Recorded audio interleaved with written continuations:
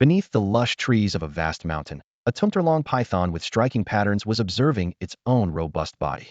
This python was none other than Xiao Teng.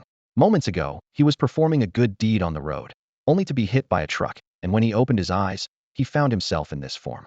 In his past life, as an ordinary person, he was suffocated by resources monopolized by powerful families, working tirelessly and mindlessly.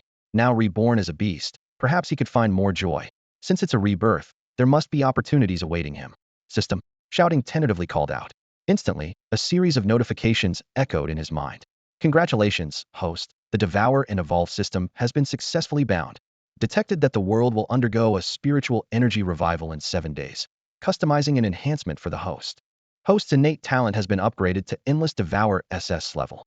The effect of Endless Devour was straightforward. Whenever a corpse is devoured, there is a chance to acquire one of its abilities. The system also specifically noted that after the spiritual energy revival, the world's balance would change dramatically, advising early cultivation. Suppressing his excitement, Xiao Teng began to contemplate the system's mention of the spiritual energy revival. Although the system didn't elaborate, being able to start cultivating 7 days early must be a significant opportunity. The chirping of fledgling birds came from the tree, and Xiao Teng climbed up towards the sound. Perched on a branch was a nest of golden eagle chicks, each with floating information above their heads. Golden Eagle Chick, Mortal Level 1, awaiting talent awakening big appetite level. Golden Eagle Chick, Mortal Level 1, awaiting talent awakening sharp eyesight level. Golden Eagle Chick, Mortal Level 1, awaiting talent awakening iron clawed level. The system explained that these were talents that could only awaken after the spiritual energy revival. Without hesitation, Xiao Teng devoured the 3 chicks, gaining 30 evolution points and a level big appetite talent. Opening the system panel, Xiao Teng immediately invested the evolution points into upgrading. His body surged to 4 meters, with a significant boost in strength. Just as he was about to leave the dangerous area, he suddenly locked eyes with another kilometer-long reticulated python. Memories flooded back. This was actually his sibling, hatched at the same time as him. Above its head, information glowed with shocking details. Reticulated python, Mortal Level 1, awaiting talent awakening indestructible bodies level. Whoa, it's level. Brother, you look delicious. However, the large python in front of him didn't seem to feel threatened by its kind. Instead, it nodded its head in a friendly manner, greeting Xiao Teng. Staring at this naive creature, Xiao Teng thought to himself, "You're so innocent, I can't bring myself to kill you." He sighed, ultimately deciding not to strike. After all, his talent only had a certain chance of absorbing the other's abilities, not a guaranteed success. Rather than taking the risk, it was better to cultivate a subordinate. Shouting thought, "You have good potential. If you survive the revival of spiritual energy, you can join me. I'm in need of a meat shield."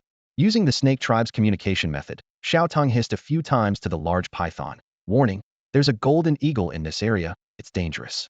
I advise you to find another place to live. You know the golden eagle, right? It's a very large bird. The large python seemed to understand and hissed back in gratitude. Xiao Teng was taken aback, thinking, quite polite. I hope you don't die later, or my kindness today would be wasted. Watching the python's retreating figure, Xiao Teng chose another direction to leave. A 4-meter-long python isn't particularly large, but it's not small either. While Xiao Teng didn't dare provoke wolves or tigers, rabbits, mice, and squirrels were ideal prey. In half a day, he successfully caught a rabbit, a mouse, and a squirrel. Although he didn't absorb any talents, his evolution points increased to over 70, enough to level up twice. System, level up with full power. Xiao Teng commanded. With 2 system notifications, his body grew another 2 meters, reaching 6 meters in length, with a girth about half a person's waist. Xiao Teng nodded in satisfaction, thinking, finally, some combat power. A 6-meter python should be considered top tier in the wild. He remembered that his species could generally grow up to 10 meters, so 6 meters was far from the limit. After roaming the area a couple of times, Xiao Teng noticed that although there were many small creatures, they were all very cautious and hard to catch. He observed that most creatures had talents below a level, and so far, only the previous python had reached this level. In the afternoon, Xiao Teng caught a few more small animals, leveling up once more and growing to 7 meters. To his delight, he finally absorbed a talent, concealment level. This talent allowed him to hide his presence, making detection difficult. Excitedly, Xiao Teng thought, this is practically a life-saving skill. It not only reduces the chance of being discovered by predators, but also increases hunting efficiency. Although the activation rate of his devouring talent was low, its effects were incredibly powerful. While most creatures could awaken only one innate talent, Xiao Teng could accumulate dozens. Over time, his power would reach a terrifying level. I can't even imagine how strong I'll become, Xiao Teng anticipated. In the evening, Xiao Teng didn't go out hunting again. Instead, he chose to rest. gathering strength for tomorrow's adventures.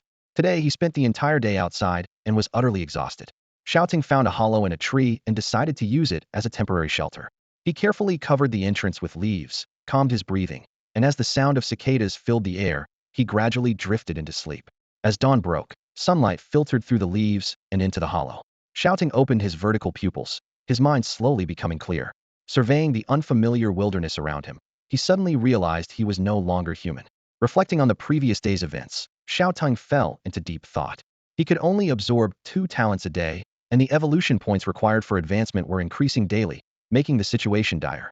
With a 7-day deadline, every second counted. Hunting was challenging, so he decided to focus on hunting insects to accumulate talents. During his patrol in the mountains the day before, Xiao Teng discovered that not only did wild animals have talents to awaken, but many insects did as well. Insects were plentiful and easier to catch, and although they provided fewer evolution points, improving his strength was urgent, leaving no room for pickiness. Xiao Teng calculated silently. With his current length of 7 meters, he could handle most wild animals without worrying about his safety. Advancement could wait. Focusing on absorbing talents was the best strategy. He decided to forego hunting large prey today and instead seek areas where insects gathered. Recalling his pursuit of a rabbit the previous day, he remembered glimpsing a beehive. At the time, he was too focused to investigate, but today he was determined to explore it. Bees are typically formidable adversaries for most animals, willing to sacrifice their lives to repel intruders. Hundreds, or even thousands of bees attacking together could even deter a wolf pack. However, Xiao Teng was among the few creatures unafraid of bees. His body was covered in tough scales that bee stingers couldn't penetrate. Nonetheless, typical pythons wouldn't provoke bees, as honey wasn't part of their diet. The buzzing was incessant as a beehive hung from a branch 7 or 8 meters above the ground. Countless diligent bees flew around the hive, ready to launch a fierce attack on any intruder. Xiao Teng observed carefully and noticed that not all bees had talents to awaken, only about 1 in 10 did. This was unlike the wild animals he had seen, all of which had dormant talents, with the lowest being grade. The insect world seemed to follow different rules, leaving Xiao Teng puzzled. Could it be that some insects couldn't awaken talents even after the resurgence of spiritual energy? Putting these doubts aside, Xiao Teng focused on the swarm of bees before him. Even if only some bees had latent talents, there were thousands of them here, enough to feast on. He quietly climbed the tree trunk, coiled his tail, and struck with force. The beehive flew off like a ball, and in an instant, a swarm of bees poured out. The buzzing grew louder, and Xiao Teng could feel the immense fury of the bee swarm. The beehive crashed to the ground and burst open instantly, releasing hundreds of bees that surged out like a black whirlwind. This was just the beginning, as more bees continued to stream out from deep within the hive. They quickly locked onto the intruder, Xiao Teng, surrounding him in a dense swarm. The worker bees frantically attacked with their stingers but couldn't penetrate the rough, tough skin of the python. Covered completely by the bees, Xiao Teng felt countless tiny stings, as if his entire body was being pricked by toothpicks. He thought dismissively, "Humph, they're so small and weak, they're not even a threat." Despite the bees' relentless assault, Xiao Teng agilely maneuvered his snake body, quickly reaching a nearby tree. With a powerful thrust, his massive body slammed into the trunk with a loud bang.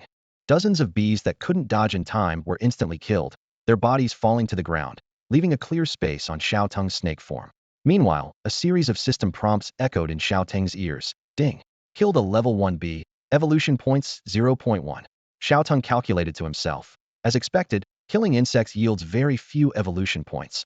A single bee is only worth 0.1 points. I need to kill 100 to match the points from a young golden eagle. However, there are probably thousands of bees here, so taking them all out could still yield a good amount of evolution points. After his successful attack, Xiao Teng quickly devoured the bee corpses on the ground that showed potential. The system immediately prompted, "Ding! Endless Devour activated. Ding! Congratulations on acquiring the level talent Swiftness. Swiftness level, your movement and reaction speed increased by 30. Xiao Teng instantly felt his body become lighter and more agile, and the bees around him seemed to move in slow motion. He rejoiced silently. With the Swiftness talent, let's see how I deal with you all. With his enhanced speed, Xiao Teng repeatedly struck the trees with his body.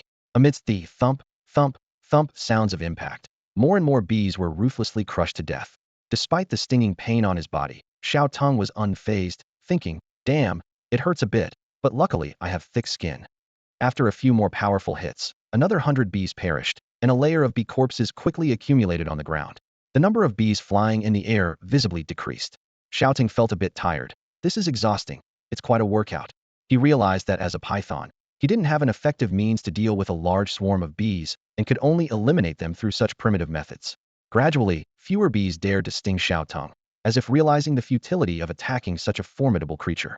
Looking at the swarm in the sky that no longer attacked him, Xiao Teng was a bit frustrated. Why aren't you attacking anymore? If you don't come at me, how can I kill you? Seeing the bees cease their attack, Xiao Teng decided to take the initiative. He slithered to the hive, thinking, if you won't attack me, I'll destroy your home. He wrapped his body around the hive, exerting his muscles. Under the immense force, the hive shattered instantly, and countless bee corpses mixed with honey poured down like a waterfall. Immediately, a series of system prompts followed. Ding. Killed a bee. Evolution points 0.1. Ding. Killed a bee larva. Evolution points 0.05. Watching a large number of evolution points being credited, Xiao Teng was astonished, not expecting to gain so many evolution points at once. The number of bees in the hive far exceeded Xiao Teng's expectations, and this pleasant surprise filled him with excitement. The system notification sounds echoed incessantly in his ears, each one signaling a bountiful harvest. Although the bees in the sky had scattered and no longer attacked Xiao Teng, instead turning their attention to other small animals nearby, the real treasure lay in the layers of bee corpses on the ground. Xiao Teng's eyes sparkled with excitement. He estimated that he had killed thousands of bees, and even if only a tenth of them could be absorbed for their abilities, it meant that the hundreds of bee corpses held immense potential. The task ahead required patience and meticulousness. Hours later, Xiao Teng lay coiled and exhausted on the ground, motionless. As a snake without hands, he had to repeatedly lie on the ground and pick up each bee corpse with his mouth. This process was repeated hundreds of times, depleting his energy. Yet, the thought of the rich rewards made all the exhaustion worthwhile. This devouring session granted Xiao Teng multiple abilities, mostly a level and flevel, but some had the power to transform his body. His scales glimmered with a metallic sheen under the sunlight, thanks to an ability that bestowed his scales with hardness comparable to alloy. While resting, Xiao Teng checked his status panel. A light blue screen appeared before him, detailing his various attributes and abilities. He had advanced to the 7th stage of the mortal body, reaching a length of 8 meters. The newly acquired abilities significantly enhanced his capabilities, surpassing his peers in speed, strength, and defense. Several unique abilities particularly caught Xiao Teng's attention. Bronze fang and sharp teeth enlarged his teeth to resemble a crocodile's fangs, enhancing his biting power. Paralytic toxin endowed him with venom glands, enabling him to secrete a toxin that paralyzed prey, greatly improving his hunting efficiency. However, what intrigued Xiao Teng the most was the A-level ability, mental manipulation. Eagerly, he touched the panel with his head, wanting to understand the effects of this seemingly powerful ability. As the ability's description unfolded, Xiao Teng's eyes gleamed with anticipation, eager to see what surprises this new power would bring him. Xiao Teng was utterly shocked by the description of his newfound ability, mind control level A. He widened his eyes and carefully read every word. The ability to influence the minds of other beings to a certain extent, including memory erasure, brainwashing suggestions, and altering perceptions. The effect depends on the rank difference between the user and the target. The higher the user's rank, the better the effect. It may fail against mind resistance abilities. Wow! Xiao Teng couldn't help but exclaim. This power is incredibly strong. His mind raced as he contemplated the potential uses of this ability, suggesting ideas to other beings, possibly even controlling humans. He couldn't help but imagine. If he could directly brainwash humans to become his subordinates, how amazing would that be? In his previous life, Xiao Teng lived in a world dominated by powerful family clans. These clans controlled not only the economy, but also had a firm grip on military and political power. Behind every elder wielding the highest authority stood the shadow of a major clan. In that world, the clans were akin to gods. If he could control a member of such a clan and gain resources continuously, his growth would undoubtedly be smoother. But he quickly realized this was just wishful thinking, had no way to contact those important figures now, and no clan member would venture into this remote mountain forest. As Xiao Teng lay on the ground, recovering his strength and immersed in these fantasies, a sudden, sharp gunshot shattered the tranquility of the forest. Bang! Startled, Xiao Teng instantly reared up, his serpentine body straightening with alarm. Gunfire? Someone's here. His mind was on high alert. Wait, isn't gun use banned in Long Country? Could it be the military, or are they poachers? Xiao Teng grew tense. People with guns were far more dangerous than those without. Human firearms were a devastating threat to beasts. Although he had just gained the talent of reinforced scales, greatly increasing his defense, he hadn't tested it in practice and didn't know if it could withstand bullets. As for mind control, he hadn't used it even once and had no confidence in it. It seems they're coming this way. Better hide. Xiao Teng quickly decided. He deftly maneuvered his serpentine body and swiftly climbed a tall tree. Unless someone deliberately looked up, he was well hidden from view. Just as Xiao Teng concealed himself, 4 men emerged from the woods. One led the way, seemingly acting as a guide, while the other 3 followed with hunting rifles slung over their shoulders. Brother Zheng, why are we killing so many animals? The guide asked in confusion. Didn't the government always advocate for the protection of wildlife? They had already killed numerous animals along the way, practically slaughtering every creature they encountered, including many rare and protected species. If it weren't for the fact that they claimed to be from the military and offered a generous reward, Zhao Taiju would never have dared to lead them on a hunting trip up the mountain. There were plenty of fierce beasts in these woods. Don't ask so many questions. It's a decision from above, and we don't know the specifics either, the man called Brother Zheng replied impatiently. Just lead the way. They are soldiers, just following orders without knowing the intentions of those in higher positions. This statement echoed through the dense forest, prompting a moment of reflection. I heard something strange happened a few days ago, the guide whispered, curiosity gleaming in his eyes. All the satellites in the sky exploded and disappeared overnight. Could it be related to this? Zheng frowned thoughtfully, his fingers unconsciously rubbing the gunstock. Indeed, it wasn't just Longwa's satellites. Those of other countries had exploded as well. This matter had caused quite a stir online, and a series of major actions by the higher-ups seemed to have started from this incident. After a moment of silence, Zheng couldn't help but think the guide's words made sense. The orders they received also began with this event. Coupled with the nationwide mountain sweep, could something significant really be about to happen? Despite his heavy doubts, Zheng decided to dismiss the guide's speculation. He didn't want any rumors to spread from him about what the higher-ups wanted to keep secret. Don't talk nonsense, Zheng said sharply. It's all just speculation. Less chatting, more observing your surroundings, or you'll get ambushed. TCH, it's just beasts, right? The guide scoffed dismissively. Do you think they're tougher than my gun? That's what you say. Zheng's tone became serious. But we still need to be careful. This is a primeval forest. The animals here have never seen humans and might actually dare to attack us. Their conversation was overheard by Xiao Teng, who listened intently. Since his advancement, Xiao Teng's senses had become unusually sharp, with enhanced sight and hearing. Killing beasts? Satellite explosions? Decisions from the top? Xiao Teng was secretly amazed by the wealth of information. The satellite explosions were something Xiao Teng had heard about in his past life, occurring before his rebirth. Although he wasn't sure if they were related to the resurgence of spiritual energy, it was clear that the higher-ups had realized something, as they had deployed the military for a mountain sweep. Could the top officials have predicted the spiritual energy resurgence? Xiao Teng furrowed his brow. Why hadn't they informed the civilians? In his previous life, he had been completely in the dark, just like the soldiers carrying out the missions. After further thought, Xiao Teng found this unsurprising. After all, the higher-ups were from the aristocratic class and would naturally look out for themselves, possibly trying to seize the initiative during the spiritual energy resurgence to maintain their status. Knowing they were here to sweep the mountains, Xiao Teng became more cautious. If discovered, he would undoubtedly be eliminated without hesitation. Their conversation revealed that they had already killed many animals. A series of questions flooded Xiao Teng's mind. How many of them were there? How long would they be here? What equipment did they have? This information was crucial to his survival during the 7 days before the spiritual energy resurgence. The matter was life-threatening, and Xiao Teng's eyes grew determined. He needed to find someone to question. Xiao Teng glanced at the 4 people below the tree with ill intent, ready to randomly select a lucky one for mental control. Just then, he noticed the man called Zheng raising his head. Perfect, no need to choose. You'll do, Xiao Teng thought with delight. Zheng had merely intended to glance up casually, but what he saw startled him. Holy crap, a giant snake. Zheng's lips parted slightly, about to shout. But in the instant Xiao Teng's ability activated, Zheng's gaze turned clear. What was I about to say? Zheng scratched his head, then suddenly clapped his hands in realization and said to the other 3. I suddenly need to take a dump. You guys go ahead. I'll catch up soon. The group was a bit speechless. Brother Zheng suddenly needing to relieve himself in the wild wasn't unusual. However, Brother Zheng inexplicably felt a strong urge to leave the team, though he couldn't pinpoint why. Should we wait nearby? Watch out for wild animals, a teammate asked with concern. Brother Zheng waved his hand dismissively.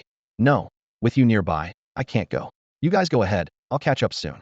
All right, such a fuss. A grown man being shy, another teased. We'll go on, but slowly. If you encounter any wild animals, just shout, and we'll come running. Okay, Brother Zheng replied. The 3 gradually moved away, leaving Brother Zheng standing alone, looking dazed. He only knew he wanted to leave the team, but didn't know what to do next. Phew, they should be far enough by now, Brother Zheng muttered to himself. At that moment, Brother Zheng's eyes suddenly cleared. An 8-meter-long python appeared silently before him, yet Brother Zheng remained unresponsive, as if he had lost consciousness. What's your name? A voice sounded directly in Brother Zheng's mind. It was Xiao Teng, communicating through telepathy while strengthening mental control. Zheng Chang, Brother Zheng replied mechanically. How many people were assigned to this mission with you? 12 of us were assigned to the Qingfeng Mountains.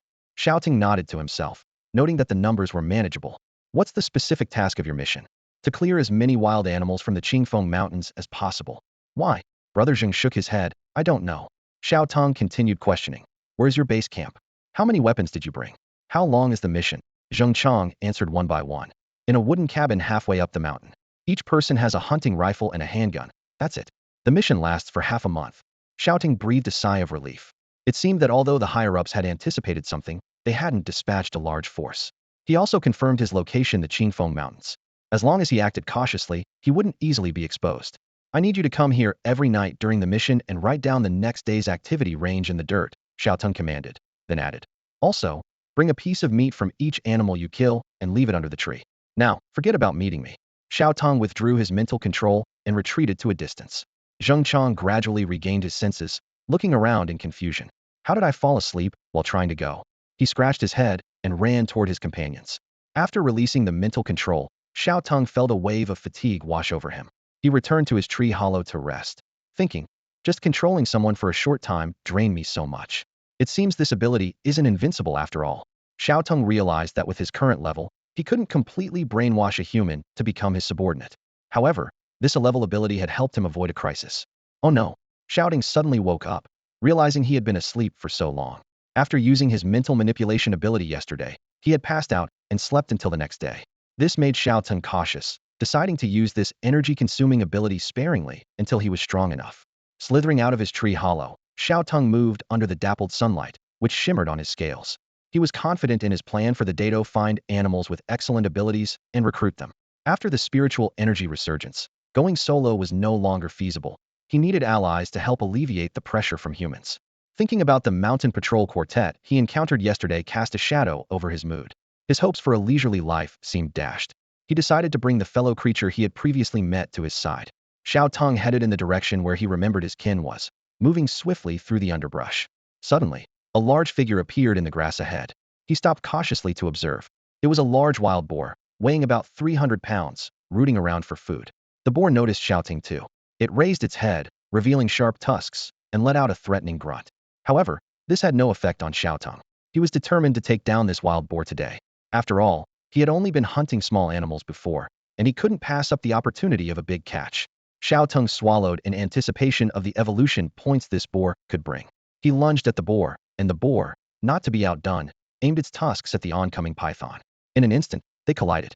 The boar's tusks hit Xiao Teng, and the impact almost sent him flying.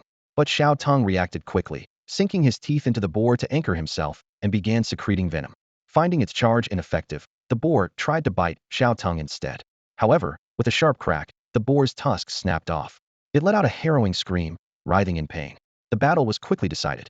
The boar couldn't penetrate Xiao Teng's defenses, and as the venom coursed through its body, it became paralyzed, unable to flee. Xiao Teng coiled around the boar, tightening his grip. With the sound of bones breaking, the boar's life was extinguished. A system notification chimed. Ding. Killed a first-tier wild boar. Evolution points 100. Xiao Teng was overjoyed. This wild boar was far more valuable than the small animals he had hunted before. Combined with his remaining evolution points, he had enough to advance 2 tiers. Without hesitation, he commanded, System, advance. Congratulations, host, on reaching tier 8. Next tier, tier 9, requires 80 evolution points. Congratulations, host, on reaching tier 9. Next tier, tier 10, requires 90 evolution points. Xiao Teng's body instantly grew by 2 meters, reaching a length of 10 meters, with a significant boost in strength. He sensed that if he could reach tier 10 and advance again, he would evolve into a new species, achieving a qualitative leap and completely shedding the limitations of ordinary beasts. After dealing with the boar, Xiao Teng began to enjoy his spoils. With sharp teeth, eating was now much easier, unlike before when he had to swallow prey whole. However, when he attempted to absorb the boar's ability, the system prompted, Ding. Endless Devour activated. Devour failed. Xiao Teng wasn't concerned about this failure.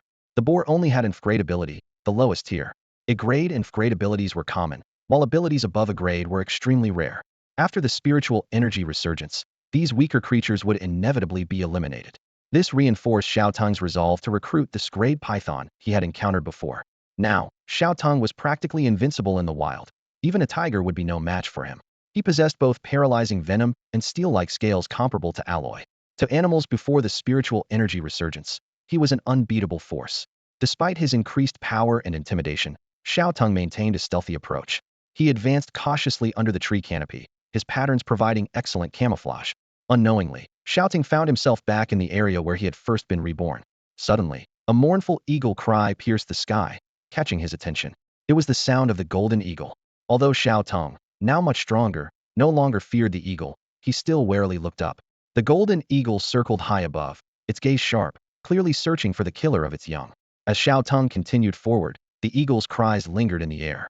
Looking up again, he was surprised to see the eagle following him, occasionally diving to snatch a snake and slam it to the ground, as if to demonstrate its power to Xiao Teng. Get lost, Xiao Teng transmitted impatiently. The eagle let out a reluctant cry, glaring at Xiao Teng with resentment before flying off, powerless to do anything despite recognizing the killer of its young. Xiao Teng sensed his surroundings, quickly pulling a kilometer-long python from a burrow. The snake tilted its head, recognizing Xiao Teng, and wagged its tail in a friendly manner. Come with me. I'll protect you. The mountains are dangerous now, Xiao Teng transmitted simply. A group of two-legged creatures has arrived here. They are formidable, and encountering them means death. With that, he tossed the python a wild boar leg as a gesture of goodwill. The python happily devoured the boar leg, affectionately rubbing against Xiao Teng. Xiao Teng pushed it away disdainfully and transmitted, My name is Xiao Teng. I'll give you a name, let's call you Huang. This was the name of Xiao Teng's beloved dog in his previous life. The python nodded in acceptance and rubbed against Xiao Teng again. In the afternoon, Xiao Teng, with Huang, captured a lynx and dug out a rabbit hole. With his evolution points surpassing 100, Xiao Teng decided to advance. System, I want to advance.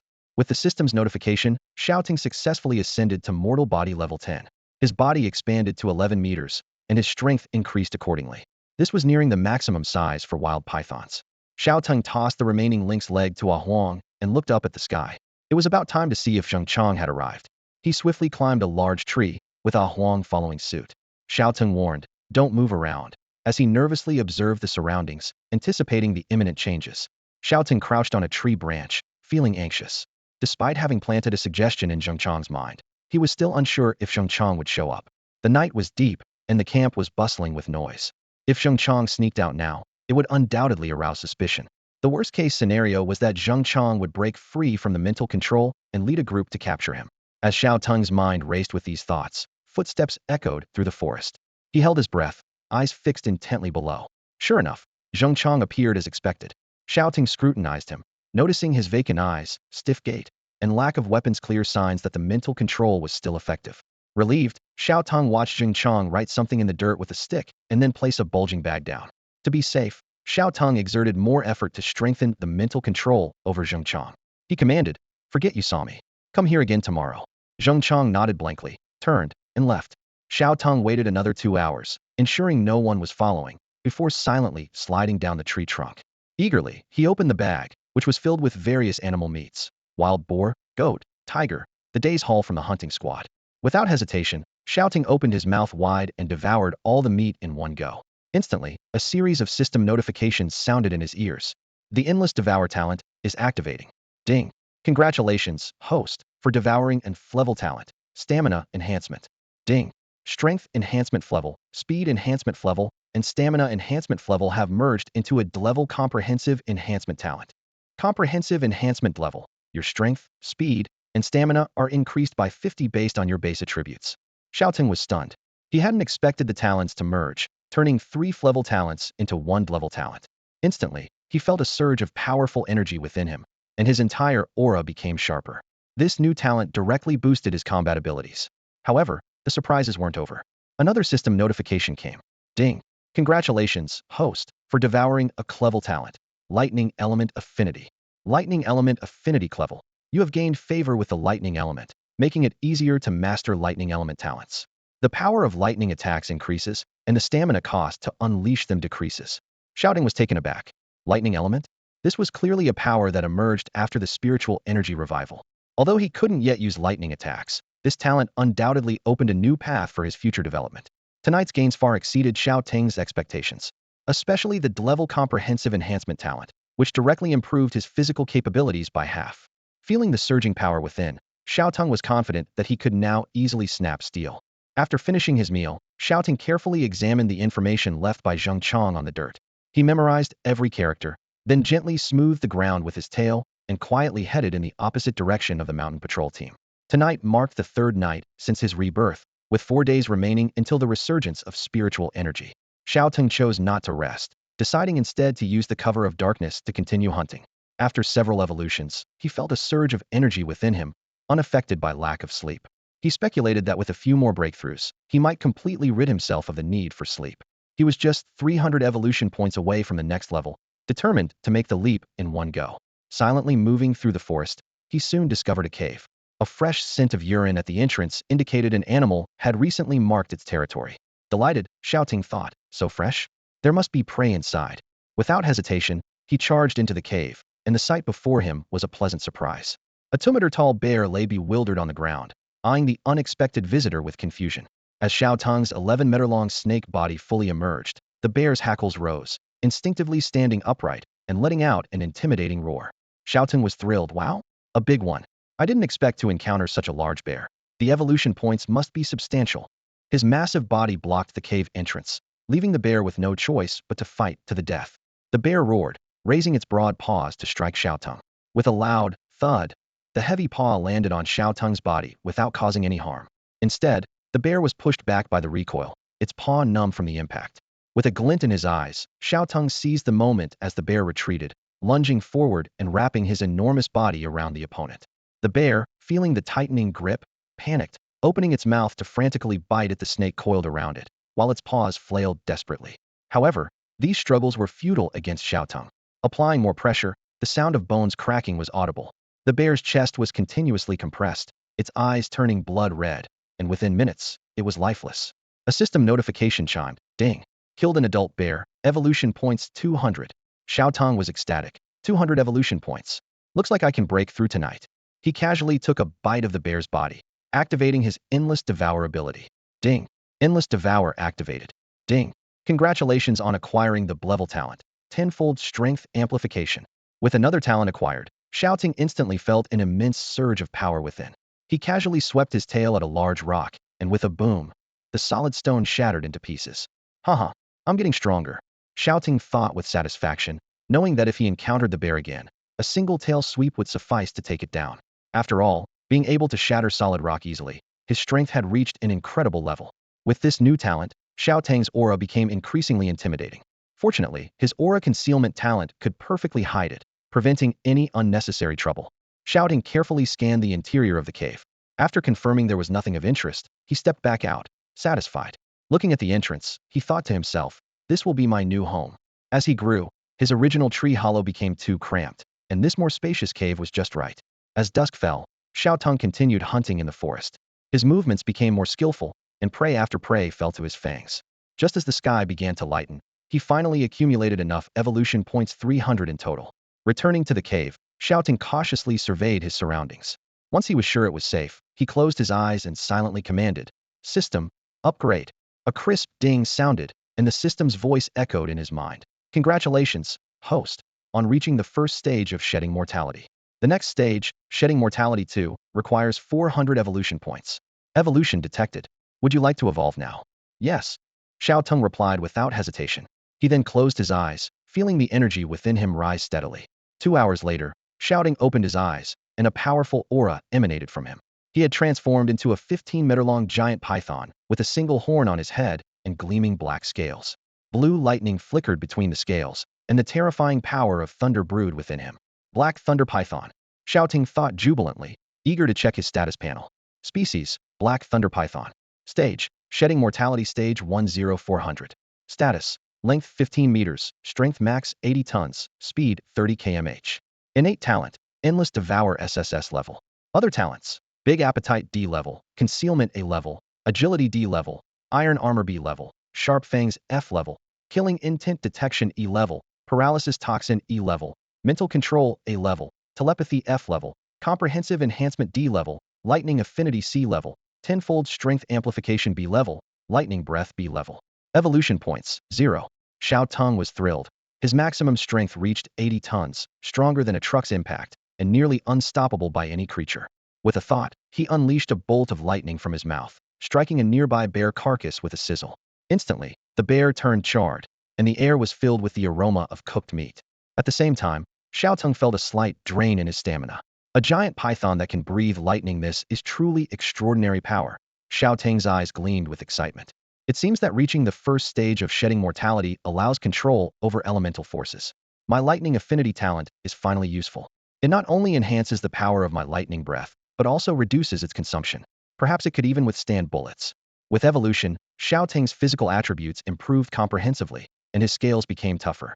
He looked down at his shiny, dark scales, feeling a surge of confidence. At this moment, Xiao Teng noticed Huang trembling in fear. Using telepathy, he reassured, "Don't be afraid, it's me." Huang cautiously extended his tongue, then let out a joyful hiss. Xiao Teng continued, "Stay in the cave and don't wander around for the next few days." Huang nodded in understanding. With his newfound speed, hunting with Huang was no longer convenient. Xiao Teng calculated that the next upgrade required 400 evolution points. With his current strength, advancing as easily as before seemed unlikely. However, stronger animals yielded more evolution points when killed, which was promising. As the sun rose, a ray of light pierced through a crack in the cave's ceiling. Following the beam, Xiao Teng noticed a natural pit in the corner of the cave. An idea began to form in his mind. Xiao Teng's approach was straightforward and direct. Realizing the lack of formidable prey, he decided to wait until the resurgence of spiritual energy to take action. He began to corral herbivores in a large pit near his cave, planning to capture them all on the day of the spiritual energy resurgence. As an evolved giant python, Xiao Teng's hunting efficiency had significantly improved, allowing him to easily capture various animals. He tossed the herbivores into the bottomless pit, ensuring they couldn't escape. When encountering carnivores, Xiao Teng would simply devour them. The system notifications kept ringing. Ding. Killed an adult tiger. Evolution points 300. Ding. Killed an adult lynx. Evolution points 100. Ding. Killed an adult leopard. Evolution points 150. By the end of the day, Xiao Teng had accumulated enough evolution points to level up. The system notified him again. Ding. Congratulations to the host for reaching Transcendence Stage 2. Next stage, Transcendence Stage 3, requires 500 evolution points. Xiao Teng realized that the evolution points needed for upgrades were increasing, and with only 3 days left until the resurgence of spiritual energy, the possibility of breaking through another level was slim. After upgrading, Xiao Teng's body length increased to 17 meters, and his strength limit rose by 5 tons. He pondered that such a massive body would undoubtedly cause a sensation if it appeared in the outside world. Fortunately, this primitive forest was rarely visited by humans, and no one had discovered this extraordinary giant python. As night fell, Zhengchang arrived as promised. Xiao Teng's massive body could no longer be hidden in the trees. After ensuring no one was around, he emerged and devoured the beast meat Zhengchang had brought. Suddenly, the system notification sounded. Ding! Congratulations on acquiring the grade talent clairvoyance. Xiao Teng's visual ability instantly received a tremendous boost. He could freely zoom in and out of his view, even seeing the distant city of Qingqing. He observed the bustling scenes of Qingcheng, the luxurious buildings of the Qin family, and the military base's weaponry. Retracting his gaze, Xiao Teng narrowed his eyes dangerously, realizing the immense value of this talent for intelligence gathering. He once again used mental control on Zhengchang, eager to test the limits of his current abilities. Xiao Teng's eyes glowed red as he spoke in a deep voice. From now on, you no longer belong to the human camp. I will be your only master, and I want you to dedicate your life to me. My word is your supreme command. No matter when or where, you must never do anything that harms me. As Xiao Teng finished speaking, a flicker of confusion flashed in Zhengchang's eyes, his body slightly trembling, as if wrestling with some internal struggle. However, this moment of hesitation was quickly replaced by a more intense fervor. Zhengchang suddenly dropped to his knees, looking up at Xiao Teng with eyes filled with fanatical devotion. Yes, my master. Zhengchang's voice was low and resolute. Xiao Teng felt a surge of joy, thinking, could it really have worked? Yet, he immediately sensed that this control seemed unstable. Although Zhengchang was entirely subservient to him at the moment, Xiao Teng realized that once Zhengchang's rank increased, this control might be broken.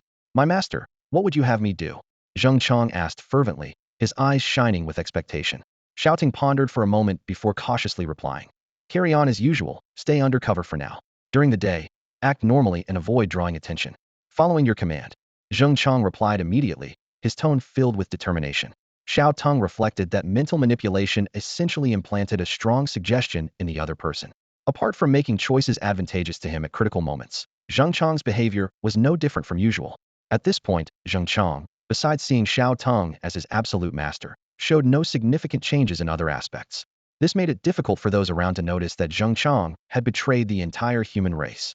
After the experiment with mental control, a wave of exhaustion washed over Xiao Teng. and he felt increasingly drowsy. He realized that while mental control was powerful, it consumed a large amount of his mental energy. Yawning, Xiao Teng returned to his cave, coiled up, and began to rest. 2 days later, Xiao Teng decided to advance once more. System upgrade. With Xiao Teng's command, the system's notification sounded. Ding. Congratulations to the host on reaching the 3rd tier of transcendence. Next tier requires 600 evolution points. Ding. Congratulations to the host on reaching the 4th tier of transcendence. Next tier requires 700 evolution points. As the system announced, a massive python, 21 meters long, emerged from the jungle. This python had a single horn on its head, its body covered with shiny black scales, and its vertical pupils exuded an aura of undeniable majesty. More astonishingly, blue lightning flickered around its body, emanating a chilling aura. A startled wild boar dashed out from the underbrush, emitting a few terrified squeals. Before it could react, the python's enormous tail swept across, sending the boar flying several meters. It crashed heavily to the ground, turning into a heap of flesh. Xiao Teng gleefully slithered over to the boar's corpse, tearing off a large chunk of meat with his mouth. Ding! Killed an adult wild boar. Evolution points 100. Endless Devour activated. Devour failed. Xiao Teng calculated his strength internally. At the 4th tier of transcendence, his power limit exceeded 100 tons, making him immune to ordinary bullets, with only missiles posing a potential threat. Tomorrow marks the revival of spiritual energy. I must return and prepare, Xiao Teng thought to himself. In the past 2 days, due to the decrease in nearby prey and humans raising pigs, Xiao Teng hadn't acquired any new talents, but had accumulated a significant number of evolution points. Before the revival of spiritual energy, he successfully advanced to the 4th tier of transcendence. The next tier requires 700 evolution points. Now, Xiao Teng's power limit reaches 100 tons, and his speed can reach 35 kilometers per hour. Even colliding with a truck would instantly turn the truck into a pile of scrap metal. Upon returning to the cave, the sounds of various animals filled the air. Moonlight poured down like water, illuminating a natural pit. In the pit, dozens of deer, sheep, rabbits, and other herbivores were gathered, creating a spectacular scene. Hiss! A massive shadow suddenly loomed beside the pit. Hearing this spine-chilling hiss, all the animals were plunged into extreme terror. They frantically retreated, trying to escape the terrifying presence. However, the natural pit became their prison, making escape impossible. Ultimately, these unfortunate creatures could only huddle in the corner, trembling as they awaited their impending doom. On the eve of the spiritual revival, in the early hours of the morning, the Qingfeng Mountains fell into an eerie silence, as if sensing the impending changes. The usually noisy herbivores suddenly fell quiet, their eyes fixed intently on the distance, as if awaiting something. Xiao Teng, as large as a small mountain, lay coiled at the cave entrance, vigilantly guarding his stockpile of food, equally motionless. This stillness was like the calm before a storm, unsettling in its intensity. Suddenly, a deafening roar echoed across the sky. Boom! With this thunderous sound, a bizarre blood-red rain poured down, instantly dyeing the entire mountain range crimson. Xiao Teng shuddered all over, quickly slithering to the cave's entrance. The strong scent of blood and sweetness filled the air, awakening his deeply buried hunger. He felt an overwhelming urge to rush into the rain, to let his entire body soak in this strange blood rain. Watching the mystical scene outside, Xiao Teng was so excited he could hardly breathe. He shouted internally, "The spiritual revival. It's really happening." Following his instincts, he stepped out of the cave, allowing the torrential rain to drench him, a look of ecstasy on his face. Strangely, as soon as the blood rain touched his body, it vanished without causing any discomfort, instead providing a refreshing and pleasant sensation. Xiao Teng could clearly feel a mysterious energy transforming his entire being. Every few seconds, a system prompt echoed in his consciousness. Ding! Absorbed spiritual energy. Evolution points 10. Ding! Absorbed spiritual energy. Evolution points 12. Ding! Absorbed spiritual energy. Evolution points 9. After the blood rain descended, all the hidden creatures in the Qingfeng Mountains seemed to receive some sort of summons, emerging from their hiding places to accept this mysterious baptism. Meanwhile, in a wooden cabin within the Qingfeng Mountains, a group of humans was experiencing a completely different ordeal. A man cautiously opened the window, only to be overwhelmed by the stench rushing in, forcing him to quickly shut it again. Looking worriedly outside, he said to his companion, "Captain Yu, the bizarre blood rain is getting heavier, and it reeks terribly, just like some creature's blood." The man addressed as Captain Yu put down the radio, ending his communication with his superiors. He turned to the group and said, "Stay calm. I've reported the situation to the higher-ups." Hope flickered in their eyes as they asked eagerly, "What did they say?" Captain Yu calmly replied, "The orders are to stay indoors and await further instructions." A team member named Zheng Chang asked, What about the mission to clear the beasts? Captain Yu glanced at him and said briefly, the mission continues. Satisfied with the answer, they sat back down. The strange scene outside kept them all wide awake as they gathered around the stove, speaking in low voices. A soldier sighed. It's a shame there's no signal in the mountains. I wonder if it's just us experiencing this blood rain, or if it's happening everywhere. Another chimed in. It must be a local thing. If it were nationwide, that would be something else. This blood rain is so bizarre. It's like something out of a mythological story. Suddenly, someone whispered, I might be crazy, but I actually want to go out and feel the rain.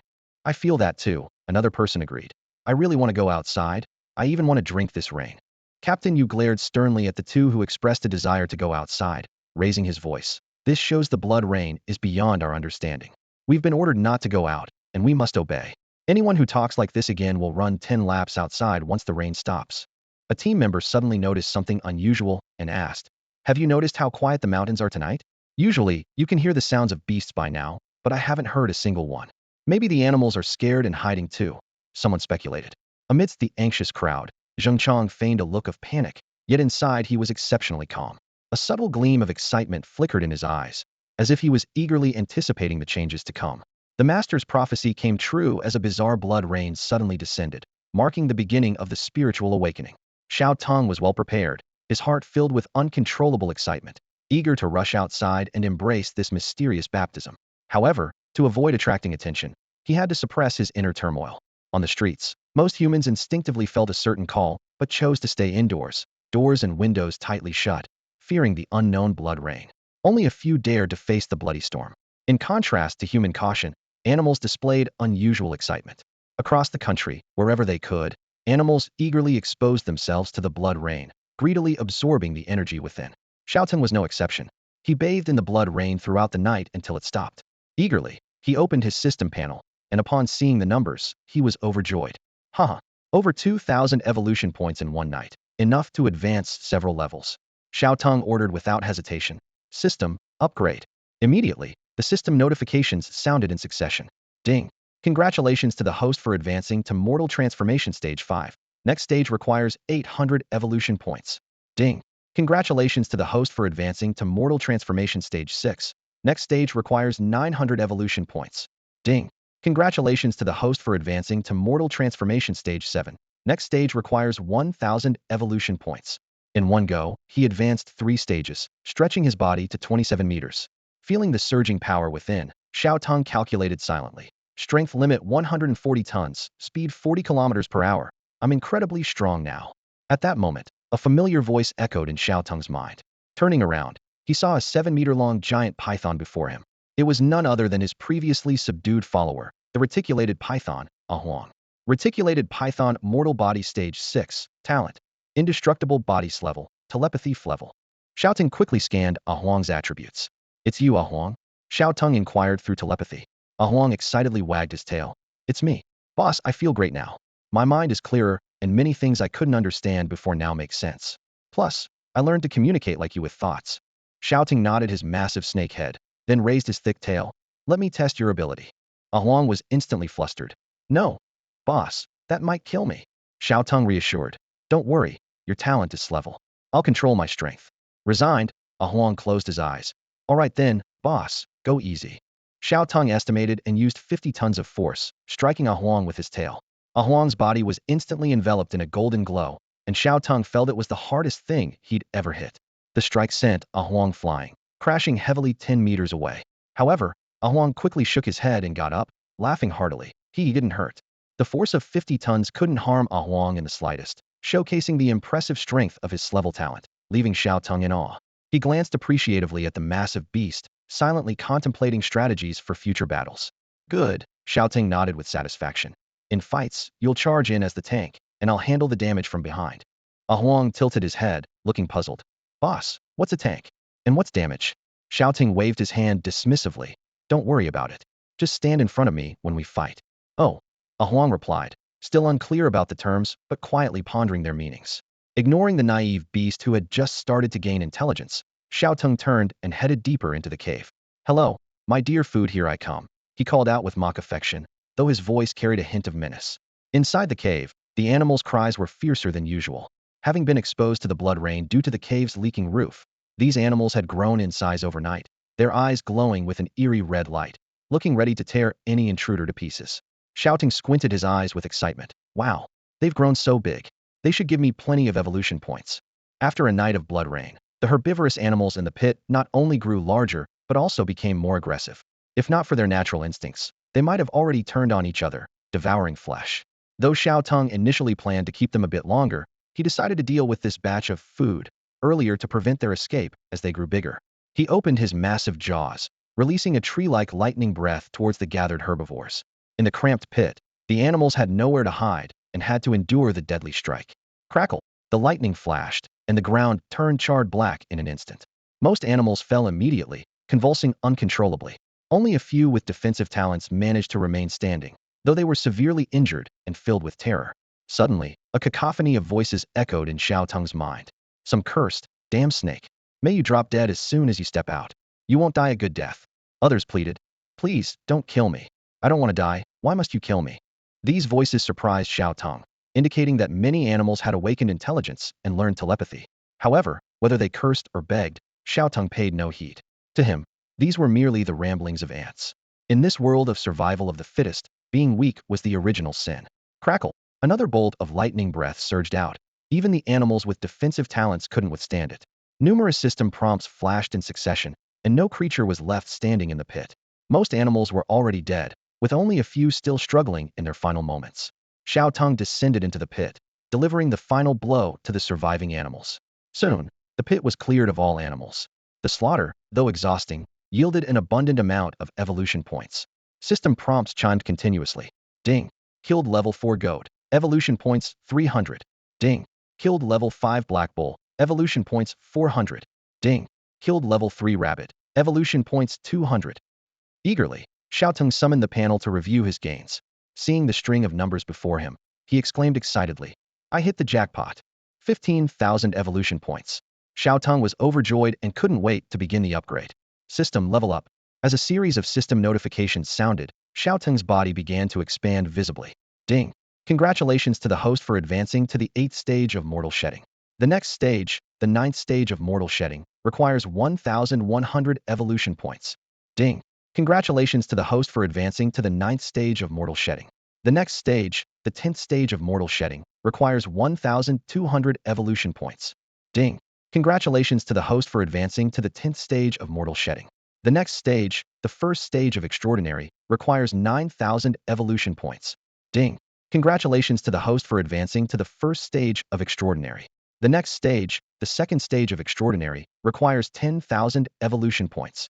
With each notification, Xiao Teng's python body grew rapidly. His body expanded swiftly, soon reaching an astonishing length of 35 meters. The thick snake body was broader than the surrounding trees, almost filling the entire cave. Looking up, Xiao Teng noticed the ceiling was now within reach, making the once spacious cave feel cramped. In one go, he had ascended 4 stages and even broken through to a new realm, becoming an extraordinary giant python. At this moment, he was 2 full realms ahead of most other creatures still in the mortal body stage, a gap that was a significant advantage. Xiao Teng contemplated silently, thinking that there was likely no creature in the world with a higher stage than his. Even in the ocean, where many powerful beings gather, no exotic beast could surpass him. However, Xiao Teng was aware that the ocean was vast and unexplored by humans. The largest creatures on Earth also reside there. In time, terrifying entities would undoubtedly emerge from the ocean, as it is more conducive to nurturing massive beasts hundreds of meters long. Taking a deep breath, Xiao Teng felt power surging throughout his body. The lightning element within him became more violent, as if ready to break free and destroy everything. This overwhelming sensation prompted Xiao Teng to let out a satisfied sigh. Amazing! At that moment, another system notification sounded. Ding! The host has an available evolution point. Would you like to evolve immediately? After a brief consideration, Xiao Teng decisively declined. No, I'll evolve later. His gaze fell on the pile of animal corpses on the ground. These remained unconsumed, and devouring them could not only yield evolution points, but also potential talents. Xiao Teng speculated that these talents might influence his evolution path. He recalled that after consuming a lightning element talent last time, he evolved into a black thunder python, gaining the ability to breathe lightning. Clearly, the black thunder python is a lightning-based beast. Looking at the dozens of corpses, Xiao Teng was filled with anticipation. With the ability to devour endlessly, he hoped to acquire at least one talent. His eyes lingered on the carcasses of herbivores, among which were a few with impressive talents. If he could absorb them, it would be a significant gain. The endless devouring was in progress. Ding! The system notification sounded, and Xiao Teng felt a surge of joy. Congratulations on acquiring the A-level talent, Thunderous Lightning Domain. The system's voice echoed in his mind. The A-level Thunderous Lightning Domain allows you to summon powerful lightning to attack all creatures within a 500 square meter area. The attack range and lightning power increase with level. A glimmer of excitement flashed in Xiao Teng's eyes. An A-level talent. Another lightning element talent. It seems I'm destined to evolve into a thunder element beast. He glanced around at the corpses of the herbivores he had devoured. Although he only gained one talent, obtaining an A-level talent was more than satisfactory for Xiao Teng. He valued quality over quantity, preferring a high-level talent over a pile of useless level ones. What pleased Xiao Teng even more was that he had gained a rare offensive talent. He considered himself lucky this time. Feeling the energy surging within him, Xiao Teng knew he was ready to evolve. He turned to the dog beside him and said, "Ah Huang, go stand guard at the entrance." With that, he gently wrapped his tail around Ah Huang and placed it at the cave's entrance. "Don't let anyone disturb me." Ah Huang looked longingly at the remaining flesh at the bottom of the pit and asked softly, "Boss, do you still want this meat?" Xiao Teng tilted his head in thought for a moment and generously replied, "I can't finish it anyway. I don't lack food, so you can have it." Ah Huang was overjoyed and immediately dragged a cow to the entrance. While keeping a vigilant watch, it devoured the meat and said, "Thank you, boss." Xiao Teng closed his eyes, focused his mind, and commanded the system, evolve. 2 hours slipped by quietly. Suddenly, Ah Huang sensed a terrifying aura emanating from behind, causing it to freeze, dropping the beef from its mouth. Trembling, it turned around and stammered, "Be boss." In front of it was a giant serpent approximately 30 meters long, with 2 claws on its belly. Though it was 5 meters shorter than before, the aura it emitted was even more intimidating. Xiao Teng nodded slightly. "It's me." This time, he had evolved into a Jiao, more specifically, a Xian electric Jiao. He carefully examined his new form. A sharp horn had grown on his head, with 2 short horns behind his ears slanting backward, resembling underdeveloped dragon horns. His head no longer resembled a snake's, but looked more like a dragon's, with an elongated snout. His scales remained jet black and glossy, but their texture was like cast iron, and each scale was much larger than before. What excited Xiao Teng the most was that he finally had hands. 2 claws had grown on his belly, resembling eagle talons, each with 4 fingers and dagger-like sharp nails, appearing extremely agile. Xiao Teng was thrilled. In the legends, a snake transforms into a Jiao, and a Jiao into a dragon. Does that mean my next evolution will be into a dragon? With this thought, he eagerly called out to the system panel. The system promptly displayed his latest attributes. Species, Xian electric Jiao. Level, Extraordinary Tier, 10100000. Status, Length 30 meters, Strength Limit 300 tons, Speed 60 km/h. Innate Talent, Endless Devour SS Level.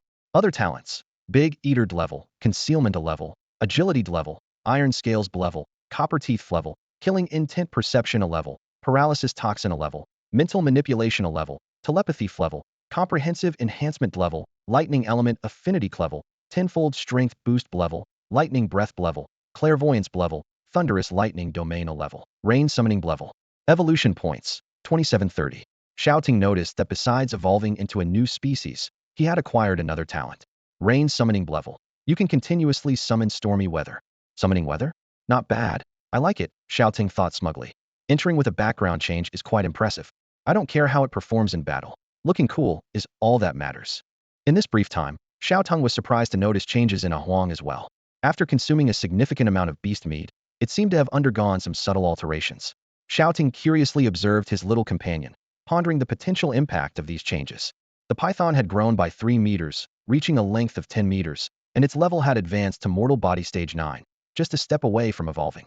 Xiao Teng felt the abundant power within him and recalled the scene of devouring those beasts earlier. The prey, soaked in blood rain, contained rich spiritual energy, and each bite slowly increased his evolution points. However, Xiao Teng quickly realized that simply eating meat was inefficient.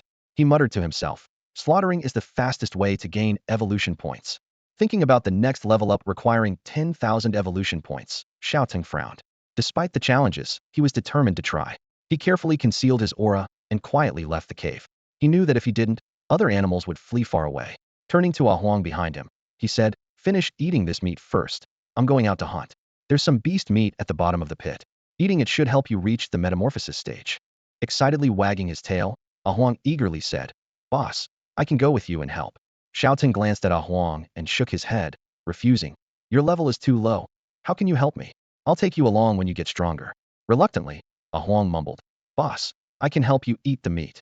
Xiao Teng was taken aback, finding the suggestion somewhat reasonable. He could leave the leftover prey for Huang, ensuring nothing went to waste while allowing his little follower to grow quickly. After evolving into a flood dragon, Xiao Teng's speed had increased to an astounding 60 kilometers per hour, faster than many birds. As he moved through the mountains, he soon discovered that the animal world had become more ferocious after the blood rain. Xiao Teng witnessed a shocking scene. Herds of herbivores, taking advantage of their numbers, were turning on carnivores. Even more surprising, some herbivores began trying to eat meat and had grown sharp teeth, becoming indistinguishable from carnivores. This frenzy made Xiao Teng's hunting easier. He could sense the faint killing intent emanating from these animals, but by concealing his aura, he appeared no different from ordinary beasts. Some less intelligent animals mistakenly thought they could easily take down Xiao Teng, only to be struck into charcoal by his lightning breath. Fools! Xiao Teng sneered as a dazzling lightning bolt flashed, striking a golden eagle attempting to ambush him. The eagle plummeted from 100 meters high. A system notification sounded. Ding! Killed mortal body stage 6 golden eagle. Evolution points 500. Xiao Teng felt a sense of satisfaction. The lightning breath of the mystic electric flood dragon not only had greater power, but also a much longer range than the black scourge thunder python, reaching several hundred meters. This was undoubtedly a powerful long-range attack method. Examining the golden eagle's corpse on the ground, he noticed its length was 1.5 meters, half again as large as a typical golden eagle. Clearly, the blood rain had not only heightened animal aggressiveness, but also pushed their size beyond normal species limits. Without hesitation, Xiao Teng devoured the fragrant corpse, thinking it would taste even better cooked. Trailing behind, Huang also ate with gusto, feeling his aura gradually rising. Never having felt so full, Huang secretly rejoiced. Following the boss was truly a blessing. Boss, I feel like I'm about to evolve, Huang said excitedly, swallowing the last piece of goat meat and lifting his blood-stained head to shout to Xiao Teng. Xiao Teng nodded expressionlessly. You go ahead and evolve. I'll keep watch for you. He keenly sensed the unstable aura emanating from Huang, who was at the 10th level of the mortal realm. Xiao Teng knew that after this evolution, Huang would ascend to the first level of the transcendent realm. In no time, a brilliant white light enveloped Huang's body, marking the beginning of his evolution. Xiao Teng immediately lifted his aura suppression, releasing the formidable presence of a first-level transcendent. This aura instantly drove away the surrounding beasts, who fled in panic, not daring to come near. 2 hours later, the white light gradually faded, revealing a transformed Huang. He had become a massive rock python, measuring 17 meters in length, his entire body covered with indestructible rocky scales. Rock python, first level of the transcendent realm. Xiao Teng silently read Huang's new attributes. Abilities: indestructible body level, telepathy level, earth wall level, earth spike level. Boss, watch me. Huang eagerly demonstrated his new abilities. The ground shook violently, and a giant earth spike suddenly burst forth, piercing a distant, unsuspecting buffalo with precision. Not bad, Xiao Teng commented coolly, nodding to himself. It seemed Huang had indeed mastered the earth element abilities. Thrilled, Huang began to manipulate the earth at will, creating earth spikes to chase after distant animals, almost as if he were playing. Enough playing, Xiao Teng suddenly interrupted. When you were evolving, I noticed a large gathering of beasts several kilometers away. Something might be happening there. Let's check it out. Boss, you can see that far? Huang asked in astonishment. I have a talent for enhanced vision, Xiao Teng explained briefly. You're amazing, boss. Huang praised sincerely. Before long, Xiao Teng and Huang reached the top of a mountain. Looking down, they saw a vast swarm of beasts, like a surging tide, large enough to be called a beast horde. In the center of this beast sea stood a solitary wooden cabin, appearing small and vulnerable. 12 human soldiers, armed with rifles, were fiercely defending the cabin against the onslaught of beasts. Gunshots rang out continuously, and beast corpses fell one after another, but more beasts kept charging forward. The air was thick with the smell of gunpowder and blood, mixed with the roars of beasts and the shouts of humans. Damn it! Captain Su, what do we do? Are these beasts crazy? A soldier shouted in panic. Why did they suddenly get so big? Could it be related to last night's blood rain? Another soldier wondered. These creatures must have mutated. They're so huge. Why are they attacking us? A third soldier's voice trembled. Captain Su frowned deeply, clearly unsure of the situation. Hold on, reinforcements are on the way. Just then, an angry tiger's roar pierced the sky. Roar! You killed my wife, took my son's life, prepare to die. With this roar, a sharp wind blade sliced through the air, instantly decapitating a soldier. Bang! The rifle's roar followed, and the tiger fell to the ground. Startled by the sudden gunshot, Huang turned and asked, "Boss, are these the two-legged creatures you mentioned? They're impressive." That stick made a sound, and the tiger fell. Xiao Teng watched the battlefield intently, his expression serious. "Yes, stay away from them. You're not their match yet." Despite his words, Xiao Teng felt no fear. He knew these soldiers were only equipped with guns, which didn't pose a threat to him. As long as there were no missiles, Xiao Teng was unafraid. The tranquility of the mountains was shattered by an unsettling atmosphere. Xiao Teng stood on a high vantage point, his brow furrowed, feeling increasingly restless. He foresaw the impending chaos of bloodbath as countless human armies would flood the forest to mercilessly slaughter the beasts in order to eliminate dissidents. "Whatever, just kill them all," Xiao Teng muttered to himself, his gaze sweeping over the beasts gathered around the wooden cabin. This was the perfect opportunity to unleash his newly acquired power. "Fury of Thunder," he shouted, hurling a blue light towards the center of the cabin. It was his first time using this power, and he was eager to see its effects. He then summoned a storm to amplify the power of the lightning. In an instant, the sky darkened. Thunderclouds gathered, lightning flashed, and torrential rain poured down. Countless thick blue bolts of lightning descended like a net, precisely targeting every creature within the domain. "Ha ha! Even the heavens are helping us. Strike these beasts dead." A soldier laughed in ecstasy as he watched the beasts being struck by the blue lightning. However, before his laughter subsided, a bolt of lightning struck him squarely on the head. With a thunderous crash, the soldier who had been laughing just moments ago was instantly reduced to a charred corpse, his life extinguished in an instant. What the hell is going on? Is it the end of the world? First blood rain, and now lightning chasing people. Another soldier, witnessing the fate of his comrade, hurriedly retreated, cursing. They couldn't comprehend that these strikes were man-made, mistaking them for another natural phenomenon like yesterday's blood rain. While the beasts and humans within the Fury of Thunder domain frantically dodged lightning, Xiao Teng was ecstatic. The system notifications kept coming, the kill count soared, and evolution points skyrocketed. Soon, aside from Zhengchang and a lone tiger, there were no survivors left in the Fury of Thunder's domain. The entire mountain clearing team was annihilated. When the Fury of Thunder ended, the area around the cabin was littered with corpses, rivers of blood flowing, and the air was thick with the smell of charred flesh. Xiao Teng surveyed the scene, noticing that many creatures had sensed something amiss and fled early. Those that stayed behind, greedily devouring the corpses, also met their end, reduced to charred remains. 40,000 evolution points. I can advance several levels. Xiao Teng thought with delight, his previous agitation completely gone. He decisively commanded, "System, level up." Ding. "Congratulations. Host has advanced to Extraordinary Level 2. The next level, Extraordinary Level 3, requires 12,000 evolution points." Ding. "Congratulations. Host has advanced to Extraordinary Level 3. The next level, Extraordinary Level 4, requires 15,000 evolution points." Ding. "Congratulations. Host has advanced to Extraordinary Level 4. The next level, Extraordinary Level 5, requires 19,000 evolution points." With 3 consecutive system notifications, Xiao Teng ascended 3 levels in one go, reaching Extraordinary Level 4. His dragon-like body rapidly expanded, growing to a length of 36 meters. The amount of lightning element within him increased significantly, becoming more volatile, constantly flashing around him as if ready to strike anyone who approached with lethal force. Xiao Teng silently checked his status. Length 36 meters, strength limit 400 tons, speed 70 km/h. Beside him, Huang stared in disbelief at Xiao Teng's transformation, exclaiming, "Boss, you've grown even bigger. You're the most gifted creature I've ever seen."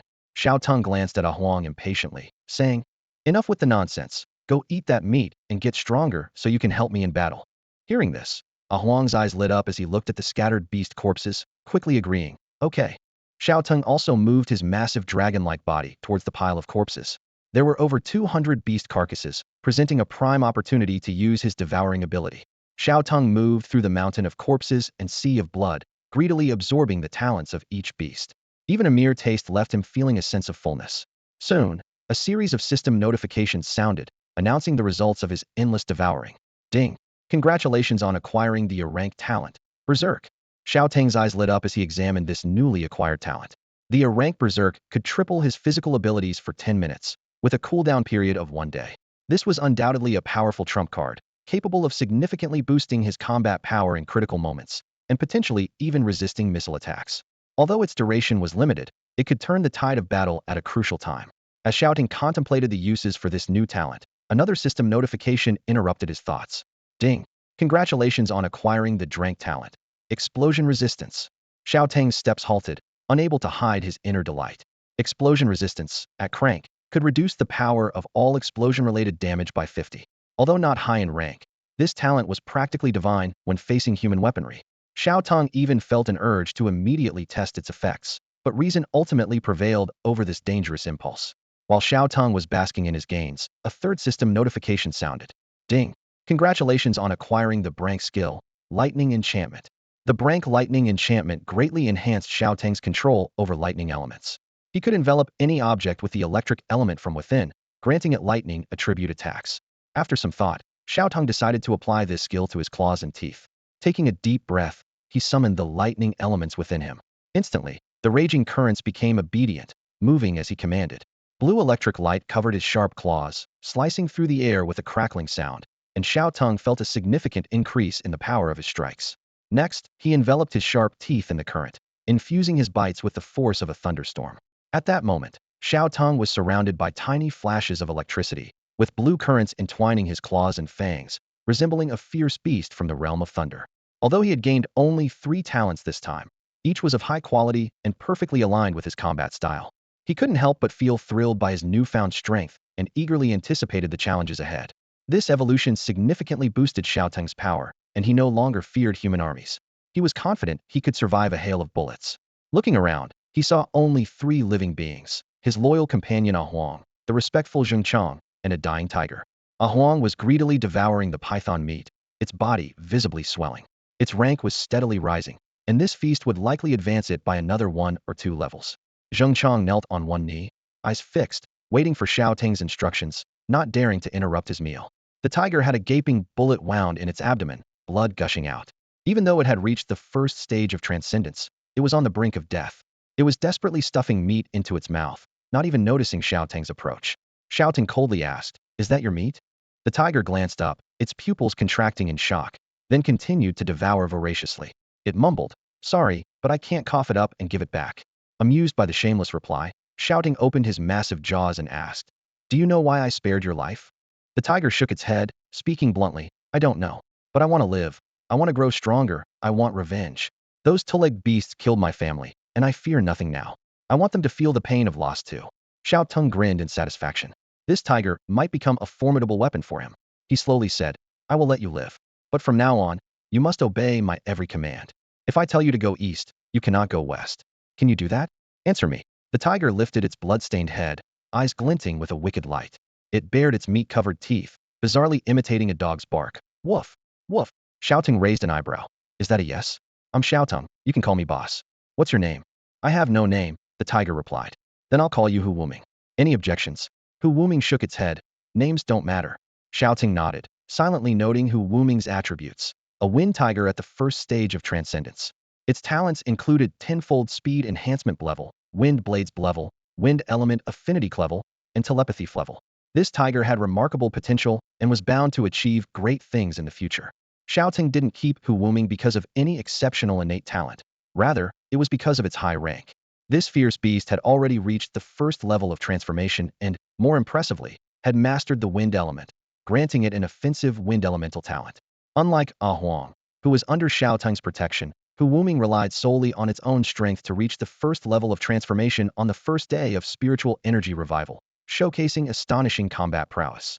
With its level talent to increase speed tenfold, Hu Wuming became a swift force within the forest. As the king of beasts, its robust physique combined with this extraordinary speed made it nearly impossible for any prey it targeted to escape death.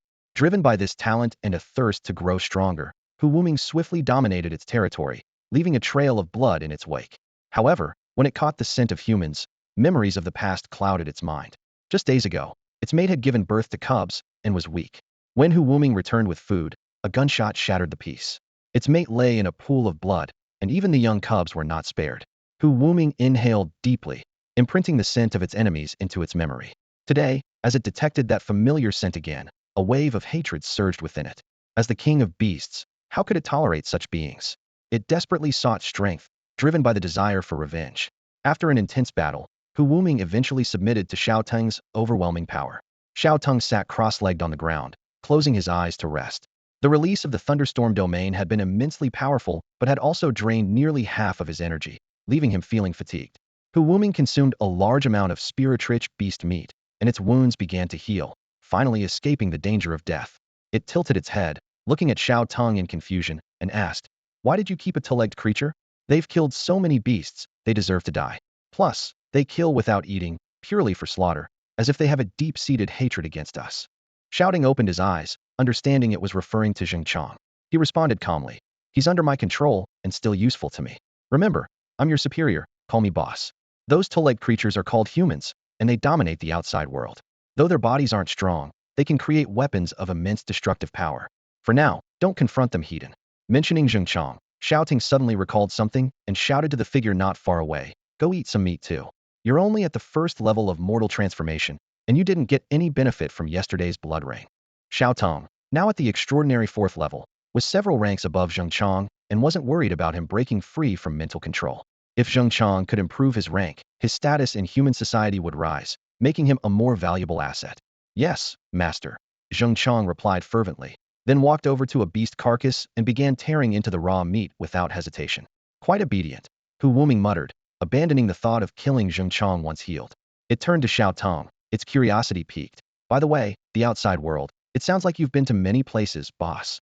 Can you tell me about it?" Xiao Teng frowned and said, "The outside world is very dangerous. I advise you not to be curious." "If you tell me, boss, I won't be curious anymore," Hu Wuming lamented, realizing that calling him boss was becoming more natural. "All right," Xiao Teng reluctantly agreed. Xiao Teng nodded in agreement, deciding to educate the two beasts about human weaponry. He understood that with the revival of spiritual energy, humans' attitude towards wildlife had shifted from protection to suppression. By informing them about the dangerous aspects of humanity, he hoped to prevent them from rushing to their deaths. Xiao Teng called over a Huang and began a detailed explanation of various types of weapons and their power. The two beasts, while feasting, listened in astonishment. Xiao Teng emphasized that the most terrifying aspect of humans was their technological advancements accumulated over thousands of years. With these weapons, humans could easily suppress beasts that had not yet fully matured during the early stages of spiritual energy revival. Meanwhile, the top leaders of the Dragon Nation quickly began researching the blood rain. Various research institutions were busy analyzing the samples, and soon made a shocking discovery. In one institute, a middle-aged researcher in a white lab coat held up a vial of the blood rain, excitedly announcing, "This blood rain contains substances that can enhance human vitality. Once absorbed, it not only strengthens the body but also extends life. This substance is remarkably similar to the spiritual energy described in novels, and we have decided to name it Ling Qi." When asked if this rain would fall again, the researcher cautiously replied, "Although it's uncertain, I believe this is just the beginning. A new era is dawning, and the era of declining magic has ended." This conversation was quickly broadcast by major media outlets, causing a national uproar. It seemed like the events of a novel had come to life, with official confirmation that the revival of spiritual energy was indeed happening. On the internet, bizarre stories began to emerge. "My dog suddenly spoke yesterday, and I thought I was losing my mind. Luckily, I got caught in the rain yesterday while outdoors, and now I'm already a tier 3 mortal powerhouse. I advise you to keep an eye on your pets. My friend was almost bitten to death by his dog last night. My cat was desperately trying to climb onto the air conditioner's outdoor unit last night, soaking in the rain all night. This morning, its eyes looked strange, as if it wanted to kill me." At the same time, people began discussing their awakened talent levels. An official chart showed that talents were ranked from lowest to highest as F, E, D, C, B, A, S, SS, and SSS. Most people awakened to a level and level talents, while the probability of awakening in a level talent was only 1 in 100,000. After the blood rain, everyone awakened to a power known as talent. Those who accidentally or intentionally got caught in the blood rain experienced noticeable physical improvements. People also realized that human physical strength had different tiers. Currently, everyone remained at the mortal body stage, with no one having broken through to a higher realm. This sudden revival of spiritual energy fundamentally changed the world's dynamics. Human society faced unprecedented challenges and opportunities as an unknown new era began to unfold. At the foot of the Qingfeng mountain range, near the closest human city of Qingchun, a council meeting was taking place in the Qin family hall, where several elderly men with white hair were gathered. Outside the window, swarms of beetles occasionally crashed into the glass, creating a disconcerting buzzing sound. In response to the support request from the Qingfeng Mountain Range Patrol, "I don't think it's necessary for us to deploy military forces," one elder began, his deeply lined face filled with worry. "The city is already in chaos, and we have an insect plague to deal with. We can hardly manage our own affairs." No sooner had he spoken than a few more engorged beetles slammed against the window. Since the strange blood rain, These insects, which previously only dared to hide in the shadows, had brazenly taken over every corner of the city. Their numbers had multiplied into the billions, and their size had increased several times, posing a severe threat to humans. However, another elder countered, the Qingfeng mountain range is so close to us. Now is the best time to curb those beasts in the mountains. If we give them enough time to grow, they'll be even harder to deal with in the future. The atmosphere in the council hall was tense, with everyone acutely aware of the gravity of the situation. A burly elder slammed his hand on the table, his voice booming. Umph. I think you all are getting more timid with age. Even beasts at the first stage of transformation can't withstand our concentrated gunfire. They're no match for our modern weapons. All eyes were on this elder, waiting for him to continue. Stroking his beard, he went on. I believe we should focus on monitoring the Qingfeng mountain range. Our military resources are limited, and we need to address the immediate crisis first. Besides, humans can also cultivate spiritual energy. Many talented individuals with extraordinary abilities have emerged among the populace. By recruiting them, we can rely on our strength to fight the beasts in the future. His tone grew more resolute. So what if we give them a few more days to grow? No matter how powerful they become, can they withstand our missiles or nuclear weapons? We're not using these weapons because we haven't reached that point, not because we fear them. Meanwhile, hundreds of miles away in the Qingfeng mountain range, Xiao Teng retracted his far-seeing eyes. During his rest, he had been closely monitoring the movements of the Qingqing military base. At this moment, he saw dozens of helicopters heading in their direction. Xiao Teng looked serious as he spoke to Huang and Hu Wuming beside him. Time is of the essence. You have 10 more minutes to eat, then we must leave immediately. He then turned to Zheng Chang, speaking sternly. Zheng Chang, you'll stay here and wait for the army to find you. You're now at the third stage of the mortal body and have an 11 talent. I want you to showcase your abilities, gain a high position among humans, and later find an opportunity to contact me. Zheng Chang responded respectfully. As you wish, master. Huang looked at the scattered pieces of meat on the ground, a hint of reluctance in its eyes. Turning to Xiao Teng, it asked, puzzled, Boss, what's going on? There's still so much meat left. If we leave, won't it just benefit other beasts? Such a waste. Tiger Wuming squinted and murmured.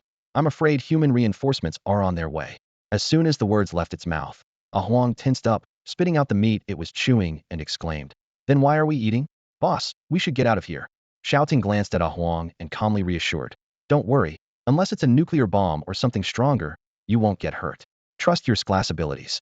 Hearing this, Huang relaxed a little but still nervously said, Boss, I'm full. We can leave now. Xiao Teng nodded in agreement, then grabbed Tiger Wuming and Huang with one claw each. Considering Huang's speed couldn't match his own and Tiger Wuming was seriously injured, Xiao Teng decided to carry them as they hurried along. The giant python raced across the grassland at an astonishing speed of 70 kilometers per hour, almost as if it was flying just above the ground. It didn't stop until they reached a dense forest, where Xiao Teng finally set his companions down. Suddenly, Xiao Teng raised his head and unleashed a bolt of lightning into the sky. With a thunderous boom, a pursuing helicopter was split in two and crashed to the ground. The pilots of the surrounding helicopters were left speechless in shock at the sight. Holy crap, that snake can spit lightning. It's almost like it's turning into a dragon, even growing dragon horns. Terrifying. And it's only the first day of spiritual awakening. That snake's taller than my apartment building. It's unbelievable. Damn it. We need to kill it before it grows any more powerful. Before the words were fully spoken, a barrage of bullets rained down on Xiao Teng. However, the bullets merely pinged off his scales, bouncing harmlessly to the ground. Xiao Teng casually scratched the spot where he was hit, as if he was just scratching an itch. Seeing the helicopters, Huang exclaimed, Boss, the humans have caught up. Xiao Teng commanded in a deep voice, Huang, protect Tiger Wuming. I'll handle them. Huang sprang into action, wrapping its body around the injured Tiger Wuming to shield it. As bullets flew towards them, Huang's body shimmered with a golden light, blocking all the bullets. Xiao Teng roared, chasing us so relentlessly. Die. He then unleashed continuous bolts of lightning into the sky. Two more helicopters were struck and fell, their bodies charred, and the scene was gruesome. The remaining pilots were terrified, shouting, Bullets are useless. Switch to rockets. Rockets streaked down from the sky, trailing long tails of fire, aiming directly at Xiao Teng. Sensing the danger, Huang shouted, Boss. With a cold gaze, Xiao Teng muttered, If that's how it is, don't blame me for being ruthless. With that, he opened his mouth wide and fired lightning to counter the rockets. Boom! The massive explosion echoed through the sky as several rockets were detonated midair by the lightning. However, a few rockets managed to break through and headed straight for Xiao Teng. Seeing this, Huang immediately released Tiger Wuming and without hesitation, rushed in front of Xiao Teng. It remembered its boss's teachings to stand at the forefront in battle. Huang dashed forward like a golden lightning bolt, enveloped in a brilliant golden glow, shielding Xiao Teng from most of the rocket attacks. However, two missiles managed to break through the defense and violently struck Xiao Teng. Boom! The deafening explosion sent thick smoke billowing upwards, obscuring everyone's view. A few pilots, having witnessed the terrifying power of Xiao Teng's lightning breath, were too frightened to risk flying at low altitudes. They quickly pulled the control sticks, ascending the helicopters to higher altitudes. They should be dead, right? One pilot asked uncertainly, his voice trembling slightly. Definitely dead, another replied emphatically. Those were rockets. No flesh and blood could withstand that. No matter how powerful, being hit by so many rockets should have blown them to pieces. Ha, just a beast, thinking it can fight against our wisdom accumulated over thousands of years. The pilots laughed loudly, trying to dispel their inner fear. Suddenly, the sky above darkened abruptly, filled with dense clouds. Large raindrops began to fall, pattering against the aircraft. Is it raining? One pilot asked, puzzled as he watched the raindrops slide down the window. Boom! Thunder roared like a drum, reverberating in everyone's ears, deafeningly loud. It's not just rain, there's thunder too, another murmured. How can it be such a coincidence? That giant serpent breathes lightning. Could it be its doing? Don't scare yourself, it's just a coincidence. Someone tried to remain calm. Ever since the spiritual energy resurgence, the weather has been getting weirder. Before the words were finished, crackle! Two thick blue lightning bolts struck with lightning speed, instantly hitting two helicopters. The aircraft disintegrated in the electric light, and the pilots turned to charcoal before they could even scream. Damn it! That giant serpent isn't dead. Fire more rockets! A surviving pilot shouted in terror. But it was too late. Two more lightning bolts struck, taking down the remaining helicopters. The pilots' eyes were filled with disbelief and fear in their final moments. As the smoke cleared, Xiao Teng's scales were slightly cracked and oozing a bit of blood, but it was only a minor injury and didn't hinder its movements. It glanced coldly at the wreckage on the ground. This is what happens when you provoke me.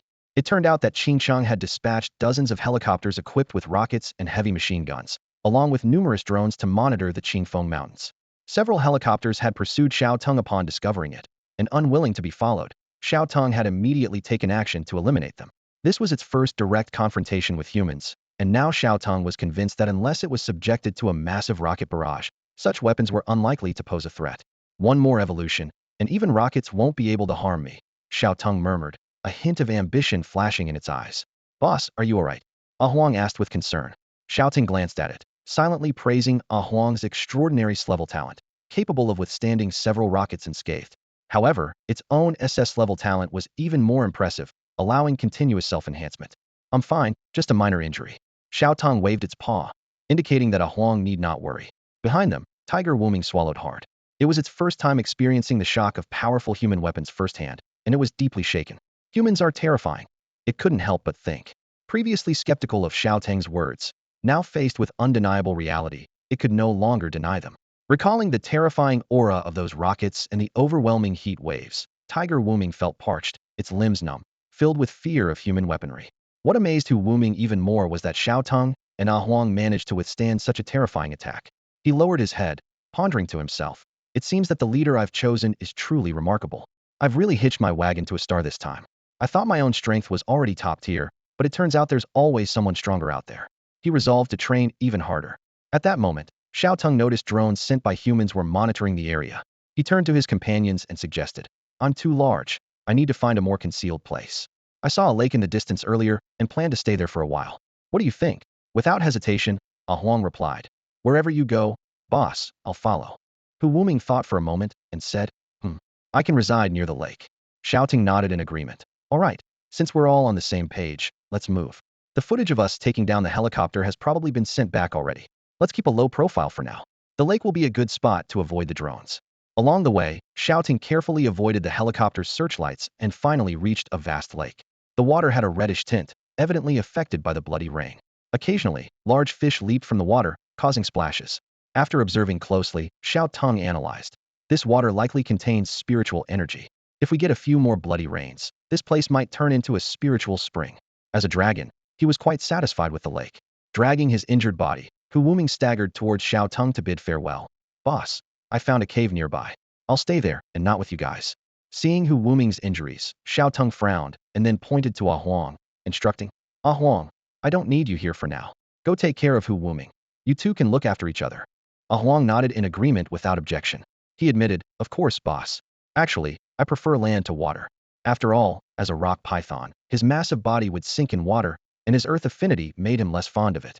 Huang enthusiastically placed his tail on Hu Wuming's shoulder, chuckling. Hee hee, brother tiger, let's get along well from now on. Recalling Huang's invulnerability to the rocket earlier, Hu Wuming felt a twinge of envy. He quickly said, don't call me brother.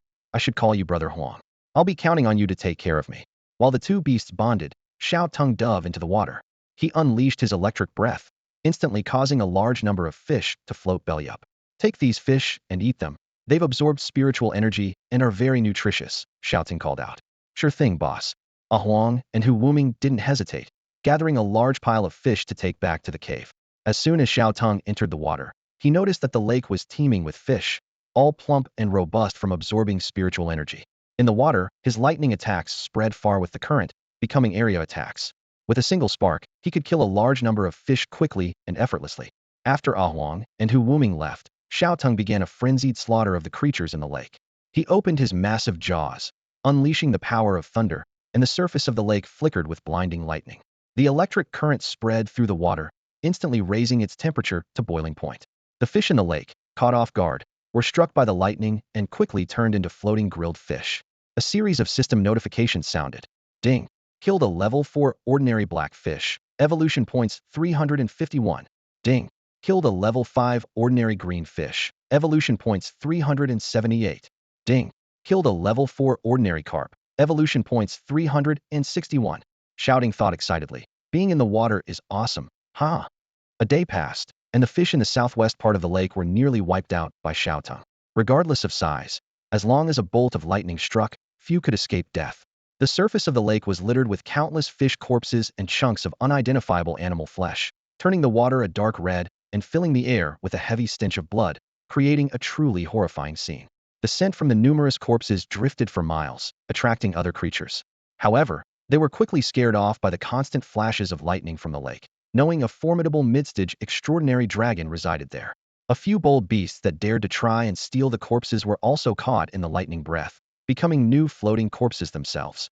Unable to consume all the prey at once, Xiao Teng took only a bite before activating his endless Devour ability to conserve stomach space. 60,000 evolution points. What a massive haul. Xiao Teng was overjoyed. Dealing with these early-stage spiritual beasts was now as easy as slicing through vegetables for him. The advantage of his 7 days of early cultivation was exponentially amplified. The slaughter continued for a day and a night, and Xiao Teng's jaw began to ache. He decided to take a break and convert his accumulated evolution points into power. For sustainable development, he also wanted to give the remaining creatures in the lake a chance to breathe. System level up, Xiao Teng commanded. The system immediately responded. Ding! Congratulations, host, you have advanced to Extraordinary Level 5. The next level, Extraordinary Level 6, requires 24,000 evolution points. Ding! Congratulations, host, you have advanced to Extraordinary Level 6. The next level, Extraordinary Level 7, requires 30,000 evolution points. Ding! Congratulations, host, you have advanced to Extraordinary Level 7. The next level, Extraordinary Level 8, requires 37,000 evolution points. Xiao Teng advanced 3 levels, reaching Extraordinary Level 7. His body grew another 6 meters, now totaling 42 meters in length. His entire dragon body thickened, his teeth became sharper, and his head appeared more menacing. Extraordinary Level 7, I can evolve again soon, Xiao Teng thought with anticipation. Will the next evolution still be a dragon, or will it become the legendary dragon? Coiled around a protruding stone pillar at the lake bottom, he suddenly realized he had been underwater for several hours without resurfacing for air. It must be due to the new talent acquired. This slaughter has absorbed a few talents, Xiao Teng speculated privately. He opened the system panel, and a blue screen appeared before him, displaying a newly acquired ability. Underwater breathing grade. Your lungs have evolved, allowing you to breathe freely underwater. Xiao Teng released a few bubbles underwater, savoring the unique experience of breathing there. He realized that this was the result of his newly acquired ability being able to breathe easily underwater, much like a true amphibian. His gaze landed on the system panel, where a new attribute caught his attention, water combat level. This ability not only allowed him to move freely in the water, but also enhanced his speed and physique by 20. No wonder he felt so light and agile in the water. An intriguing thought suddenly crossed Xiao Teng's mind. He stroked his chin with a paw, pondering the potential synergy between abilities. If I summon a storm, would this water combat ability remain active? His subsequent experiments confirmed his hunch. The storm indeed activated the water combat ability's bonus effects. This recent devouring action granted Xiao Teng 2 new abilities.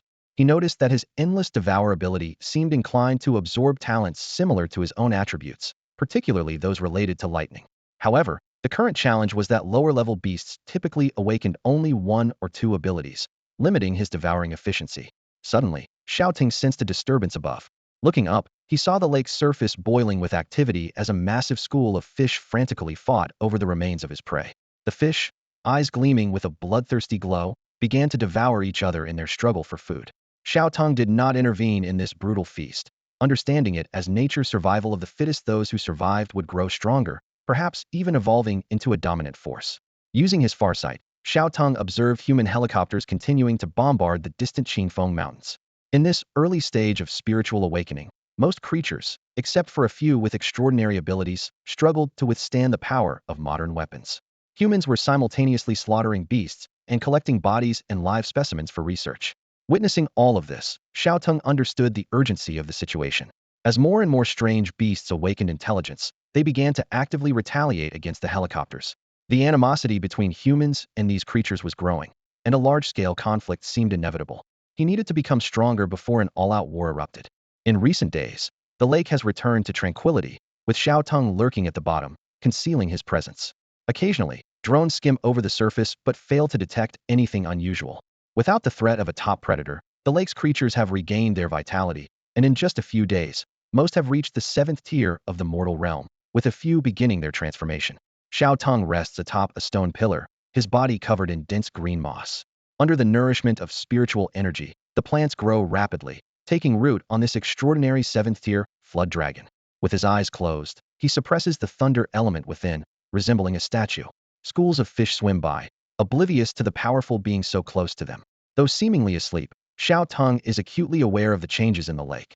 After the massacre, several strong presences have emerged. To the northeast, an eel king that has awakened the thunder element, reaching the 2nd tier of transformation. To the southwest, a golden carp has ascended to the 3rd tier of transformation, faintly surrounded by dragon energy, showing extraordinary potential. The most formidable is a giant catfish in the southeast, having reached the 4th tier of transformation, reigning supreme with no one daring to provoke it. Suddenly, 3 powerful presences converge in one spot. Xiao Teng's eyes snap open, lightning flashing, instantly shedding the moss to reveal his shiny black scales. His slit pupils are filled with murderous intent as he thinks, "I've let you all have enough fun these past few days. It's time for the harvest." Meanwhile, in another corner of the lake, 2 massive figures collide, sending towering waves into the air. One is surrounded by blinding flashes of lightning. The other emanates scalding heat, boiling the surrounding water. At that moment, a hefty figure approaches from Afra, 5-meter-long giant catfish. It sways as it nears, exuding an imposing aura, and demands, "Hey, you two, give me some respect and stop fighting." The golden carp, unwilling to back down, retorts, "Fat catfish, we're all at similar levels. Why should we respect you?" The giant catfish glares coldly at the golden carp, silencing it with a single statement. "Because that flood dragon hasn't left yet." "What?" The other figure, the eel king, exclaims, its voice trembling slightly. It recalls witnessing the massacre from afar, where the flood dragon, with thunder element control far superior to its own, slaughtered a quarter of the lake's fish, a terrifying presence. Although the eel king benefited from the aftermath, consuming large amounts of spiritually rich fish meat for rapid growth. The eel king mutters, "After that massacre, I haven't sensed his presence. I thought he had left." The giant catfish explains, a glint of greed in its eyes. "One of my underlings just discovered he's still lurking in the depths of the lake. Motionless, with a weak presence, I suspect he might be injured." If that terrifying Jiao dragon is indeed injured, a glimmer of greed flashed in Jinli's eyes. Its scales trembled slightly, as if already savoring the thought of devouring the dragon's flesh. No wonder the lake has been so calm these past few days. This must be the reason. The giant catfish swam over to Jinli and the Loach King, its deep eyes glinting dangerously. "Don't you think this is the perfect opportunity for us to rise to the top?" The Loach King wriggled uneasily, its voice filled with doubt. "But what if the dragon isn't hurt? I've seen it in action with my own eyes." Half the lake turned into a storm of bloody thunder. The giant catfish glared coldly at the Loach King, flicking its fin sharply. "Enough with the what-ifs. If it weren't injured, why would its aura have weakened so much?" The Loach King opened its mouth to argue, but found no suitable reason. It could only remain sullenly silent. The giant catfish continued, its voice tinged with urgency. "This pond is too small to accommodate a true dragon. If we let that Jiao dragon grow, we'll all be in danger. We can't leave the lake, and we'll be sitting ducks then." Its gaze darted between the 2 fish. So are we in or not? Jinli's whiskers twitched slightly, and a look of longing flashed in its eyes. It knew better than anyone the benefits of devouring a Jiao dragon. You're right. We're much stronger than before. 3 against 1, how could we not win? The Loach King hesitated for a moment, then finally said weakly, I'll join you. It knew that if this was true and it didn't participate, it would be the one in danger. Jinli eagerly asked, where's the Jiao dragon now? The giant catfish motioned for a smaller catfish to come forward. My subordinate has already found the dragon's location. It sprawled on a stone pillar, barely breathing, almost no different from an ordinary beast. Hearing this, a glimmer of hope ignited in the Loach King's heart. The giant catfish sternly warned, no matter how injured it is, we can't let our guard down. We can't have any infighting until the dragon is dead. It turned to the small catfish, lead the way. For survival, for evolution, let's unite for once. Yes, for evolution, Jinli exclaimed, its entire body bursting with fiery red flames. The 3 large fish followed the small catfish towards the lake bottom, unaware that in the darkness, Xiao Teng was coiled around the stone pillar, aware of their approach. The Jiao dragon slowly spoke, its voice laced with amusement. Interesting. They're actually coming for me. Ha ha ha. Xiaolong, you really are weak. The 3 aquatic overlords, giant catfish, king loach, and golden carp, swiftly approached the stone pillar where Xiao Teng was perched. They saw Xiao Long coiled atop it, with a presence so faint it was almost undetectable. Giant catfish laughed triumphantly, his eyes glinting with the satisfaction of revenge. Xiao Long, you've killed so many of our aquatic kin, and today you'll finally pay for your crimes, roared giant catfish, his voice reverberating through the water. Golden carp followed closely, his face alight with manic delight as he shouted, prepare to die. They advanced relentlessly, their murderous intent undisguised. Though King Loach remained silent, he coordinated seamlessly with the other 2 overlords, encircling Xiao Teng like a deadly net closing in.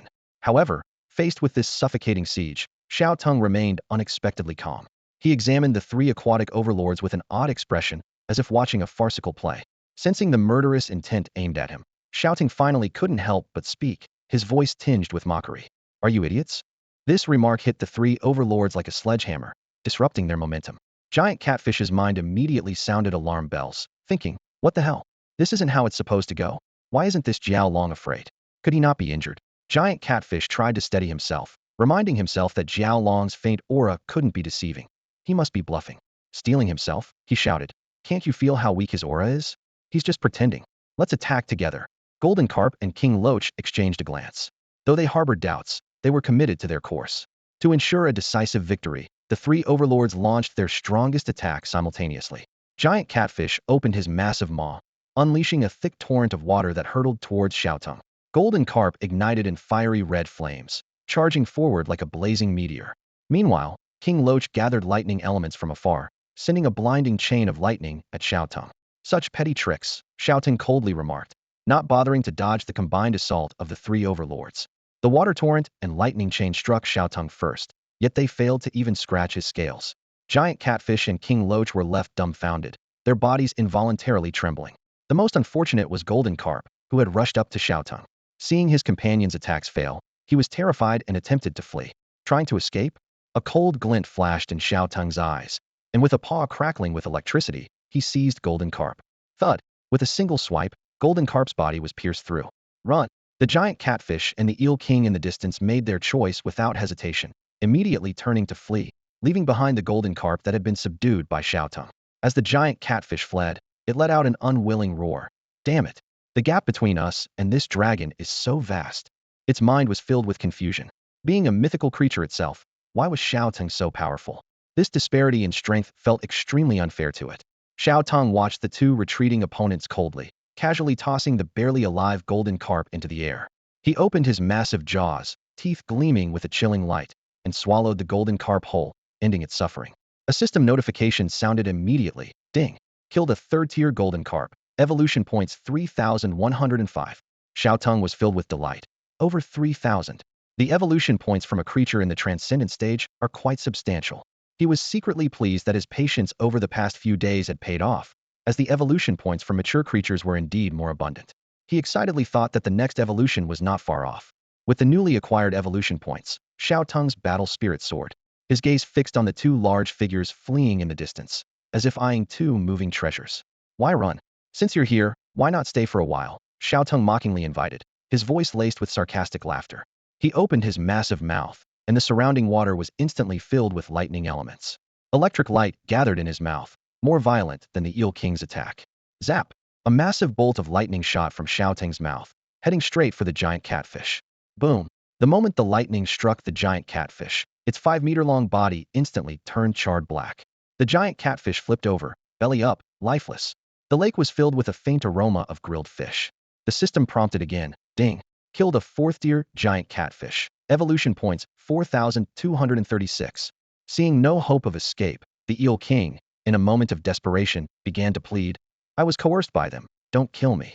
I'm willing to serve you. Xiao Teng snorted coldly. Humph. It's too late. The moment you showed killing intent towards me, your fate was sealed. Die. He mercilessly unleashed another lightning breath, reducing the Eel King to a charred corpse. Ding. Killed a 2nd-tier Eel King. Evolution points 2,563. With that, the 3 most powerful overlords of the lake were vanquished. Xiao Teng realized that strength was not eternal. With these 3 powerful competitors gone, the lake would eventually give rise to a new generation of dominators. Although these 3 creatures did not provide Xiao Teng with any devourable talents, he felt a bloodline enhancement when he devoured the golden carp. His true dragon lineage became more pronounced, bringing him a step closer to the legendary true dragon. This golden carp indeed had an extraordinary bloodline, Xiao Teng pondered. If I could devour more creatures with true dragon blood, it might make it easier for me to evolve into a true dragon. Having dealt with his 3 opponents, Xiao Teng intended to continue his slaughter to accumulate more evolution points. However, as he approached the lake's surface, he suddenly noticed the unusually dense spiritual energy around him. The second blood rain. Xiao Teng excitedly emerged from the water, gazing at the raindrops falling from the sky. He keenly sensed the rich spiritual energy contained in the rain, which held a strong allure for him. Disregarding further slaughter, Xiao Teng, like other creatures, halted all actions, focusing solely on absorbing the spiritual essence from the blood rain. He sensed that after this blood rain, the average level of mythical creatures would rise again. Simultaneously, Xiao Teng realized that the blood rain might just be one form of spiritual energy descending upon Blue Star.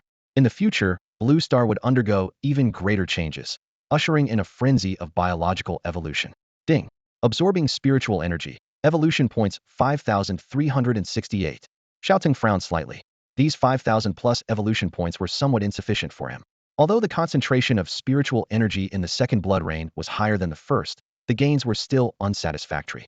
As night faded and the blood rain ceased, the lake water took on a deeper crimson hue, enriched with the spiritual energy from the rain. Xiao Teng's body continued to slowly absorb the residual blood rain in the lake, but the effect was minimal. Fortunately, he could still earn evolution points by hunting creatures. While the evolution points from the blood rain were scant, it was not a major concern. The greatest benefit of this blood rain for Xiao Teng was the elevation of the average level of beasts in the Qingfeng Mountains, which would provide more evolution points when hunted.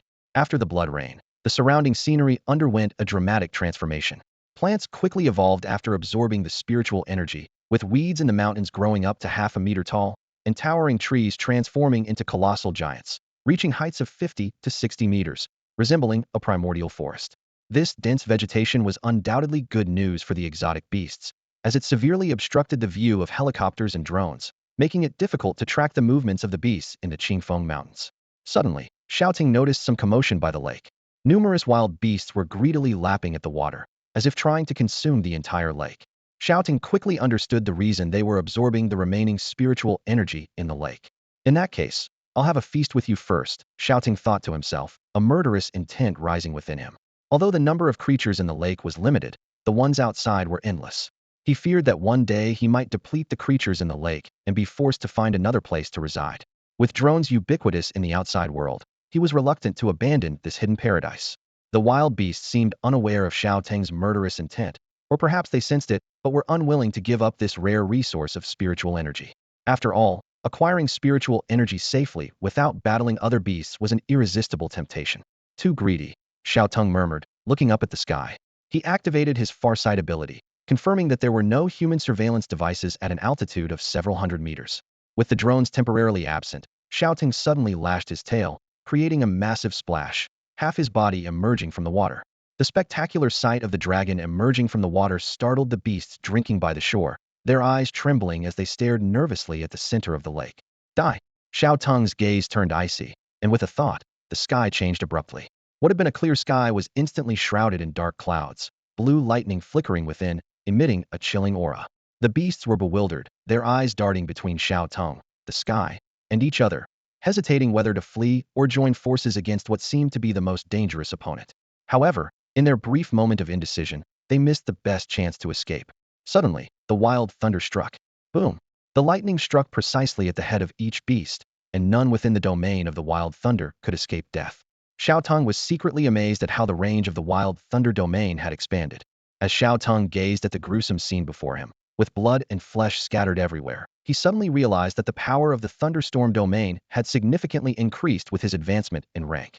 Despite the beast's elevated ranks, none could escape the deadly rain. Struck by lightning, they turned into charred corpses and fell to the ground, unable to withstand even a single blow.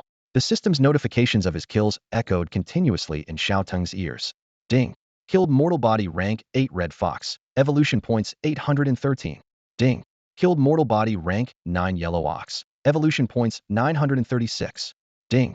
Killed mortal body rank 7 spotted deer. Evolution points 768. Ding. Killed mortal body rank 8 forest wolf. Evolution points 871. Evolution points surged in like a tide, and Xiao Teng felt a surge of joy. The thunderstorm domain was indeed a powerful tool for harvesting evolution points. Soon, no creature dared approach the outskirts of the thunderstorm domain. They finally realized that the lake was not a safe source of spiritual energy, but a deadly trap.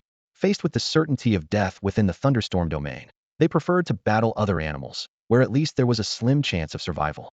Meanwhile, the heap of corpses on the lakeshore emitted a strong stench of blood, spreading for miles. This scent only added to the lake's allure, yet no beast dared to feast on the bodies. Calculating in his mind, Xiao Teng thought, I've gained over 30,000 evolution points this time. Not bad.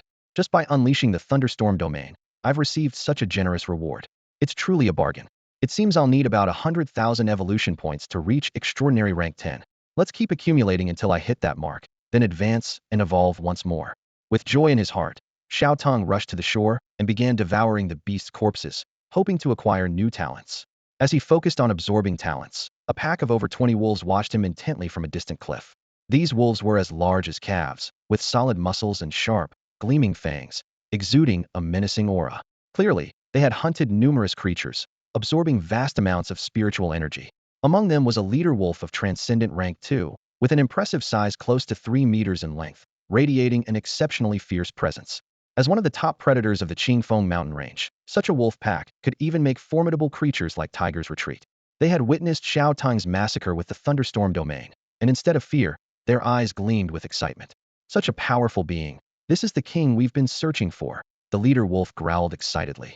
He will surely lead us to greater heights, one wolf affirmed. Indeed, I foresee him becoming the mightiest ruler in this domain, another wolf agreed.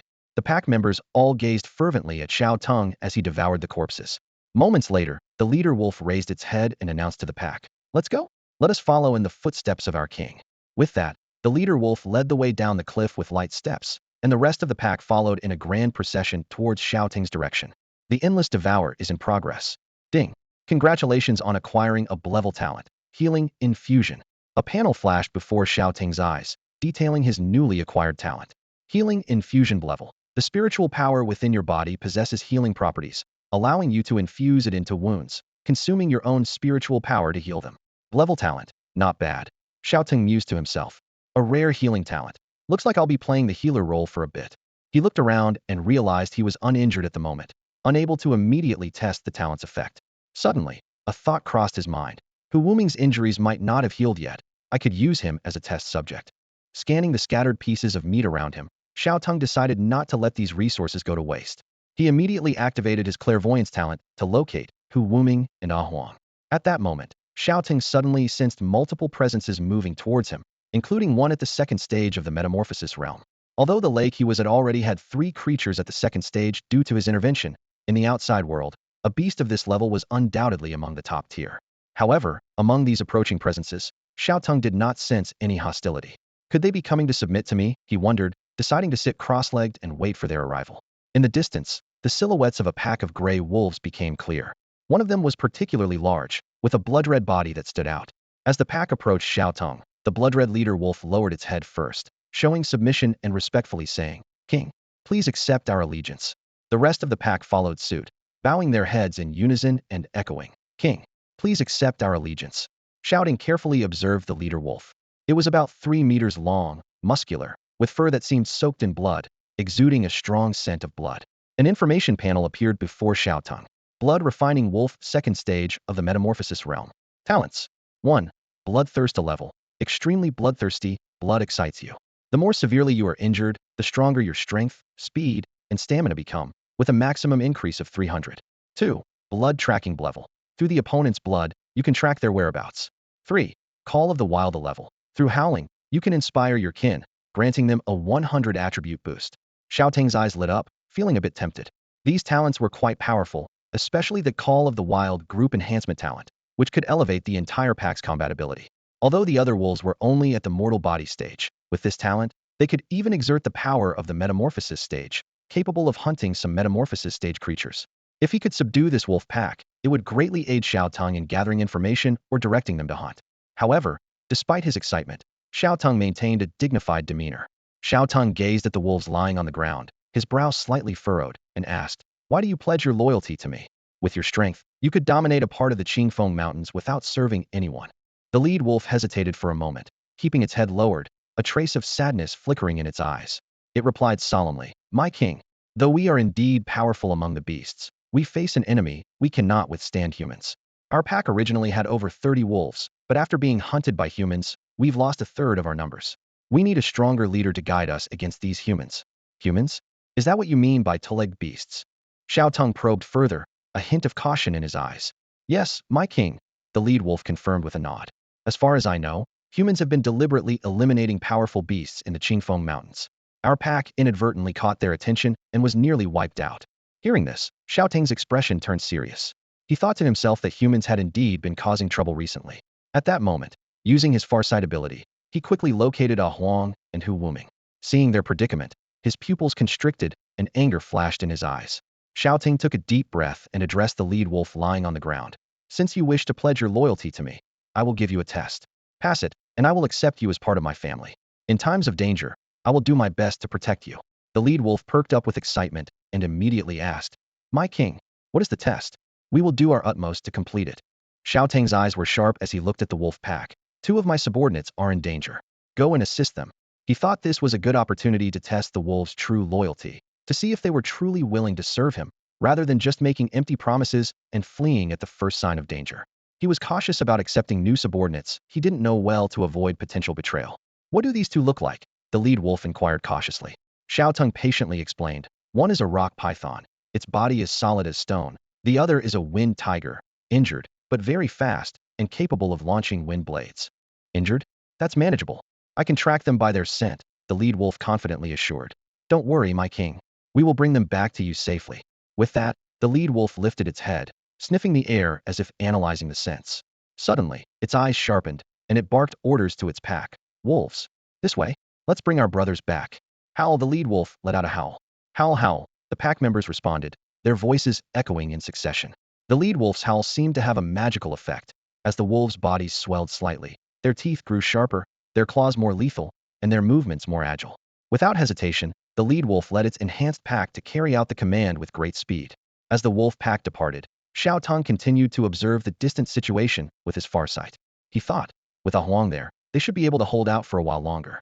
It's better to let his subordinates handle it, as Xiao Teng wasn't ready to reveal himself to humans just yet. In the Qingfeng mountain range, a giant python over 20 meters long coiled atop a rocky cliff. Its body, seemingly forged from stone, shimmered with layers of golden light, deflecting all attacks from the sky. Amidst the thunderous noise, rockets repeatedly struck the python, causing debris to fly and smoke to rise. At that moment, a sharp, invisible gust of wind whistled out from the smoke, precisely hitting the rotor of a helicopter. The sound of metal breaking was piercing, and the unbalanced helicopter, trailing black smoke, careened down like a bird with broken wings. "Hang in there, brother Hu."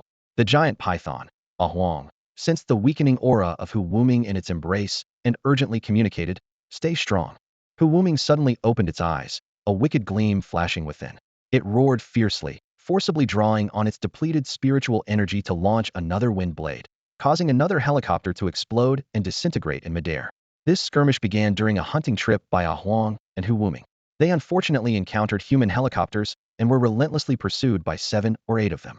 Initially, with Hu Wuming's long-range wind blade attacks, they managed to cope and destroyed several helicopters. However, the enemy seemed endless, with reinforcements continuously arriving, while their physical strength as flesh and blood beings gradually waned, leaving them to desperately hold their ground. These two beasts aren't dead yet. One pilot, witnessing his comrades crash one after another, felt the mounting pressure.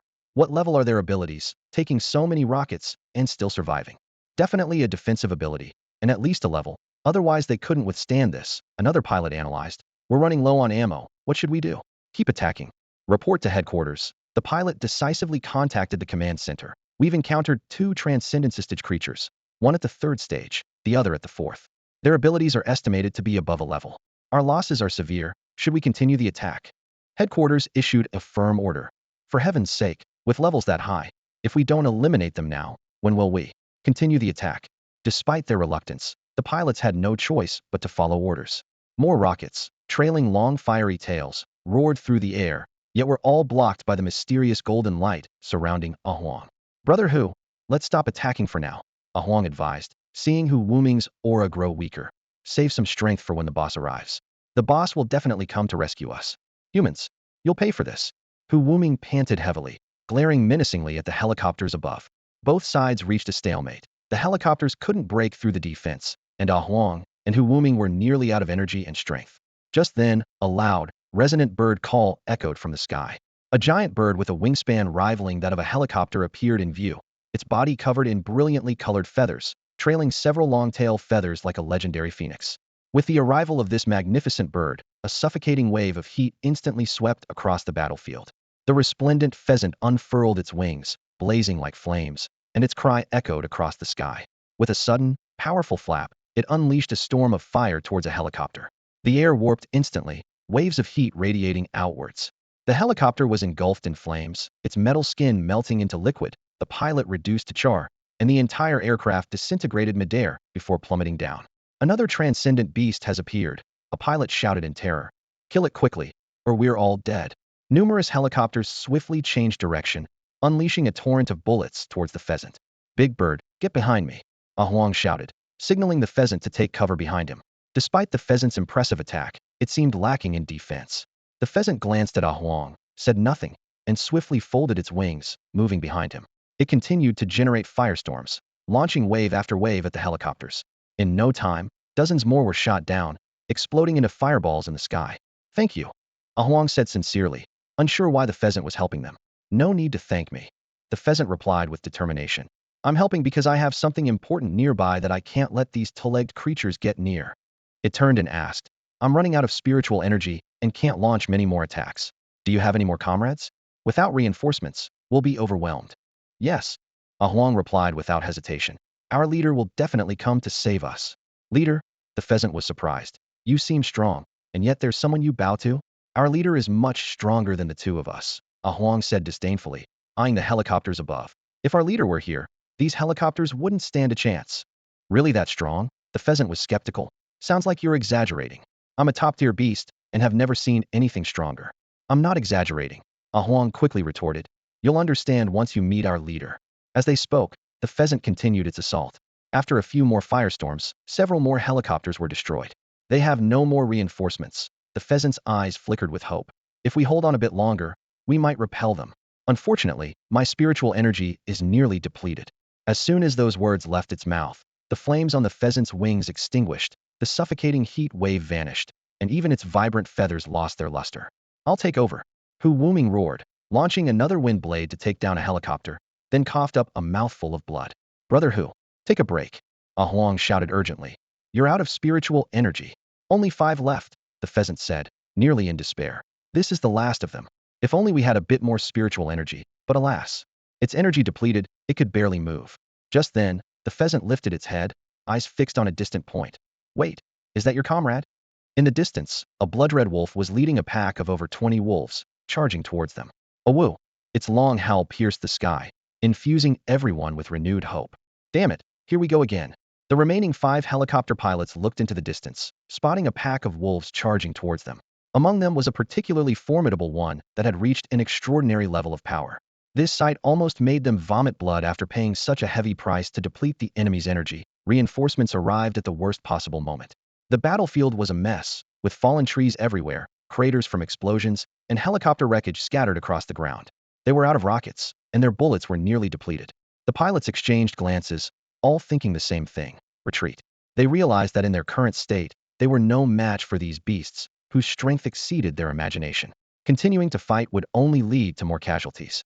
The base's support was too far away to help in time, and their priority was to report these creatures' alarming evolution to their superiors. For our fallen kin, it's time to strike back. The lead wolf howled, and the pack surged towards the helicopters like a tidal wave. Even as they fell under the hail of bullets, they pressed on relentlessly. The wolves with long-range abilities unleashed energy balls as powerful as bullets, instantly turning 2 helicopters into pieces and killing the pilots on impact. The remaining 3 pilots didn't hesitate. They pulled the controls and took to the sky, fleeing in disarray. Behind them, the wolves' mocking howls echoed. "Run away, you cursed, two-legged creatures. If you dare return to the Qingfeng Mountains, we'll tear you apart." The pilots felt humiliated but didn't dare look back. For the first time, these hunters, who once slaughtered beasts with ease, were being driven away by these animals. "Thank you, Brother Wolf, for saving us." Once the helicopters were gone, Shaoang and Wuming breathed a sigh of relief and expressed their gratitude to the wolf pack. "No need to thank us. It was the king's order." The lead wolf responded calmly. "King? Who is your king?" Wuming inquired curiously. "A dragon that can summon thunder, the most powerful creature I've ever seen." The lead wolf explained patiently. "If you pass the test and gain the king's approval, you can become our battle partners." "A dragon? Thunder?" Huang's eyes lit up. "That's right, it must be the boss." Wuming, let's hurry back to see the boss." Wuming nodded in agreement. Indeed, it had been several days since they last saw Xiao Teng. Xiao Teng's friends had tried to find him over the past few days, but he was deep in meditation at the bottom of the lake and couldn't be disturbed. As Wuming led the group forward, he suddenly stopped and turned to the silent, colorful pheasant. "Do you want to come with us to meet the boss? With your strength and help, he would definitely welcome you." The pheasant looked conflicted at these words. It hesitated for a while before slowly nodding. "If your boss is really that powerful, of course, I'd like to meet him. We could join forces against those two-legged creatures. However, I have some important matters to attend to, so I need to go and return quickly." After weighing the pros and cons, the pheasant decided to join them. After all, if it could make the acquaintance of a strong ally, it would have an advantage when encountering humans in the future, with no downside. Xiao Teng witnessed everything through his clairvoyant vision. Seeing them successfully fend off the human drones, he finally breathed a sigh of relief, his tense body relaxing. If they had truly been in danger, he would have intervened, even at the risk of exposure. After all, he would eventually be discovered by humans, especially since he had previously destroyed several helicopters, attracting human attention. He simply didn't want to draw too much attention too soon, hoping to buy more time to grow. But if humans pushed too far, he would certainly fight back. In this life, he was a beast and would stand on the side of beasts. At the front was a blood-red alpha wolf, followed by a vast pack. Some wolves limped, while others carried severely injured companions. Many wolves had been critically injured by bullets during the battle, as they were still mortal bodies, unable to withstand modern weapons easily. Beside the wolf pack were Huang, over 20 meters long, and Wuming, standing 5 meters tall. In the sky, the colorful pheasant soared, its feathers dazzling like a rainbow in the sunlight. During this time, Huang and Wuming hadn't slacked off in their training either. They had hunted numerous creatures, and after a cleansing blood rain, they reached the 4th and 3rd stages of shedding mortality, respectively, their forms more robust. Xiao Teng felt grateful for the newly joined colorful pheasant and was ready to welcome it. A stranger who proactively offered help, regardless of its talent, was worthy of becoming a partner. Xiao Teng took a deep breath, carefully examining the pheasant, and upon seeing the information on its head, couldn't help but exclaim, "Oh, this pheasant seems to have quite the talent." The multicolored golden pheasant ascended to the 3rd stage of its transformation, revealing an astonishing array of innate talents: Phoenix Bloodlines level, Flame Storm level, Body of Flame level, and Telepathy level. Among these, the Slevel Phoenix Bloodline was especially striking, capable of enhancing all attributes by 500, making it easier to awaken fire element talents with a 200 increased effect and 50 reduced cost. Even more exciting was the possibility that this pheasant could one day break through barriers to evolve into the legendary Fire Phoenix. Xiao Teng was momentarily stunned upon seeing this information. Aside from Huang's indestructibility, this was the 2nd Slevel talent he had encountered, and its potential was astonishing. As Xiao Teng expressed his surprise, the large multicolored pheasant gracefully landed on the ground, bowing slightly in respect to Xiao Teng. In a slightly trembling voice, it introduced itself. "Mighty Dragon, Shaoang greets you. You can call me Xiao Kai." Upon closer inspection, one could see that Shaoang was trembling slightly in the presence of the massive dragon. In truth, Shaoang was filled with shock. The dragon before it exuded an intense sense of danger, and its instincts screamed for it to flee immediately. Shaoang understood it was no match for this dragon, but resisted the urge to turn and run. Xiao Teng raised his claw with authority, signaling the pheasant to rise. No need for formalities, stand up. His voice was loud and commanding, carrying an air of superiority. I am Xiao Teng. If you choose to submit to me, you may call me boss. Submit. A flicker of struggle and confusion crossed Shaoang's eyes. It had originally intended to befriend the dragon, not expecting the situation to escalate to this point.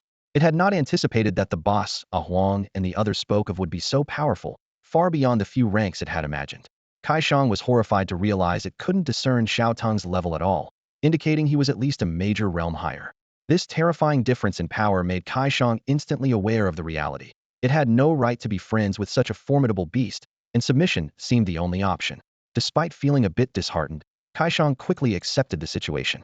It realized that under the protection of such a powerful beast, it could face humans with ease.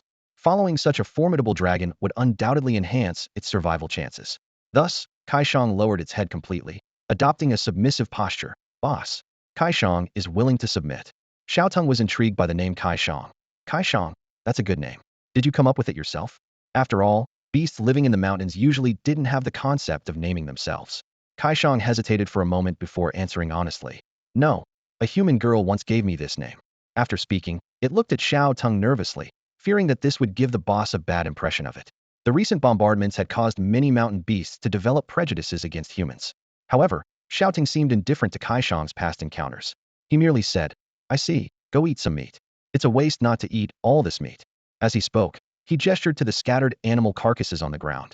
Shaoang waited for more from Xiao Teng, but there was no further reaction.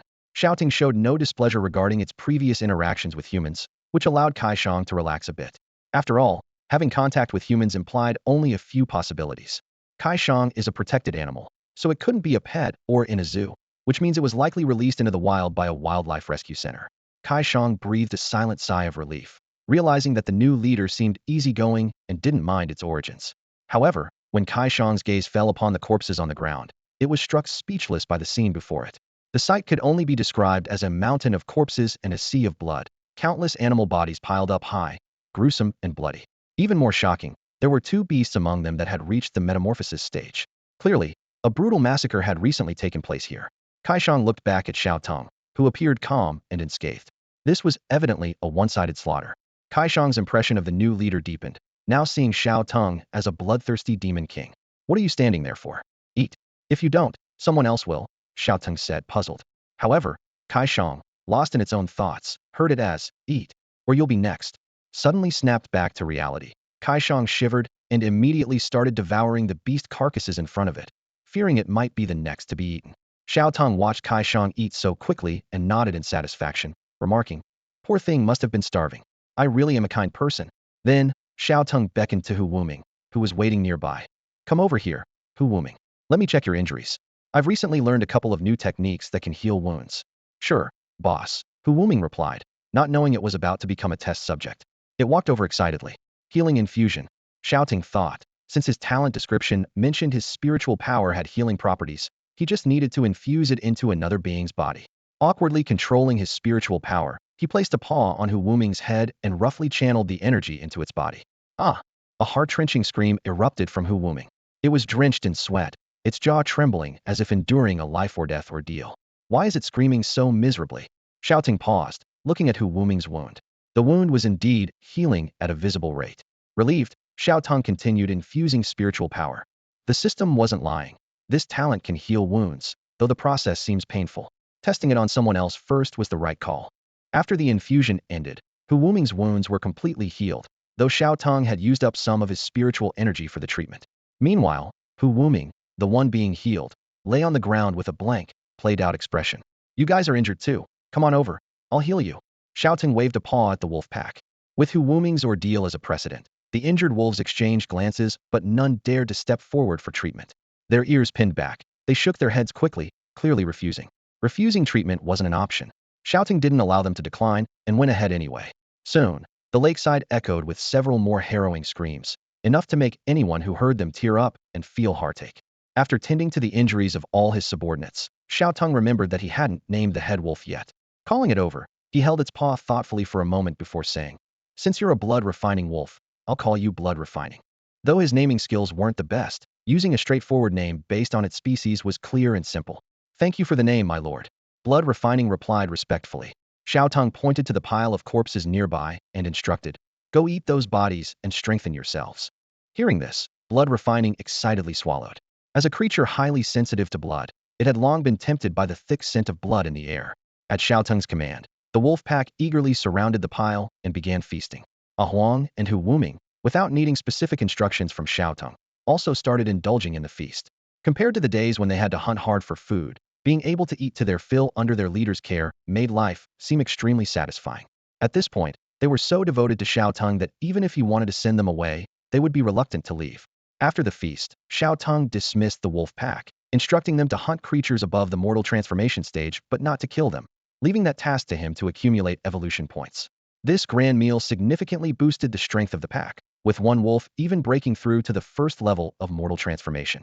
Blood refining reached the third level, while Huang, Hu Wuming, and Shaoang advanced to the fifth, fourth, and fourth levels respectively, their auras becoming increasingly fierce. Xiao Teng instructed Huang, Hu Wuming, and Shaoang, "You can move freely for now. Keep an eye on the situation in the Qingfeng Mountains. If you notice any anomalies or human armies, report to me immediately." "Got it, boss." The three beasts responded, leaving together. Xiao Teng didn't restrain them, allowing them to act freely and serve as his eyes and ears. This was the purpose of gathering followers to have them help with reconnaissance, so he could focus on growing stronger through combat. In the future, if he gained more powerful beast followers, he planned to establish a force and turn the Qingfeng Mountains into a forbidden zone for humans, potentially expanding his territory even further. Of course, these plans were contingent on having great strength. Without it, everything was just empty talk. "I need to develop quickly," Xiao Teng reminded himself. After the second blood rain, the average strength of the beasts in the Qingfeng Mountains increased significantly. Creatures at the mortal transformation stage could now contend with helicopters, and incidents of helicopter crashes during reconnaissance were becoming more frequent. This area was rapidly transforming into a no-go zone for humans. If not for the relentless swarm ravaging the city, the army would have long marched on Qingfeng Mountain. Standing atop the peak, Xiao Teng gazed intently into the distance, using his farsight ability to witness the devastation in Qingqing. The insect plague raged, corpses lay everywhere, and the wails of the survivors seemed to traverse hundreds of kilometers, echoing in his ears. This disaster was undoubtedly a nightmare for Qingqing, yet it inadvertently provided shelter for Qingfeng Mountain. The army was forced to focus on city defense, leaving no room to deal with these primitive mountains for now. Xiao Teng quietly calculated in his mind, seizing this opportunity to enhance his strength to a level where he would not fear human weapons. Turning his gaze, Xiao Teng focused on the lake behind him. The surface was calm as a mirror, yet it couldn't hide the abundant life within. A cold glint flashed in his eyes as he plunged into the water like a sharp sword. In an instant, the tranquil lake was stained with blood. System notifications continuously sounded in Xiao Teng's ears as evolution points accumulated from slaying various aquatic creatures. From the 8th tier ordinary grass carp to the 1st tier extraordinary black-scaled fish, and the 7th tier ordinary crayfish, none were spared. Xiao Teng's dragon-like form moved through the water like a phantom, claws tearing, fangs ripping, lightning flashing. He transformed into a merciless harvesting machine, targeting any life form to accumulate evolution points. The thick scent of blood filled the lake, only fueling Xiao Teng's bloodlust further. Amid this frenzied slaughter, Xiao Teng not only amassed a significant amount of evolution points, but also unexpectedly acquired a rare talent. The system's notifications sounded again, announcing a major breakthrough. 3 level talents: tenfold physical enhancement, tenfold speed enhancement, and his existing tenfold strength enhancement had fused into its level talent, ultimate enhancement. This unexpected boon thrilled Xiao Teng immensely. This level talent's effects far exceeded expectations, boosting his physical attributes to 15 times their original levels. Feeling the surge of power within, Xiao Teng marveled at the might of this level talent. Yet, he did not stop there. Needing another 160,000 evolution points to reach the next level, Xiao Teng was determined to clear the lake completely. His eyes shone with resolve as he continued this gruesome slaughter. Obtaining its level talent, Xiao Teng felt a surge of joy. The gains this time were substantial. The enhancement from this level talent instantly multiplied his combat power several times over. His physique was amplified 15-fold, rendering his body nearly indestructible, unfazed even by a direct missile strike. His speed was similarly increased 15-fold, allowing him to create massive waves in the lake, leaving the surrounding fish disoriented. Within just a few minutes, he traversed the entire lake. Whoa! This speed is incredible. Xiao Teng was thrilled. He knew that S-level talent was far superior to an A-level one, and upon reaching S-level, the talent undergoes a qualitative change, elevating one's strength to a new level. Feeling that the accumulated evolution points within him were sufficient, Xiao Teng eagerly halted his slaughter, ready to ascend. System, level up, he called out internally. The system's notification sounded. Ding. Congratulations, host, for reaching extraordinary level 8.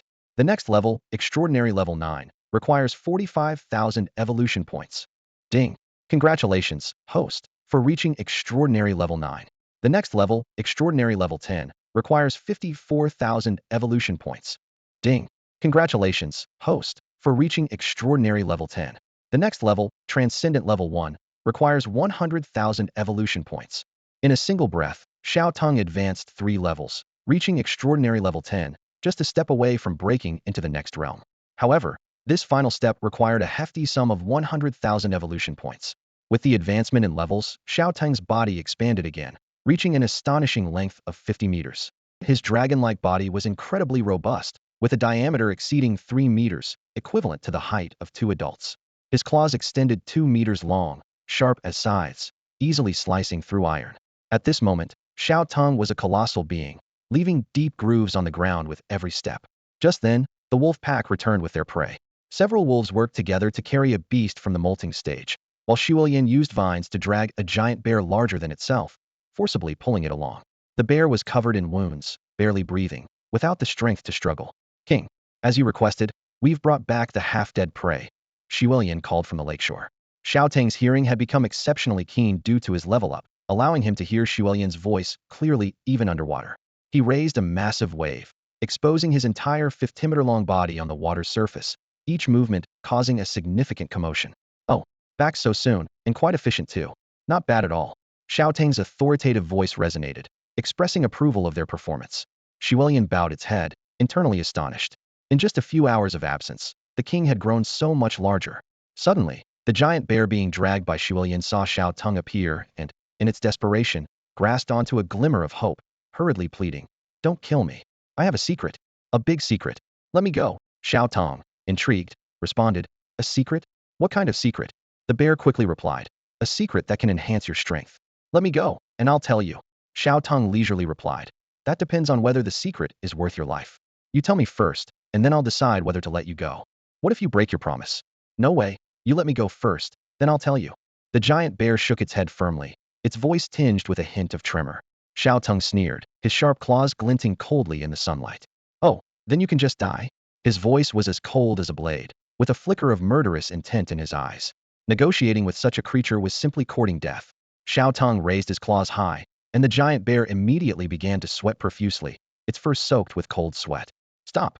Stop!" it cried out in terror. "I'll tell you. Speak." Xiao Teng's claws hovered in midair, ready to strike at any moment. The giant bear, feeling the threat of death, panted heavily. "About 80 kilometers to the west, there's a cave," the giant bear quickly said, fearing that a second's delay would cost its life. "Inside, there's a magical stone that can directly enhance one's strength." "Spirit stone," Xiao Teng blurted out in surprise, his mind flashing to the magical stones filled with spiritual energy from fantasy novels. The giant bear paused. "Spirit stone? Is that what it's called?" it murmured, clearly unfamiliar with the term. Xiao Teng's gaze shifted westward, a gleam in his eyes. Unfortunately, the dense forest and the fact that the spirit stones were hidden in a cave meant he couldn't see them directly. However, he noticed many strange beasts heading in that direction, with others fighting nearby. This information was likely true. Xiao Teng finally lowered his raised claws. "You can go. This information is enough to spare your life."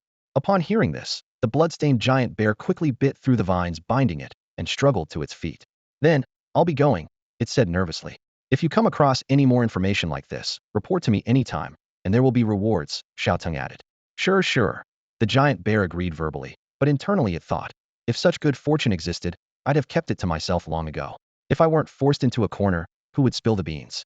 Xiao Teng's eyes swept over the other dying beasts on the ground, his mouth opening to reveal sharp, white teeth. "And what about you? Any secrets to share?" A large rooster suddenly lifted its head and shouted, "My wife laid 10 eggs. Die? That doesn't count." Xiao Teng roared angrily, his claws striking down like lightning, instantly turning the rooster into a smear of flesh. A system prompt sounded immediately. Ding. Killed a Tier 1 mortal transformation giant sun chicken. Evolution points 1258. In the end, Xiao Teng couldn't extract more useful information from the other beasts, but gained a considerable amount of evolution points. Westward then, Xiao Teng turned his head toward the west, feeling an urge to move. He needed evolution points, and absorbing spiritual energy could also earn him points. Having stayed in this area for several days, he was eager to stretch his muscles. Shuelian, send some wolves to notify Huang, Hu Wuming, and Kai Shang, Xiao Teng ordered. The rest of the wolves, come with me. We're going to claim those spirit stones. Yes, King. Shuelian responded immediately, quickly dispatching a few wolves to inform the others. As soon as the words left his mouth, Xiao Teng charged full speed toward the west. His speed was near supersonic, leaving the wolf pack far behind. Xiao Teng didn't bother waiting for them, crashing through the forest, leaving a trail of fallen trees. The commotion attracted several drones, which hovered overhead. Xiao Teng opened his massive maw, releasing a lightning breath that instantly destroyed all the drones. As for whether this would expose his location, Xiao Teng no longer cared. He couldn't hide forever. With his current physique, he could withstand several missiles without a problem. Xiao Teng thought to himself, maintaining his speed as he raced toward the potential location of the spirit stones. Inside an inconspicuous building in Qingqing, two staff members were staring at a blank monitor, both letting out heavy sighs. Another one down. How many is that now? One of them asked, his voice filled with exhaustion and frustration. About the 53rd, the other replied, frowning deeply. The situation in the Qingfeng Mountains is grim. They exchanged a worried glance and continued discussing the current situation. Since the second blood rain fell, beasts across the country seemed to have collectively mutated, not only growing stronger, but also acquiring strange new abilities. Their aggression had reached unprecedented levels. Just yesterday, a helicopter squadron was nearly wiped out, with only 3 pilots surviving by sheer luck. The Qingfeng Mountains had been designated a red alert zone, meaning that no one except military personnel was allowed to enter this extremely dangerous area. And this was only the initial stage of spiritual energy resurgence. Already, over a dozen regions nationwide had been marked as red alert zones, spanning deep mountains, plateaus, and remote ocean areas. Additionally, more than 30 other regions were labeled yellow alert zones, which, while less dangerous, were still not to be underestimated. Suddenly, a piercing alarm shattered the silence. The 2 staff members immediately tensed up, their eyes fixed on the instruments.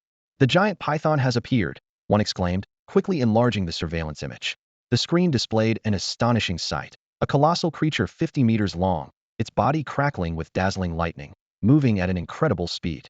The drone could only capture a blurred, elongated silhouette, but the anger in its suddenly wide vertical pupils was unmistakable. In the next moment, a blinding blue lightning flash appeared, and the surveillance screen went black. The 2 staff members looked at each other, eyes filled with shock and disbelief. What on earth did it eat to grow so huge? One exclaimed in astonishment. It's probably the most evolved creature in the entire country, the other murmured, and it seems to have grown even more. I need to report this to the higher-ups immediately. He hurriedly grabbed the radio, reporting the situation in detail to his superiors. Before long, the Qingqing military base convened an emergency meeting. The round conference table was surrounded by leaders from various fields, all in military uniforms and white research coats. Their eyes focused on the footage playing at the table's edge, the scene of Xiao Teng destroying the drone. After the footage ended, the room fell into a prolonged silence. Finally, a senior officer named Chun broke the silence, turning to an elderly researcher with white hair. Mr. Gu, what level do you think this beast has reached? All eyes were on the researcher known as Mr. Gu, awaiting his answer. Mr. Gu adjusted his reading glasses, squinted in thought for a moment, and then slowly spoke, I don't know. The highest recorded human level is the 7th stage of transcendence, and the achievements of the leading figure from Longhua are already astonishing. However, when it comes to realms beyond the transcendent stage, experts at the Research Institute can only shake their heads in acknowledgement of their ignorance. Suddenly, the atmosphere in the conference room grew tense due to a startling piece of news.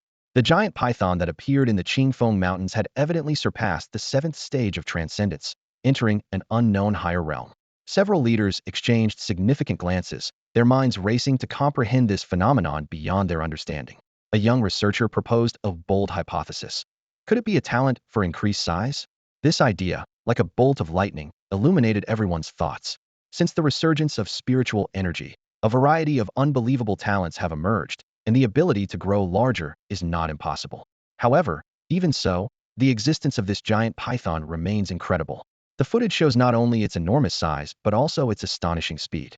These characteristics all point to an undeniable fact. Something unknown must have occurred in the Qingfeng Mountains, causing the concentration of spiritual energy to exceed normal levels, thus nurturing such a formidable beast.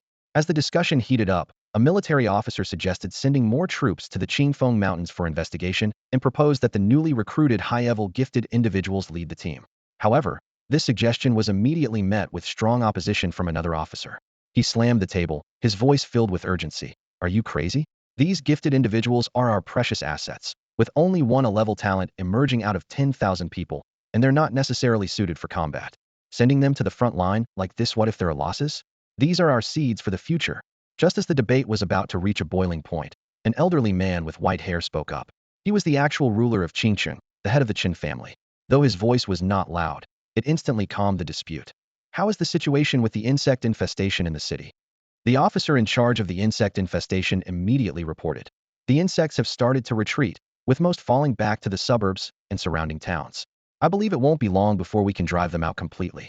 Hearing this, the Qin family head's eyes gleamed with a flash of insight. Good. That means we have spare manpower. In that case, let's have the troops gradually enter the Qingfeng Mountains.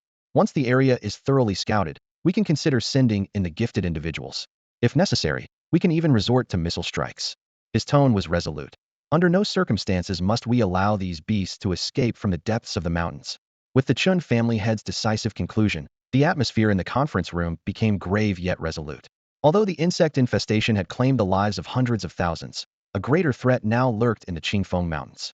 The leaders of Qingcheng understood that the upcoming actions would determine whether humanity could gain the upper hand in this confrontation with the beasts. Before reaching the location of the spiritual stone, Xiao Teng already felt a tremendous aura pulling him forward. The aura grew increasingly intense, and Xiao Teng realized that not only was there a spiritual stone, but a large amount of spiritual energy was also overflowing. It was likely a spiritual energy tide had erupted. Along the way, countless exotic beasts were rushing madly towards the spiritual stone, their eyes blood-red and irrational, emitting terrifying roars. This frenzy even affected Xiao Teng, stirring an uncontrollable desire within him to eliminate all competitors vying for the spiritual energy of heaven and earth. Suddenly, a group of beasts lunged at Xiao Teng. Get lost, he shouted, gathering lightning in his mouth and blasting it at the oncoming beasts. In an instant, flesh and blood flew everywhere. System notifications rang out in succession. Ding. Killed a second stage Transcendence Nightmare Ox. Evolution points 2,561. Ding. Killed a 9th stage Mortal Goat. Evolution points 903. Ding. Killed a 9th stage Mortal Northeastern Tiger. Evolution points 980. Xiao Teng was delighted. This place was perfect for farming evolution points. Even if he didn't get the spiritual stone, just killing exotic beasts would yield rich rewards. He decided to seize this rare opportunity and move forward in a path of slaughter. Wherever Xiao Teng passed, he left a bloody trail, littered with bones. The heavy scent of blood attracted more exotic beasts, who surged forward in hopes of seizing their chance. Each time Xiao Teng finished off a wave, the beasts behind would immediately rush in to scavenge the bodies and absorb the remaining spiritual energy. Over time, a large number of exotic beasts gathered behind Xiao Teng. He ignored them, planning to deal with them on his way back. Finally, a cave appeared before Xiao Teng.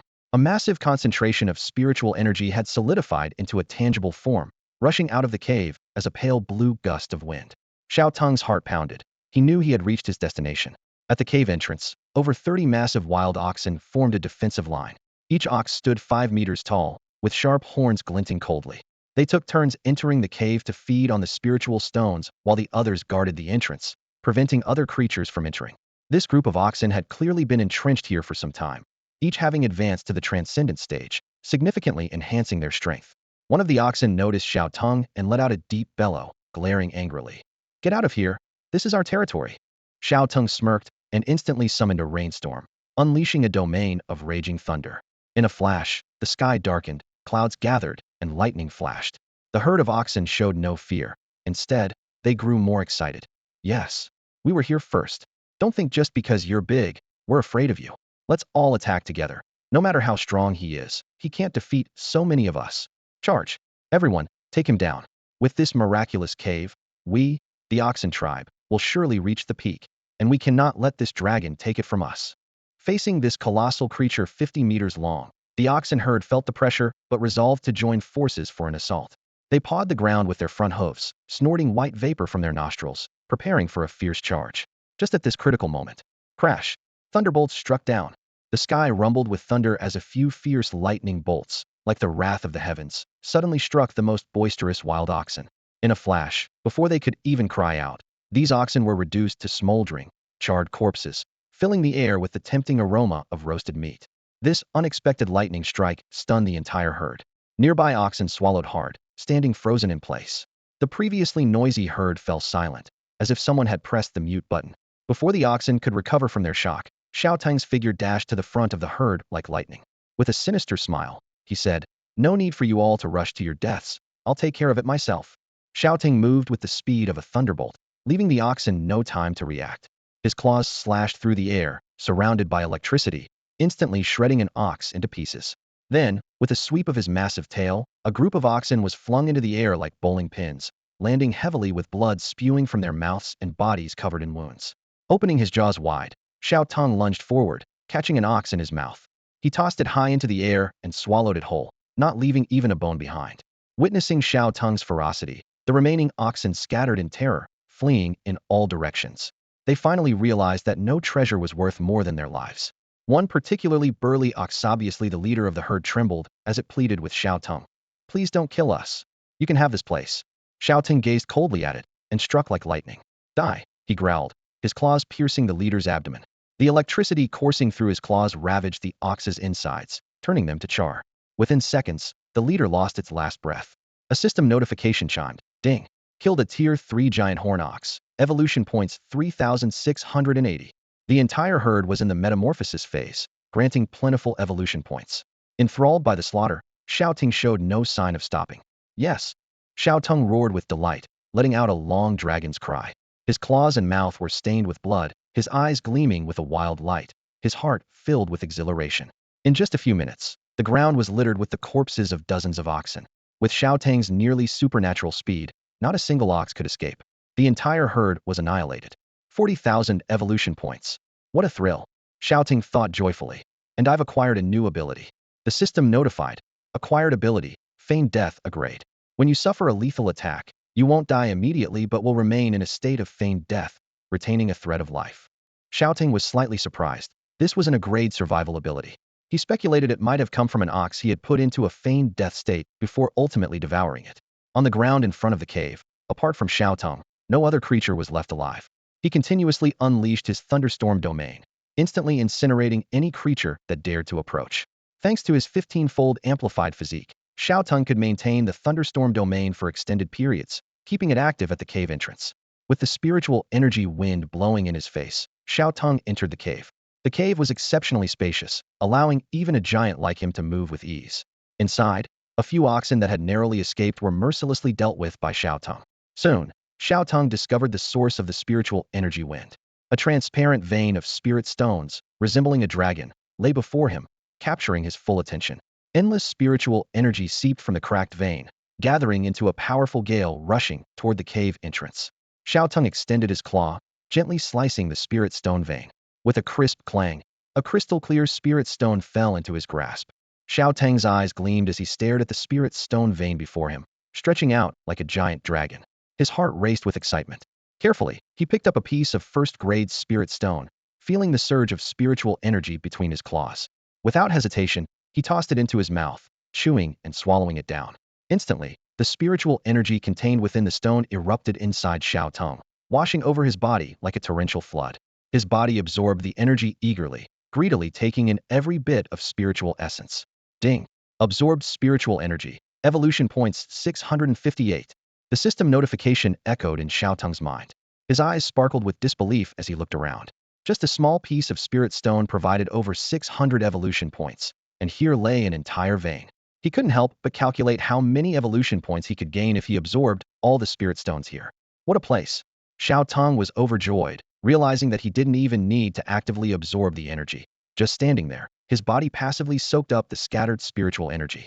He realized it wouldn't be long before he could break through to the first extraordinary level and evolve again. Xiao Teng's gaze sharpened as lightning elements gathered violently in his mouth.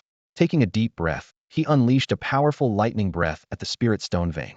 With a thunderous crash, the vein exploded into countless fragments, scattering like raindrops. An even more immense wave of spiritual energy gushed out, forming a strong spiritual energy whirlwind. For an ordinary beast, this current would have been overwhelming. But for Xiao Teng, it was a golden opportunity. Ding.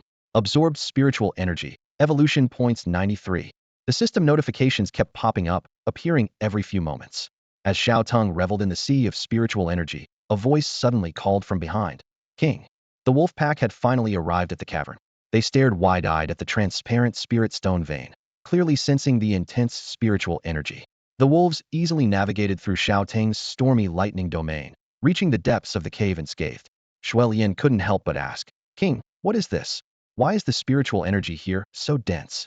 Clearly, this was their first encounter with such concentrated spiritual energy. Without turning back, Xiao Teng continued to cut the spirit stone with his claws as he explained, this is a spirit stone vein, containing vast spiritual energy resources. If you find such a place again, notify me immediately. He paused, then asked, have Huang and the others arrived? Not yet, King. I've sent someone to notify them. They should be here soon.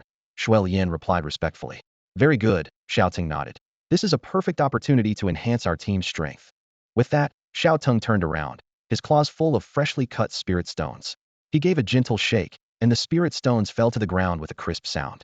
The wolves' eyes followed the falling stones, clearly captivated by their allure.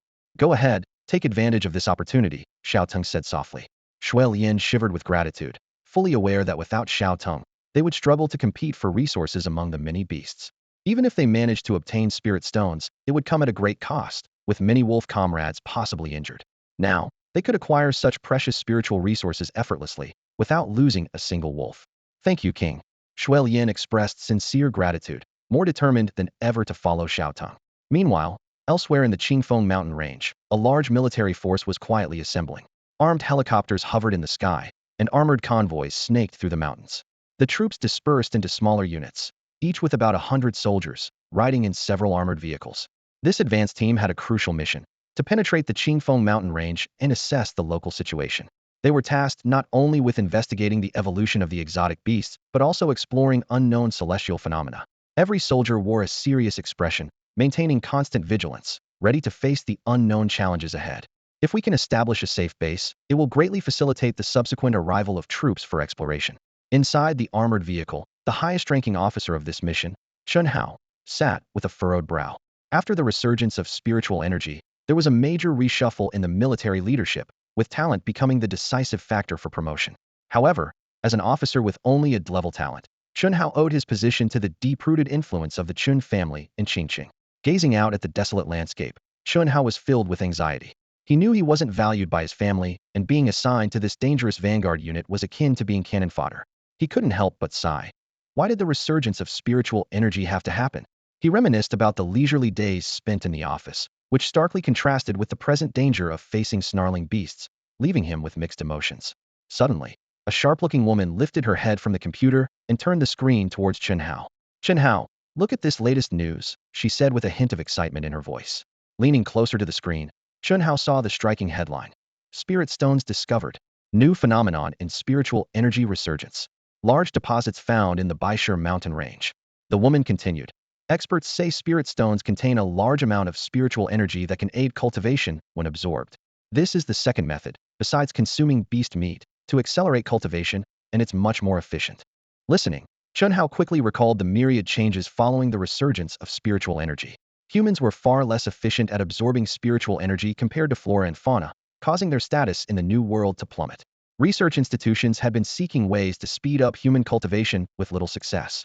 Blood rain, although rich in spiritual energy, was hard to store. Beast meat provided some spiritual energy, but was inefficient.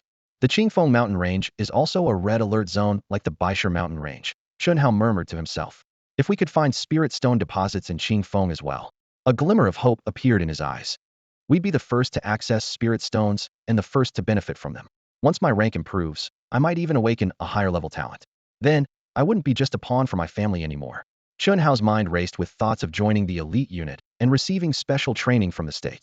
He grabbed the radio with determination, issuing a firm command. Attention, all units. If you discover any spirit stone deposits, report to me immediately. Secure them at all costs. This is crucial for the destiny of the human race. Huang, Hu Wuming, and Shaoang hurried to the spirit stone vein, their eyes filled with wonder.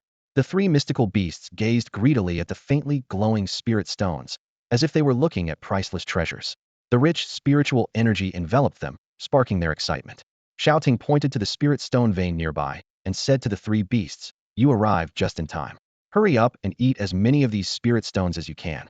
The stronger you get, the longer you'll survive.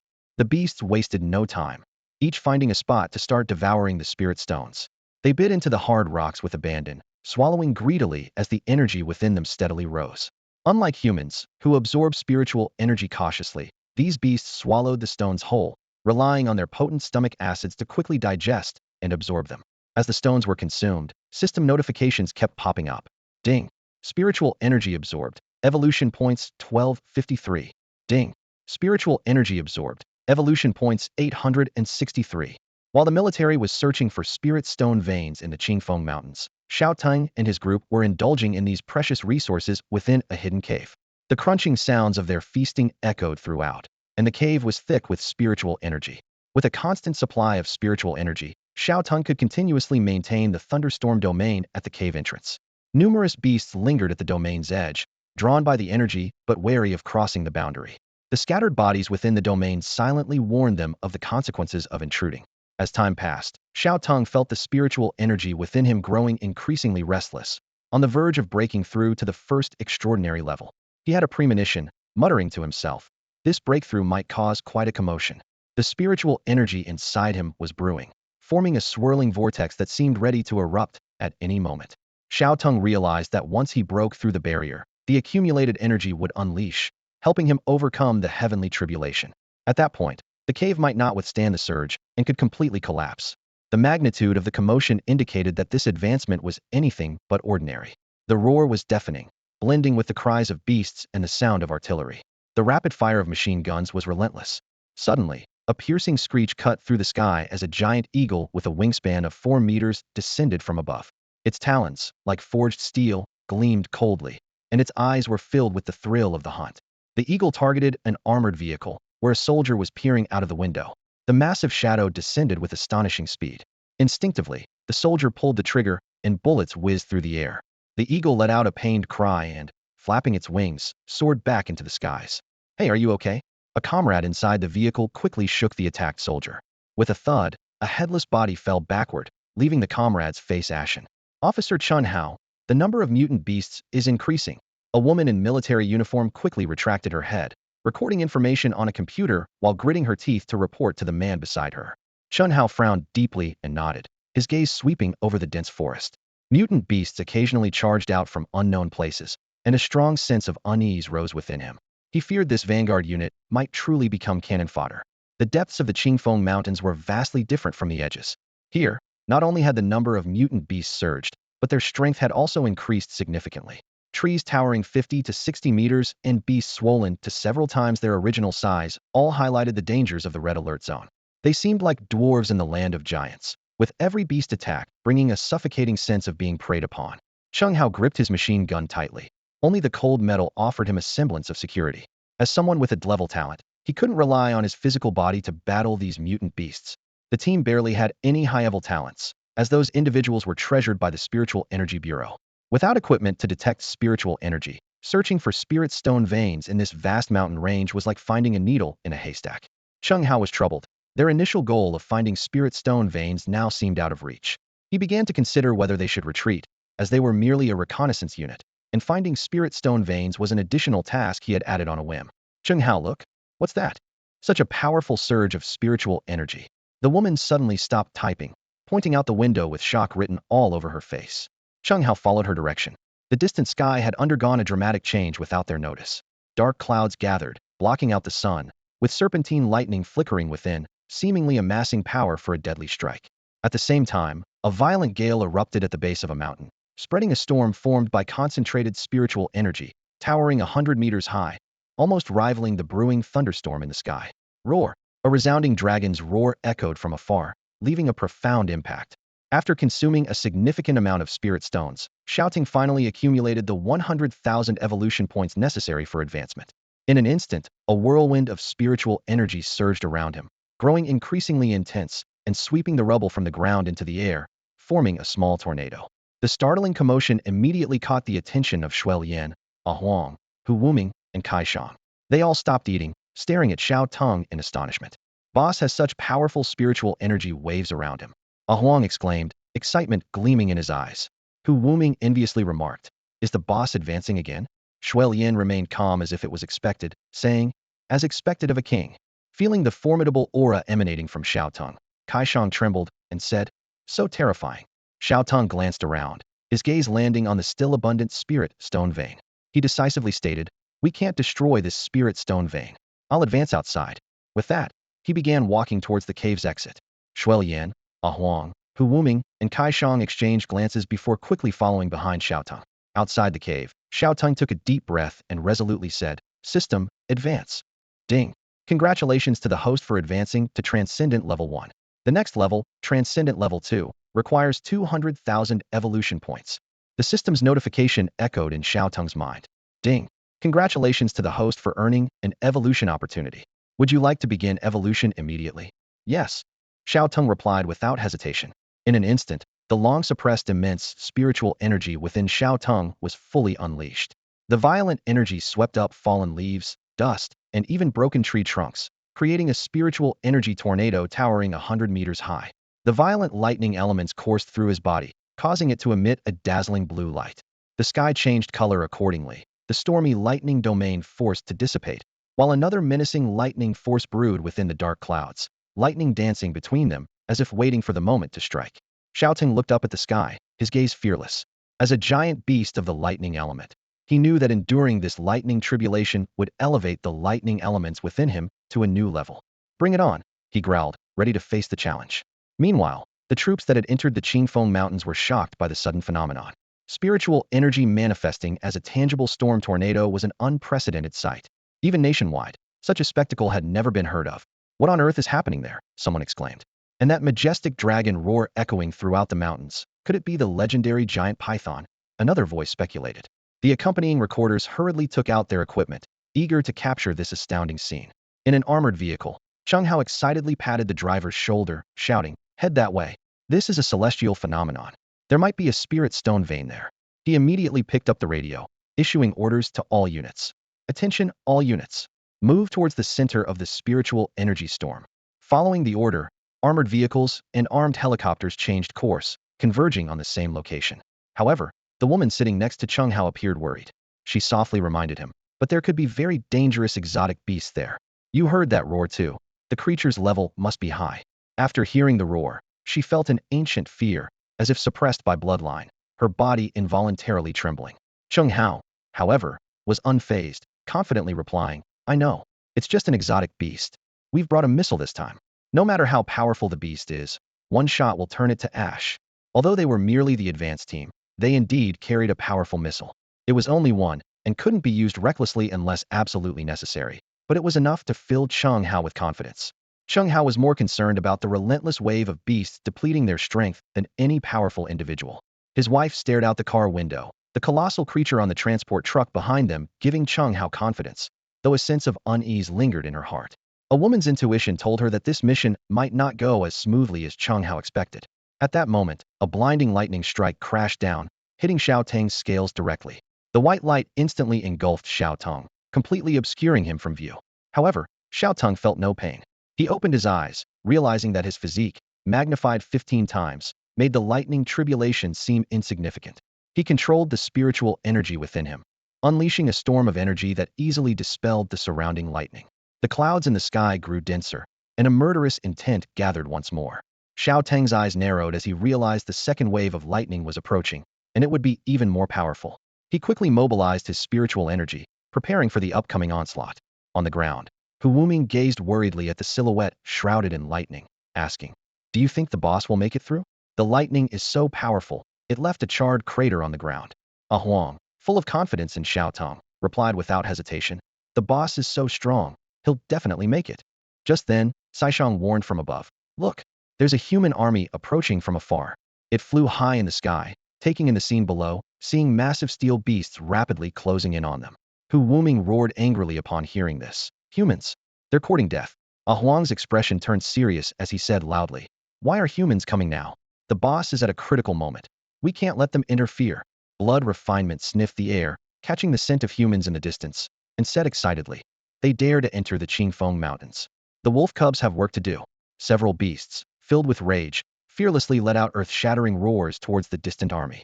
Having just consumed spirit stone veins, their strength had significantly increased.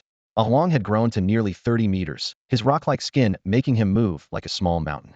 Hu Wuming's injuries had fully healed, his body reaching 8 meters in length, his claws capable of easily tearing through steel, and his tenfold speed amplification talent made his movements as quick as lightning. The wolf pack had all advanced to the transformation stage, their fur turning blood red, their eyes fierce and bloodthirsty, evolving into terrifying blood refinement wolves. With their ability to call upon the wild, they had become a formidable army on par with humans. Unbeknownst to them, Cheng Hao and his team led their group closer to the location of the spirit stone veins. As they advanced, danger and death loomed ominously. The number of beasts surged, drawn to the spirit energy storm just like the humans. These beasts near the spirit stone veins were not only formidable, but also harbored deep grudges from past human attacks. Within this team, Huang, Hu Wuming, Xiao, and the wolf pack lurked silently. Suddenly, pairs of blood-red eyes lit up in the shadowy forest, and the howls of wolves pierced the night sky. The soldiers on the armored vehicles felt a chill down their spines, gripping their machine guns tightly. The squad leader, overwhelmed with dread, screamed the order to open fire. Rat-a-tat-tat. Bullets poured down like rain, and the air was thick with the scent of blood. Yet, the wolves did not retreat. Instead, their ferocity was ignited. These blood-refined wolves grew fiercer with each wound, their strength and speed increasing. A giant wolf, nearly 5 meters long, suddenly leaped onto an armored vehicle, its claws effortlessly tearing through the metal to drag out the soldiers inside. The tide of battle turned in an instant, with similar scenes unfolding across the battlefield. An 8-meter-long giant tiger vanished from sight, only to reappear atop an armored vehicle the next moment. Its claws sliced open the roof, and its violet eyes glowed with a sinister light, claiming a soldier's life in an instant. Above, dozens of armed helicopters bombarded the ground, launching rockets that killed many beasts. However, they overlooked the threat from the skies. A bird call rang out, and a giant flaming bird, reminiscent of the legendary phoenix, suddenly emerged. As the pilot was about to warn his comrades, a fiery tornado roared towards them. His words turned into a scream of despair before he could even utter them. The most formidable among them was Huang, whose great ability, invincible body, rendered it impervious to bullets. This giant python, stretching 30 meters long, moved like a mobile mountain, relentlessly crushing its way toward the enemy. With a thunderous crash, sharp earth spikes suddenly erupted from the ground on the battlefield, piercing through armored vehicles and sending metal fragments flying. Meanwhile, Chun Hao, under the tight escort of numerous troops, was confidently advancing toward the center of the spiritual energy storm. Suddenly, a soldier with binoculars exclaimed, "There seems to be a creature in the eye of the storm." Chun Hao quickly grabbed the binoculars and observed carefully. Indeed, there was a massive figure enveloped in lightning at the storm's center, its form unclear. Judging by the silhouette, it was a giant python. He's undergoing a tribulation. The spiritual energy fluctuations are caused by him. Chun Hao put down the binoculars, speaking resolutely. "We must not let him succeed. Let's give him a big surprise." With that, he swiftly entered a code and pressed the launcher without hesitation. Xiao Teng, who was undergoing the tribulation, suddenly felt a strong murderous intent locking onto him. He abruptly opened his eyes, his gaze piercing through layers of lightning to see the incoming missile. "Humans, you're courting death," Xiao Teng roared in anger. At this critical moment of the tribulation, he couldn't move and had to withstand the attack. Although the missile posed a threat, it wasn't lethal and was within his tolerance. Xiao Teng silently vowed that once he completed his advancement, he would make these humans pay. Boom! A deafening explosion echoed throughout the Qingfeng Mountains. The surrounding mountains collapsed, debris raining down like a storm, and a massive mushroom cloud rose into the sky, leaving behind a landscape of charred craters. "Boss!" Several beasts looked toward Xiao Teng's direction, letting out heart-wrenching cries. They could only see thick smoke and feel the intense sense of crisis from the missile that had just flown overhead. They believed they couldn't withstand such power. "Is that beast dead?" a female soldier asked. "Definitely dead," Cheng Hao replied confidently. "That missile was equivalent to 1,000 tons of TNT. The soldiers inside the armored vehicle were elated, already imagining promotions and raises upon returning. However, their fantasies were shattered by a roar that reverberated through the mountains. Roar! The anger embedded in that roar was unmistakable. Cheng Hao's face turned ashen, and not just him, everyone was in disbelief. He's still alive. This reality was a massive blow to their morale. Cheng Hao trembled as he repeatedly checked through the binoculars, but saw nothing but a thick, white smoke. Meanwhile, several beasts breathed a sigh of relief. "Great! I knew the boss was still alive," they roared in unison. "These despicable humans, so treacherous. Let's go? Avenge the king." With that, the beasts all turned their gaze toward the missile launch site, ready to strike. Boom, boom, boom. 3 bolts of heavenly tribulation struck consecutively, each more powerful than the last. Having just been bombarded by missiles, the third strike followed closely behind.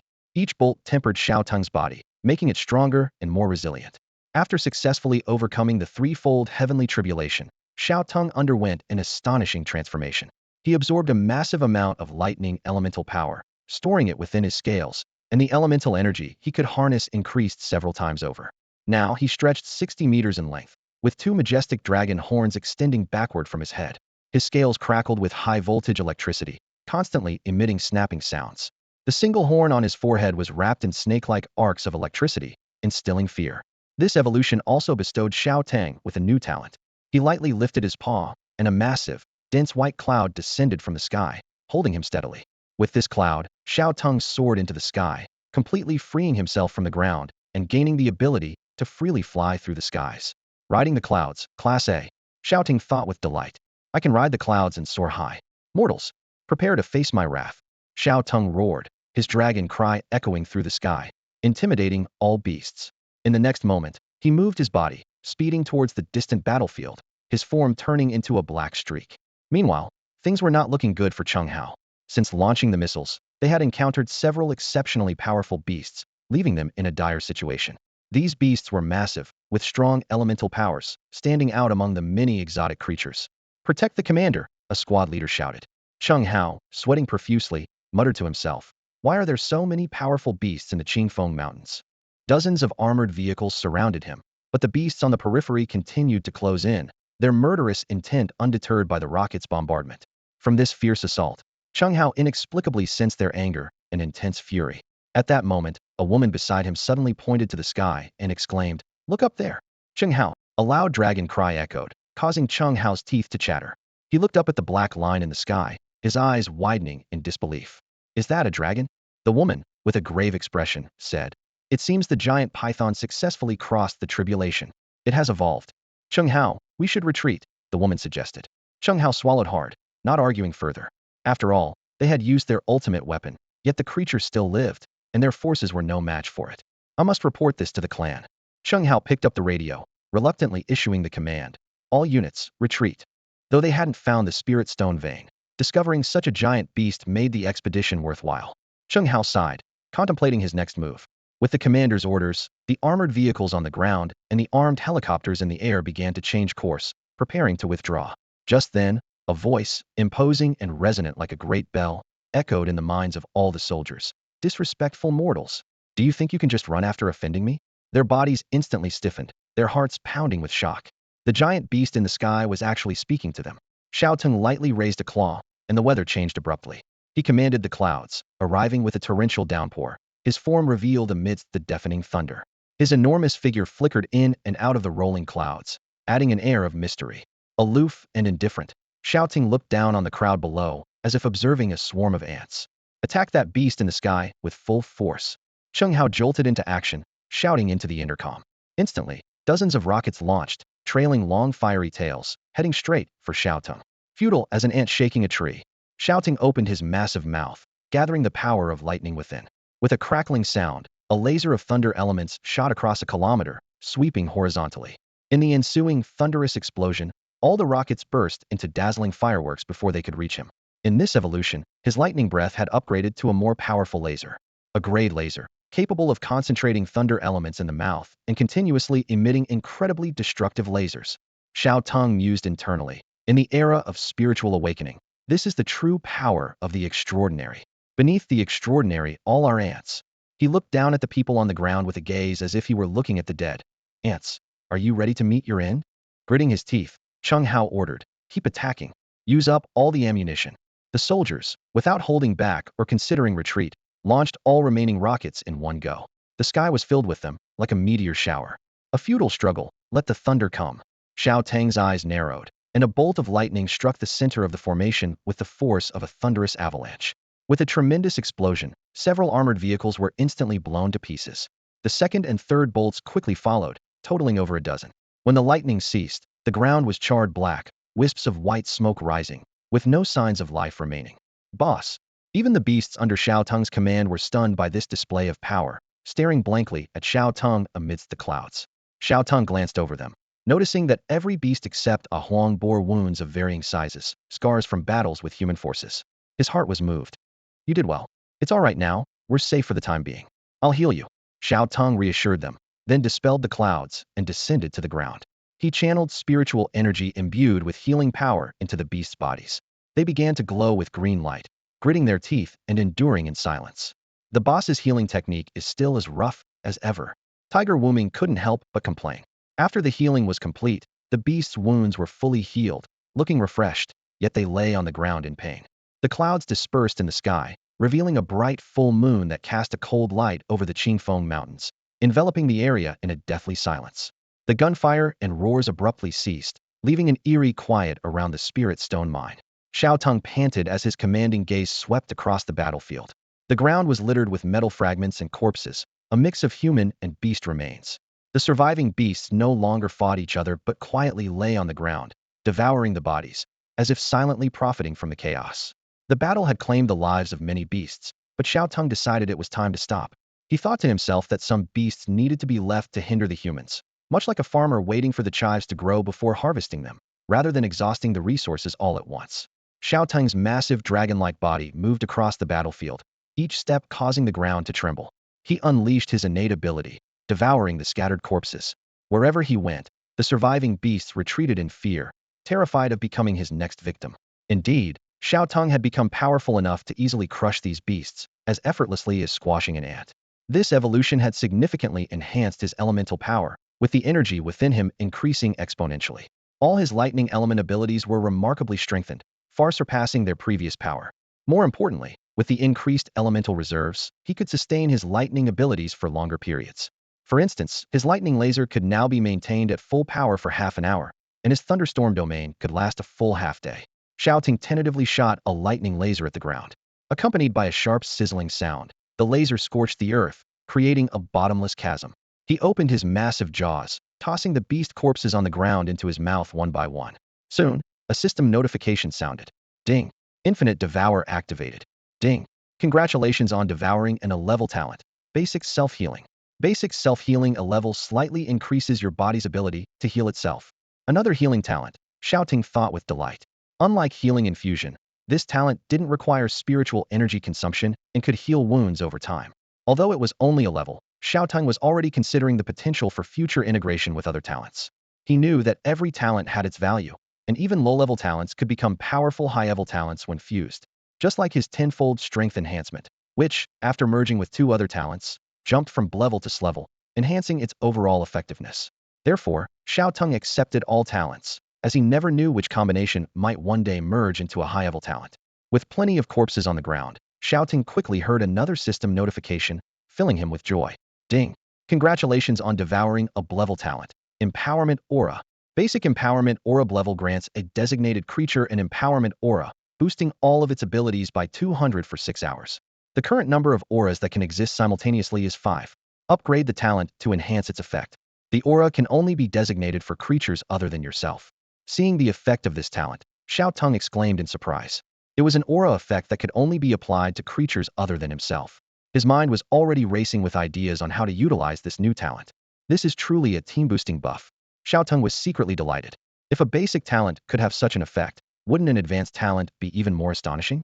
He couldn't help but imagine that if he could influence more people at once, this talent would become a formidable presence on the battlefield. Xiao Teng quickly made a decision to apply this talent to Huang, Wuming, Xuelian, and Shaoang. There was one spot left, but he couldn't find a suitable candidate at the moment. As the talent was activated, a red halo appeared above the heads of the 4 beasts, indicating they were under the influence of the talent. Boss, what kind of talent is this? My strength has instantly doubled. Huang exclaimed excitedly, swinging its massive snake body. With a flick of its tail, a 6-turtle tree was felled with a loud crash. Boss is amazing. I feel like I'm bursting with energy. Wuming marveled at his paws, which had just crushed a boulder into dust with a casual swipe. Shaoang and Xuelian were also astonished, realizing that this talent not only enhanced their physical abilities, but also boosted their elemental powers. It really is a 200 all-around capability increase. Xiao Teng was thoroughly pleased as he watched his subordinates' excitement. With this talent, his followers' strength significantly increased, and he could potentially build a powerful beast army, carving out a territory in Long Kingdom to become a lord. After surveying the battlefield and feeling that he had absorbed enough, Xiao Teng had gained these two talents. He waved his hand and said, "You guys continue to devour the spirit stone veins. Aim to break through to the extraordinary stage and evolve again." The beasts exchanged glances and roared excitedly as they returned to the cave, where an entire spirit stone vein awaited their consumption. With this vein, reaching the extraordinary stage was a certainty. The enhancement halo continued to hover above them, boosting their strength and ensuring their safety. With Xiao Teng's current physique, maintaining the talent boost for the four beasts was effortless. Xiao Teng moved forward, his massive dragon body leading the way. To ascend to the second tier of transcendence, he needed 200,000 evolution points, twice what it took to reach the first tier, making a quick breakthrough impossible. For now, he aimed to devour as many spirit stones as he could. Meanwhile, in an opulently furnished office in Qingqing, the head of the Chun family sat in a leather chair, reviewing documents. The room was filled with mahogany furniture, the walls adorned with the heads of various rare animals, and behind him hung a large calligraphy of the character Chun. Suddenly, the phone rang. The family head pressed the answer button, and the person on the other end hesitated, seemingly choosing their words carefully. Just as the head was about to lose his patience, he heard the trembling voice. "Master, Chung Hao is dead, and everyone we sent is dead." "What?" The family head was incredulous. After confirming again, he asked in disbelief, "Are you saying that so many people went, and not a single one returned alive?" "Yes, yes, none of them came back. We can't contact them, and all the equipment we installed indicates damage, without exception." The old man was furious, pacing back and forth in the office, nearly smashing his phone. At that moment, another message arrived. The advanced team's recorded information was uploaded in real time, including a dozen photos and a video. All the photos captured the same creature, hidden behind the clouds, barely visible. Seeing the vague silhouette of a dragon in the sky, the family head's pupils constricted. He muttered in disbelief. What did he see? A dragon appeared in the Qingfeng Mountains? With trembling hands, he opened the video. The screen showed lightning and thunder, followed by a majestic dragon's roar. "Have you ants prepared to meet your end?" Then came the sound of thunder and screams, and after a flash of light, the screen went black. After watching the video, the Chen family head's knees gave way, and he collapsed to the ground. A few days later, 4 unexpected visitors arrived at the Qingfeng Mountains. A small car stopped at the foot of the mountain, and a sturdy man got out from the driver's seat. Following him, 2 men and a woman exited the back seat one by one. They cautiously surveyed their surroundings, ensuring no one was watching, before quietly stepping into the forest. Leading the group was Zheng Chong, a brawny man and the core of the team. Behind him were a skinny, pockmarked man, a scholarly man with glasses, and a fiery woman with flaxen hair. "Brother Zheng, is there really treasure in this godforsaken place?" The pockmarked man asked nervously, shrinking his neck as distant beastly roars sent chills down his spine. Zheng Chong cast him an impatient glance and picked up a fruit. "Open your eyes and look closely." He held the fruit up to the pockmarked man's face. "Can you feel it? Even this fruit is full of spiritual energy. Out there, it's a rare commodity. Treasures are everywhere here." The pockmarked man took the fruit, examined it closely, and then slipped it into his pocket, a look of delight on his face. "It's true, this fruit is oddly alluring." Just then, the man with glasses spoke up. "Wait, that fruit is poisonous." His eyes glimmered with an unusual light, as if he could see through the essence of things. "Damn!" the pockmarked man exclaimed, quickly tossing the fruit away. "That sneaky tree almost got me killed." The fiery woman snapped her fingers, instantly igniting a flame at her fingertips, reducing the poisonous fruit on the ground to ashes. "Lucky we have Jiming with us. This journey is much easier with him around." It turned out that all 4 were gifted individuals with awakened extraordinary abilities. Zheng Chong possessed an grade berserker talent. Having surpassed the first stage of transformation, Jiming had awakened an grade insightful eye. The pockmarked man, though relatively weaker, was not to be underestimated, and the fiery woman wielded a grade fire element talent. They were part of a supernatural team under a spiritual energy bureau. This adventure was sparked by Zheng Chong's impulsive decision. With the resurgence of spiritual energy, the outside world had gone mad, and anything related to spiritual energy became highly sought after. The Qingfeng Mountains, as a red alert zone, held countless opportunities and dangers. The 4, each with their own agenda, hoped to seize this chance to make a fortune and experience the life of the wealthy, while also being intrigued by the potential celestial phenomena within the mountains. After all, in this era, spiritual stones were tightly controlled by the authorities, making them inaccessible to ordinary people. But they, fortunately, had the ability to seek opportunities in this perilous terrain. The 4-person team worked in perfect harmony, confident in their ability to handle most beasts. This confidence was what emboldened them to venture into the Qingfeng mountain range. As first-order transcendents, they were already considered high-ranking within the Aura Bureau.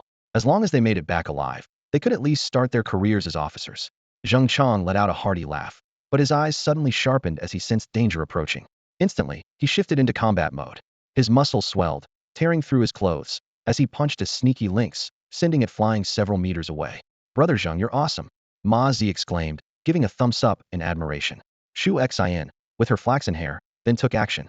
She snapped her fingers lightly, and flames erupted from her palm, blasting towards the lynx as it pounced again. The lynx let out a blood-curdling scream as its body was engulfed in flames, quickly becoming a deliciously roasted carcass. Ma Zi's eyes lit up as he playfully ran to the lynx's body. With a slight ripple in the air, the lynx's corpse vanished thanks to his upgraded storage space ability. "Haha, what a great start. We've already got something," Ma Zi said excitedly. "This beast was so weak, still in its mundane form, and it died just like that." "It's because we're strong," Shu Xin added. "We're all in the transcendent stage, far beyond ordinary people in terms of physical capabilities." The group enthusiastically discussed their success in hunting a beast right after entering the Qingfeng mountain range. However, unseen by them, a cold smile crept onto Zheng Chang's lips. He had carefully selected these teammates, not only for their outstanding talents, but also for their superior strength among transcendents. He mused to himself, "This gift should please the master." Zheng Chang continued to encourage them. "The beasts on the outskirts are too low-level, not challenging at all. Plus, their meat isn't worth much. Why don't we venture deeper?" After walking for some time, without any sign of the master or the master's beasts, Zheng Chang speculated that the master might be deeper within the range. The bespectacled man asked worriedly, "Isn't it too dangerous?"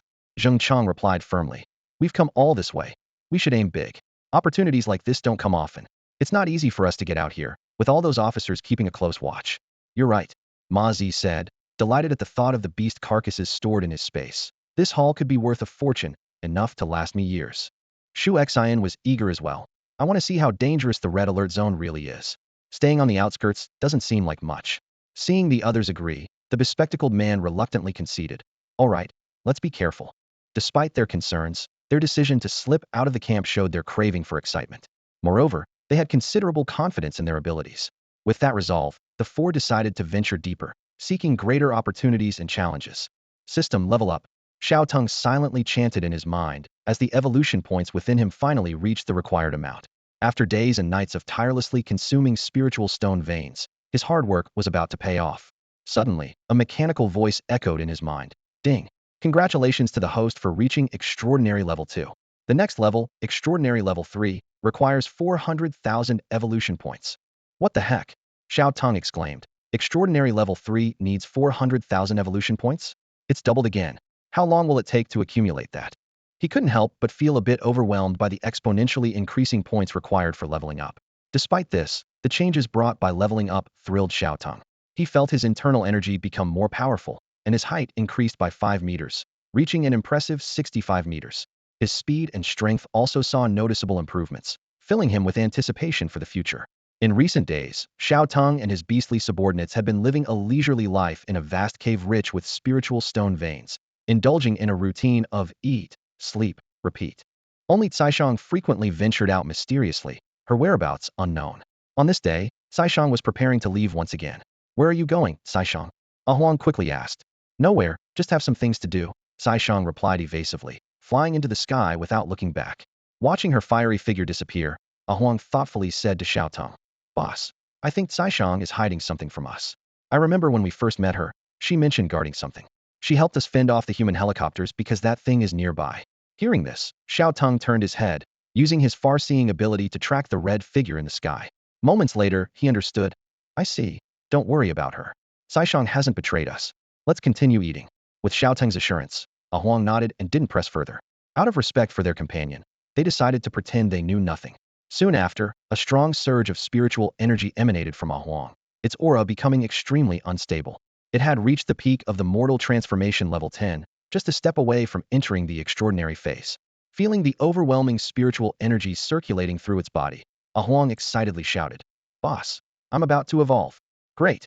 Go ahead and evolve. We'll watch over you." Xiao Teng immediately released his extraordinary level 1 aura at the cave entrance, activating the thunderstorm domain to ensure Huang's safe evolution. The other beasts turned their attention, fixated on Huang's body, emitting a white glow. Hu Wuming even held a piece of spiritual stone, both observing and munching on it. Crunch, crunch, the sharp tiger teeth easily crushed the stone, and Hu Wuming admired. "Brother Huang is amazing, evolving so quickly." Shui Yin glanced at Hu Wuming, noticing his aura was only slightly weaker than Ah Huang's, indicating he was also close to breaking through to the extraordinary phase. Hu Wuming continued devouring the spiritual stone, racing against time to absorb the energy, and responded, "Yeah, once Brother Huang evolves, I should be able to evolve too." He could also feel the spiritual energy within him rising rapidly, about to cross that crucial threshold. The evolution of Shuoyan is not rushed. As the alpha wolf of the pack, it is currently at tier 8 of the mortal transformation stage, still some distance from the extraordinary stage. This is because the wolf pack hunts as a team, and although the alpha has priority in feeding, it still struggles to meet all its needs. However, devouring the spirit stone vein has solved this problem. For several days, the entire wolf pack has been greedily consuming the spirit stones. The average rank of the pack has reached tier 4 of the mortal transformation stage, with some exceptional wolves even breaking through to tier 5 and 6. Even more remarkably, all the wolves have evolved into blood refinement wolves, possessing a bloodthirsty talent. This mutation has turned them into true war machines, becoming more formidable the longer they fight. Hu Wuming and Shuoyan were chatting idly when suddenly, the white light around Ah Huang dissipated. A newly transformed giant python appeared before everyone, its body now even more massive, stretching 40 meters long and about 3 meters thick. Most striking were its scales, as hard as black iron, covered in half-meter-long spikes extending from its head to its tail. Xiao Teng immediately checked Ah Huang's information panel. Counter-armor rock python extraordinary tier 1.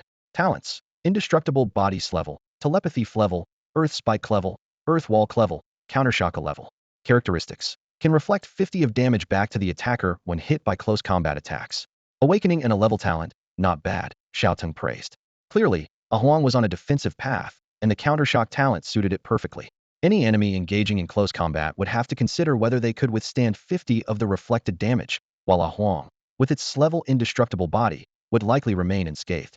Hu Wuming circled Ah Huang, exclaiming, "Brother Huang, you look more imposing now." Ah Huang waved its tail, humbly saying, "Hee, it's just okay. I'm still far behind the boss." Hu Wuming shook his head in disbelief. "How can we compare to the boss? He's at the transcendent stage, a whole level above us." Since the resurgence of spiritual energy, Hu Wuming had never encountered a creature stronger than Xiao Teng.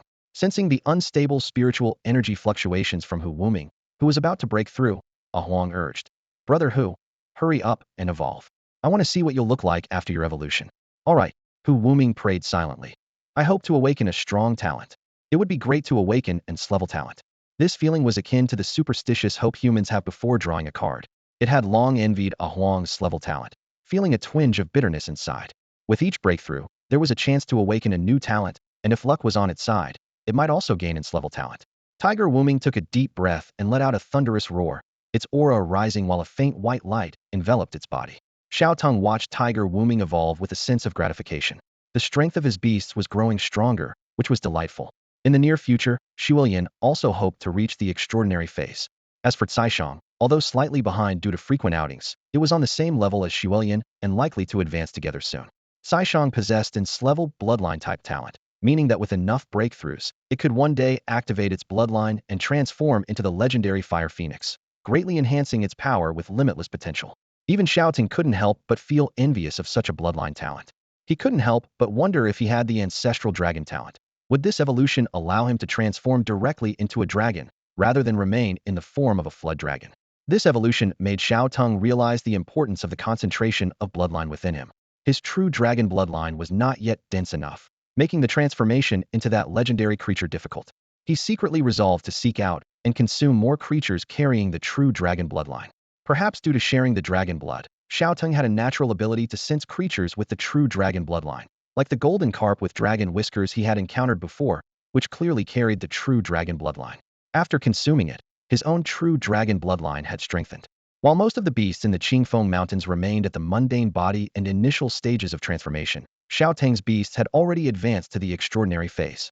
Even exploring alone, they could dominate a region within the Qingfeng Mountains. However, Ah Huang and Tiger Wuming had never considered leaving Xiao Teng to venture out on their own. They were well aware that their current achievements were largely due to Xiao Teng. Without him, they might have long been victims of human attacks.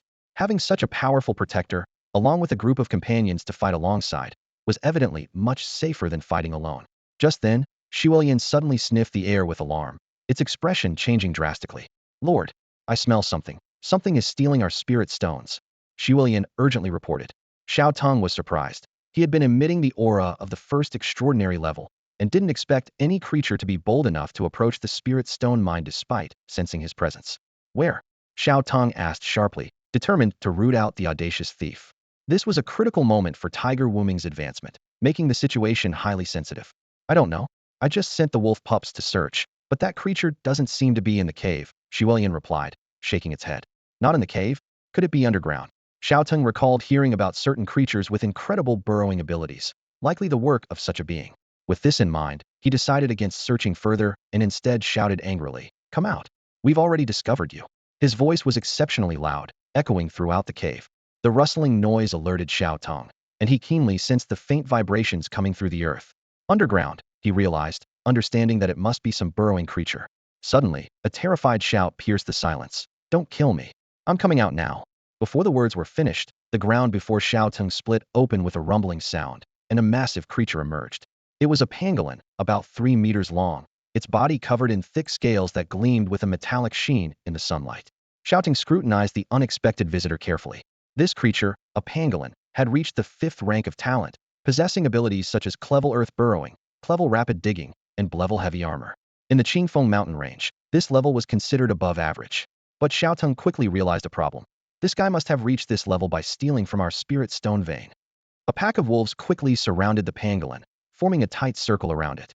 Blood Refinement stepped forward, grabbed the pangolin in its mouth, and lifted it off the ground. The pangolin's limbs flailed helplessly in the air, clearly to prevent it from escaping underground again. "Don't kill me!" The pangolin cried out in terror. "I can join you. I can work for you. I'm very obedient." Blood Refinement scoffed at this claim, angrily retorting, "A thief wanting to join us." With that, it bit down hard, causing blood to spurt out. "Ah!" The pangolin screamed in agony, quickly adding, "You don't know, but around the spirit stone vein, there are many other valuable things underground. I can dig them up for you to pay off my debt. Just don't kill me." This piqued Xiao Teng's interest. "Oh, are you saying there are other spiritual materials near the spirit stone vein besides the stones themselves?" Sensing an opportunity, the pangolin seized the moment. "Yes, you live on the surface and don't know, but with my earth burrowing talent, I can go deep underground and find these for you." It had astutely identified Xiao Teng as the leader of the beasts and directed its plea towards him. After a moment of thought, Xiao Teng decided to give the thief a chance. "I'll believe you for now and spare you this time. But if you try to escape, I'll dig up the earth to find you," he warned, gesturing for Blood Refinement to release its grip. The pangolin, feeling as if it had been granted a reprieve, hurriedly promised, "Of course." The menace in Xiao Teng's words chilled it to the bone, leaving no doubt about the Beast King's resolve. Xiao Teng continued, "If you truly have this ability, I might consider letting you join us." He was indeed in need of a beast capable of traversing underground. Although a Huang was an earth elemental beast, it lacked the ability to burrow. Hearing this, the pangolin was overjoyed. After its evolution, Hu Wuming let out a thunderous roar of excitement. Its massive body stretched to 10 meters in length, with striking blue and white stripes shimmering with an unusual light. Surrounding its forepaws were swirling blue winds, marking it unmistakably as a wind element beast. "Boss, I've awakened its class talent," Hu Wuming announced excitedly. Xiao Teng raised an eyebrow in surprise. "Huh? Is class talent so common now?" He carefully observed Hu Wuming's renewed appearance, inwardly marveling at the significant changes brought by this evolution. Hu Wuming eagerly began listing its new abilities. Storm Tiger Extraordinary First Tier Talent, Tenfold Speed Boost Class, Wind Blade Class, Wind Element Affinity Class, Telepathy Class, Storm's Child's Class, Wind Halb Class. It explained excitedly, "I've been blessed by the storm, greatly enhancing the wind element within me. My speed has increased tenfold, strength fivefold, the power of wind elements by 500, with consumption reduced by 50, making it easier to grasp wind element talents." Xiao Teng nodded in understanding as Hu Wuming continued. Wind Halb Class lets out a powerful wind roar, dealing wind element damage to enemies in a fan-shaped area ahead. The roar's sound waves can also penetrate obstacles, damaging hidden enemies. Overcome with excitement, Hu Wuming bounced around the cave, eager to showcase its new abilities. It opened its massive jaws, throat vibrating as wind elements rapidly gathered in its mouth. "Stop!" Xiao Teng quickly intervened. "Don't wreck the place. I know you're excited, but don't use your skills here. I don't want the cave collapsing." Reluctantly, Hu Wuming closed its mouth, but could barely contain itself. It turned to Ah Huang. "Brother Huang, come on. Let's go have a fight." Ah Huang calmly replied, "You can't beat me." "How do you know if you don't try?" Hu Wuming retorted, pushing Ah Huang out of the cave. A moment later, the sounds of a fierce battle echoed from outside. Clang, bang. Before long, Huang returned with a downcast Hu Wuming. Darn it. Your talent is so unfair. You don't take any damage at all. Hu Wuming complained bitterly. Huang sighed. I told you that you couldn't beat me, yet you got yourself all banged up. Xiao Teng watched from a distance, understanding the situation. Although Hu Wuming lost this battle, it didn't mean it was inferior to Huang. Each had their strengths. Huang's defense was unbeatable, but its speed, agility, and attack power were always lacking. Huang happened to counter aggressive types like Hu Wuming, making it difficult for the latter to leverage its speed advantage. However, if Hu Wuming wanted to escape, Huang couldn't stop it. Seeing Hu Wuming's dejection, Xiao Teng comforted. Don't be upset. You both have your strengths. Haven't you always wanted to avenge your family? Your speed and power are perfect for offense. The leader's words revitalized Hu Wuming, filling him with spirit and energy. Just then, Shaoang, who had been out, hurriedly flew back, shouting even before entering the cave. Emergency. Boss, I saw 4 humans coming to the Qingfeng Mountains. Her exclamation immediately drew the attention of all the other beasts, who gathered around. Just as Shaoang was about to speak, she froze in surprise at the changes in Huang and Hu Wuming. Huang, Hu Wuming, have you both evolved? She asked uncertainly. That's right. We just evolved. Huang nodded in response. But you, who used to be as strong as us, have now fallen behind. You need to train hard. Shaoang shook her head with a wry smile. I have something important to watch over, so I can't always be training.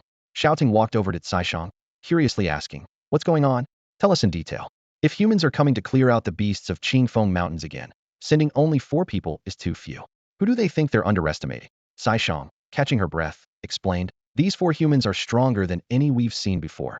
They've all reached the transformation stage. They might be elites among humans. Plus, they're not riding in those steel beasts. They're climbing the mountain on foot. She continued describing what she saw. On her way back, she noticed the 4 humans working together to kill a beast, then proceeding deeper into the mountains. Although she didn't have a good impression of humans, she didn't hold any deep hatred for them either. Having been helped by humans before, she decided not to attack directly, but to come back and seek Xiao Teng's advice. Xiao Teng asked carefully, are you sure there are only 4 of them? Shaoang tilted her head, recalling for a moment, then firmly said, I'm good with numbers. There are only 4. Xiao Teng had already formed a plan in his mind. This was a great opportunity to cultivate puppets. These humans at the transformation stage were surely exceptional among their kind, with promising futures. He could use mental control to plant them within human society as his spies. Huang, Hu Wuming, Xiao Teng announced loudly. You 2 have just evolved and must be eager to show your strength. I'm giving you a task. Capture those 4 humans alive. Remember, I want them alive. No problem, boss. Hu Wuming lifted his tiger head proudly, thumping his chest with confidence. 4 transformation stage humans, no sweat. Now at an extraordinary stage, he was sure he could easily handle a few transformation stage humans. With his current physical strength, even bullets couldn't harm him. Seeing their confidence, Xiao Teng felt reassured. Shaoang, you lead them. All right. Shaoang, after a brief rest, took flight again, this time flying lower so Hu Wuming and Huang could keep up. The 3 beasts raced towards the humans' location, ready to carry out their mission to capture them alive. The enhanced individuals in the transformation phase were full of energy.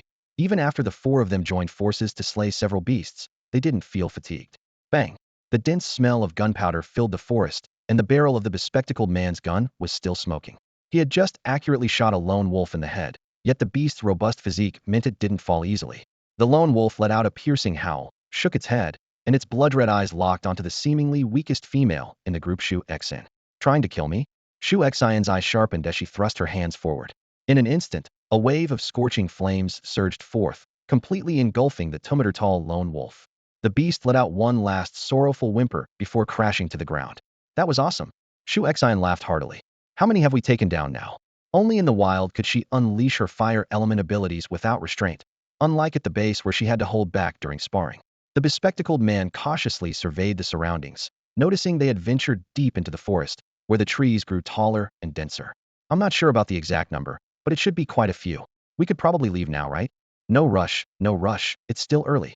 Ma Zi grinned widely, glancing at the mountain of beast corpses piled up in his alternate space. We've only killed 5 beasts. We can take down a few more and earn enough in one go. These beasts will keep us going for a while, but living carefree for the rest of our lives is still a bit far off, considering we have to split it 4 ways. Then let's keep going. Zheng Chong rolled up his sleeves excitedly, clapping his fists together to reveal his powerful muscles. Since advancing to the transformation phase, his height had shot up to 2 meters, with muscles knotted like a small giant. He eagerly strode deeper into the forest. The beasts deeper in are worth much more than those small fries on the outskirts. However, the bespectacled man suddenly stopped, his expression serious. Hold on. I sensed two strong presences approaching us. His insightful eye talent made him more perceptive than most. No sooner had he spoken than the ground trembled violently. Instinctively, he leaped aside, narrowly avoiding a tumter-high earth spike that shot up from the ground. Looking back with a lingering sense of dread, he was met with a more terrifying sight: a massive azure tiger pinning Shu Xin firmly to the ground with one paw. Shu Xin struggled desperately, but couldn't move an inch. Help me! She gritted her teeth, calling for help while blasting flames from her palms. However, the giant tiger merely glanced at her dismissively and blew lightly at the oncoming flames, extinguishing them instantly. How can this be? Shu Xin was stunned, staring in disbelief at the overwhelmingly powerful beast before her. A chill crept into her heart as she realized this might be the king of beasts in this area. Before she could react, a powerful paw strike hit her head, and everything went black as she fell unconscious. The giant tiger, Hu Wuming, slowly turned its gaze toward Ma Zi. Terrified, Ma Zi hastily dumped all the beast corpses from his alternate space, pleading incessantly. Master Tiger, spare me. I give you meat. Eat the meat and don't eat me. He looked at Hu Wuming expectantly, as if the meat could indeed buy him a sliver of hope. Hu Wuming stepped over the corpse of a strange beast, his gaze fixed intently ahead. He manipulated the wind element, instantly stunning the pockmarked-faced man before him. At the same time, a giant python suddenly attacked, causing the bespectacled man to panic and call for help from Zheng Chang. Brother Zheng, why are you just watching? Save me. However, Zheng Chang remained indifferent, arms crossed, observing coldly. Huang and Hu Wuming coordinated seamlessly and quickly subdued the three men. Zheng Chang remained silent, his expression indifferent. Huang eyed Zheng Chang warily, recalling their previous encounter. It's you. It knew that Zheng Chang was still under Xiao Teng's control. Zheng Chang nodded slightly, getting straight to the point. It's me. Where's the master? I have urgent news to report. Hu Wuming cautiously asked. Did you bring these people? He remembered the cunning and cruelty of humans all too well and was reluctant to trust Zheng Chang easily. Huang interjected. He brought them as a gift for the boss. It seems he's still under control. Let's take him to see the boss.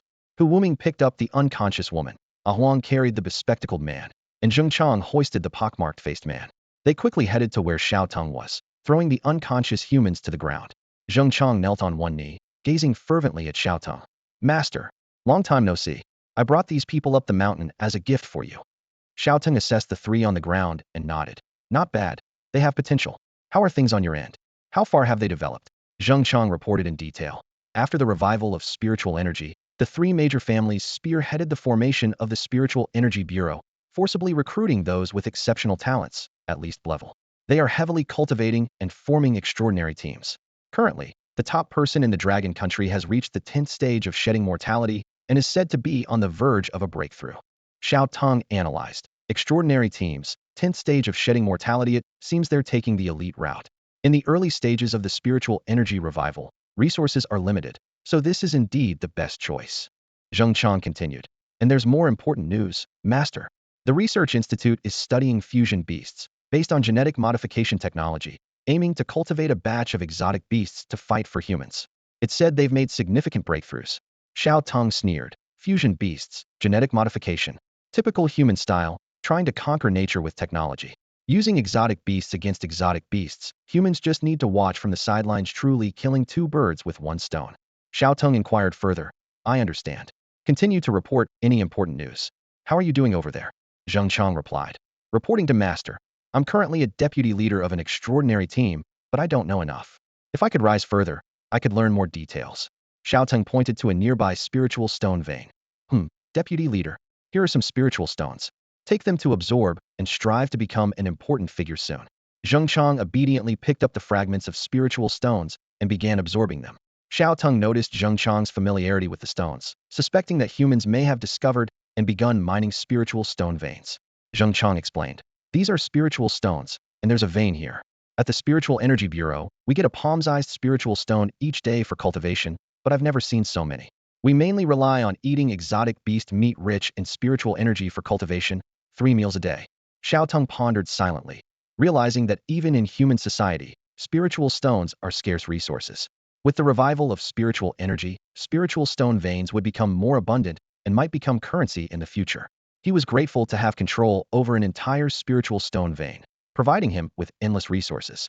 Xiao Teng decided to quickly bring the entire Qingfeng mountain range under his control, believing that more spiritual stone veins and natural treasures lay hidden within. He foresaw the value of spiritual stones in the era of spiritual energy revival surpassing that of gold, becoming hard currency, and resolved to stockpile them early. Finally, Xiao Teng turned his attention to the three unconscious individuals, intending to use his mental control abilities to make them serve him like Zhengchang. A group of humans awoke from unconsciousness, their eyes wide with terror as they found themselves surrounded by a circle of massive beasts. A giant serpent coiled nearby, a tiger growled low, a fiery bird spread its wings, and wolves watched with predatory intent. The suddenness of the scene made their pupils constrict, their bodies shiver involuntarily, as if they were already seeing their own doom. What's going on? Am not dead? Is this the lair of the beasts? Ma Zi mumbled in shock, trembling as he searched his body. The man with glasses scanned the surroundings, quickly noticing the dense spiritual energy. The spiritual energy here is abundant. It seems like a spirit stone mine, he analyzed. At that moment, a large yellow dog turned and called out behind it. Boss, they're awake. Following the dog's gaze, the group saw several giant beasts parting to create a path. A colossal creature, over 60 meters long, slowly emerged and approached them. As they recognized the newcomer, disbelief and shock filled their eyes. They initially thought the surrounding beasts were fearsome enough, but the aura of the approaching dragon made their skin crawl with an unprecedented sense of oppression. Clearly, this dragon's power surpassed that of the other beasts. Shu Xian looked up at the dragon, exclaiming, "It's huge." Indeed, all of them combined might not even equal one of the dragon's claws. It was the largest creature she had ever seen, emanating a sense of extreme danger. The man with glasses, noticing the flickering lightning around, exclaimed, "Is that the dragon?" Xiao Teng's fame had spread throughout Qingcheng, and everyone familiar with the region knew of the dragon that had successfully crossed the tribulation in the Qingfeng Mountains. The celestial phenomenon during its evolution was visible even from Qingcheng. The man with glasses turned pale, murmuring, "What is this place, with so many powerful beasts? Each of these beasts is stronger than the number one person in the Dragon Nation." As a member of a superhuman team, he had once witnessed the might of the Dragon Nation's top individual and felt immense pressure then. Now, each beast here was on par with that person, and Xiao Teng felt especially dangerous. His instincts screamed that this dragon was not to be provoked. Clinging to a last hope, the man with glasses pleaded, "Dragon King, we didn't mean to intrude on your territory. Please spare us." Xiao Teng did not respond verbally, but gazed at them with authoritative slit pupils, the pressure nearly suffocating them. Suddenly, Xiao Teng exerted mental control and spoke slowly. "From now on, you no longer belong to the human camp. I am your sole master, and you must never act against me, no matter when or where." The humans immediately felt a wave of disorientation, as Xiao Teng's words embedded themselves in their minds like nails, becoming an absolute truth. They shouted in unison, "Yes, master." Then, like Zhengchang, they knelt on one knee, eyes filled with fervor as they gazed up at Xiao Teng. Having mentally controlled 3 humans, Xiao Teng felt slightly fatigued and waved his claw, ordering, "Go and absorb some spirit stones too." This control was highly successful, given Xiao Teng's extraordinary second-tier status. While these humans were only at the first tier, 2 major realms apart, easily altering their perception and allegiance to him as their sole master. At that moment, a strong tremor shook the ground. Boom! An armadillo burst from the earth, a peculiar flower clamped in its mouth. It exclaimed excitedly, "Phew, I'm back. I didn't run away, see what I brought back." It was a small blue flower, but it only resembled a flower in shape. Its petals had a crystalline texture, looking like blue crystal. As Xiao Teng was about to examine it closely, Zhengchang, who was absorbing spirit stones nearby, suddenly exclaimed, "Master, this is an elemental flower, a kind of rare treasure, 100 times rarer than spirit stones. It's said that the conditions for its growth are extremely harsh, and so far, only 7 have been discovered by the entire Spiritual Energy Bureau." Xiao Teng was taken aback. This was his first discovery of such a rare treasure. He felt that the elemental flower attracted him even more than spirit stones and seemed to resonate with him. "What does it do?" Xiao Teng asked eagerly. Zhengchang explained, "Each elemental flower possesses a unique attribute. It's said that consuming one might awaken a corresponding elemental talent." Xiao Teng's eyes lit up. The opportunity to awaken a new talent was incredibly rare. A good talent could make a significant difference in power between people of the same level. Although Xiao Teng had already acquired dozens of talents through endless devouring, making him more powerful than ordinary second-tier beings, there was currently no one at his level to compare with. Carefully, Xiao Teng held the elemental flower in his hand, and a system description appeared before him. Elemental flower of thunder, a rare treasure, grows in areas rich in spiritual energy. It absorbs energy from nearby tribulations, containing vast thunder elements. Refining it might lead to the awakening of a new thunder element talent. Its thunder attribute. No wonder it feels so right for me. Xiao Teng exclaimed in surprise. Without hesitation, he swallowed the elemental flower, and his body began to refine it automatically. Soon, he felt the thunder elements stirring within him, light radiating from his body. The system notification sounded. Ding! Congratulations to the host for comprehending the A-level talent, Lightning Spear. Lightning Spear, a level, single target attack, forms a spear with thunder elements, automatically locks onto the target, with a maximum attack range of up to 3,000 kilometers and immense power. The attack range increases with level. Xiao Teng exclaimed. 3,000 kilometers? That's an incredible range. If I form a lightning spear in the Qingfeng Mountains, I could directly strike Qingcheng. And it even has auto-tracking. It's truly extraordinary. No wonder it rivals the Thunderstorm domain, another A-level talent. He excitedly imagined future scenarios. Those hiding in big cities, thinking they were safe, suddenly struck down by powerful lightning spears descending from the sky. From then on, he would become a beast-shaped missile launcher, no longer waiting passively for humans to come up the mountain. In high spirits, Xiao Teng said to the pangolin, "If they annoy me, I'll just throw a lightning spear at them. Just thinking about it is thrilling." Xiao Teng's voice echoed through the cave as his gaze swept over the strange beasts before him. "My name is Xiao Teng, but you can call me boss. Submit to me and work for me, and you'll receive my protection." A look of delight flashed in the pangolin's eyes, and it quickly bowed twice with its front claws. "Thank you, boss, for your forgiveness." It was secretly pleased, knowing that joining a team that had taken over an entire spiritual stone mine promised great prospects. Xiao Teng then turned his attention to the three individuals he had just mentally controlled, inquiring about their awakened talents.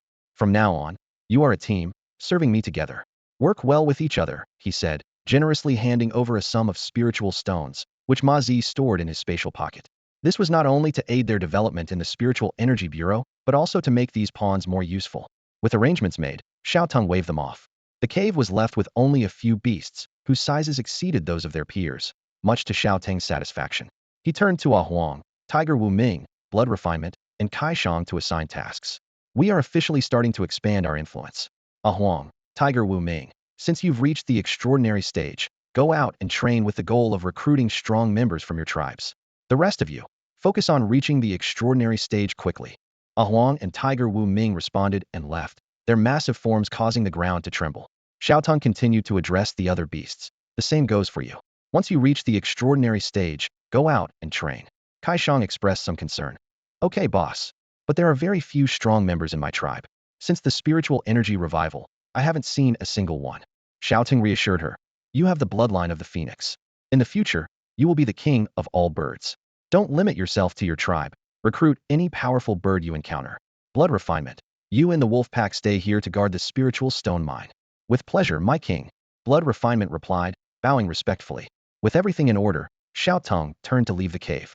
Using his far-seeing ability, he surveyed the Qingfeng mountain range and discovered several strong forces besides his own, possibly occupying valuable resources or spiritual stone mines, which he considered worthy of either recruitment or elimination. As he stepped outside, Xiao Teng once again used his far-seeing ability to check on Qingcheng. It seemed the insect infestation in the city had nearly been resolved, with the remaining insects driven to nearby towns, forming a dark, dense swarm. Staring at the swarm, which resembled a natural disaster, Xiao Teng murmured to himself, "Are they getting closer to the Qingfeng mountain range?" The entire army was mobilized, and the city echoed with the roar of flamethrowers and the explosions of incendiary bombs. The pungent smell of chemical weapons permeated the air, as these were the only effective means against the insects. In residential areas, soldiers carefully conducted their operations, wary of injuring civilians. Yet, casualties remained heavy, with blood staining the streets. Standing at a high vantage point, Xiao Teng used his farsight ability to survey the brutal battle below. He knew that soon, these insects with nowhere to go would swarm toward the Qingfeng Mountains, bringing him a wealth of evolution points. Withdrawing his gaze, Xiao Teng no longer paid attention to these insects that posed no threat to him. With a gentle wave of his claw, a pure white cloud appeared at his command. Xiao Teng leaped lightly onto the cloud, instantly soaring into the sky, reaching 1,000 meters high. Shrouded in mist, his figure was faintly visible. With his farsight ability, the entire world unfolded before him. After the revival of spiritual energy, awakened and intelligent beasts began to band together for survival. Some grouped with their kin, while others, already social animals, expanded their group size. Small groups typically had only a few dozen members, while larger ones comprised hundreds or even thousands, incorporating members from other communities. After days of reconnaissance, Xiao Teng discovered that apart from himself, There were several other powerful forces in the Qingfeng Mountains: a large troop of monkeys, a herd of wild boars, and a group of crocodiles occupying a river. Each of these groups numbered in the hundreds. The crocodile group, in particular, included nearly all the crocodiles in the Qingfeng Mountains, forming a formidable alliance. Flying at supersonic speed, Xiao Teng quickly circled the Qingfeng Mountains. He calculated that the geographical location was advantageous, with few humans around. To the north lay snow-capped mountains, to the west a vast basin, and further west an expansive desert. Only the south and east bordered human cities, the closest being Qingqing. For future expansion, he could start from the northwest. Half a month passed, and humans had not yet resorted to nuclear weapons. Xiao Teng speculated that this might be because no particularly powerful beasts had appeared, and the pollution from nuclear weapons would destroy valuable resources. Although these remote places were dangerous, they were also rich in resources. The Spiritual Energy Bureau needed to hunt a large number of exotic beasts from the alert zones daily to cultivate the extraordinary and conduct various research. Treasures and spirit stone veins wouldn't be found in concrete jungles. Unless a particularly dangerous beast appeared, humans wouldn't easily use nuclear weapons. Even if they did, the first to suffer would be the seed-dwelling beasts. After surveying the surroundings, Xiao Teng decided to deal with the crocodile group first. As a dragon, he had an affinity for rivers, and these crocodiles occupied his desired territory. A glint of cold determination flashed in his eyes as he prepared to take action. In a river within the Qingfeng mountain range, hundreds of crocodiles have taken over the waterway. Some lurk beneath the surface with only their nostrils and eyes visible, while others lazily bask along the riverbanks, stretching for tens of kilometers. With the spiritual energy resurgence happening for more than half a month, these crocodiles have absorbed the energy and grown significantly larger, with the smallest reaching 4 meters and the largest up to 6 meters. Half of them are at the 10th level of the mortal body stage, while the other half have advanced to the first stage of transformation or higher. As the ranks of the exotic beasts have generally increased, many low-level mortal beasts have been forced to migrate to the outskirts of the Qingfeng Mountains. Although closer to humans and fraught with danger, the weaker ones have no other choice, as staying would mean becoming prey for the stronger beasts. Suddenly, the crocodiles seem to sense a terrifying presence approaching. They lift their heads skyward with effort, hissing warily. A sonic boom echoes from the sky as a dark shadow streaks past at high speed, dispersing the clouds and forming a white shockwave at its head, descending rapidly toward the ground. Just before landing, the figure halts steadily, shrouded in mist like a celestial beast. Xiao Teng lowers his altitude, fully unleashing his aura of the second transcendent stage, hovering before the crocodile group with authority, demanding, "Who is your leader? Come out." As Xiao Teng releases his aura, the crocodiles tremble, struggling to breathe. Nearby, dozens of crocodiles exchange anxious glances, none daring to respond, fearing that a single misstep might lead to their demise. Xiao Teng squints, his gaze filled with killing intent, lightning crackling around him. "Ignoring me? Or do you look down on me?" The crocodiles lower their heads, as if under the gaze of a top predator, devoid of any will to resist. A small crocodile musters the courage to speak with difficulty. "Please wait. Our leader isn't here. I'll report to him right away." Xiao Teng impatiently replies, "Fine. You have 10 minutes, or I'll start the slaughter." He covets this river, and the sheer number of crocodiles displeases him. Reducing their numbers suits his intentions. The small crocodile, upon hearing this, hurriedly scurries along the river to find the leader. Just as the 10 minutes are about to expire, a massive crocodile, 10 meters long, slowly emerges from the river and leisurely walks ashore. This crocodile leader has reached the 6th stage of transformation, having undergone an evolution and awakened in Scray talent. It is the most powerful and gifted in the group. As a genius, it carries a hint of arrogance and is usually revered. Being threatened is a first for it, so it deliberately delays its appearance to show its displeasure. Xiao Teng sees through its thoughts immediately, his expression growing harsher. "Are you dissatisfied with me?" Showing up with only seconds to spare. The crocodile leader calmly responds, "No." The crocodile leader bowed its head, unable to meet Xiao Teng's gaze.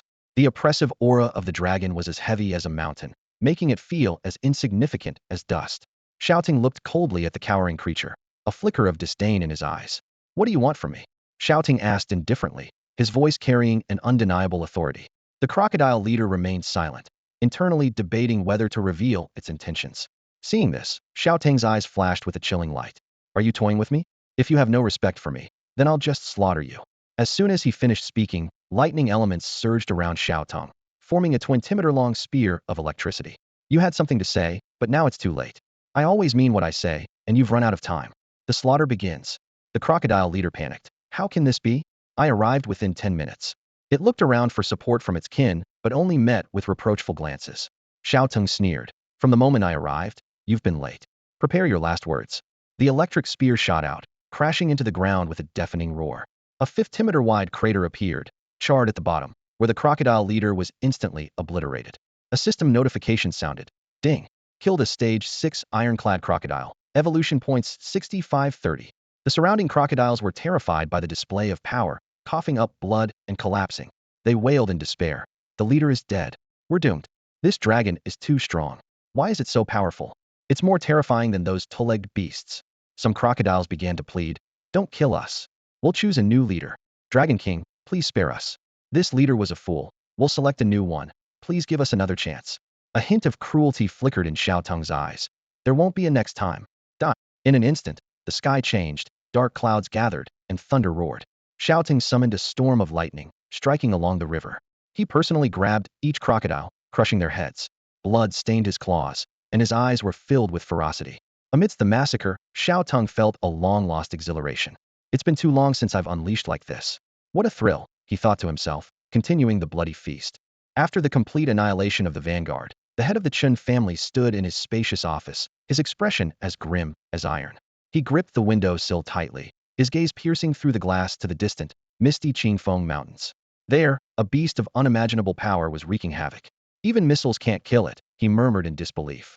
Our military reserves are utterly inadequate against such a threat. The head of the Chen family closed his eyes and sighed deeply.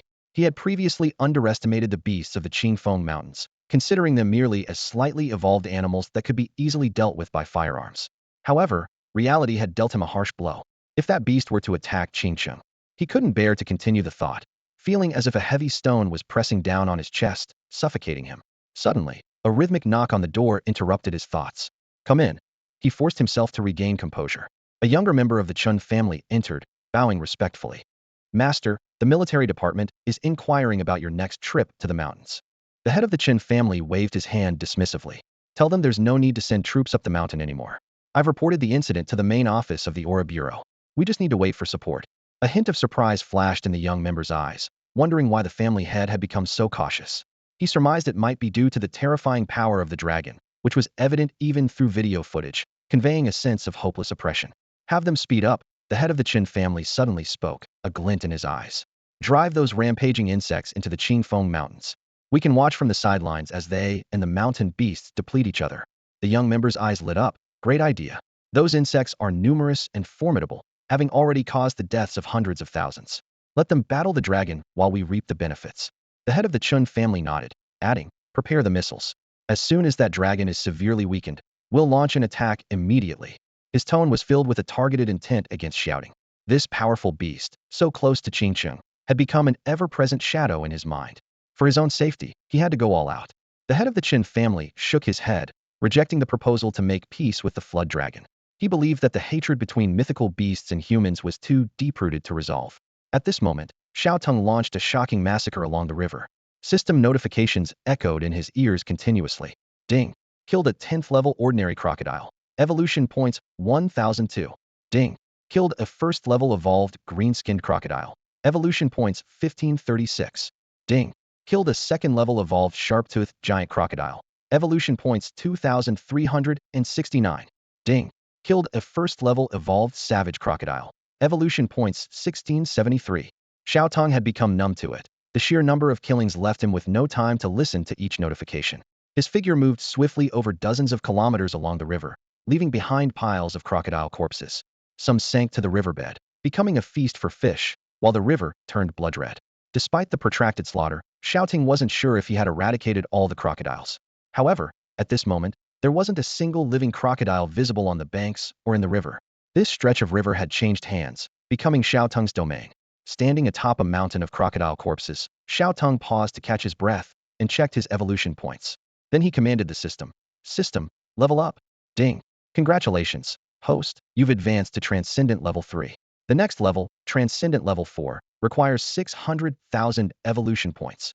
Xiao Teng clicked his tongue in dissatisfaction. The evolution points needed for leveling up had increased again.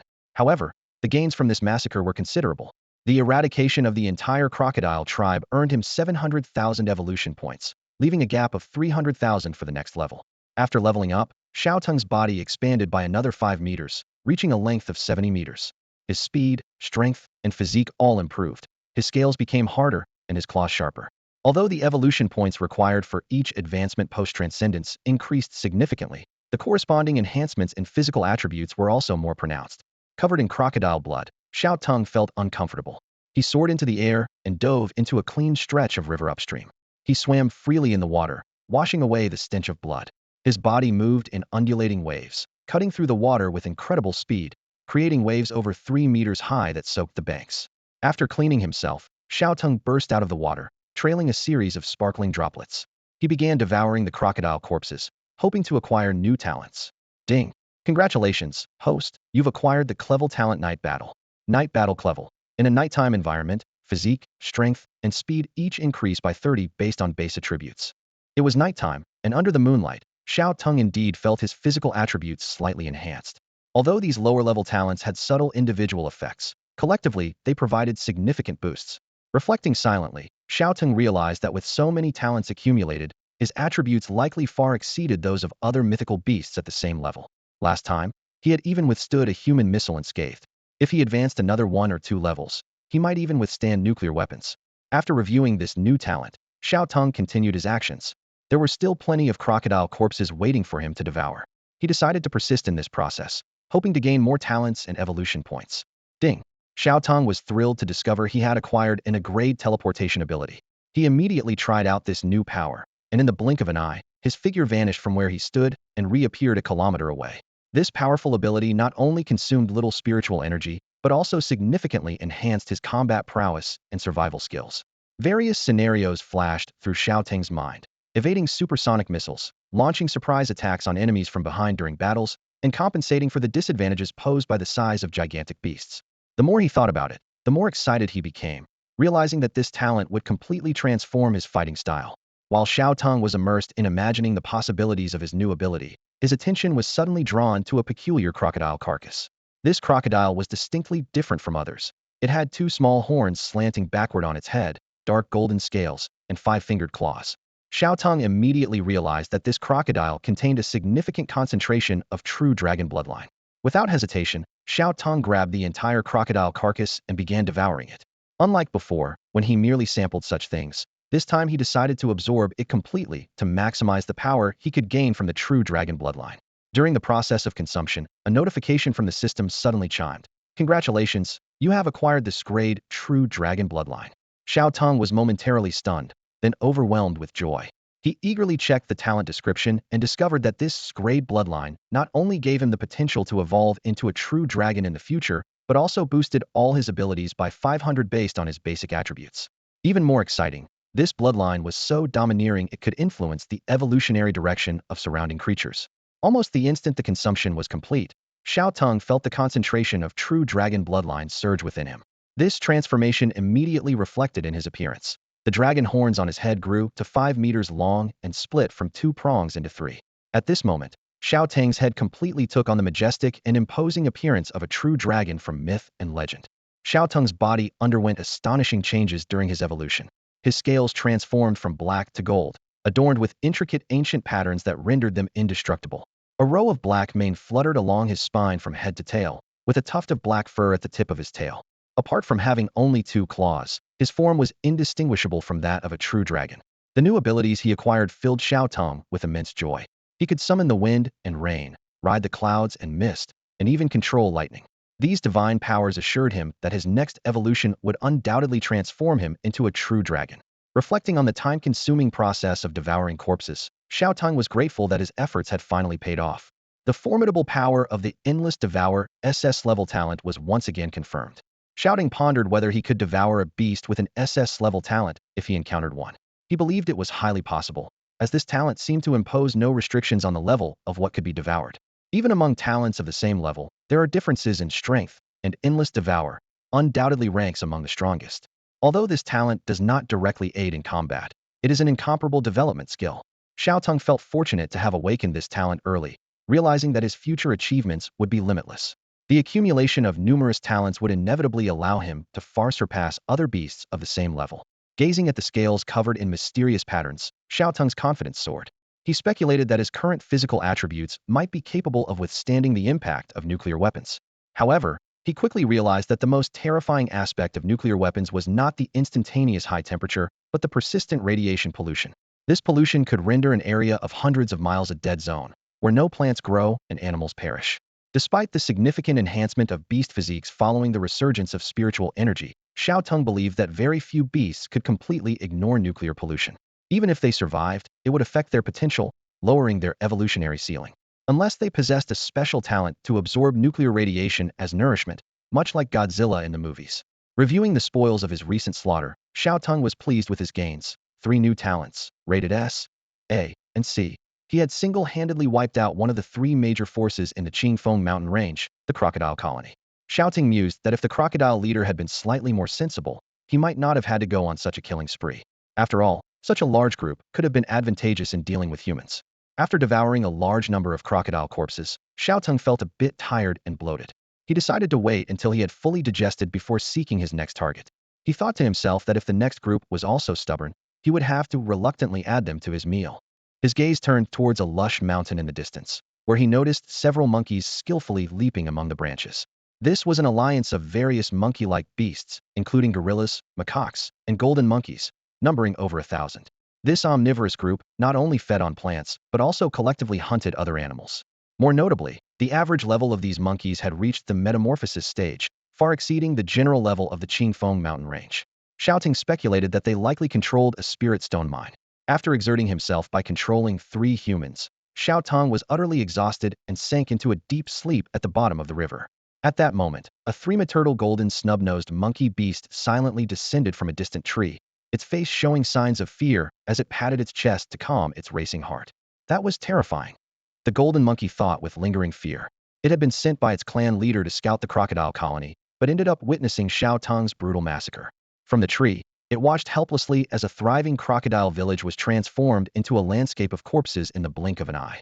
The monkey's gaze was involuntarily drawn to the remnants of bodies on the riverbank where Xiao Teng had fed, a greedy urge bubbling up inside it. Yet, the image of Xiao Teng's ferocity flashed in its mind, sending a shiver down its spine. Better not risk it. That dragon is too dangerous. The monkey decided to abandon the tempting thought. I should hurry back and report to the clan leader. Hesitating for a moment, it ultimately dared not approach the riverbank. The golden monkey turned and swiftly swung through the trees. Along the way, it recalled Xiao Teng's earlier focus on its own territory, and a chill ran down its spine. He was watching our land. Could he be planning to target us next? The more the monkey thought about it, the more frightened it became. I must inform the clan leader so everyone can prepare. Meanwhile, on the mountain where the ape clan resided, a 25-meter-long, 3-meter-wide fissure continually emitted spiritual energy, creating gusts of spiritual wind. Several large ape beast creatures sat around a pile of spirit stones over a meter high, eating and chatting. Occasionally, young monkeys would bring roasted meat to replenish their meal. These intelligent ape beasts had adopted human ways, eating cooked food, using tools, and even giving themselves names. The ape clan leader was a 10-meter-tall male silverback gorilla, its muscles knotted and imposing, having reached the 7th stage of transcendence, the strongest in the clan. It had named itself King Kong, finding the name fitting. King Kong spoke, "Those crocodiles are formidable. Their leader seems to have noticed our spirit stone vein and has been coveting it, posing a significant threat." A yellow-furred, black-faced monkey named Blackface, at the 6th stage of transcendence, spat out a bone and said, "We shouldn't fear them. If they make a move, we should strike first. Our monkeys generally outrank them, and we have the numbers advantage. It's uncertain who would win in a fight." Another monkey with a blue face and golden fur, calling itself Jean Rouet, and also at the 6th stage of transcendence, agreed. "I've already sent someone to monitor the crocodile colony's movements. By now, they should be returning." Just then, a 3-meter golden monkey rushed back, raising its arms and shouting loudly. Jean Rouet was leisurely basking in the sun when suddenly a panting little golden monkey rushed in front of him, exclaiming in panic, "My lords, something terrible has happened. The crocodile group has been wiped out." Jean Rouet looked at the frantic little monkey with confusion and asked, "The crocodile group being wiped out isn't a bad thing, is it? Why do you say it's serious? Was it the wild boars?" The little monkey shook its head, its voice trembling. "No, it was a dragon that did it. A single beast slaughtered the entire crocodile group. I couldn't even discern its level. It was terrifying." Upon hearing this, Jean Gang furrowed his brows and tried to remain calm, saying, "Wait, a dragon? Describe its features carefully." However, his heart tightened as he thought, could it be that one? The dragon that previously underwent tribulation even repelled human armies. If it's him, then a single beast wiping out a species is possible. The little monkey took a deep breath and carefully described Xiao Teng's features and the entire process of the crocodile group's massacre. Hey Mian, after listening, exclaimed in disbelief. Are you saying the crocodile group was wiped out by a 70-meter-long dragon flying in the air and summoning thunder? Jean Rue calmly analyzed. Did the crocodile group anger it somehow? He wanted to find out the reason behind the crocodile group's extermination by Xiao Teng. The little monkey recalled for a moment and nodded. I feel so. He even exchanged a few words with the crocodile leader. If he intended to massacre from the start, he wouldn't have talked so much. Jean Rue realized. That must be it. With the crocodile leader's arrogant nature, it must have angered the dragon. Knowing it was the crocodiles who provoked Xiao Teng, he felt slightly relieved, at least having a direction to respond. The little monkey suddenly remembered something and quickly added. By the way, after he finished with the crocodiles, he gazed at our territory for quite a while. My lords, I suspect we're next on his list. Jean Gang frowned even deeper, worriedly asking. Does he know about our spirit stone mine? He understood the danger of possessing valuable resources. Jean Rue sighed and said helplessly. If he wants the spirit stone mine, we should let him have it. It's better than being wiped out. He didn't think they could handle Xiao Teng. Hey Mian, seeing their low spirits, tried to comfort them. That's true, but don't be so pessimistic. He might not come at all. Jean Gang was quite pessimistic, having read many human books after gaining wisdom, and quoted, with the crocodile group gone, we're next. The lips are gone, and the teeth feel the cold. Jean Rue suddenly had an idea and suggested. Humans say, a smiling face won't be hit.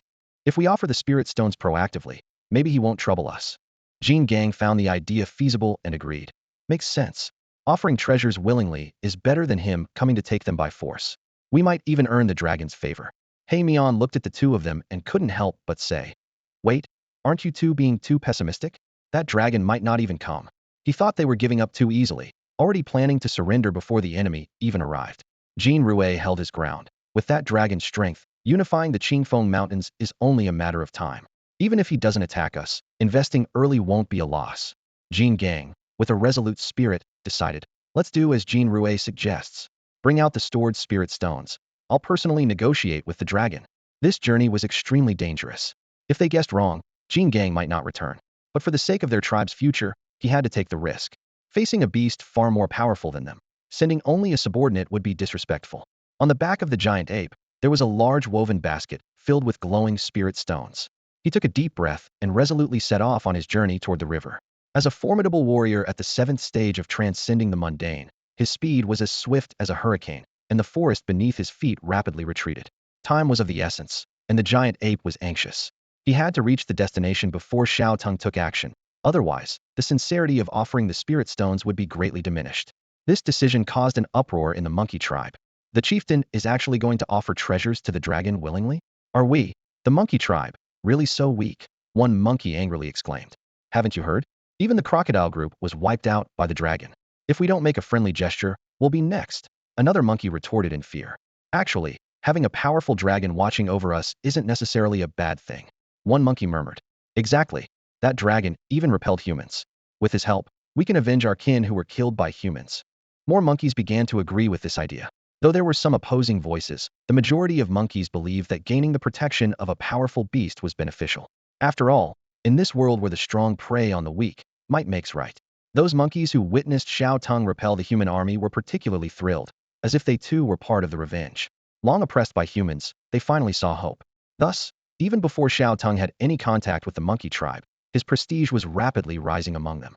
Meanwhile, by the river, Xiao Teng awoke from his slumber and emerged from the water, feeling refreshed. The sight before him left him momentarily stunned. A large gorilla was sitting on the riverbank, carrying a massive basket on its back filled with glowing spirit stones. Chieftain King Kong of the monkey tribe, paying respects to the Dragon King. Upon seeing Xiao Teng awake, King Kong quickly stood up, unloaded the spirit stones from his back, and respectfully clasped his hands in a human-like gesture. These spirit stones are a tribute from our monkey tribe to you. Please do not disdain them, King Kong said anxiously. Xiao Teng squinted his eyes, understanding the situation. They had heard about the fate of the crocodile group and came to curry favor with him. His gaze fell upon the pile of spirit stones, and his interest was piqued. He had encountered many disrespectful beasts, but this was the first time someone had voluntarily offered treasures. So many spirit stones, your monkey tribe must control a spirit stone mine, right? Xiao Teng asked playfully. He knew that ordinary beasts couldn't possibly gather so many spirit stones. Most had never even seen one. Cold sweat beaded on King Kong's forehead. After a moment of hesitation, he decided to be truthful. Yes. The Dragon King is truly wise. We do have a spirit stone mine, but the quantity is limited. If the Dragon King desires it, I am willing to offer 80% of the spirit stones to you. Oh, so generous. What does Chieftain King Kong seek in return? Xiao Teng asked with interest. King Kong took a deep breath and solemnly said, I only hope that the Dragon King will protect our monkey tribe and ensure the safety of my people. Xiao Teng's expression turned serious. So, you are voluntarily submitting and willing to serve me. King Kong replied resolutely. As long as it allows our monkey tribe to thrive and grow in the Qingfeng Mountains, if the Dragon King instructs us to go east, we will never go west. Xiao Teng paused for a moment, then burst into hearty laughter. He praised, not bad. Your monkey tribe indeed has great potential. Jingang, you have quite the vision as a leader. He introduced himself. My name is Xiao Teng, but you can call me boss. From now on, you'll be my sixth general. A glint appeared in Xiao Teng's eyes as he continued. However, regarding that spirit stone mine, I want full control over it, not just 80%. What do you think? Jingang hesitated for a moment, but quickly made up his mind, gritting his teeth as he said, Jingang is willing to follow the boss command. As soon as he finished speaking, Xiao Teng shot out of the river like an arrow, grabbing a basket filled with spirit stones in his mouth. He tilted his head back and poured all the stones into his mouth, swallowing greedily. Suddenly, a crisp ding sounded, and a hint of joy flashed in Xiao Teng's eyes. Absorbing spiritual energy, evolution points 43,699. He laughed heartily 3 times and eagerly said, Now, take me to visit your monkey tribe. Xiao Teng tossed aside the vine basket and grabbed Jingang, soaring 100 meters into the air in an instant. The biting cold wind hit them, and Jingang, having never been so high up, looked down to see towering trees reduced to the size of ants. He couldn't help but show a fearful expression. However, after a brief adjustment, Jingang began to feel the thrill of flying, and his fear gradually faded. He secretly envied. Will I be able to fly one day too? Whoosh. Xiao Teng covered in minutes what would take hours to walk. Jingang excitedly pointed to a mountain below and shouted, There it is. Xiao Teng dived down, throwing Jingang while he himself hovered midair, supported by the clouds. His sudden appearance immediately caught the attention of all the monkeys. They eyed Xiao Teng cautiously, both fearful and curious, unsure if he was there to slaughter them or if he had truly been convinced by their leader. Jingang landed steadily, immediately jumping onto a rock and loudly announcing to his tribe, Listen up. From now on, our monkey tribe will follow boss Xiao Teng. Anyone who disagrees can leave the tribe now. Facing the powerful dragon, not a single monkey dared to oppose or leave. Who would dare to oppose at a time like this, only to be humiliated? Jinrui was the first to react, shouting, Hooray! Welcome, boss Xiao Teng. It realized that Jingang had successfully gained the dragon's favor, though it hadn't expected results so soon. Other monkeys followed suit, chanting in unison, Welcome, boss Xiao Teng. Xiao Teng surveyed the area, noticing that this group of monkeys was quite formidable, with the weakest at the first stage of transformation and an average of the second stage. He nodded to himself, acknowledging that a group with control over a spirit stone mine was indeed powerful, even stronger than the crocodile group. Take me to see the spirit stone mine, Xiao Teng commanded, withdrawing his gaze. Yes, boss, please follow me. Jingang respectfully led the way. Soon, they arrived at a fissure. Rich spiritual energy rushed out, and through the gap, they could see the transparent spirit stone mine hidden underground. Xiao Teng mentally compared it to his previous conquest, noting that this mine was indeed smaller and more difficult to extract. Before Jingang could explain, Xiao Teng opened his massive jaws, unleashing a laser that precisely blasted the rock wall. Under continuous bombardment, the fissure expanded tenfold, becoming a giant pit. All right, this should make things easier, Xiao Teng said with satisfaction. Jingang was dumbfounded, shocked into silence by Xiao Teng's power. To change the landscape so effortlessly was beyond imagination. Turning to Jingang, Xiao Teng instructed, You must hurry and mine this spirit stone vein. Elevate the whole tribe's ranks. I don't like weak subordinates. By the way, I have a few subordinates training outside, a tiger and a giant python. If you encounter them, say hello. Understood. Jingang replied respectfully. I won't linger here, Xiao Teng said, suddenly remembering something. I have one last question for you. How much do you know about the wild boar herd? Sensing an opportunity to prove himself, Jingang quickly spoke up. The wild boar herd lives in a forest. I don't know much about them, but I do know there's some kind of internal conflict. Their leader and second-in-command are fighting for power, but they still unite against outside threats. Xiao Teng nodded, a glint of interest in his eyes. That doesn't matter. If there's division, I just need to support the faction that's more inclined towards me. He paused for a moment, then asked, Do they have any spirit stone mines? Jingang scratched his head, pondering before replying, Well, I'm not sure, but their leader is at a higher level than me, already at the 8th stage of transformation. The second in command was just at the 6th stage, but recently advanced to the 8th stage in a short period, which is why they're at odds. Oh, Xiao Teng's eyes lit up. It seems the second in command stumbled upon some opportunity.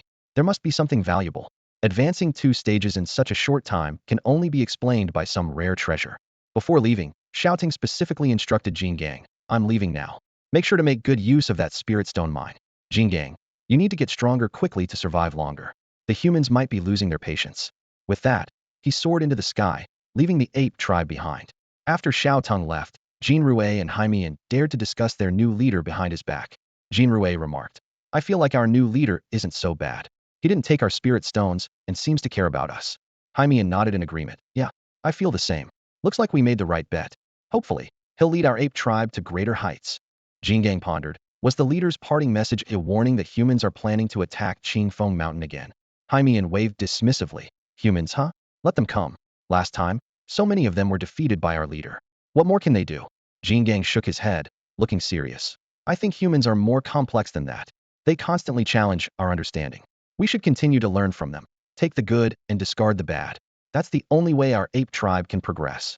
He recalled the human they had captured earlier, from whom he learned their writing, and after reading human books, it was like discovering a whole new world.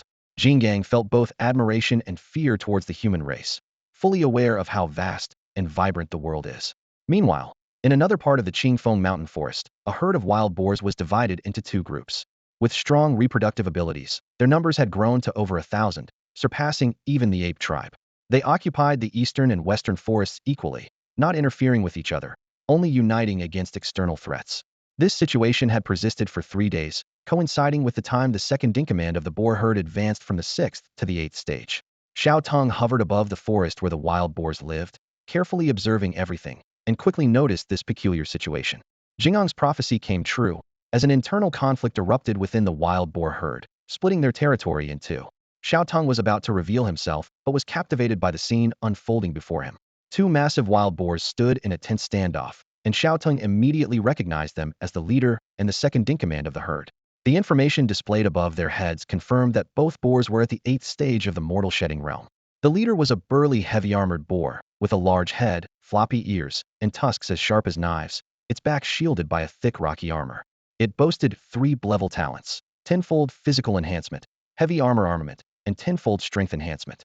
The second in command was a steel bristle boar, with tusks as white as snow, clad in metal armor crafted from helicopter wreckage, faint traces of text visible on its surface. Its talents were more diverse: a level tenfold physical enhancement, and a level metal manipulation, and a level super collision.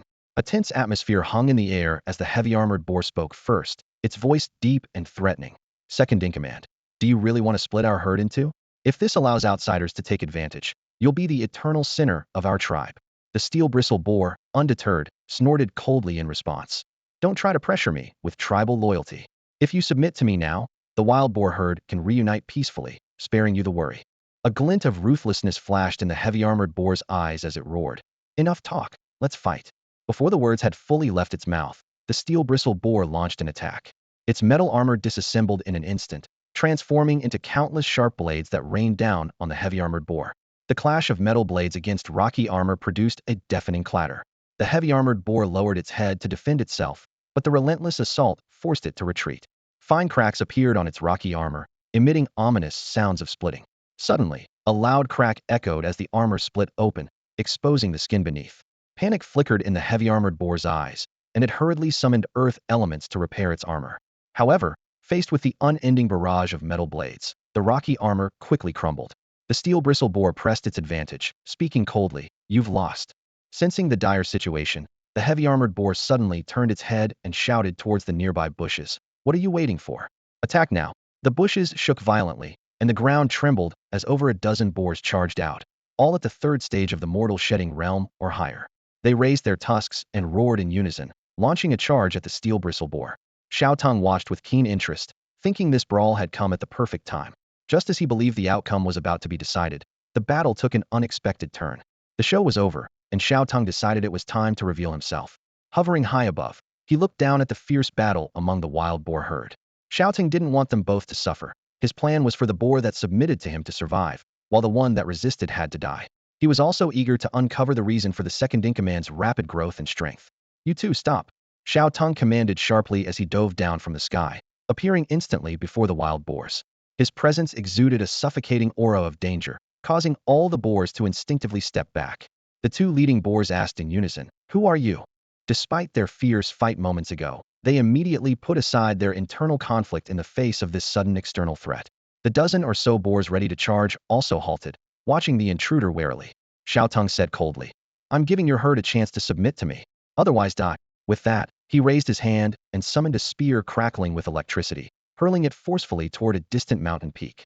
The spear sliced through the air with a deafening boom. With a thunderous explosion, the entire valley shook. As the dust settled, the boars stared in disbelief at the flattened peak, murmuring, "So strong? Such power. It's terrifying. Only human weapons can do this, right?" They shivered in unison, knowing that if that strike had hit them, they would surely be dead. Xiao Teng reiterated, "Submit to me, or die? The choice is yours." His gaze was piercing as he surveyed the boar herd with a commanding presence. The head boar, clad in heavy armor, bravely spoke up. "Can we discuss this? I need to gather everyone's opinions." Xiao Teng reluctantly agreed. "Fine, but don't take too long. My patience is limited." The two leading boars immediately split up, one heading to the eastern forest, the other to the western forest, with the rest of the boars following suit. Xiao Teng remained in place, using his far-sighted vision to search the boar territory for hidden treasures. Back in the eastern forest, the boars following the armored boar anxiously asked, "Boss, are we really going to submit to that dragon?" The armored boar firmly replied, "Of course not. I returned to gather forces to fight that dragon. Our boar herd can only be ruled by our own kind. We will never submit to outsiders." It maintained its pride as a strong leader, never having encountered a rival in the Qingfeng Mountains if not for the fortuitous encounter of the steel-bristle boar. "We have so many on our side. I don't believe we can't defeat that dragon. With our numbers, we can wear him down," the armored boar declared confidently. However, one boar expressed concern. "But his attack just now was incredibly powerful. It split a mountain. How can we possibly stand against him?" The armored boar scoffed. "Humph. That move was powerful, but it must have consumed a lot of energy. I bet he can't use it repeatedly. It's just meant to scare us." It refused to believe that any beast could grow to such a level. A wild boar nervously suggested, "Are we really going to confront the dragon Hedon? I'm afraid many of us might perish. Perhaps we should pretend to submit and plan our strategy carefully." It cautiously observed the reactions around, worried about angering the other boars. The armored boar, upon hearing this, immediately glared and reprimanded harshly. "What are you talking about? Do you want us to live under others forever, becoming slaves to outsiders? How will other species view us? Those monkeys and crocodiles would laugh their heads off." The chastised boar quickly lowered its head in acknowledgement of its mistake. "I didn't think it through. Please calm down, boss." Its voice was filled with fear.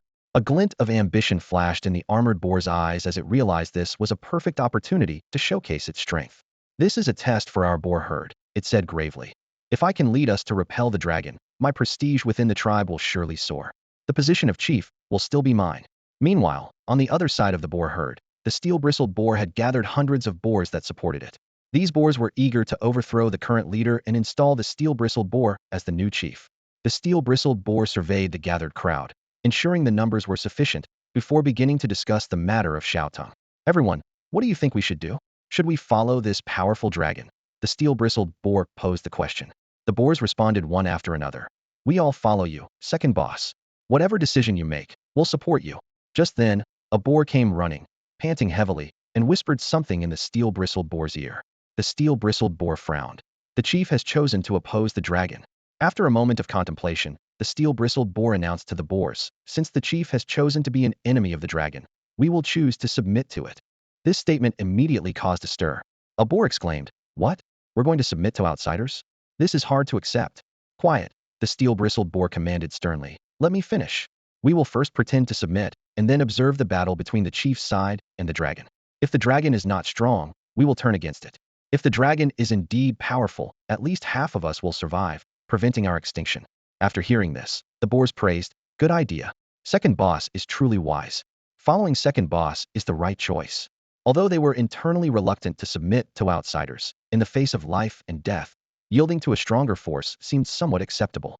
Then it settled, the steel-bristled boar said. "The dragon's patience is likely wearing thin, so let's go meet it quickly to avoid angering it." With that, it led the group of boars, marching towards where Xiao Teng was located. At the same time, the armored boar also led a large group of boars, charging towards Xiao Teng's position with determination. Their goal was clear: kill Xiao Teng, never submit. Two boar armies, each with vastly different intentions, were advancing towards the same direction, setting the stage for a thrilling confrontation. Xiao Teng hovered in the sky, using his keen vision to carefully investigate the territory of the wild boars. His gaze swept over the dense forest like a radar until a faintly glowing area caught his attention. A spirit stone vein. Xiao Teng thought with delight. No wonder the wild boar herd is one of the three major forces in the Qingfeng mountain range. They have some resources after all. He continued his search, hoping to find more precious natural treasures, but found nothing. Either they're hidden or already consumed, he mused to himself. Though discovering the spirit stone vein was exciting, Xiao Teng craved natural treasures even more.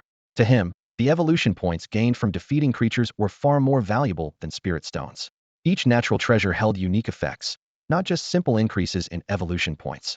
Just then, an armored boar led a large group of wild boars in a grand march toward him. Xiao Teng withdrew his probing gaze and fixed his eyes on them. So, you've come, Xiao Teng asked from above. Have you decided to submit to me? However, the armored boar shook its head fiercely, its tusks gleaming menacingly. Xiaolong, our wild boar clan will never submit to outsiders, it roared. Charge! Kill this Xiaolong. Xiao Teng's eyes turned cold. Is that your choice? If you're seeking death, I'll grant your wish. The armored boar charged, manipulating earth elements to form layers of steps in the air.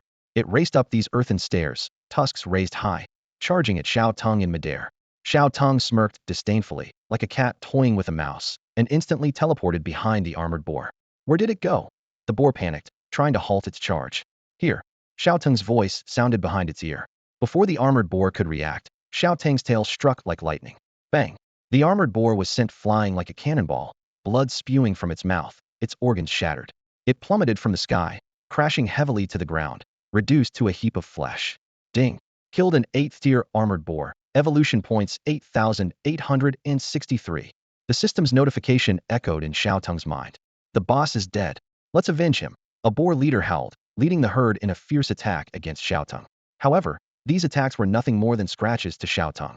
His scales didn't even budge, not a single scratch left behind. How is he so strong? The boars wailed in despair. Xiao Teng found their terrified expressions amusing. My turn now. He raised his hand, summoning the domain of raging thunder. Instantly, the sky filled with dark clouds, thunder, and lightning crackling. Several thick bolts of lightning struck like silver serpents, precisely hitting the boars within the domain. In an instant, the air was filled with the aroma of roasted meat. Roar! Xiao Teng let out a dragon's roar, joining the battle himself. His tail swept across, sending several boars flying, embedding them deep in the earth, unable to move. Then, he extended his sharp claws, grabbing a boar and crushing it with ease. Blood splattered, screams echoed, and the entire battlefield descended into chaos and panic. The sound of kills echoed continuously, with system notifications ringing in Xiao Teng's ears. The second-level armored wild boars, third-level large wild boars, and first-level three-eyed wild boars fell one after another, and evolution points accumulated like raindrops.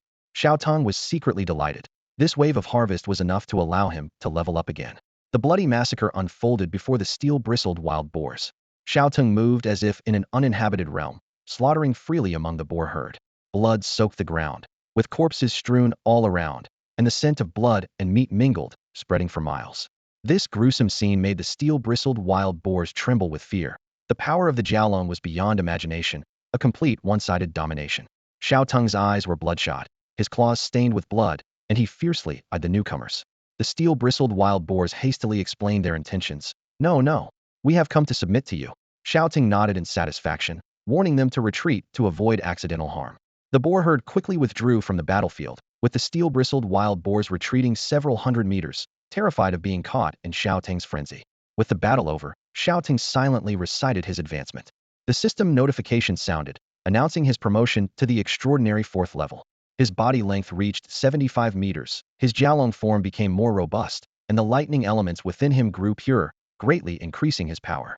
The steel-bristled wild boars cautiously inquired about Xiao Teng's requirements.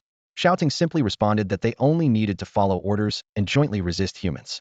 He also informed the steel-bristled wild boars of his name and appointed them as the 7th general. The steel-bristled wild boars were secretly relieved, feeling that their new master seemed fairly approachable.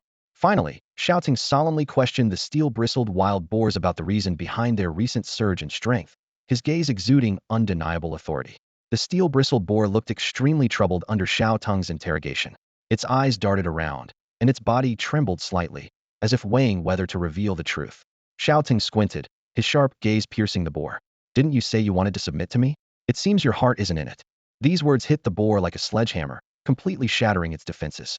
It shuddered, a cold sweat soaking through its bristles. No, no, boss, I'll tell you everything. The boar blurted out in a panic. Actually, it's because I discovered a miraculous plant. It bears magical fruits, and I ate 3 of them. 2 raised me to the 8th tier of transformation, and another gave me the ability to manipulate metal. Xiao Teng was surprised. There's such a miraculous plant. Those fruits must be treasures of nature. His voice carried a hint of excitement. A plant that continuously produces natural treasures is incredibly valuable. How did I miss it before? Recalling his earlier use of clairvoyance, Xiao Teng found no impression of it. He immediately ordered the boar. Take me to see it.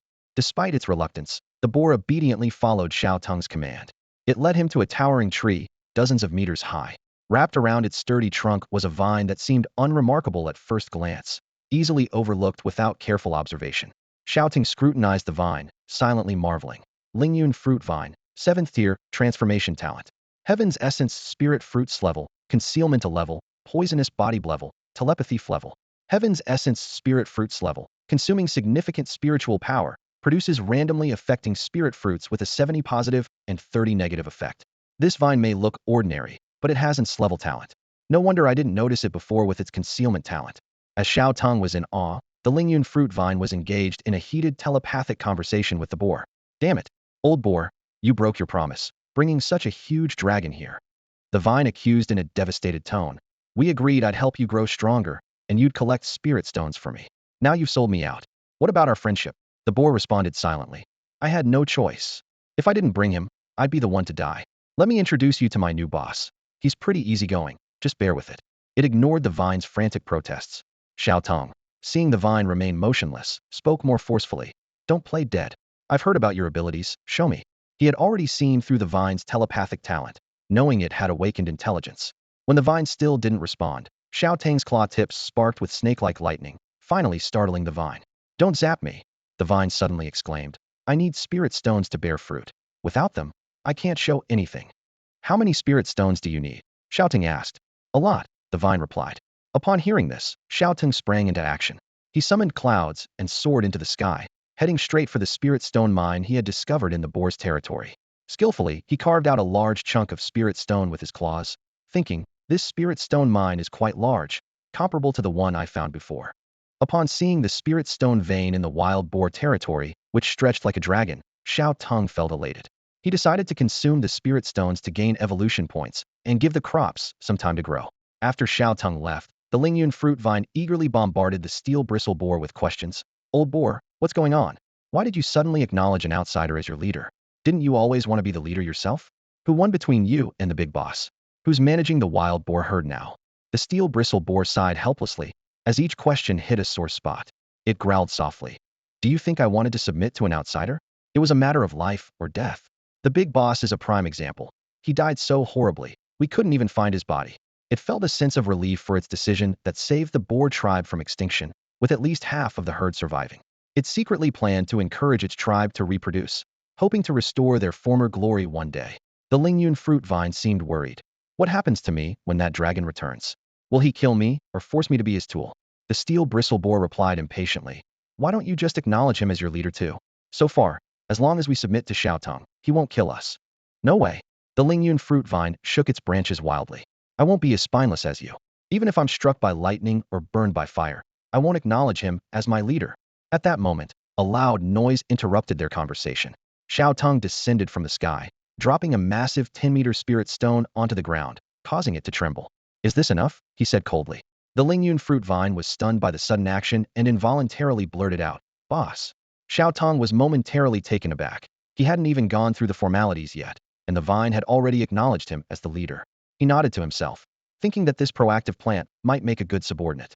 The steel bristle boar glanced at the Lingyun fruit vine with disdain, internally mocking. Didn't you just say you'd rather die than acknowledge a leader? How quickly you changed your tune. Sensing the steel bristle boar's thoughts, the Lingyun fruit vine quickly defended itself. Old boar, this dragon is much more generous than you. Acknowledging him as my leader is a good deal. Besides, since you've already acknowledged him, there's no shame in me doing the same. He uses our spirit stones, of course he's generous, the steel bristle boar said, pained. These aren't yours. Clearly, they belong to my boss. The Lingyun fruit vine immediately showed loyalty to Xiao Teng. The steel bristle boar was so angry it nearly spat blood, thinking how quickly the vine changed its allegiance. But it couldn't argue, as after submitting to Xiao Teng, the spirit stone veins in its territory naturally belonged to him. Xiao Teng said coldly, "I've brought you the spirit stones you wanted. No more excuses, right?" "No problem, boss. Just watch." The Lingyun fruit vine replied cheerfully, extending a branch to enclose the spirit stone, greedily absorbing its contained energy. Soon, the spirit stone was depleted, its energy vanished. However, 5 crystal-clear fruits appeared on the Lingyun fruit vine's branches. Xiao Teng noticed the vine's rank had also increased, jumping from Transcendence level 7 to level 8. The Lingyun fruit vine eagerly offered the fruit-laden branch to Xiao Teng, appearing particularly obsequious. Xiao Teng contemplated the potential uses of this peculiar plant as he considered the unexpected gift. Xiao Teng cautiously approached the 5 mystical fruits, each emitting a mysterious glow, and the system promptly displayed their detailed descriptions. The first fruit shone with a golden light, granting 100,000 evolution points. The second fruit emitted a silver glow, offering 50,000 evolution points. The third fruit had an eerie purple hue, providing 10,000 evolution points, but was poisonous. The fourth fruit radiated a gentle green light, permanently enhancing physique by 10. The fifth fruit sparkled with a rainbow of colors, granting a random level talent. A hint of surprise flickered in Xiao Teng's eyes. These fruits really have random effects. Each of the 5 fruits has a different effect, and one even has a negative effect, being poisonous. He looked at the purple glowing fruit and murmured, "You can keep this one."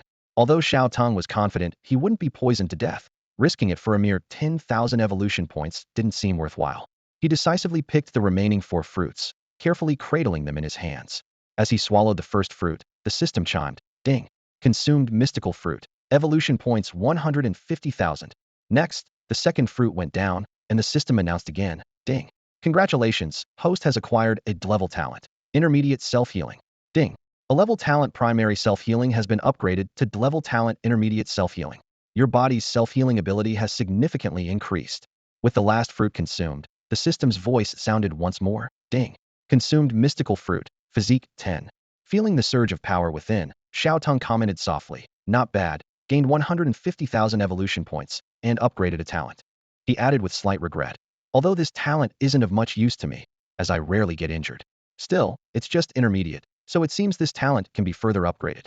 Turning to the Lingyun fruit vine beside him, Xiao Teng curiously asked, "Can your talent of producing mystical fruits be used continuously?" He calculated silently. This talent clearly converts spiritual power into mystical fruits. That large chunk of spirit stone, if consumed, could yield about 70,000 to 80,000 evolution points. With the Lingyun fruit vine's conversion, I clearly benefited this time. The Lingyun fruit vine answered honestly, "Boss, although I'd love to keep absorbing spirit stones, unfortunately, I can't. After use, my body needs time to rest. At my current level, producing 5 at a time, once a day, is my limit." Xiao Teng nodded. "All right, the efficiency is a bit low. Leave the fruits to me. I'll come to collect them daily." He turned to the steel bristle wild boar, second in command. "You will be responsible for transporting spirit stones to it. You also need to focus on advancing your level. Humans won't give us much time to grow." He cautioned the Lingyun fruit vine. "As a spiritual plant with such talent, if humans discover you, you'd likely lose your freedom forever." The Lingyun fruit vine paused briefly and replied softly, "Yes, I'll do my best." Suddenly, Xiao Teng thought of something and asked, second in command, "Do you have a name?" The steel bristle wild boar shook its head, "No." Xiao Teng smiled. "To make it easier to address you, I'll give you a name. You'll be called Beiji." "Thank you, boss, for the name." Although the steel bristle wild boar found the name a bit odd, it didn't object. At this moment, the Lingyun fruit vine eagerly asked, "What about me?" "What about me? I don't have a name either." Xiao Teng casually replied, "You'll be called Little Vine." "So simple," the Lingyun fruit vine said, a bit disappointed. Xiao Teng raised an eyebrow. "Then what do you want to be called?" The Lingyun fruit vine hesitated for a moment. "Then I'll stick with Little Vine." Suddenly, Xiao Teng's expression became serious. "Recently, a swarm of insect tribes will soon invade our Qingfeng mountain range. Be prepared." "Insect tribes? From where?" the steel bristle wild boar asked, puzzled. In its experience, although the insect tribes in the Qingfeng mountain range were a large group, they weren't significant, with individuals being too weak and lacking intelligence. Apart from ant and bee colonies, most were preyed upon by other beasts, existing at the bottom of the food chain. Xiao Teng explained, "They're migrating from the human side, in large numbers. Humans are driving them into the Qingfeng mountain range to balance the number of beasts." He frowned. "I suspect they may have developed a central intelligence, a leader capable of controlling the other insect tribes, to form such a large-scale presence." What is the main brain? Beiji shook his head, looking puzzled. Xiao Teng explained seriously. It's the leader of the insect tribe. If you see it, prioritize killing it or report to me immediately. Got it, boss, Beiji replied solemnly, a hint of vigilance in his eyes. Xiao Teng turned around and used his farsight to carefully observe the direction of Qingqing. Without deploying forces to the Qingfeng Mountains, all of Qingqing's strength was focused on eradicating the insects. Xiao Teng squinted, thinking that these insects probably wouldn't hold out much longer. After all, it's still the early stage of spiritual energy revival, and the evolution of the beasts isn't advanced enough. Human weapons hold a significant advantage, so the insect tribe's retreat is expected. After pondering for a moment, Xiao Teng decided to focus on leveling up in the coming days and remind his subordinates to prepare for the impending battle. Although these insects posed no threat to him, they were a disaster for the ecosystem of the Qingfeng Mountains. Suddenly, Xiao Teng slapped his forehead. Right? I haven't had the chance to devour those wild boar carcasses yet. He recalled the numerous wild boar bodies he had left behind, and his heart tightened. I need to hurry back before other creatures get to them. After a quick farewell to Beiji and shouting, Xiao Teng swiftly returned to the battlefield. The blood-soaked corpses were like treasures to him, each potentially containing a precious talent. Time to reap the rewards.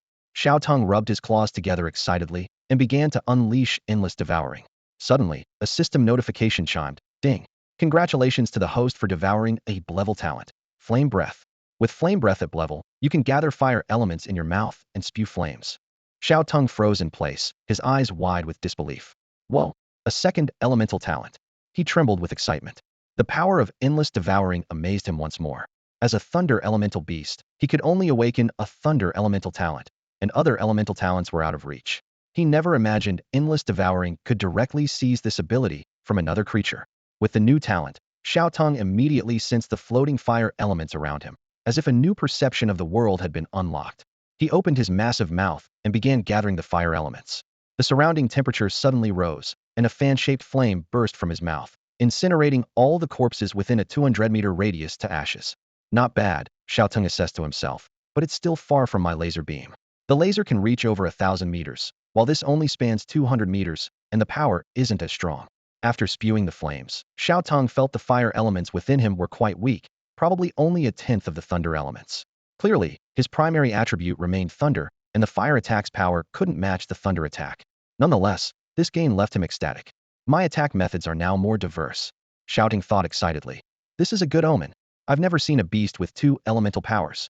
He felt a sense of pride, as many beasts hadn't even awakened 1 element, yet he had 2.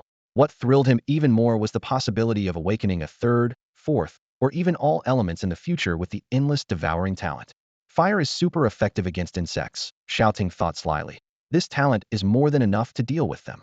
He started planning. Although the range of flame breath isn't as long as the laser, its area of effect is larger and can be used for group attacks, clearing out small fry. This significantly boosts my combat abilities. At the headquarters of the Dragon Nation's Aura Bureau, a group of high-ranking officials from 3 powerful families sat around a circular conference table, their expressions grave. The atmosphere was tense, as if on the verge of eruption. A stern-faced general stood up, holding a document, and began to deliver an unsettling opening statement. The Aura resurgence has been with us for just half a month, and the situation is already critical. The general's voice was deep and commanding. There are now 16 red alert zones, and as many as 41 yellow alert zones. High-level exotic beasts have appeared in both oceans and mountains, causing significant casualties nationwide. He paused, his gaze sweeping over everyone present. Among these, 3 beasts pose the greatest threat to us. The general proceeded to detail these 3 formidable creatures. A 300-meter beast in the South Sea, suspected to have evolved from a blue whale, which had already sunk a small military vessel. A colossal rainbow wantlered moose on the snowy mountains, which had massacred nearby villages and caused the disappearance of all investigation helicopters, and a dragon in the Qingfeng Mountains, impervious to missile attacks and annihilating the mountain troops. Should we deploy nuclear weapons to eliminate these beasts? The general posed the heavy question, his eyes steadily scanning the room. Suddenly, a young voice broke the silence. I don't think we've reached that point yet, said a handsome young man with long black hair.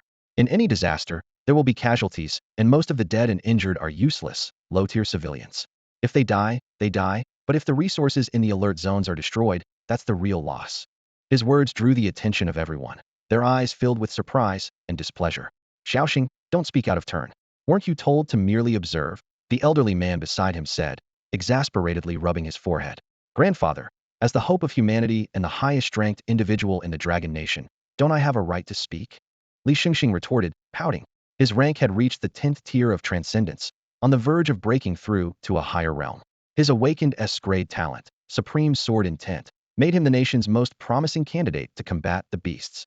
Despite Li Xingxing's high rank, the real power remained with the senior officials.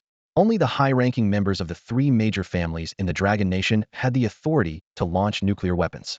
Are we really going to launch nukes? Someone asked hesitantly. Of course we should. Another senior official replied firmly.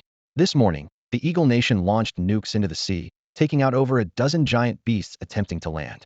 We're already behind. That's right, someone agreed. The land is our foothold, and we must consider it carefully. But the resources in the ocean are hard to retrieve and not of much value to us. I agree with launching nukes into the sea. After the meeting, a hidden nuclear missile silo in the Dragon Nation quietly opened. Over 100 nuclear warhead missiles shot towards the South Sea at supersonic speed, leaving bright white trails in the sky. At this moment, humanity's declaration of war against nature had begun. Many marine creatures did not die from direct missile strikes, but perished due to severe pollution of the seawater. The ecosystem of the South China Sea suffered a devastating blow, leaving countless marine life homeless. In desperation, they surged toward the land, seeking new habitats. However, along the coastline, rows of tanks stood ready. Upon command, the artillery roared, mercilessly striking down all marine life attempting to come ashore. In this cataclysm, the vast majority of South China Sea creatures were unable to escape their fate. Yet, in this disaster, a small portion of creatures managed to break through in their dire circumstances. They awakened new abilities due to the drastic environmental changes and were no longer harmed by nuclear pollution. These survivors, harboring deep-seated hatred towards humans, quietly receded into silence. Meanwhile, some smaller creatures successfully evaded human artillery. They traveled upstream along the great rivers, embarking on a challenging journey to find a new home. At the same time, the headquarters of the Aura Bureau was also taking action. They dispatched specialized personnel to the Snowy Mountains and the Qingfeng Mountain Range, forming the Xiaolong Special Task Force to handle two significantly threatening beasts. Various transport vehicles were mobilized, and a large number of advanced weapons were sent to the Qingfeng Mountain Range. Among them, the most notable was a new type of weapon, the Aura missile. This missile required hundreds of tons of spirit stones to function, with power comparable to nuclear weapons, but more environmentally friendly and non-polluting. However, due to its high cost, it would not be used lightly unless in extremely critical situations. Researchers worked tirelessly day and night, making breakthroughs not only in missile technology, but also in developing other aura-based weapons and equipment. They manufactured long swords, spears, and mechas specifically for use by the supernaturally gifted, aiming to offset the human disadvantage against the formidable beasts. Within a building, the Chun family leaders, officers from the Aura Bureau headquarters, and captains of extraordinary squads gathered to discuss strategies. An Aura Bureau officer presented their plan. When the insect tribe invades the Qingfeng mountain range and battles the Xiaolong, we can strike. We will take advantage of their mutual destruction to benefit ourselves. No matter the cost, the Xiaolong must be eliminated. If necessary, we will use the Aura missile. This officer had just come from headquarters and had specifically studied the Xiaolong of the Qingfeng mountain range. After watching footage, he furrowed his brow. The Xiaolong's ability to instantly change the weather and control lightning is shocking. Its threat might be greater than that of the ocean beast. It can withstand missile attacks with its flesh and blood, evolving at an alarming speed. If we don't deal with it now, we may not have another chance. The head of the Qin family asked worriedly, what if even the Aura missile can't kill the Xiaolong? After all, this was a new weapon, untested on such beasts before.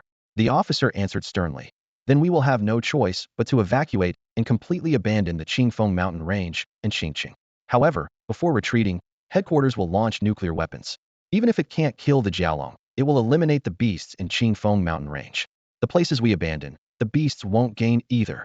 Several extraordinary squad captains nodded, praising the officer's thorough consideration. Among them, Zhengchang also nodded in agreement, though internally he was anxious, determined to report this information to his master. Since acquiring spirit stones from Xiao Teng last time, Zhengchang's level had rapidly increased to the 3rd tier of transformation, and he had now become a captain of an extraordinary squad. Ding! Xiao Teng felt a strange energy surge into his body, and he immediately realized he had gained a new talent. Congratulations on acquiring a Blevel mental resistance talent. The system's voice echoed in his mind. With Blevel mental resistance, all mental attacks against you are reduced by 50. Xiao Teng was secretly delighted. This resistance talent was indeed impressive. Mental attacks were notoriously difficult to defend against, as he had experienced with mental manipulation in the past. Even with his strong physique, he struggled to resist them. Although such attacks consume significant energy, their effects are undeniably powerful. After devouring the beast's corpse, Xiao Teng spread his wings and flew back to the spiritual stone mine. However, before he got close, he heard the sounds of intense fighting. At the cave entrance, he saw Shuai Yin leading over 20 wolves in battle against a group of brown bears.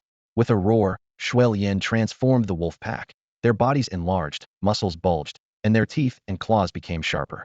Their eyes gleamed with bloodlust as they fiercely fought the brown bears. The wolves appeared to have the upper hand, forcing the bears to retreat. Roar!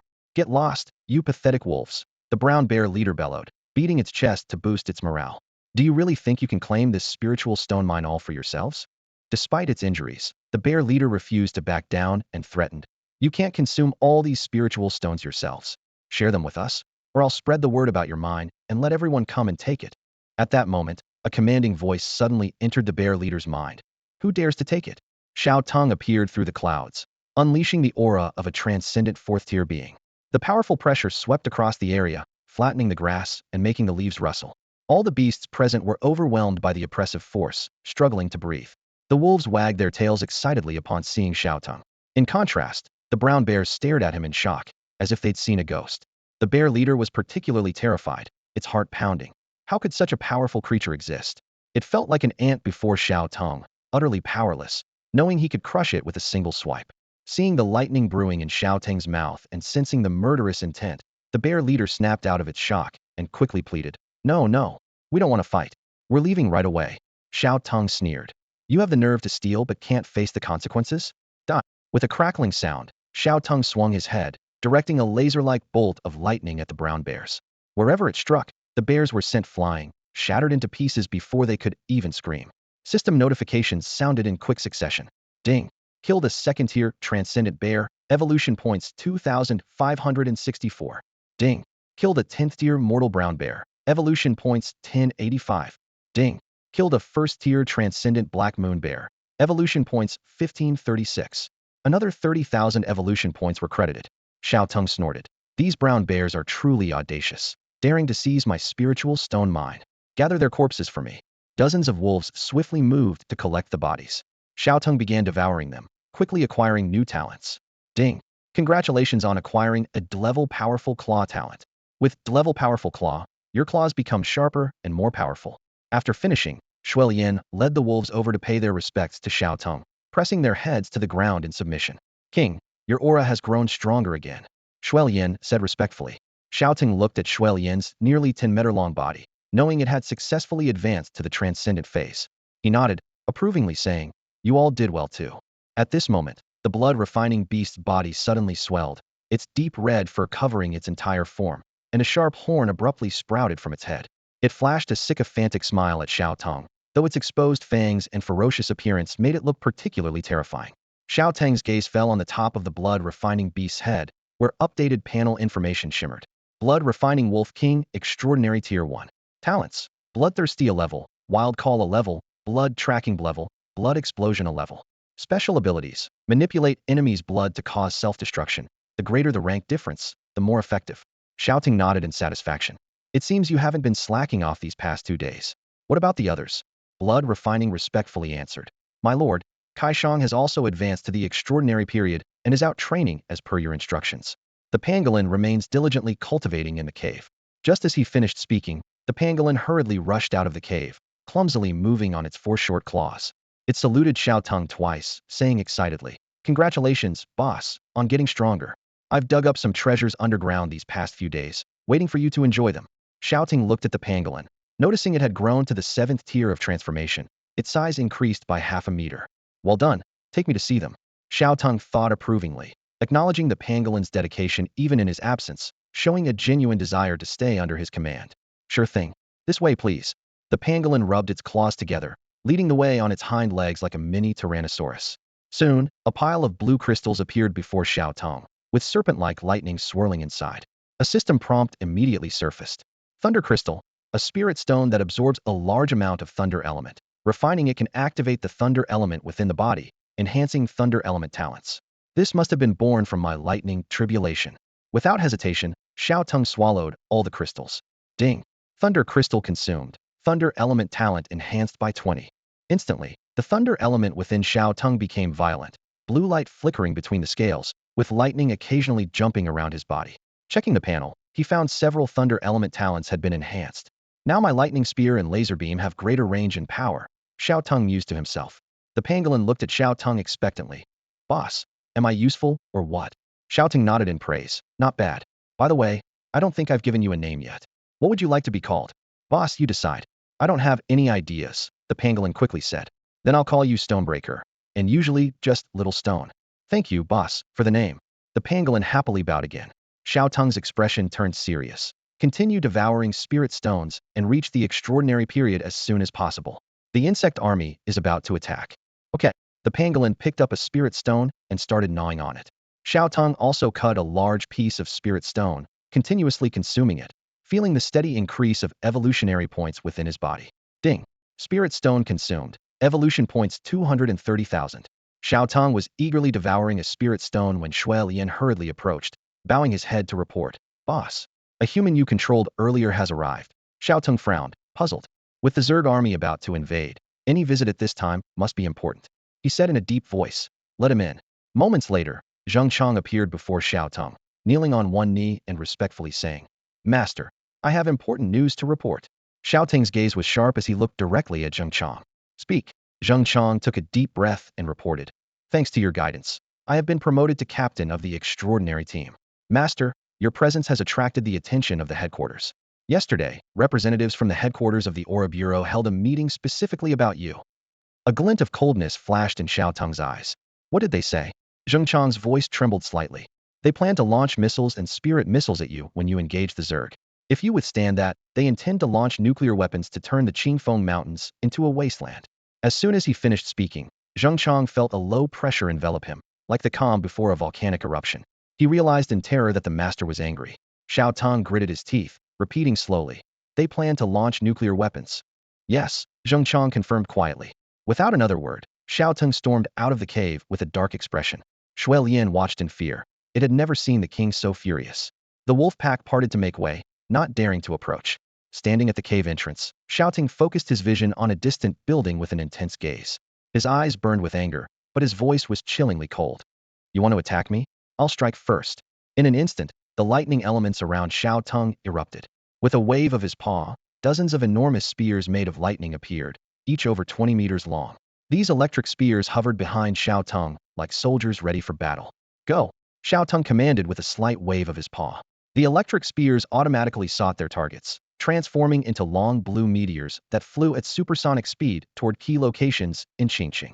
In the night sky, these bright blue spears traced dazzling paths. On the streets of Qingqing, pedestrians stopped to look up. Look at the sky. What is that? No idea. It's too fast to see clearly. Which powerful figure did this? The aura is strong, at least in level talent. They're actually quite beautiful. People chatted, as if watching a grand fireworks display. However, minutes later, they were horrified to realize these fireworks were heading straight for them. Oh no, they're getting bigger, heading for Qingqing. Judging by the direction, they're coming from the Qingfeng Mountains. Could it be beasts from the mountains attacking the city?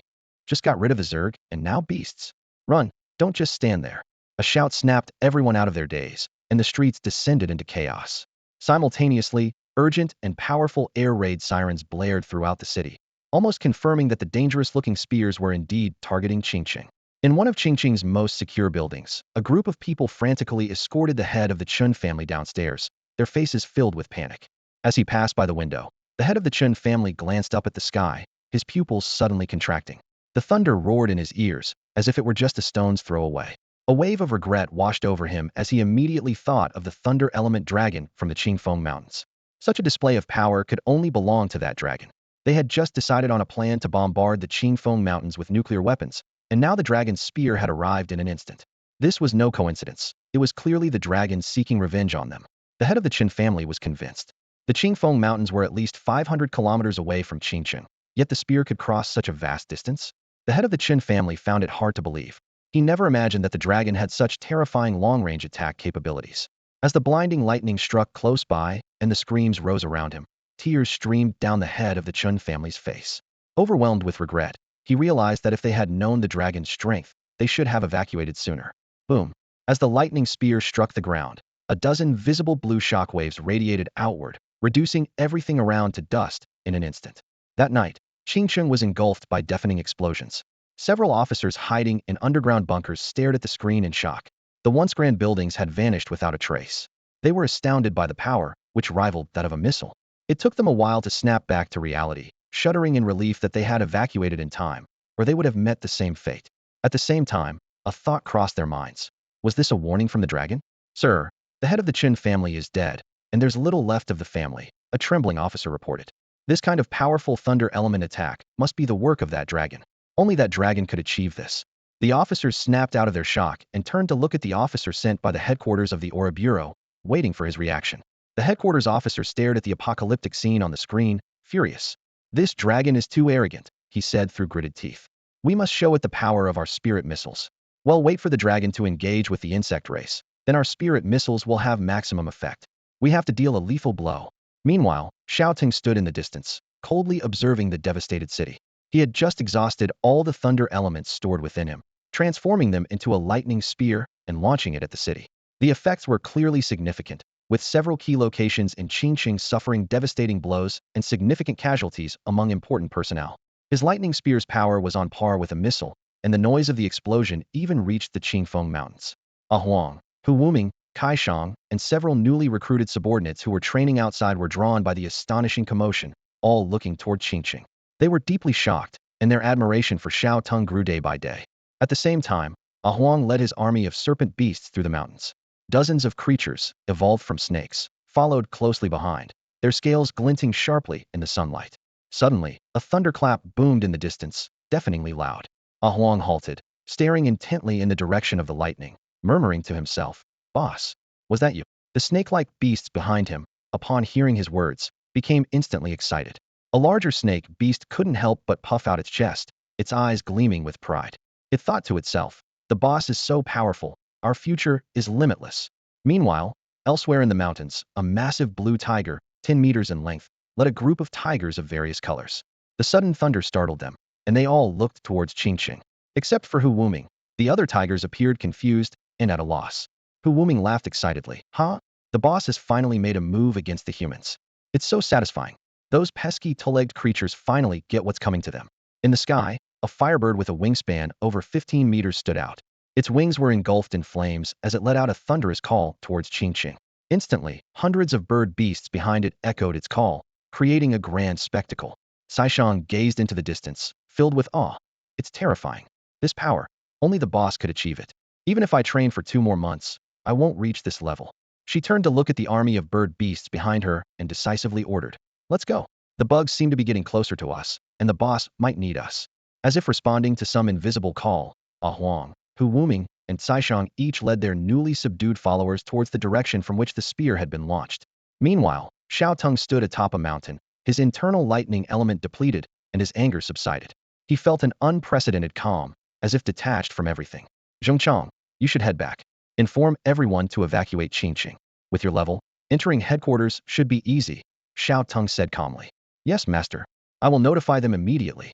Zhongchang responded and hurried down the mountain, aware of the imminent insect threat, knowing time was of the essence. Xiao Teng returned to a cave, grabbing a handful of thunder crystals and consuming them to replenish his exhausted lightning element. These crystals not only enhanced the power of his lightning abilities, but also contained immense energy. Just as he closed his eyes to meditate, a voice called out, "Boss, we're back." Shouting opened his eyes to see the ground slightly trembling. A giant python, over 40 meters long and covered in spiked armor, appeared in view. It was followed by dozens of other giant pythons, each over 20 meters long and exuding an aura no weaker than the 3rd stage of transcendence. Upon seeing Xiao Teng, these pythons lowered their heads and prostrated themselves, showing submission to a stronger being. Undoubtedly, they were the backbone of the Qingfeng Mountains. Xiao Teng nodded approvingly. "Well done." Before he could finish speaking, a series of earth-shaking roars came from afar. Hu Wuming led several tigers of varying sizes and colors into view. Each of these tigers had an aura of at least the 4th stage of transcendence. Seeing Xiao Teng, they instinctively looked up, their pupils contracting in shock. Xiao Teng's size far exceeded their expectations. They had anticipated that Hu Wuming's leader was strong, but they hadn't expected this level of strength. The commotion from Qingqing earlier must have been caused by this very leader. Hu Wuming glanced at the impressive army of pythons behind Huang, and then at the few tigers behind him, feeling a bit ashamed. He quickly approached Xiao Teng and quietly explained, "All the comrades from the Qingfeng mountain range are here. My tribe is small, so I only found a few." Xiao Teng gave a calm smile and reassured him. No worries. The tiger clan is the king of beasts with limitless potential. I believe they will all grow into elites. Just then, a deafening bird cry echoed from the sky. Everyone looked up to see Xiaoang leading a diverse group of hundreds of birds and beasts as they slowly descended. This aerial unit was varied in species and strength, mostly hovering around the second tier of transformation. They cast a vast shadow on the ground, creating a spectacular scene. Xiaoang's transformation was particularly striking. It had evolved to the extraordinary first tier, with an impressive wingspan of 15 meters. Its fiery red feathers shimmered under the sunlight, and its wings and neck were surrounded by undying flames, with a few long and elegant tail feathers trailing behind. The bird appeared magnificent, exuding a noble aura with every movement. Xiaoang gracefully folded its wings and landed lightly in front of Xiao Teng, apologetically saying, "Boss, I couldn't find my kin, so I subdued many birds and beasts." Xiao Teng nodded approvingly. Well done, having so many birds and beasts is a considerable force. His gaze inadvertently swept over Xiaoang's head, where the information had updated. Flame Feather Firebird Extraordinary First Tier. Talents: Phoenix Bloodline S level, Firestorm B level, Telepathy F level, Fire Control B level, Incinerate All A level.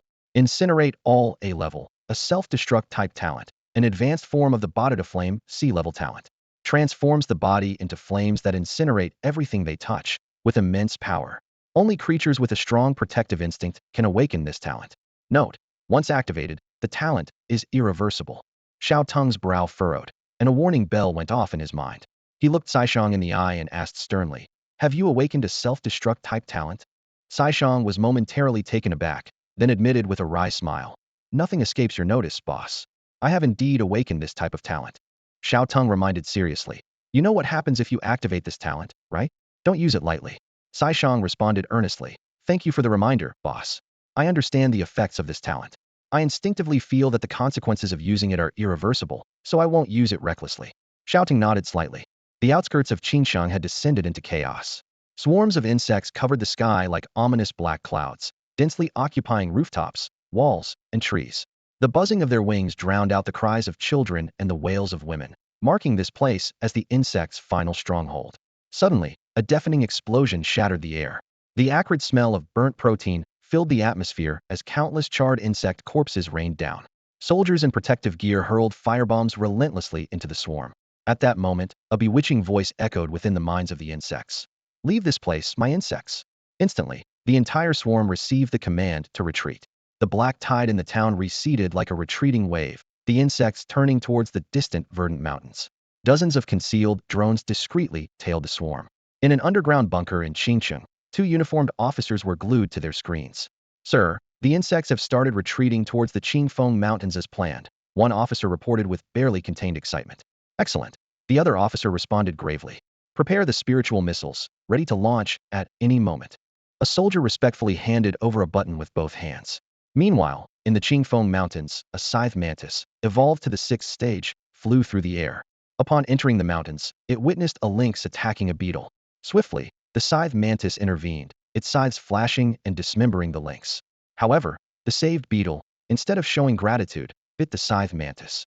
Without hesitation, the scythe mantis sliced it into pieces. A massive, glossy black stag beetle, evolved to the 7th stage, watched coldly. Its single horn, almost as long as its body, seemed forged from steel. The stag beetle remained indifferent to its kin's demise, casting only a cursory glance before looking away. "The creatures here are so weak, being chased by beasts," the scythe mantis remarked disdainfully. "Without the queen's orders, unlike us intelligent awakened insects, they act purely on instinct and are naturally weak." The stag beetle agreed. "However, this is a great habitat, with lush mountains and clear waters, much better than the polluted cities of the bipeds. At least we don't have to breathe in that contaminated air every day."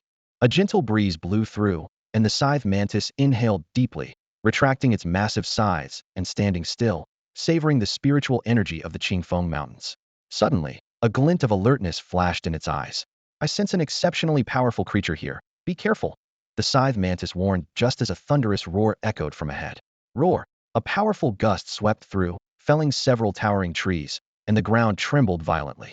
As the trees collapsed, a 10-meter-long azure tiger emerged. Its ankles were encircled by azure whirlwinds, as if it commanded the wind itself, standing majestically before the two insects. The scythe mantis saw its reflection in the eyes of the massive blue tiger. The giant tiger walked with a calm stride, its gaze contemptuous, radiating a regal aura as it approached them step by step. Faced with this colossal creature, the two insects felt an overwhelming pressure. The horned beetle exchanged a glance with the scythe mantis and then spoke up. Such a powerful presence. You must be the king of the Qingfeng Mountains. Please halt. We are here on the queen's orders to negotiate. However, the tiger named Wuming ignored them, continuing to look down with disdain and not stopping its advance. You dare underestimate us. Watch how I teach you a lesson. The scythe mantis was furious, swinging its giant scythes at a speed almost imperceptible to the naked eye, sending two fierce white waves towards the blue tiger. Just as the waves were about to hit, the blue tiger leapt into the air, moving so fast that only an afterimage remained, disappearing instantly from its previous spot. With a loud crash, the wave struck where the tiger had been, carving two deep furrows into the ground. Where did it go? The scythe mantis was stunned. It had a natural ability that increased its speed tenfold. Yet there was a creature even faster than it. It was certain the tiger hadn't vanished into thin air, but had moved with such extreme speed that its movements were undetectable. Suddenly, the scythe mantis sensed the figure. A ring of blue afterimages surrounded them, rotating continuously, as if they were trapped in a blue vortex. Countless invisible wind blades attacked from all directions, like an army charging, but the scythe mantis knew this was merely an illusion caused by the blue tiger's rapid movements. Bang! A scream pierced the air as a wind blade struck the scythe mantis precisely, severing one of its forearms. It dodged desperately but couldn't keep up with the tiger's speed, getting hit repeatedly. Blue blood splattered, and a broken scythe lay on the ground. It had become a one-armed mantis. Thud! A dull thud echoed. The horned beetle's hard, black shell was covered with scratches. It moved even slower and could only withstand the overwhelming wind blades. Though its defense was stronger, it struggled to hold out under the relentless assault. As time passed, it became battered and on the verge of collapse. King of Qingfeng Mountains, we are here on the queen's orders to negotiate. Don't be ungrateful. The horned beetle felt its life slipping away and issued a threat. If you don't respond, our insect army will flatten the Qingfeng Mountains. I'm not the king of the Qingfeng Mountains. The blue tiger finally spoke. My boss said, if you have the guts, come on. Do you think we're afraid of you? What? The horned beetle was incredulous. You're not the king of the Qingfeng Mountains. You're so powerful. How can you not be? As it fell, the horned beetle's eyes remained wide open, filled with disbelief. Buzz! A massive snow-white moth suddenly appeared amidst the swarm. It spanned at least 5 meters, its hollow black compound eyes coldly scanning the surroundings. This moth was the most intelligent brain bug among the insect race, possessing the ability to control other lower-tier insects. Its intelligence rivaled that of humans, and it was currently assessing the situation. The insect race had just suffered heavy losses from human soldiers and needed time to recover. The brain bug initially planned to find a sanctuary in the Qingfeng Mountains, slowly regain strength, and then gradually consume the entire region. However, the current situation forced it to engage in an anticipated battle with the exotic beasts of the Qingfeng Mountains. The brain bug shook its head, and a melodious, enchanting voice instantly filled the minds of all insects. Upon receiving the command, the insects turned collectively towards the Qingfeng Mountains, taking flight and densely covering the sky. Meanwhile, Xiao Teng hovered amidst the swirling clouds.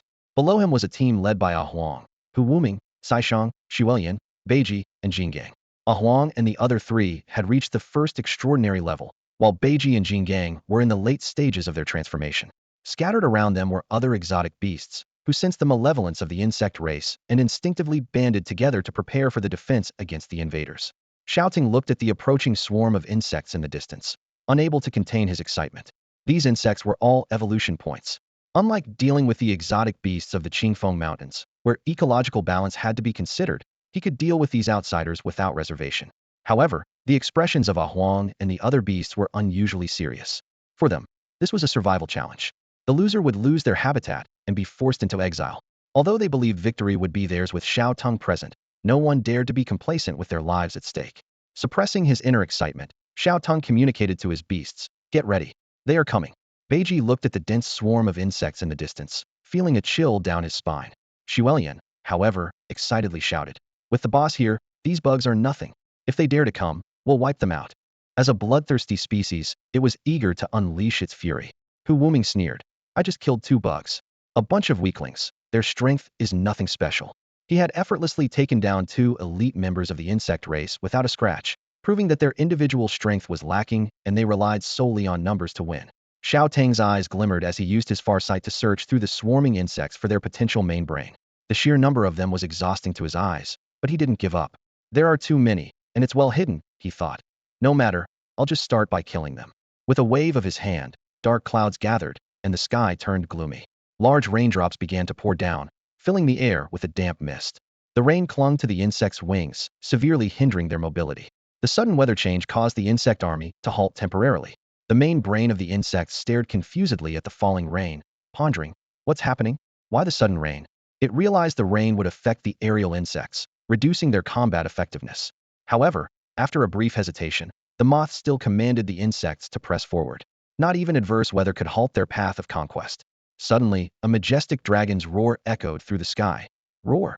As if enveloped by immense fear, the leading insects hesitated in their advance.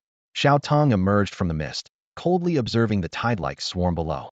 The main brain of the insects was shocked by the faint silhouette of the giant beast in the clouds, its overwhelming presence sending shivers down its spine. The opponent is strong, incredibly strong, it thought. I can't believe such a powerful being exists in the Qingfeng Mountains. For a fleeting moment, the main brain even considered retreating. But they were cornered, driven out by humanity. This was their last stand. The main brain wavered, its antennae trembling with unease, yet it resolutely issued the command. Buzz. Keep advancing. The insects at the front, though instinctively trembling, had no choice but to obey the directive and surge toward the figure in the mist. It was almost a suicidal charge. Xiao Teng opened his massive jaws, and the temperature around him soared. A searing flame gathered in his mouth, ready to unleash. In the next moment, scorching flames engulfed the front line of the insect swarm. The insects' bodies were instantly carbonized, turning to ash as they fell from the sky like a macabre black snow. Notifications echoed in Xiao Teng's mind as his evolution points skyrocketed. Ding. Killed a 10th tier mosquito. Evolution points 1036. Ding. Killed a 1st tier blood-sucking mosquito. Evolution points 1563. Ding. Killed a 9th tier killer bee. Evolution points 917. Ding. Killed a 1st tier winged cockroach. Evolution points 1954. Ding. Killed an 8th tier male ant. Evolution points 854. His fiery breath spread out in a wide arc, covering a vast area. Coupled with the dense swarm, it only took a few seconds for Xiao Teng to amass a wealth of evolution points. He laughed heartily. Ha ha. These evolution points are coming in fast. In just a few seconds, a large area in front of Xiao Teng was cleared, littered with insect corpses and ashes. The ease of this massacre left Xiao Teng feeling exhilarated like never before. This wave brought in a whopping 50,000 evolution points. Xiao Teng was ecstatic, his eyes gleaming as he watched the swarm of insects surging towards him like a tide. To him, these fearsome insect swarms were nothing more than a sumptuous takeout meal. Eagerly, he manipulated the mist, twisting his dragon-like body to charge at the swarm. Countless insects lunged at Xiao Teng, biting and attacking furiously, yet they couldn't even penetrate his scales.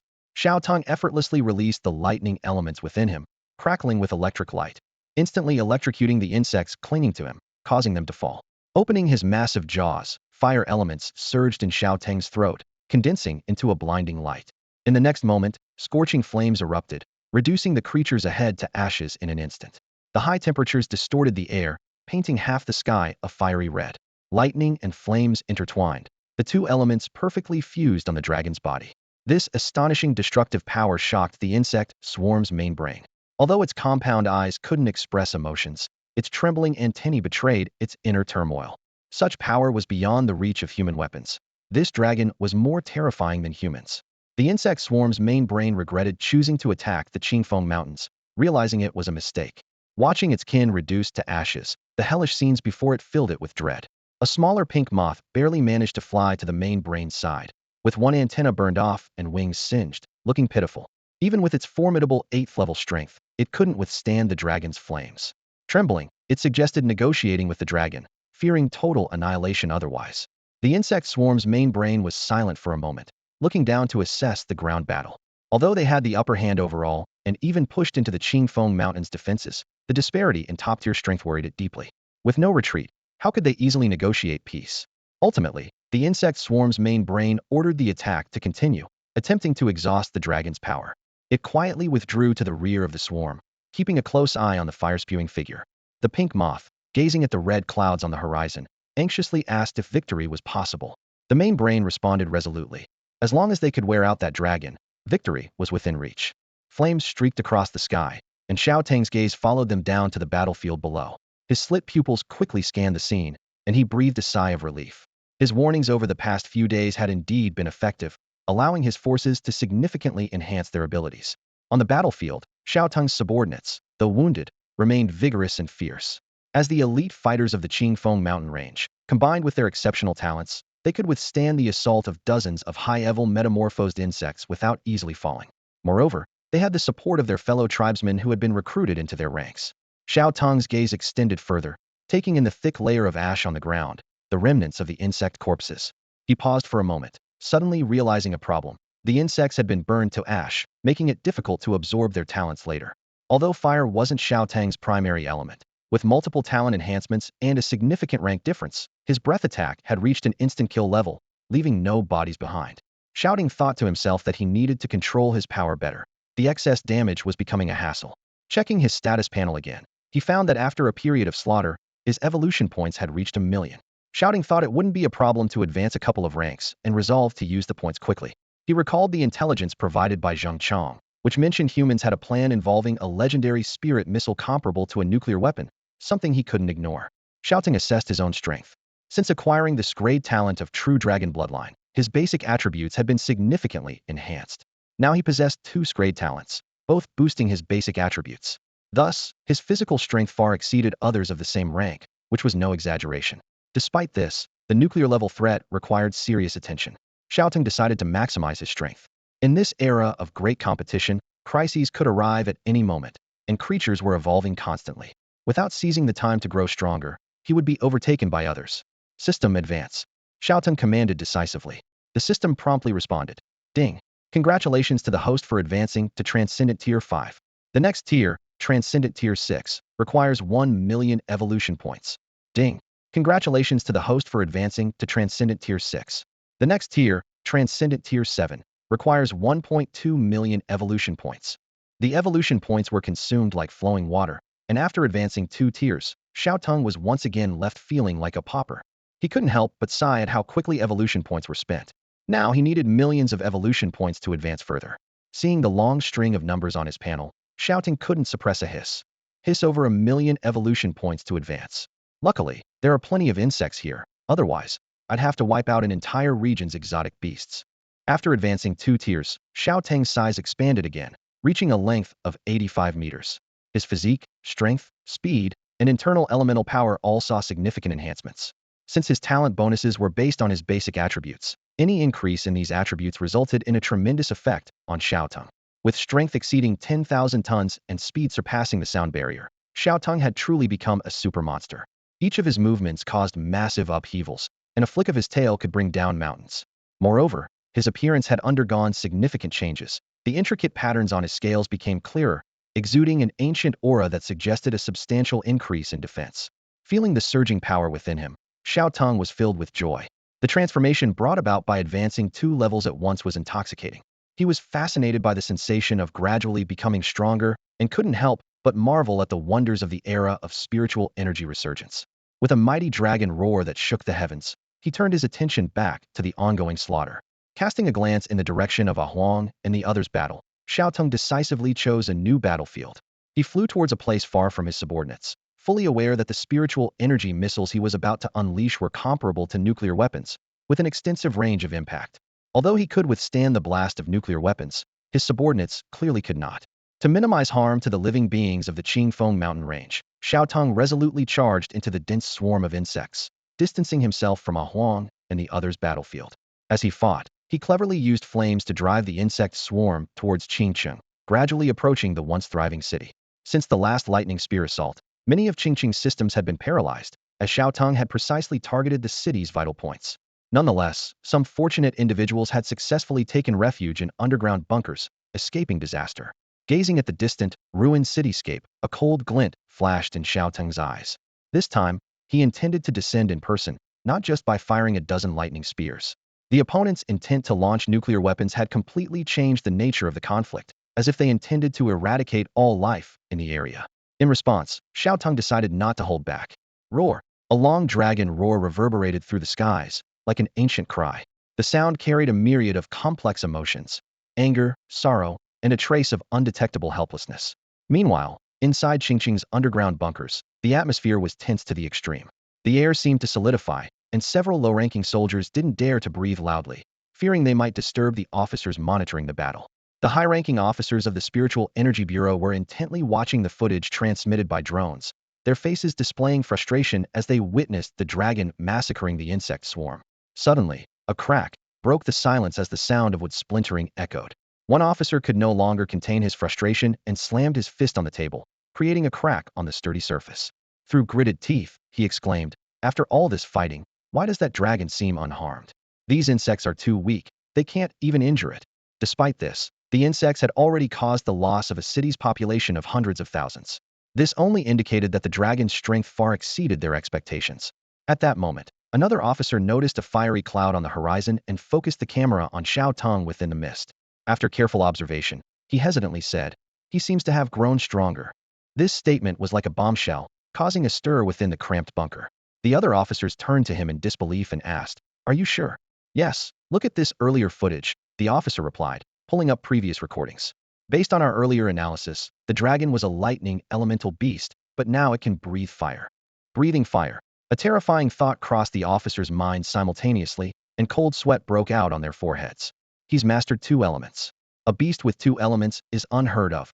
The atmosphere in the bunker instantly became heavier, and everyone realized that the enemy they faced was far more terrifying than they had imagined. Since the resurgence of spiritual energy, humanity has finally unveiled the mysteries of elemental forces. This power, omnipresent like air, can only be sensed and wielded by creatures with the corresponding awakened attributes. Officers stared intently at the surveillance footage, astonished by the incredible abilities of the dragon before them. Xiao Teng, this fearsome dragon, not only mastered long-range attacks, but also simultaneously controlled 2 types of elemental forces.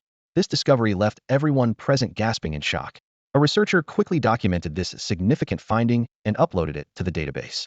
The officers of the Spiritual Energy Bureau exchanged glances, filled with mixed emotions. They had to admit that in the realm of spiritual energy utilization, humans had fallen behind the exotic beasts. One officer sighed deeply and picked up the radio to issue new orders. "Try a few medium-range missiles first. If ineffective, deploy the spiritual energy missiles." This decision would undoubtedly lead to enormous losses. The cost of each spiritual energy missile was enough to train a large number of superhumans. However, faced with this seemingly invincible dragon, they had no other choice. As the command was given, a dozen missiles, trailing long tails of flame, tore through the sky at supersonic speeds, targeting Xiao Teng's location. Xiao Teng watched the incoming missiles with cold detachment, unfazed. These conventional weapons no longer posed a threat to his current form. With a mere thought, Xiao Teng used his teleportation ability in quick succession, appearing several kilometers away in the blink of an eye. The missiles, having lost their target, all fell into the swarm of insects. After a thunderous explosion, a massive mushroom cloud rose from the ground, scattering countless insect remains into the air. The tendrils of the insect hive mind quivered violently, looking towards Qingcheng in anger and confusion, searching for the dragon that had suddenly vanished. Meanwhile, the officers of the Spiritual Energy Bureau stared in disbelief at the now empty screen, momentarily at a loss for what to do. The missile launch base was eerily silent, with no indication of a successful target hit. Xiao Teng's speed of teleportation was astonishing, making him appear to vanish into thin air in the eyes of the officers from the Lynchi Bureau. "There he is," one officer exclaimed urgently, frantically switching between multiple monitors until he finally caught sight of Xiao Teng. On the screen, his figure stretched into a black line, racing towards Qingcheng. The officers exchanged anxious glances, fear etched on their faces. "Is he coming for us?" one officer asked, trembling. "It seems so," another replied, his voice filled with unease. "He's moving incredibly fast. It won't be long before he reaches Qingcheng, and that dragon seems unscathed. Our missiles didn't hit him at all." "Conventional missiles are completely ineffective against him," someone shouted. "We need to launch a spiritual missile immediately. We've thoroughly angered this dragon, and if he attacks Qingcheng in a rage, we're doomed. If we don't eliminate this dragon today, I can't even imagine how much he'll grow in power in the future," another officer added, his voice laden with deep concern. All eyes turned to the highest-ranking officer in the center. "Sir, please give the order to launch the spiritual missile at the dragon," they pleaded in unison. "Yes. If we don't launch now, it'll be too late. He'll reach the city soon. If we wait to launch, Qingcheng will be destroyed along with it." The central officer furrowed his brow, his eyes flickering with indecision. Under the watchful gaze of his colleagues, he finally reached out to touch the launch button. Taking a deep breath, he quickly entered the password and pressed the button firmly. Beep! A deafening roar erupted around them. White smoke billowed from the launch pad. prompting everyone nearby to instinctively cover their ears and step back. A spiritual missile. The perfect fusion of technology and spiritual energy. A researcher nearby couldn't help but exclaim in admiration. What a spectacle! Hundreds of tons of spiritual stone energy, enough to flatten everything within tens of kilometers, reducing any living being to ashes under its power. A dazzling new star shot skyward, carrying a chilling energy as it sped towards the moving target in the sky at supersonic speed. The accompanying researchers watched proudly as this latest model of spiritual missile soared into the air. This missile not only featured an advanced guidance system, but also utilized spiritual energy to automatically adjust its trajectory and track the target, significantly enhancing its strike accuracy. Even without satellite assistance, it could precisely lock onto high-speed moving targets. He's here. Xiao Teng's eyes were sharp, fixed on the dark shadow flying towards him. The subtle yet intimidating aura instantly made him realize this was the legendary spiritual missile, as powerful as a nuclear weapon. The dragon's body weaved agilely through the clouds as Xiao Teng tried to shake off the deadly weapon. However, after several teleportations, the spiritual missile still followed closely, its trajectory mysteriously changing. Locked onto me, and it's tracking. Xiao Teng's heart sank, knowing that evasion was impossible. In an instant, he made a decision. The massive dragon head swung back, opening its gaping maw. Lightning elements rapidly condensed in his mouth, and in a flash, a blinding laser beam shot directly at the spiritual missile. In the sky, the two immense energies collided with a deafening explosion. The blinding light instantly painted the sky in a kaleidoscope of colors. The energy shockwave, like an invisible tidal wave, shattered the clouds, pulverized the trees, overturned the ground, and sent dust flying into the air. What a powerful spiritual fluctuation! Xiao Teng exclaimed internally. Since evasion was futile, he could only withstand it. At the moment of the spiritual missile's explosion, he quickly coiled his body, tucking his head into his chest, crossing his claws to protect his head, and assumed the strongest defensive posture to brace for the overwhelming energy impact. Hundreds of kilometers away, the earth-shattering explosion caught the attention of all creatures. The energy released by several tons of spirit stones, with its intense spiritual fluctuation, was chilling even from afar. What is that thing? Tiger Wuming exclaimed in terror, his hair standing on end. Jingang's expression was solemn as he watched the mushroom cloud rising in the distance. Humans are once again challenging our understanding. Such a terrifying weapon is their creation. I wonder how many more they can launch. Huang swept away a bug clinging to it with its tail, full of worry. Boss. It clearly remembered that the terrifying aura was aimed directly at Xiao Teng. Those damned two-legged beasts. Why do they keep pushing us to the brink? Tiger Wuming gritted his teeth, unable to understand why humans repeatedly drove them to the edge of extinction. Shaoang shook her head and sighed. Species opposition, we are ultimately not of the same kind. She realized that once one's strength reached a certain level, they would face relentless suppression from humans. I will never let you harm my children, she vowed silently, her gaze firmly fixed on the explosion's center. Is the boss still alive? Beiji was deeply worried. If Xiao Teng fell, the insect clan would struggle to resist, and the Qingfeng Mountains might change hands. The insect clan, vast in number and seamlessly coordinated under the central command, resembled an elite army unafraid of death. Even Huang, who always had immense confidence in Xiao Teng, couldn't help but waver at this moment. The spiritual fluctuation was so powerful that it was clearly felt even here, let alone by Xiao Teng at the explosion's center. If the boss is dead, I won't let them get away with it. Huang's eyes blazed with fury, and if not for the insect clan's restraint, it would have charged into human cities for a massacre. The powerful energy shockwave swept over Xiao Teng's scales like invisible blades. His scales were lifted, and spots of blood seeped out, causing a sharp pain that made him frown. However, the damage was within his tolerance, merely superficial wounds that did not harm his internal organs or bones. While enduring the pain, Xiao Teng suddenly sensed the dense spiritual energy surrounding him, almost tangible. It was as if he had been thrown into an ocean of pure spiritual energy. Realizing the source of this dense energy, Xiao Teng was momentarily stunned, then burst into laughter. Spiritual energy missile. It's just using spiritual energy as power. It's a boon for me. Ha ha. The system notifications chimed continuously. Ding.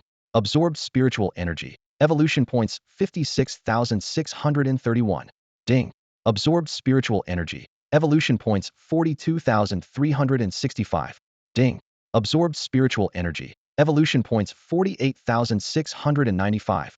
Realizing the abundance of spiritual energy here, Xiao Teng no longer rushed to leave the explosion center.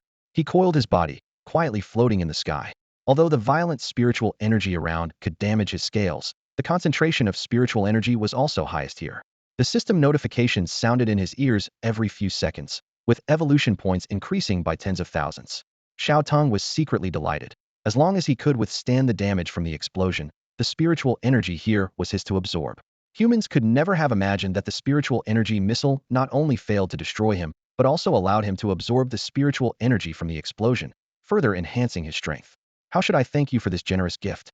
Xiao Teng narrowed his eyes, his cold vertical pupils gazing at the distant concrete buildings, contemplating his next move.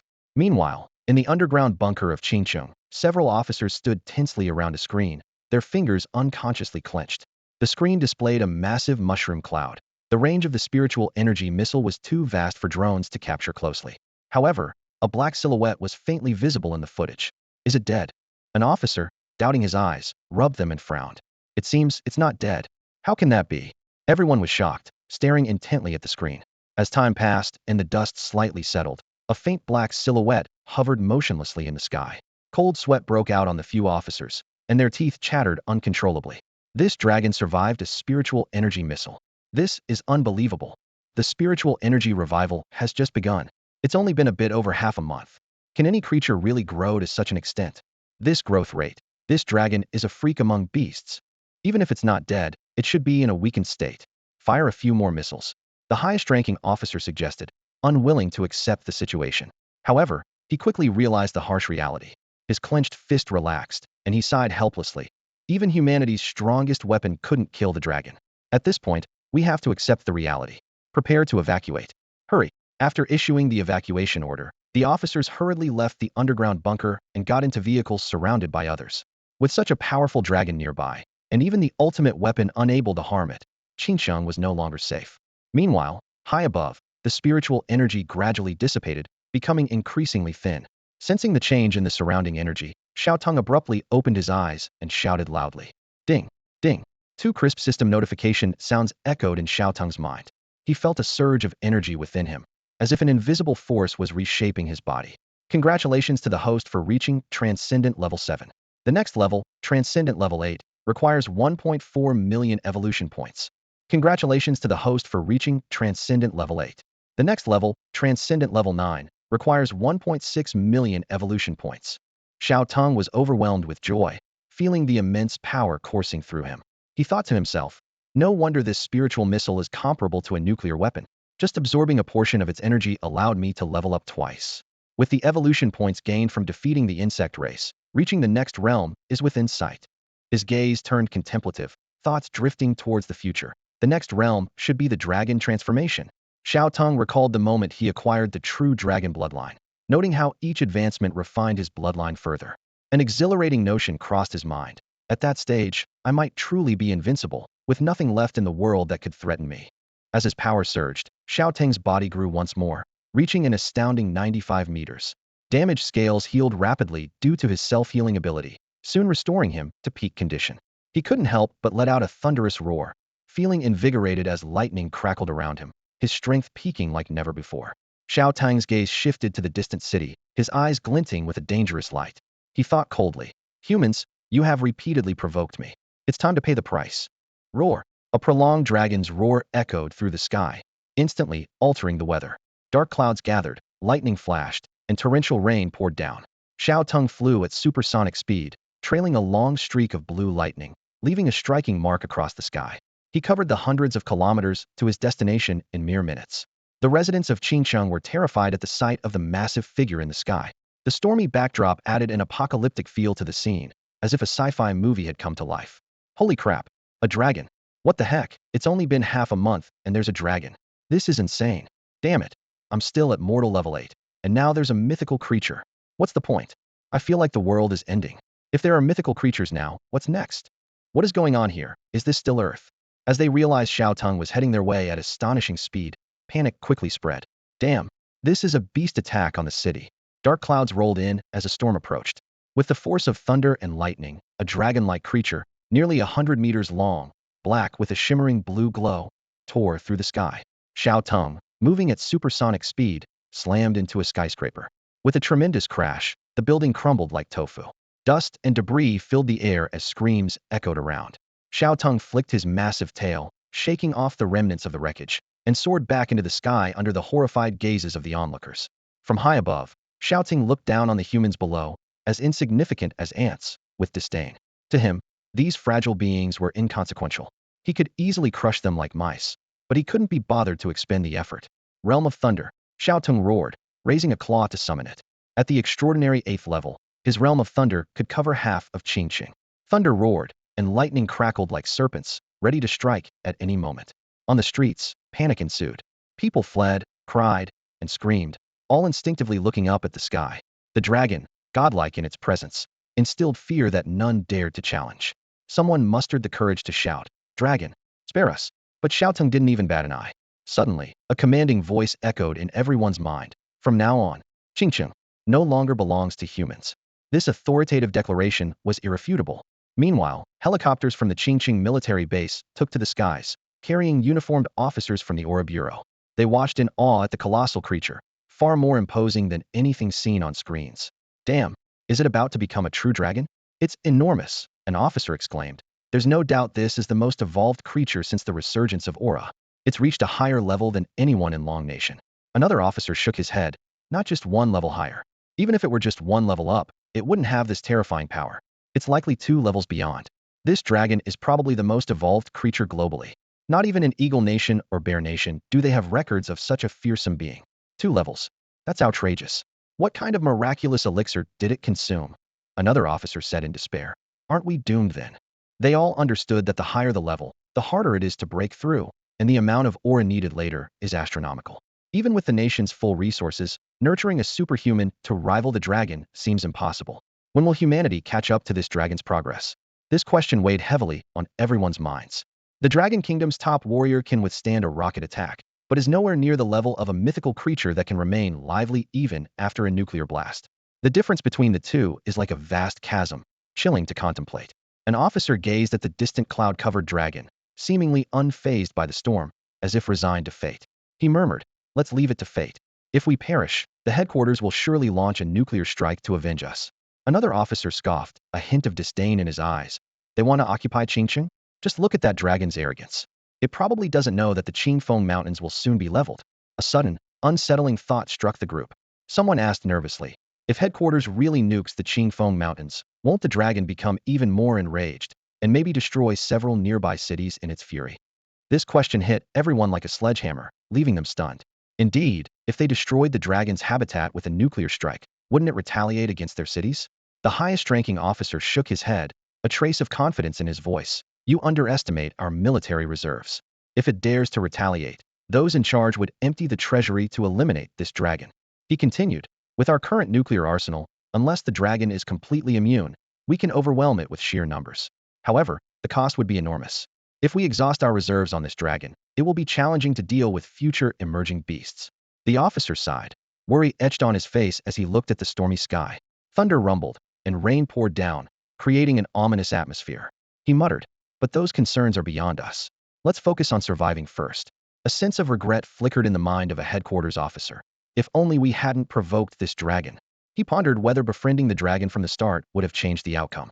Yet, no one anticipated a beast evolving so rapidly, far exceeding their expectations.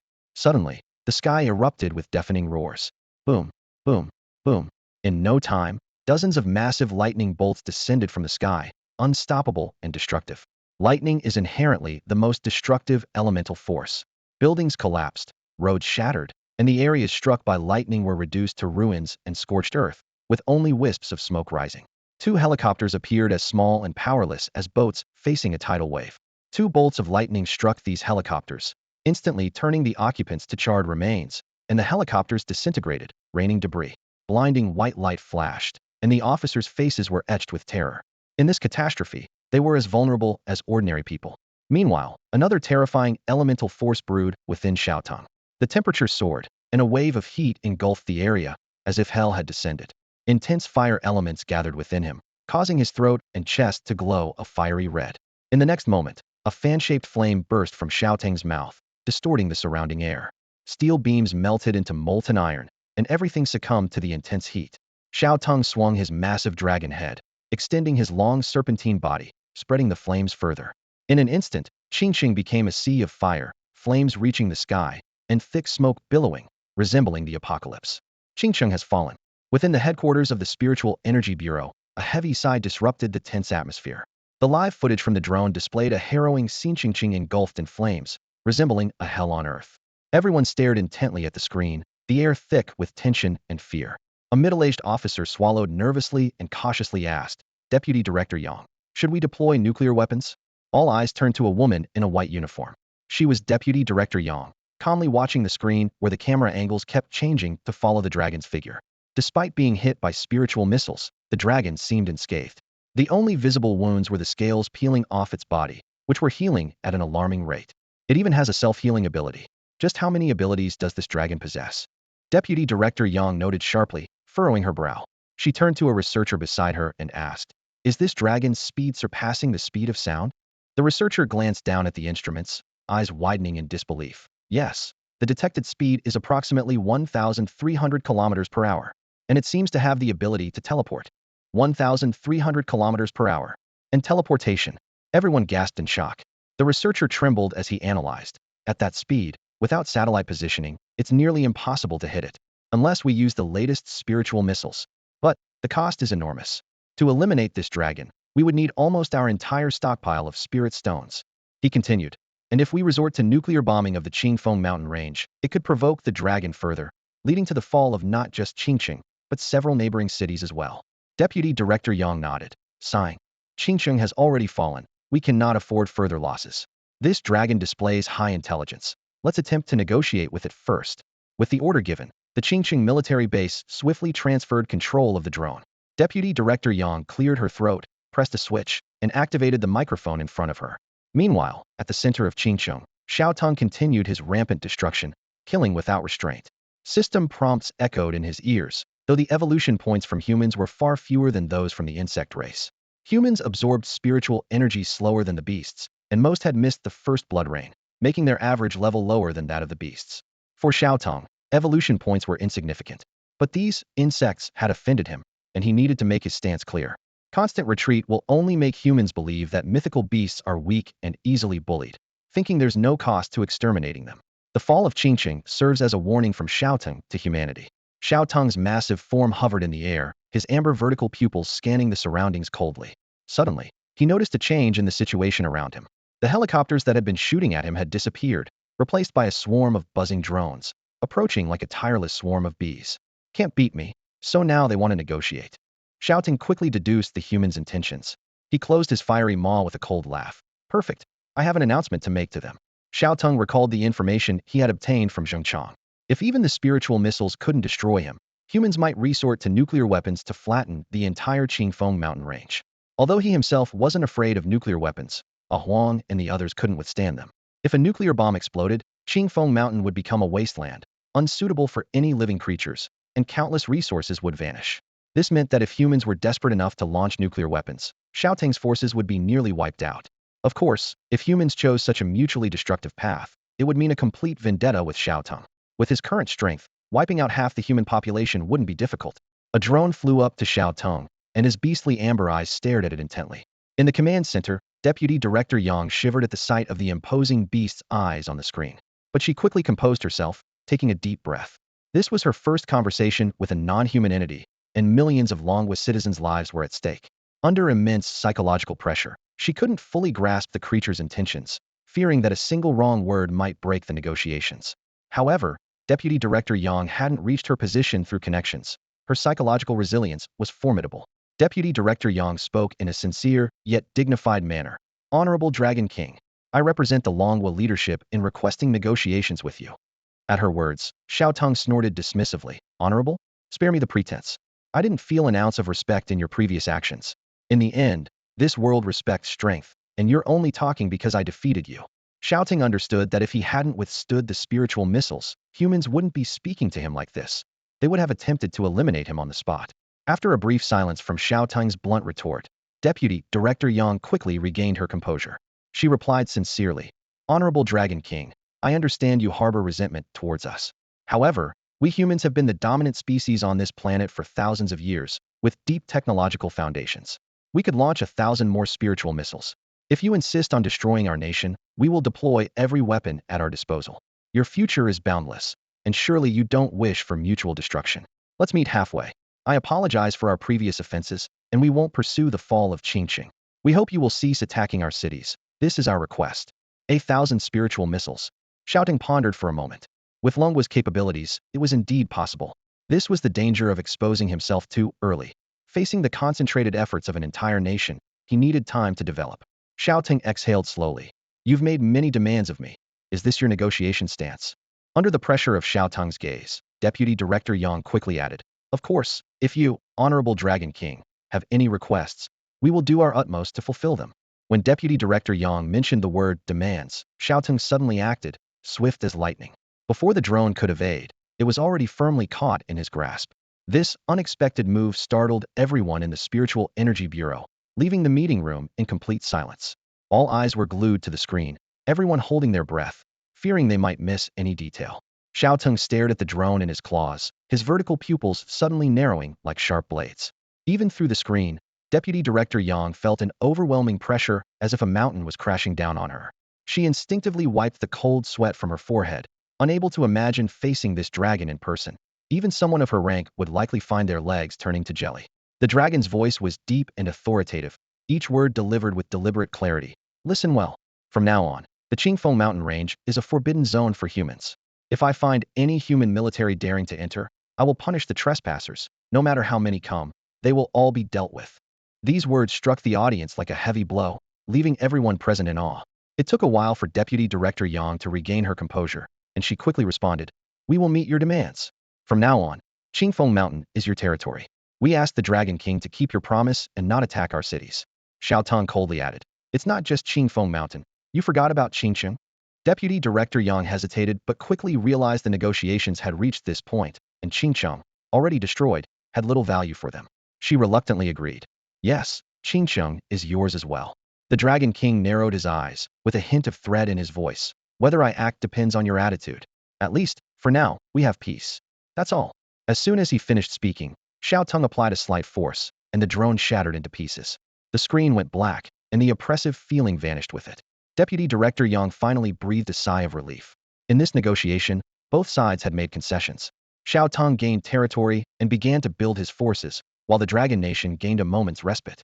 However, with the rapid growth of this dragon, they undoubtedly allowed a future formidable enemy to rise. But at this moment, they had no choice but to focus on nurturing their own supernaturals, as ultimately, it would come down to an arms race to see whose development was faster. After the negotiation, the monitoring hall was deathly silent, the atmosphere stifling. Everyone felt an indescribable sense of humiliation. This was the first time a city had been taken over by a beast. Where once they hunted and experimented on beasts in the alert zones at will, now the tables had turned, forcing them to cede territory and pay compensation. Worse still, this was likely just the beginning. With the resurgence of spiritual energy, the strength of beasts would undoubtedly continue to grow, and humanity's dominant position was precariously close to being toppled. Bang! A military officer could no longer contain his anger, slamming the table with a clenched fist and growling through gritted teeth. Damn beast! Beside him, a researcher was lost in thought, muttering, how did he become so strong? Deputy Director Yang shot a cold glance at the officer who had slammed the table, and he immediately realized his outburst, awkwardly withdrawing his hand. Increase investment in research, and deploy more personnel to extract natural resources and spirit stone veins. Deputy Director Yang's voice resonated powerfully in the conference room. Her gaze swept across everyone present, revealing a sense of determination and urgency. We must go full throttle and develop with all our might, or else this kind of situation will happen again. Yes, everyone responded in unison, their eyes filled with admiration. Deputy Director Yang's feat of stabilizing the giant dragon today had already won everyone's respect and approval. After the meeting, Xiao Teng stood on high ground, overlooking the city that had turned into a sea of fire. Flames consumed the buildings, and thick smoke billowed into the sky, reflecting his cold gaze. Having eliminated all the key figures, he decided to let the fire continue to burn. Xiao Teng flicked his tail and flew towards the insect army still battling with the beasts of the Qingfeng Mountains. Each insect represented a valuable evolution point, and he couldn't miss out. During the attack on Qingqiang, he had gained over 1 million evolution points, and killing the insects would yield even more, possibly enough to break through to the next level. On the Qingfeng Mountains, Xiao Teng's departure invigorated the insect army. They fought with increasing ferocity, swarming in dense numbers. The beasts often faced several insects at once, being driven back step by step. The insect hive mind played a crucial role in this battle. The mindless insects followed its commands completely, turning into fearless warriors who charged forward even in the face of certain death. In contrast, some more intelligent beasts, fearing for their lives, avoided direct confrontation with the insects and hid to preserve themselves. Only those beasts with established territories fought bravely to defend their land. In this chaotic battle, Xiao Teng's team performed exceptionally well. Huang, Tiger Wuming, Shuai Yan, and Kai Shang were all extraordinary fighters, each capable of taking on 10 opponents, effectively holding off the majority of the insect elites. Suddenly, an earth-shattering tiger roar echoed through the mountains. A gale swept like a sharp blade, slicing through the shells of hundreds of insects. Limbs fell scattered from the sky, creating a terrifying scene. A few sharp buzzing sounds followed, indicating that the insect hive mind had noticed the situation. The strength of this tiger was too significant to ignore. A seductive, melodious voice echoed in the insects' minds. Take down that tiger first. This was the power of the insect hive mind. It could oversee the entire battlefield, reallocating forces and concentrating firepower to eliminate the most threatening enemies. Tiger Wuming, with a strong desire to fight, had already killed many insects, naturally becoming the hive mind's primary target. In a previously less pressured area, the insects suddenly abandoned their pursuit of nearby beasts and turned en masse towards the massive blue tiger. Tiger Wuming stood atop a pile of insect corpses, advancing almost as if stepping on them. Faced with the incoming swarm, Tiger Wuming showed no fear, instead letting out a deafening roar. Damn it! Insect scum, come on! Tiger bro, I'm coming to help. Noticing Tiger Wuming in danger, Huang struck away the insects entangling him and rushed towards Tiger Wuming with all his might. As he prepared to unleash an earth spike, he noticed something in the sky, and his heart leaped with joy. Great! It's the boss. The boss is back. Huang shouted excitedly, his eyes shining with hope. Before the insect reinforcements could reach Hu Wuming, Xiao Teng unleashed a fiery breath that instantly turned them all to ash. The system notifications sounded one after another. Ding! Killed a stage 1 green water mosquito. Evolution points 1523. Ding! Killed a stage 1 giant mantis. Evolution points 1982. Ding! Killed a stage 10 hornet. Evolution points 963. Seeing Xiao Teng, Hu Wuming exclaimed with delight, Boss, you're finally here. Xiao Teng nodded slightly, responding briefly, I'm here. After the greeting, he scanned the surrounding insect warriors battling Hu Wuming. These insects were all formidable, none below stage 4. As Xiao Teng's gaze fell upon them, the dozen or so insect warriors exchanged glances and retreated a step in unison. Surprise flickered in their eyes as they whispered, How is he back? He didn't die at the hands of the humans. This doesn't make sense. Aren't humans supposed to be formidable? How is this dragon unscathed? Remembering the days when they were hunted by humans and seeing Xiao Teng return unharmed, these insect warriors felt a stark contrast. They couldn't help but wonder, aren't humans supposed to be strong? Why are they so powerless against a dragon? Xiao Teng smirked coldly, thinking, die? These are elite insects, offering a lot of evolution points. I can't let them go. A torrent of fiery breath erupted once more, engulfing the insect warriors in flames. Agonizing screams echoed. It hurts. Stop burning me. These higher-tier insects endured more pain. Ordinary insects turned to ash instantly, while they suffered the torment of being burned for several long seconds. Some couldn't endure and began to plead, Please, don't kill me. Xiao Teng ignored them. He had heard such pleas too many times and had grown somewhat numb to them. The system notifications chimed again. Ding! Killed a stage 5 water spirit insect. Evolution points 5,322. Ding! Killed a stage 6 iron bee. Evolution points 6,231. Ding! Killed a stage 4 flame lantern bug. Evolution points 4,712. Another 60,000 evolution points were added. These elite insects indeed provided far more evolution points than ordinary ones. However, Xiao Teng now required millions of evolution points to advance. Without this wave of insect army providing evolution points, his advancement wouldn't be this rapid. After the flames subsided, parts of the insect bodies remained unburned. This was the result of Xiao Teng deliberately controlling the power of his breath, intending to leave behind remnants to devour. Looking at the incomplete bodies, Xiao Teng remarked disdainfully, Fire is the bane of insects, but the hassle is having to control the power carefully, otherwise, there'd be nothing left but ashes. It's your fault for being too weak. Despite this, Xiao Teng decisively devoured the remains. After all, these higher-tier insects had awakened more talents, making it easier to absorb useful abilities. Ding! The endless devouring systems prompt sounded in Xiao Teng's mind, followed by 2 pieces of information. Congratulations, host, for devouring a D-level talent. Hearing enhancement. Hearing enhancement at D-level means your hearing has significantly improved, with a 500 increase in auditory acuity. Congratulations, host, for devouring a B-level talent. Telekinesis. With telekinesis at level, your mental strength increases by 30 based on your basic attributes, allowing you to manipulate inanimate objects with your mind. Xiao Teng immediately felt the change in his hearing. Sounds around him became extraordinarily clear. The subtle noise of air moving, distant fighting, insect chirps, and roars were all audible. He mused that this hearing enhancement might be a lower-tier talent of the legendary Ear of the East Wind, complementing his thousand-mile eyes talent. However, he also realized that this wasn't all beneficial. Encountering sound-based attacks could be devastating. Next, Xiao Teng turned his attention to the more intriguing talent telekinesis. As a mental-type talent, its potential was promising. He recalled his mental manipulation talent, which had incredible effects but was highly resource-intensive, requiring substantial mental energy just to brainwash a single person. Thus, he preferred to eliminate weaker beings rather than waste energy controlling them. Xiao Teng decided to test his newly acquired telekinesis. He focused, and a layer of blue light enveloped a bug's corpse. Under his mental control, the bug's corpse slowly floated up and then smoothly entered his mouth. A satisfied smile appeared on his face after completing this action. Not content with just that, Xiao Teng extended his telekinesis to a tree branch. With a glint in his eye, the branch shot out like an arrow, piercing a nearby large tree. This attempt made him realize that telekinesis could not only control inanimate objects, but also propel them at high speed, though this would deplete his mental energy faster. Xiao Teng began to envision the combat applications of this talent. He imagined controlling a swarm of swords to attack his enemies, overwhelming them. Particularly on human battlefields, this talent's power would be more pronounced, as humans are the primary users of weapons, unlike beasts that rely on claws and fangs. At that moment, Huang hurried to the scene. Having witnessed Xiao Teng being hit by a spiritual missile, it was both shocked and delighted to see him unharmed.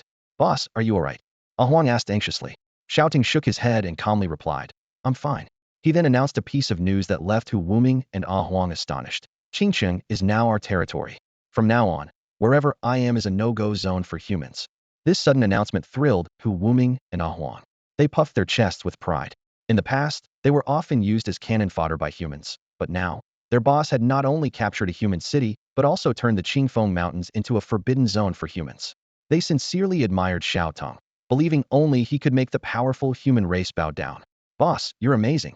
Boss, you're incredible," they praised wholeheartedly. Huang excitedly said, "Boss, Shaoang and the others probably don't know this great news yet. I'll go tell them now." Xiao Teng nodded in agreement. "Yes, go ahead." Huang eagerly slithered away, its massive python body heading towards where the other companions were fighting. As for whether the Qingfeng Mountains would be occupied by the insect tribe, it was no longer a concern in their minds.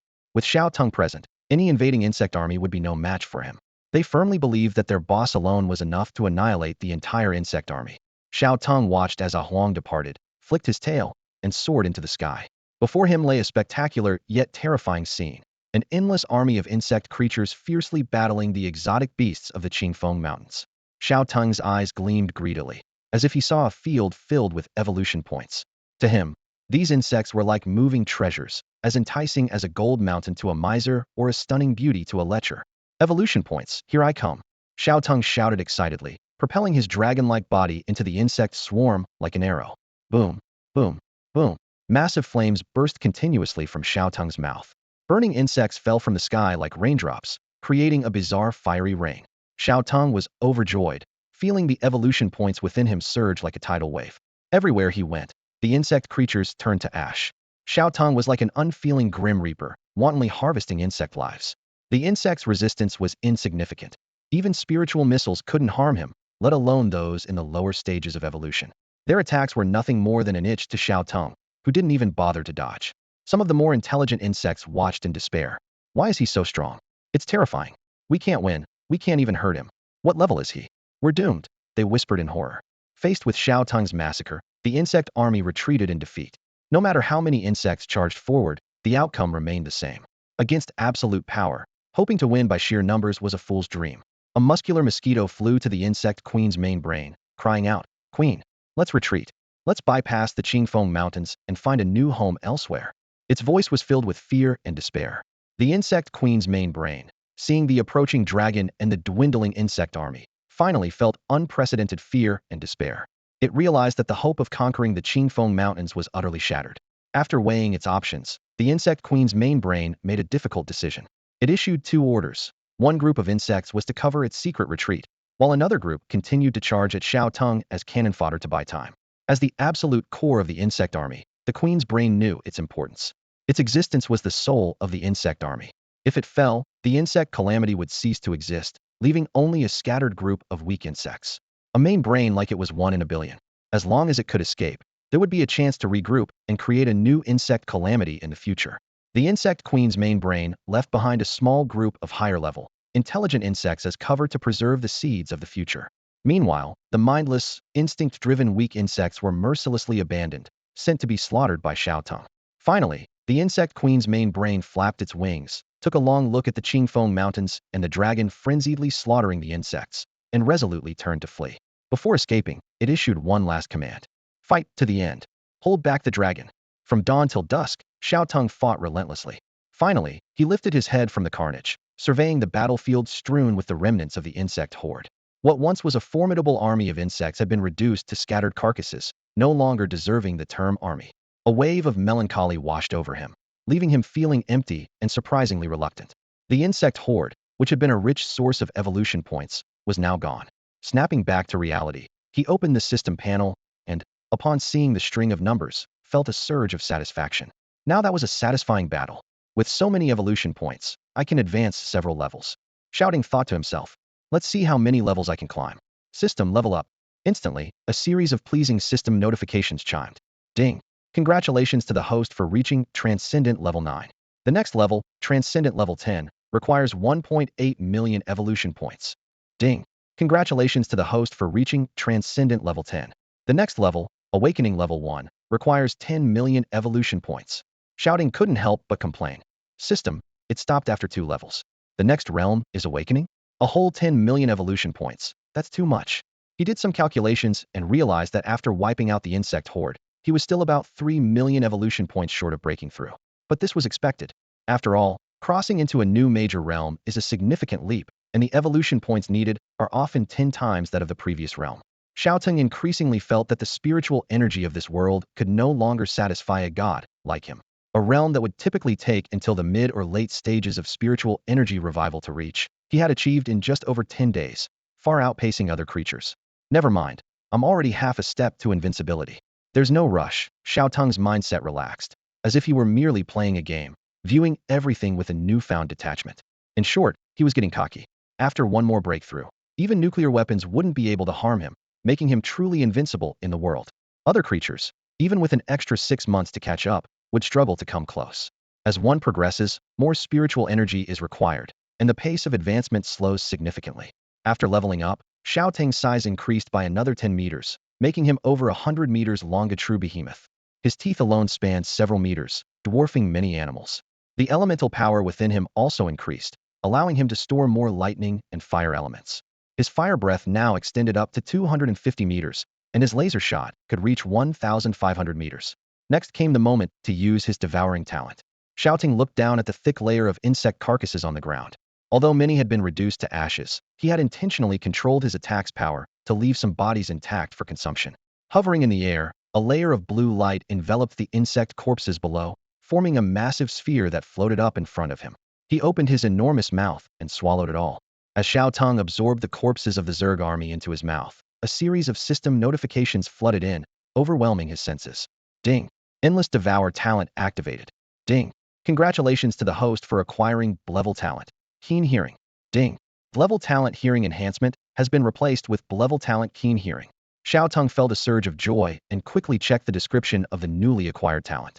Keen hearing level. Your hearing is greatly enhanced, allowing you to hear sounds from 1,000 miles away and choose whether to listen to them. Just as I thought. Xiao Teng rejoiced inwardly. The hearing enhancement talent has evolved into keen hearing, and I can control it freely, perfectly complementing my far sight. He closed his eyes, savoring the changes brought by the new talent. It seemed as if countless subtle sounds were rising and falling around him, emanating from every corner of the Qingfeng Mountains. Xiao Teng smiled softly. With this talent paired with his far sight, he could grasp every movement within the entire mountain range. However, this was just the beginning. The number of Zerg army corpses was vast, and even though some had been burned to ashes, many still remained. The system notifications chimed again. Ding. Congratulations to the host for acquiring level talent. Advanced Healing. Ding. Level talent intermediate healing has been replaced with level talent advanced healing. Ding. Congratulations to the host for acquiring a level talent. Ultra Regeneration. Ding. Level talent Advanced Healing has been replaced with a level talent Ultra Regeneration. Xiao Teng's eyes gleamed with anticipation as he eagerly checked the new talent description. Ultra Regeneration level. Your body's healing power is greatly enhanced, increasing healing speed by 1000. It consumes a significant amount of energy, but even severed limbs can regenerate. Now, you can achieve limb regeneration. Fantastic, Xiao Teng exclaimed, clenching his fists in excitement. From simple healing to limb regeneration, the leap is incredible. Could immortality be next? He pondered with anticipation, realizing that this talent significantly boosted his survival capabilities. Even if severely injured in fierce battles, he could recover quickly as long as he had enough energy. As Xiao Teng was immersed in joy, the system's voice chimed again, instantly lifting his spirits. Ding! Congratulations to the host for acquiring S-level talent. Advanced Empowerment Aura. Ding! Level talent Basic Empowerment Aura has been replaced with S-level talent Advanced Empowerment Aura. And S-level talent! Xiao Teng exclaimed, his eyes alight with excitement. This was his third S-level talent, and it was a group enhancement type. He recalled his previous two S-level talents.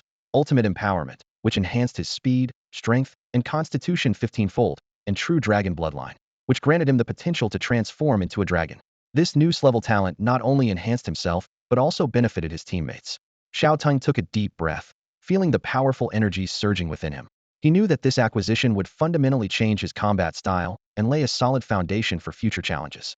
After all, Xiao Teng's SS-level talent, Endless Devour, was acquired directly from others, allowing him to bypass the usual talent evolution process and obtain an advanced talent immediately. Suppressing his inner excitement, Xiao Teng eagerly opened the panel to closely examine the description of this newly acquired S-level talent. The effects of the Advanced Enhancement Aura left him astounded. It could provide a specified creature with an aura that enhances all abilities by 300 for 24 hours. Even more astonishing was that this aura could simultaneously affect 10,000 creatures. Xiao Teng's eyes widened in surprise, and his heart raced. This number meant he could almost cover all his subordinates, boosting their abilities threefold instantly. No wonder it's in S-level talent. It's simply incredible. Xiao Teng murmured to himself, already envisioning an invincible army composed of these enhanced beasts. He realized how terrifying this power would be if it fell into the hands of a human general. Without hesitation, Xiao Teng immediately applied the aura to his subordinates in the Qingfeng Mountains. However, as soon as the aura took effect, he felt about 1/10 of his physical strength being drained. There's definitely a cost, Xiao Teng thought to himself, but compared to the effect, this cost is negligible. He reassured himself that as his strength increased, this cost would become increasingly insignificant. Looking at the word advanced in the talent description, Xiao Teng pondered. Based on past experiences, talents with such prefixes often had evolutionary potential. They might evolve as their rank increased or through special natural treasures. If an S-level talent evolves further, Xiao Teng's breath quickened. Wouldn't it become an S-level talent? This thought filled him with both excitement and anticipation, as if he could see a more powerful future beckoning to him. The system notifications sounded one after another, causing Xiao Teng's heart to race. He held his breath, listening intently to each piece of newly acquired talent information. First, a notification of an S-level talent filled Xiao Teng with excitement. Then, the system announced he had gained an A-level talent, Elemental Resistance, a powerful defensive ability that reduces all elemental attack damage by 20. Xiao Teng felt grateful, as this was his third resistance talent, complementing his previous explosion resistance and mental resistance. The system's notifications continued. Another level talent, Poison Resistance, was announced, enhancing his resistance to various toxins by 50. He couldn't help but think that this talent might save his life someday in the future. Finally, the system revealed an A-level talent that thrilled Xiao Teng, Shadow Clone. This rare dark elemental talent allows him to create a clone with 40 of his original abilities. Although the clone requires a continuous drain on his mental energy, and its death would rebound on him, the potential of this ability seemed limitless to Xiao Teng.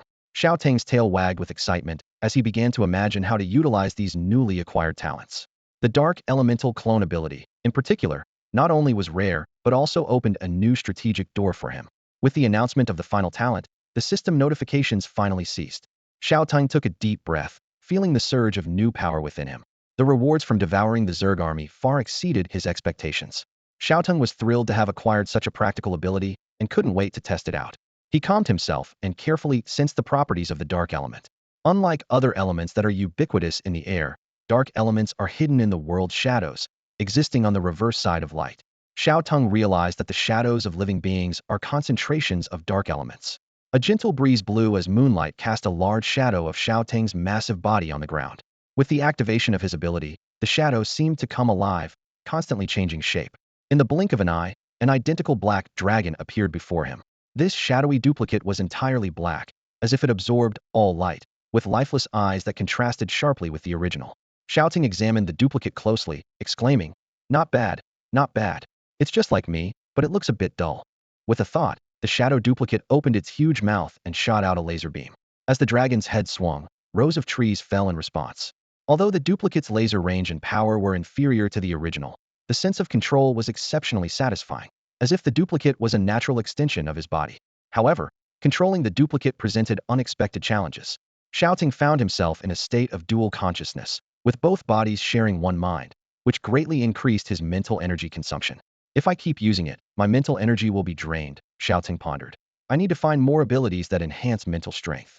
He realized that most of the abilities he had acquired strengthened his physical body, while improvements in mental strength were relatively limited. Having satisfied his curiosity, Xiao Teng decided to temporarily retract the duplicate and wait until he had a specific use for it.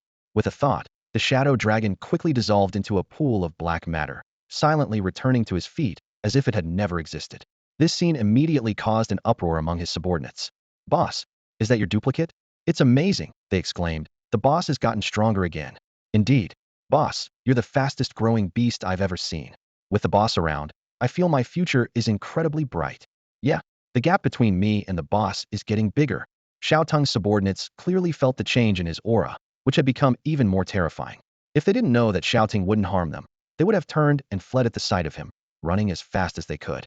Their admiration was genuine, as Xiao Teng's growth rate was indeed astounding. Xiao Teng waved his palm modestly, saying, "Haha, it's just average." Despite his words, he was very pleased by their praise, his tail wagging with a loud crack. At this moment, a Huang looked at the distant city, charred black by fire, and asked, "By the way, boss, since Qingcheng is now our territory, can we go there anytime we want?" Jin Gang eagerly added, "Yeah, boss, I've never been to a human city. I can't wait to see it." As a well-read beast, Jin Gang was immensely curious about everything related to humans. The opportunity to experience a human city firsthand and learn more about human knowledge was an exciting prospect for him. Xiao Teng turned his gaze to Jin Gang. This 10-meter-tall, giant black gorilla, apart from its astounding size, had strikingly intelligent eyes. From Jingang's gaze, Xiao Teng saw a thirst for knowledge and couldn't help but think to himself, "It seems this is a wise ape." The members of the ape tribe behind Jin Gang were also thrilled, jumping up and down. They were long tired of the monotonous life in the deep forest and yearned to explore the more vibrant human city and experience new things. Seeing Jingang's eager eyes, Xiao Teng couldn't help but ask, "Are you very interested in studying humans?" Hearing Xiao Teng's question, King Kong was momentarily taken aback, but then nodded firmly, replying in a resonant voice, "Boss, although humans have always been detestable, killing many of our kin, they have aspects worth learning from. Their technology and level of civilization have always been ahead of us." With eyes gleaming with the light of curiosity, King Kong continued, "From human books, I've learned that their ancestors were monkeys like us. If humans can achieve what they have, why can't we? Technically, we are their ancestors." Taking a deep breath, it gathered the courage to request, "Boss, please allow our ape tribe to settle in Qingcheng. This way, we can learn everything from humans more conveniently and eventually defeat them." After saying this long piece, King Kong watched Xiao Teng anxiously. Clearly, after several bombings by humans, the beasts of the Qingfeng Mountains harbored deep resentment and prejudice against humans. King Kong worried that its interest in human culture might be seen as abnormal, so it said so much in one go. It was a gamble, and it was even prepared for the boss's wrath. However, Xiao Teng did not react with the fury King Kong had expected. He was silent for a moment, as if pondering, and then readily agreed. Xiao Teng nodded, waved his paw, and said, "Since you have such ambition, go ahead and do it. From now on, Qingcheng is the new home of your ape tribe." With such ambition among his subordinates, Xiao Teng naturally would not stand in the way. Ape-like beasts are very similar to humans, with agile hands and the ability to walk upright. Their main difference from humans lay in intelligence, but after the resurgence of spiritual energy, even that gap was closed. The only difference remaining was the thousands of years of technological accumulation. Xiao Teng pondered that if the ape tribe were given 1,000 years to develop, they might become a second human race, or even replace humans in their ecological niche. In the era of spiritual energy resurgence, anything was possible. King Kong was a leader among the ape-like beasts with a strong spirit of scientific inquiry. Under its leadership, with humans as a learning model, the ape tribe civilization would develop rapidly. Xiao Teng recalled his previous inspection of the ape tribe. They had already entered the Stone Age, using stones and vines to make tools and eating cooked food like humans. Xiao Teng mused to himself. Give the ape tribe some time to develop. Perhaps one day they could indeed replace humans as the second species on Blue Star to develop an advanced civilization. The idea of beasts developing a civilization to replace humans. Xiao Teng rubbed his chin with his paw, finding the thought very intriguing. After receiving Xiao Teng's permission, King Kong let out an excited roar and repeatedly pounded its chest. It then led a large group of monkeys back to their original habitat to prepare for the move. The Spirit Stone mine also needed to be fully exploited before being transported to Qingqing, which would be a massive undertaking. While other beasts showed great interest in occupying the human city of Qingqing, Hu Wuming's eyes lit up as he stared eagerly at the numerous insectoid corpses on the ground and asked urgently, "Boss, there are so many corpses on the ground. Can we eat them?" Tiger Wuming had no interest in humans. To it, these loathsome beings were all enemies, and only by becoming stronger could it eliminate more foes. At this moment, its attention was entirely focused on the scattered insect corpses on the battlefield. These bodies contained rich spiritual energy, and devouring them all would significantly enhance its strength. Go ahead and eat. It would be a waste not to. Xiao Teng decisively agreed to Tiger Wuming's request. Although he could also gain evolution points by consuming the corpses, they were negligible compared to his vast advancement needs. It was more efficient for him to focus on killing to acquire more evolution points. Therefore, he habitually distributed these spoils to his subordinates. With permission granted, Tiger Wuming immediately lunged at an insect corpse, tearing into it with gusto. Xiao Teng watched this beast, completely absorbed in its feast, and couldn't help but admire it. Among his subordinates, Tiger Wuming was undoubtedly the most eager to become stronger. This intense desire drove it to continuously break through, keeping its combat power at the forefront among his beasts, second only to Ah Huang, who possessed an indestructible body. Even though its innate talent was not extraordinary, Tiger Wuming's fierce fighting spirit allowed it to rise against all odds, eventually awakening its great talent. Xiao Teng looked around and announced to the assembled beasts, "After such a big battle, you must all be tired. Eat some corpses to boost your strength. Our beasts of the Qingfeng mountain range won't stop at just being a small mountain range." "Boss, does this mean we are going to start expanding?" Ah Huang asked excitedly, its ears perked up. The other beasts heard this and also perked up, eagerly awaiting Xiao Teng's response. The word expansion thrilled them. It meant more territory, more resources. "That's right," Xiao Teng replied firmly. "The nearest place to our Qingfeng mountain range is the Great Basin. We can start from there." As his strength grew, Xiao Teng felt increasingly that nothing in the world could threaten his existence. He harbored a grand ambition, a unified world. He aimed to bring the entire Blue Star under his control. However, as the saying goes, don't exhaust resources at home. Xiao Teng still needed 3 million evolution points to reach the awakening stage. The Qingfeng mountain range had just endured a great battle, significantly reducing its beast population. Further slaughter would be like pulling up roots. Therefore, aside from frantically devouring spirit stones, expansion became the only option. Great. Haha. I love fighting. Beiji laughed heartily, his eyes filled with ambition. Since joining Xiao Teng, he realized how many powerful beasts were under the boss's command. Eager not to be left behind, he was determined to make his mark. This expansion was the perfect opportunity for him to prove himself. Xiao Teng continued, "I've decided to begin the expansion in 5 days. Use these days to prepare, rest, and boost your strength. A wider world awaits us." Seeing his subordinates full of fighting spirit, Xiao Teng felt very satisfied. It seems everyone's morale is high, he thought to himself. Since we're talking about expansion, I know exactly where to place this doppelganger. With a plan in mind, Xiao Teng didn't linger. He moved swiftly, soaring into the sky, heading straight for the river where he had once massacred the crocodile tribe. Xiao Teng gazed at the clear river before him, recalling how it had been a deep crimson not long ago. The blood had flowed downstream, merging into the great river and eventually pouring into the vast ocean. As a Jiao dragon, Xiao Teng felt a natural affinity with water. Since the resurgence of spiritual energy, he had yet to venture into the ocean, but he knew it was far more perilous than the land. Even before the resurgence, marine creatures were more powerful than those on land. Now, the sea beasts must be even more terrifying. They were massive, limited only by their inability to step onto land. Xiao Teng pondered the possibility that if these sea creatures ever broke free from their constraints, the land might face an unprecedented invasion.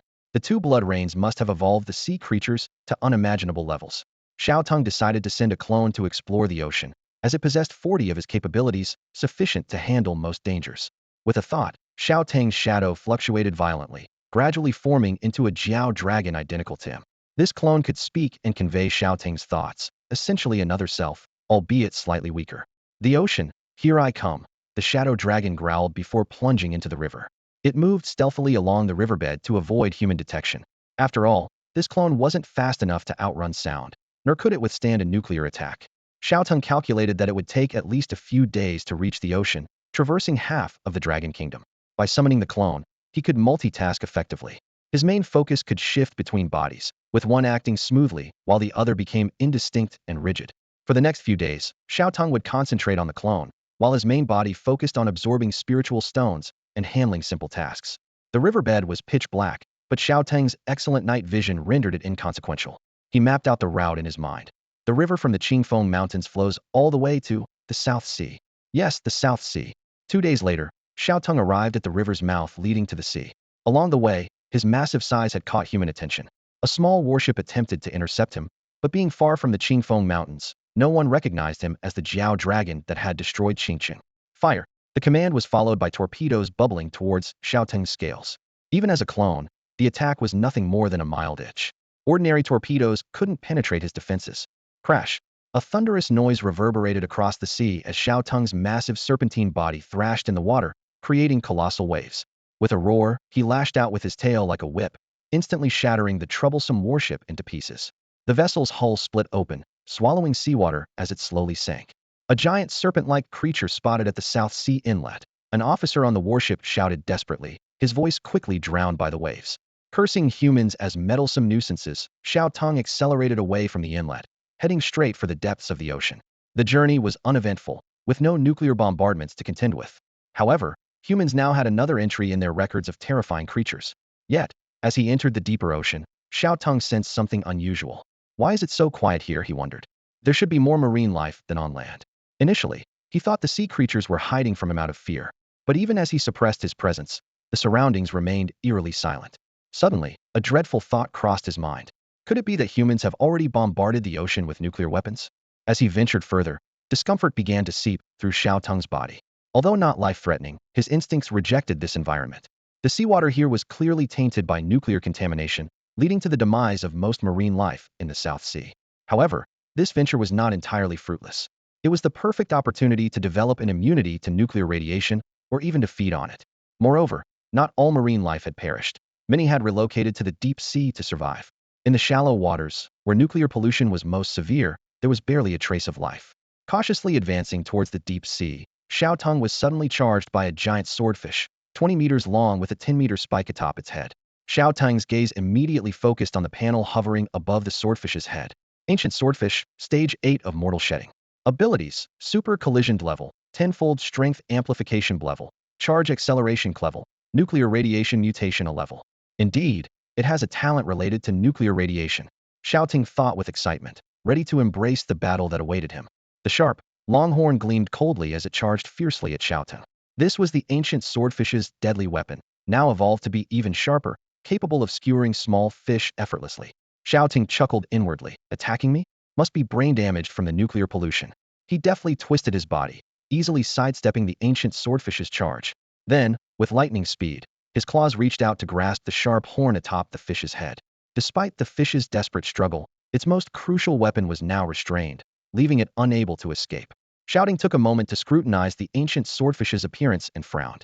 Its face was pockmarked, its body covered in pustules, clearly the horrific effects of nuclear radiation. It was so grotesque that even the desire to eat it vanished. A thought struck Xiao Teng. Could devouring the nuclear radiation mutation ability affect one's looks? He hesitated on whether to absorb this ability, while he carefully examined the information panel on the fish's head. Nuclear radiation mutation A. You are no longer harmed by nuclear radiation. In a nuclear environment, your speed, stamina, and strength increase by 200. Your body may mutate at any time. Current mutation: body size increased by 50, body covered in pustules, vision greatly enhanced, intelligence decreased by 80. Xiao Teng quickly concluded, only the extremely lucky could use this ability. The mutations were completely uncontrollable, risking becoming a hideous creature, though it might also grant formidable powers. He imagined a dragon covered in pustules and shuddered, caught in a dilemma. Finally, Xiao Teng's eyes hardened, and with a slight force of his claws, he snapped the horn. A crack echoed, and the ancient swordfish let out a pitiful cry, its eyes filled with fear. Xiao Teng thought, living like this must be painful, it's better to rest in peace. A laser beam swept across, killing the swordfish. The system notification chimed, ding.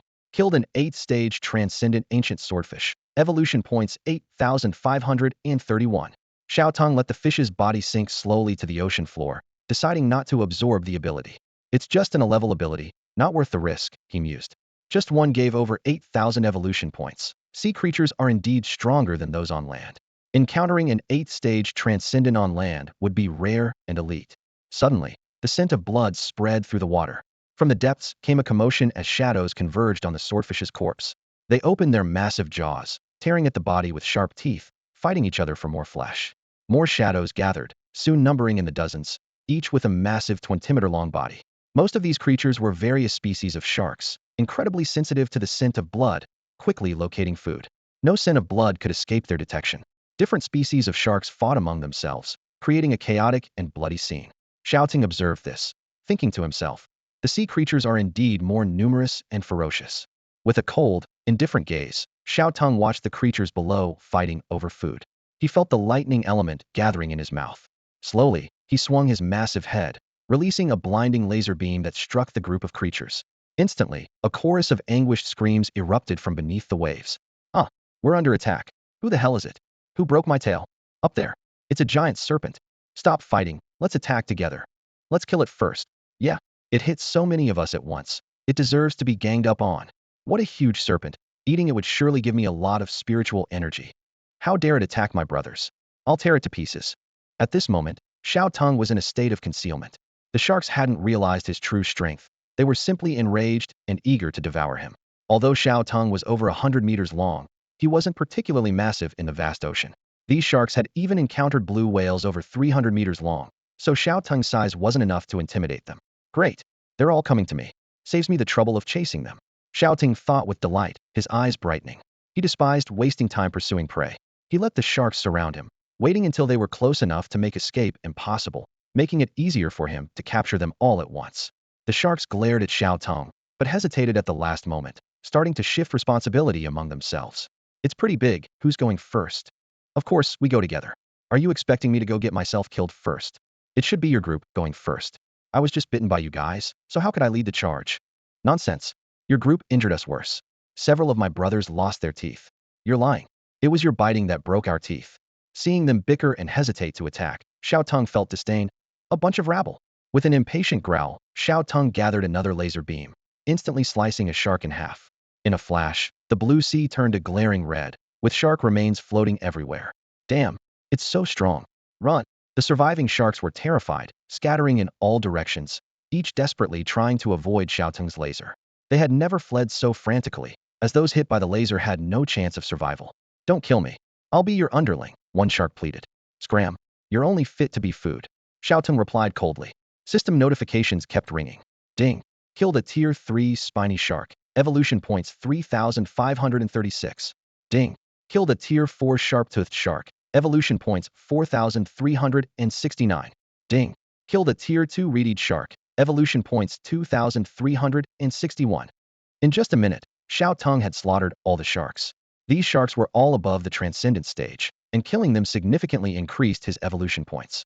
After all, in this nuclear-polluted sea, creatures at the mortal stage could not survive.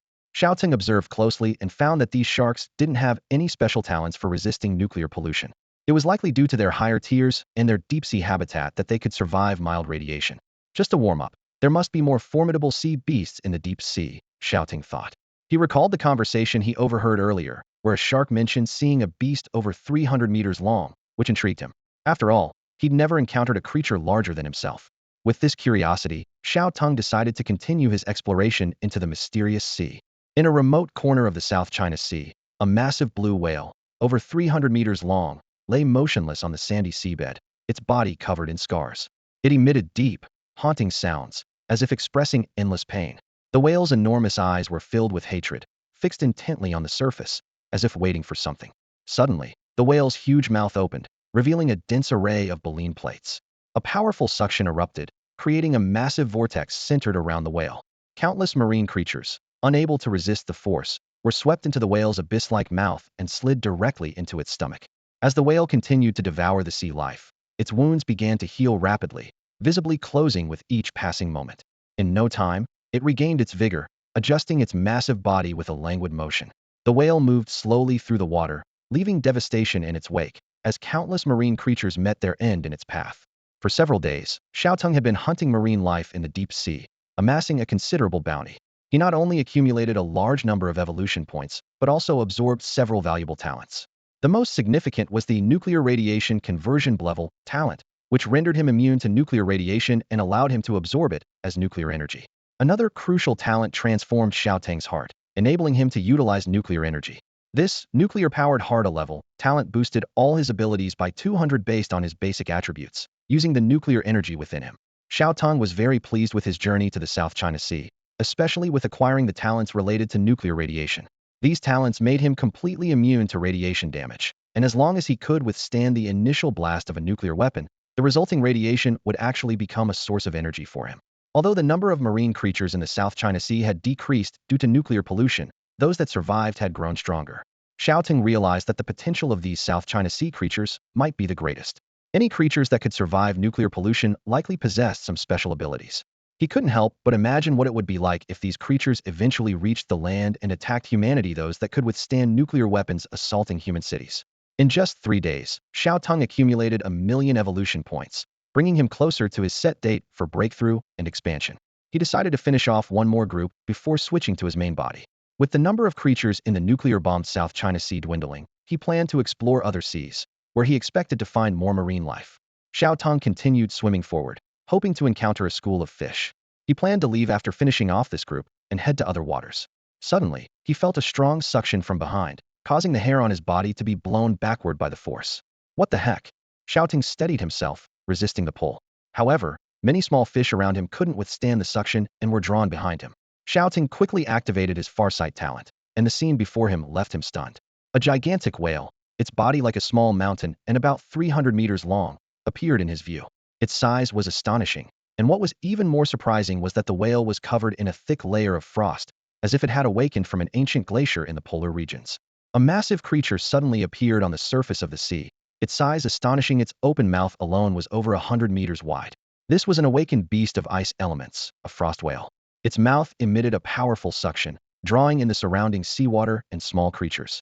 Xiao Teng observed this extraordinary Tier 3 creature, secretly amazed. The frost whale possessed multiple formidable abilities: Devour and Recover, Frost Breath, Ice Element Affinity, tenfold Physical Enhancement, tenfold Strength Enhancement, Super Absorption, and Ice Blades, each reaching B or C level. The whale's size was even more impressive, reaching 300 meters in length.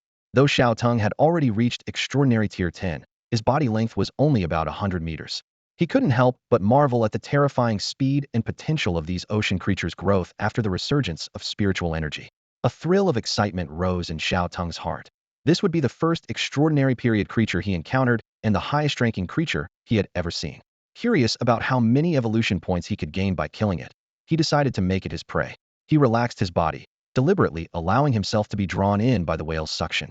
As the frost whale was relishing the taste of small fish, it suddenly noticed a 100-meter-long dragon in front of it, startling it. Facing the whale, Xiao Teng flashed a teasing smile and casually greeted, "Hello." The startled frost whale immediately reacted, condensing water into ice, forming several sharp ice blades around it, which shot rapidly towards Xiao Teng. However, when the ice blades struck Xiao Teng, they merely shattered into ice shards, failing to harm him in the slightest. Seeing this, the whale ceased its attack and attempted to converse with Xiao Teng. "Who are you? Where did you come from? I have never seen you before." Xiao Teng responded coldly. "Why should I tell you?" This attitude infuriated the frost whale, but it had to suppress its anger, continuing to talk to Xiao Teng in an attempt to distract him. "Mighty Dragon King, there is really no need for us to harm each other. We have no conflicting interests. The ocean is vast, and there's not much food here, so it's not a good territory. If you want this place, I can leave it to you." Xiao Teng gave a meaningful smile. "Who says there's no food? The food is right in front of me." "Food in front of you." The frost whale was momentarily confused. At that moment, Xiao Teng suddenly opened his mouth and shot a laser, piercing through the whale's body instantly. A hideous hole appeared on the massive body, blood gushing out. "Aren't you the food?" Xiao Teng taunted. "So big, I can't even finish it." The frost whale finally realized the danger and roared in anger. "You! How dare you!" Sensing its life slipping away, the whale launched a desperate counterattack. It gathered a tremendous amount of ice elements in its mouth and unleashed a powerful frost breath. The cold swept through, instantly freezing the seawater in its path, encasing even Xiao Teng in ice. "Arrogantly treating me as food. This is your fate. The frost whale looked at the frozen Xiao Teng, relieved it narrowly escaped. However, it didn't know that the battle had just begun. Crack. Before the frost whale could finish speaking, the frozen sea surface suddenly shattered, with web-like cracks spreading rapidly. The whale was taken aback by how quickly Xiao Teng had broken free from the ice. It opened its massive mouth, preparing to unleash another blast of frost, determined to freeze its opponent completely. However, Xiao Teng reacted even faster. With a sharp crack, the ice shattered into pieces. Shaking off the ice fragments, Xiao Teng raised its paw and summoned its most powerful single-target attack, the lightning spear. Lightning crackled in the air, forming a blue spear that radiated an aura of extreme danger. The frost whale was instantly filled with dread, a chill running down its spine. The spear emanated a lethal threat, and it knew that being struck would mean certain death. Desperately, the whale tried to communicate. Wait, let's talk this OV. But before it could finish, Xiao Teng had already struck. The lightning spear shot like a bolt of lightning into the whale's gaping maw, colliding violently with the gathered ice element. With a thunderous crash, the ice element dissipated instantly. The spear pierced through the whale's body, exploding inside its mouth. A blinding blue light engulfed the whale, and with a deafening explosion, its massive body shattered into countless pieces. In an instant, the sea was littered with tiny fragments of flesh, and the water turned blood red. A system notification sounded. Ding. Extraordinary Tier 3 Frost Whale slain. Evolution points 32,514. Xiao Teng's eyes lit up with joy. Over 30,000 evolution points. That's 10 times what a creature in the mortal transformation stage would offer. He secretly hoped to encounter more extraordinary creatures, as it would make leveling up much easier. He used telekinesis to control a piece of the whale's corpse, bringing it to his mouth to consume. The system chimed again. Ding. Initiating endless Devour. Ding. Congratulations, host, for acquiring grade talent Devour recovery. Xiao Teng was thrilled to realize this was the frost whale's innate talent. He now had 3 recovery talents: healing infusion, super regeneration, and Devour recovery. Whether through spiritual energy, consuming corpses, or self-healing, his recovery methods were diverse. Looking at the shattered pieces of the whale's body, Xiao Teng thought, with the fall of one whale, life flourishes. These remains will nourish the South Sea and nurture new powerhouses. He left some of the whale's body behind, providing a feast for the sea's inhabitants. Xiao Teng decided to move on to a new location on his journey. Taking one last look at the blood-red South Sea, he chose a direction and departed. While traveling, he switched his main focus back to his true form. Ding. Consumed Spirit Stone. Evolution points 300,000. Xiao Teng lifted his head from the Spirit Stone vein, his eyes regaining their sparkle. Over the past few days, he had been gnawing on the Spirit Stone vein, leaving a noticeable large gap. The surrounding cave had been expanded dozens of times with lasers, barely accommodating his massive 100-meter-long body. Boss, today's the day for major expansion, reminded Pangolin beside him. It had grown to 8 meters, covered in hard brown scales overlapping each other. Its front claws had lengthened, becoming incredibly sharp, clearly a master of digging. Now, Pangolin stood fully upright on its sturdy hind legs, front claws folded across its chest, tail supporting its body like a miniature Trex.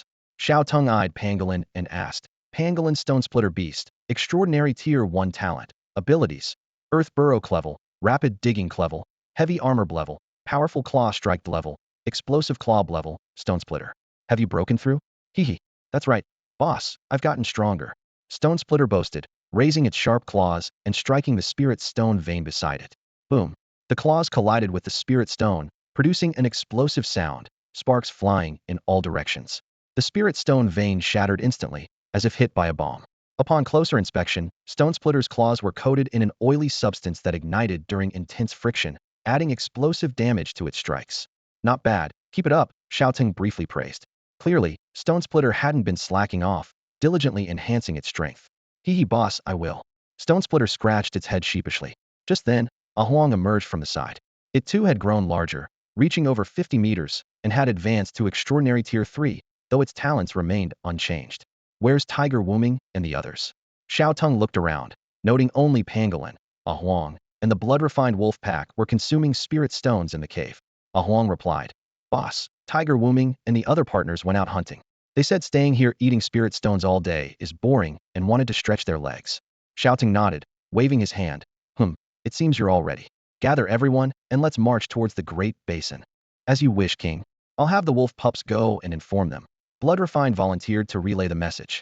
Xiao Teng glanced at the blood-refined wolf pack, noticing their numbers had grown to around 40, having absorbed some lone wolves. These new members had also miraculously evolved into blood-refined wolves, giving the pack a unified appearance with their red fur, running like a flowing crimson tide. Blood Refined itself had grown to 12 meters, reaching extraordinary tier 2, with the other wolves averaging at around peak mortal tier 9, many on the verge of advancing to the extraordinary stage. The wolf pack grew even stronger, with each wolf awakening their bloodthirsty nature and blood-tracking instincts, becoming natural-born hunters. Their keen senses and fierce attack capabilities made them formidable in both combat and tracking down enemies. After the Great Battle, the Qingfeng mountain range fell completely under Xiao Teng's control. His followers, such as Hu Wuming and Shaoang, claimed their own territories within the mountains. They divided the land and hunted freely in their respective areas. At this point, the entire Qingfeng mountain range was nearly divided among these powerful beings. As Xiao Teng's trusted aides, these beasts maintained harmonious relationships. They often met, hunted together, and shared food, creating a thriving environment. Meanwhile, other weaker mythical beasts in the mountains became their food sources. In this survival-off-defeatist world, the weak were destined to become the prey of the strong. However, to maintain ecological balance, they had to control their hunting numbers to avoid depleting resources. This limitation made them realize the necessity of expansion. To acquire more spiritual energy and accelerate their evolution, expansion became the only option. With their strength, why shouldn't they claim more territory? At this point, Xiao Teng's forces had grown to include thousands of mythical beasts, each significantly enhanced by the aura effect, making them 3 times stronger than beasts of the same level. This group had become a formidable small-scale beast tide. In a forest within the Qingfeng mountain range, a group of colorful tigers was on a hunting mission. Leading them was a massive 15-meter-long blue tiger, and their target was a herd of 100 mountain goats. The goats bleated in terror, protecting the weak, old, and sick in the center, pointing their sharp horns at the intruders. After the resurgence of spiritual energy, these goats had also learned to prey on meat, often using their numbers to bully solitary mythical beasts. However, now they were surrounded by just 6 tigers and could only huddle together, angrily bleating. A goat leader stepped forward and shouted at the tigers, "This is the territory of the goat clan. You tigers, get out of here." The tigers exchanged amused glances as if they had heard the funniest joke. One of them mocked, "What did I just hear? That's hilarious. Pray talking about territory. Eating meat for a few days has made you so bold. Little fat sheep, do you really think you're hunters now?" Another tiger eagerly added, "Boss Wuming, stop wasting words on them. I'm already drooling. Little fat sheep, you smell delicious." The tigers looked on with disdain. For them, this was just another routine hunt. In recent days, they had already wiped out several herbivore communities. "Let's go." With a command, the roar of the tigers shook the forest, exuding an aura of majesty. It was as if the ancient fear encoded in their blood was awakened. The terror of being preyed upon for thousands of years overwhelmed the goat herd. They immediately trembled, losing all courage to resist, and scattered in panic, fleeing in all directions. After the revival of spiritual energy, the hunting scenes in the forest remained brutally unforgiving. A pack of tigers charged into a herd of goats like lightning, their claws slicing through the air, fangs glinting with menace. The terrified bleats of the goats echoed through the valley, yet they couldn't escape becoming a feast for the predators. Hu Wuming, a prominent figure among the extraordinary third tier, led a group of tigers who had also reached the extraordinary stage, making it effortless to deal with the goats, who were only at the first stage of the mundane transformation period. Furthermore, they were bolstered by the buff from Xiao Teng. A few clever goats tried to escape amidst the chaos, only to be swiftly brought down by a fierce green whirlwind, their lives ending abruptly. In no time, the entire forest turned into a bloody battlefield. Goat carcasses lay strewn across the ground, and the air was thick with the scent of blood. The victorious roars of the tiger pack resounded. "Brothers, it's time to feast." Their voices were filled with joy, clearly preferring this direct hunting method over the monotonous consumption of spirit stones. While indulging in the feast, Hu Wuming silently grumbled to himself. "Why do Huanggu and the boss like eating spirit stones so much? Eating only spirit stones all day without exercise? I can't take it." Just then, a blood-refined wolf arrived, following the scent, and quietly conveyed Xiao Teng's orders. "Sorry to interrupt your meal, but the boss is summoning us back. It's time to prepare for battle." Hu Wuming immediately recognized the significance of the day. It was time for expansion. He swiftly ordered everyone to return. The tiger pack quickly abandoned their unfinished prey and set off at once. Meanwhile, on a peak in the Qingfeng mountains, a group of birds led by Shaoang had settled down. They were currently gathered around a fiery red egg, chirping excitedly. "It's about to hatch, right?" "Yes.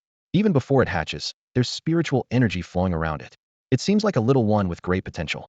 After all, it's Shaoang's child, inheriting its bloodline. Its abilities must be extraordinary." This egg was the result of Shaoang's considerable efforts. After the revival of spiritual energy, It tirelessly nourished the egg with its own and its prey's essence, allowing the life within to absorb spiritual energy and grow robustly even during its gestation. Unlike ordinary bird eggs, this one was not only vividly colored but also had an indestructible shell. The life inside would need considerable strength to break free. Suddenly, a blood-refined wolf hurriedly ran up the mountain peak, delivering the command to the birds and beasts left behind. The boss is summoning you for a gathering. Prepare for the expansion action. A pigeon immediately responded.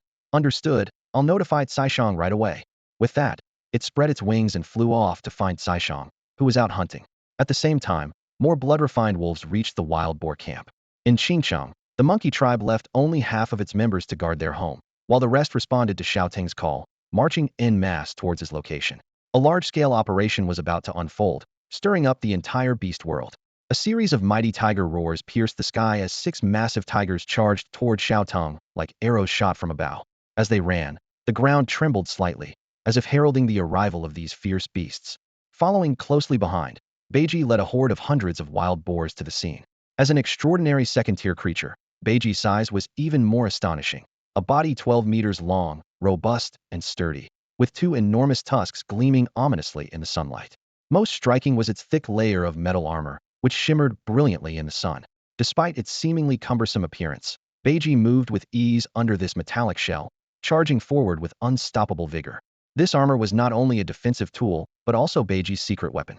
With its ability to manipulate metal, Beiji could transform the armor into countless sharp blades at critical moments, striking directly at an enemy's heart, catching them off guard. Tiger Wuming was immediately drawn to Beiji's new gear, circling it with curiosity. It reached out a paw to touch the shiny armor, while the other giant tigers watched with eager eyes. Beiji cautiously stepped back a few paces, looking at Tiger Wuming with resignation. Don't touch it. This is my secret weapon. I could make you a set, but without my control abilities, it would just be a burden. Aren't you built for speed? Though slightly disappointed, Tiger Wuming understood Beiji's point. It sighed, unable to resist stealing a few more glances at the enticing armor. Xiao Teng observed the scene silently. In just a few days, his reliable subordinates had made significant progress. Beiji had reached an extraordinary stage, indicating that his top leaders had likely become elite forces. Soon, a deafening cry echoed from the distance. A massive shadow descended from the sky as Shaoang led a majestic flock of birds and beasts. As an extraordinary third-tier being, Shaoang's wingspan reached 20 meters, its entire body enveloped in dazzling flames, resembling a burning sun that raised the temperature wherever it went. Shaoang landed gracefully, kneeling on one knee with its wings crossed over its chest, respectfully saluting Xiao Teng.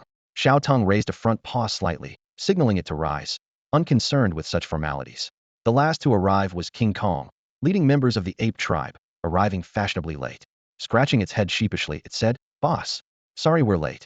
With this, all of Xiao Teng's trusted allies had gathered, ready for the challenge ahead. The evolution of King Kong is astonishing. Not only did he successfully reach the extraordinary first level, but his entire body has also become more robust, with muscles bulging like a small mountain. However, Xiao Teng knows well that this gorilla is far more complex than it appears. King Kong is rapidly evolving towards a human-like state, with intelligence and physical prowess advancing simultaneously. Boss, we've made a significant discovery in Xinjiang. King Kong reported breathlessly, excitement gleaming in his eyes. Xiao Teng raised an eyebrow. What did you find? King Kong took a deep breath and explained in detail. We found an underground laboratory in Xinjiang that hasn't been touched by the Sea of Fire. There are a few surviving human researchers inside, and it seems they're conducting experiments related to exotic beasts. Xiao Teng frowned, recalling Zheng Chang's previous report. It seemed that humans were researching so-called fusion beasts, attempting to cultivate a group of exotic beasts to fight for them. This underground laboratory was likely the base for fusion beast research. What did you do with those humans? Xiao Teng asked, a hint of caution in his voice. King Kong shook his head. Boss, I didn't dare make a decision on my own. Those humans are still alive, but I found the experiment too cruel, so I temporarily halted it. As he spoke, King Kong shuddered, recalling the scene upon entering the underground laboratory. The lab was filled with the cries of animals. Various exotic beasts were caged, covered in wounds, and losing fur. Some were submerged in culture tanks, tubes inserted into their bodies, eyes shut tight, living in agony. Even worse, some were already dead, with the heads and bodies of different animals pieced together in a grotesque display. Humans are truly a wicked species, and I will never emulate them in this regard, King Kong vowed to himself. Xiao Teng pondered for a moment before making a decision. Zheng Chang was right. They are indeed researching fusion beasts. Next time, bring any surviving exotic beasts with potential to me. I'm curious about these fusion beasts, and if there are successful examples, I'd like to see them. As for those that don't seem likely to survive, help them find peace. Understood, boss, King Kong replied, then asked, what about those human researchers? Should we execute them? There seem to be quite a few human survivors in Qingcheng. Xiao Teng recalled the hurried departure from Qingcheng. Considering the large population, it's inevitable some would have escaped. Some hid in underground shelters and survived. Rough estimates suggested there might be a few thousand survivors in Qingcheng. Those willing to submit to me can stay. Those who aren't should be dealt with, Xiao Teng ordered decisively. For now, let your ape tribe manage these humans. Haven't you always wanted to learn human culture? These humans might be useful. King Kong's eyes lit up, excitedly thinking. The boss intends to capture a batch of humans as slaves. Understood, boss. I'll handle it as you instructed. Xiao Teng nodded. We'll deal with these matters after we return from this expansion. Such a small number of people won't cause any trouble. As the various exotic beasts gathered, Xiao Teng looked westward. That unknown land awaited their conquest. Beyond the Qingfeng Mountains lay a vast expanse of land. From high above, a massive depression in the terrain was clearly visible, surrounded by lush green mountains and rich ecological resources. Let's move out, Xiao Teng commanded. All right, roar. The roars of various animals echoed, shaking the earth. They were filled with confidence for the upcoming expansion. With boss Xiao Teng leading them, they had never tasted defeat. Even humans had been defeated. How could the animals of the basin be any match for the boss? In the forest at the border of the Great Basin and the Qingfeng Mountains, hundreds of brown bears live in groups. Among them, a brown bear leader who has reached the 7th level of transcendence stands proudly above the rest. Not only is it the highest in rank, but it also possesses exceptional talent. This colossal creature measures 8 meters long, with limbs like giant pillars, and its entire body is covered in armor formed from earth elements, providing incredible protection to all vital areas. Inside a spacious cave, the ground is covered with various animal furs and bones, and leftover honeycombs are piled in the corners. At this moment, the brown bear leader is lazily lying in the center, enjoying the precious honey presented by its subordinates. Its 2 massive paws are coated in golden honey, and it eats with a crude and unrefined manner. A few bruised brown bears surround it, drooling while cautiously massaging the leader. The brown bear leader squints its eyes, appearing utterly content. Since the resurgence of spiritual energy, even bees have become extraordinarily powerful, making honey collection a dangerous task. This hard-earned honey is naturally reserved for the leader to enjoy alone. It devours the honey without the slightest concern for its image. Suddenly, a smaller brown bear rushes into the cave in a panic, shouting, "Oh no, my king! Oh no, my king! I'm doing just fine." The brown bear leader grumbles in annoyance, reluctantly getting up from the ground. It grabs the small brown bear with one paw and roars. "What's the matter? If it's not something important and you dare disturb my meal, you're done for." The small brown bear trembles with fear and stammers out, "My king. A group of strange beasts is coming from the Qingfeng Mountains. They're fierce and kill everything in sight. They're about to enter our territory." "What?" The brown bear leader roars in anger. "Are they looking for death by leaving their territory and coming here?" "Don't be rash, my king," the small brown bear pleads shakily. "They're really powerful and have already killed many beasts. No one can stand against them." In truth, the small brown bear wants to persuade the leader to quickly relocate and find a new place to live. Smack! A crisp slap echoes, and the small brown bear's face swells up like a bun. "You coward, boosting others' morale while undermining our own." The brown bear leader rages, throwing the small brown bear against the cave wall. The small brown bear crashes heavily, letting out a muffled sound. The leader then charges out of the cave to investigate. However, as soon as it steps outside, the brown bear leader feels a slight tremor in the ground. It widens its eyes to see the air thick with the scent of blood not far away. A massive blue tiger, 15 meters long, is wildly slaughtering its subordinates. This giant tiger is called Hu Wuming, the vanguard of the enemy forces. It moves with incredible speed and has arrived first in the brown bear's territory. Seeing the weak strength of the brown bears here, yet daring to attack, Hu Wuming mercilessly begins a massacre. The rest of the army is also about to arrive. "Stop!" the brown bear leader roars. "Do you know whose territory this is? How dare you trespass on my land? Are you looking for death?" It turns to a few brown bears emerging from the cave and shouts, "You all, come with me." These brown bears, though extremely reluctant, dare not defy the leader's orders. The blood on Hu Wuming instills fear in them, as they have never encountered such a powerful beast. However, if they refuse, their brutal leader is sure to punish them. In this dilemma, the brown bears have no choice but to brace themselves and follow the leader, preparing to face the terrifying invader. The brown bear leader had just let out a threatening roar when several invisible wind blades whistled through the air, precisely severing its head. The fierce bear's head didn't even have time to change its expression before it tumbled to the ground. "Please don't kill us." The remaining brown bears immediately lost their will to fight and groveled on the ground, begging for mercy. Tiger Wuming coldly surveyed the trembling brown bears, advancing step by step. Do you have any spirit stone veins? Tiger Wuming asked coldly. What are spirit stone veins? The brown bears exchanged confused glances, clearly unfamiliar with the term. A flicker of disappointment flashed in Tiger Wuming's eyes. Then you are worthless. Prepare to die. Before his words finished, several sharp wind blades had already sliced through, severing the limbs of the brown bears. Blood quickly stained the ground, and the air was filled with their anguished cries. Tiger Wuming unemotionally shook his paw, flicking away the blood. Before long, the rest of the beast army arrived, led by Shaoang, who exclaimed in surprise. Tiger bro, you took them down so quickly. Tiger Wuming snorted. They were too weak and foolishly attacked me first. Besides, they don't have any spirit stone veins, so they have no value. The brown bears on the ground were filled with grief and anger, some cursing, others pleading. Curse you for torturing me like this. If you're going to kill us, make it quick. A few defiantly shouted. The brown bear clan will never be slaves. Give us a swift end. Tiger Wuming replied indifferently. Don't worry, the boss will be here soon, and you'll be dead quickly. Just then, a fierce wind howled through, bending the trees. Xiao Teng descended from the sky, his massive form casting a shadow over the entire area. Boss, we saved these just for you. Tiger Wuming said respectfully. Xiao Teng looked down coldly at the brown bears on the ground. Under the oppressive aura, they shivered, losing even the courage to shout. Without hesitation, Xiao Teng raised his paw and summoned a field of lightning. In an instant, the sky was filled with thunder and lightning, and dozens of thick bolts struck down, reducing all the brown bears to ashes. The system notification followed. Ding. Killed a 10th tier mortal brown bear. Evolution points 1056. Ding. Killed a 9th tier mortal brown bear. Evolution points 963. Ding. Killed a 1st tier transcendent iron-jawed bear. Evolution points 1366.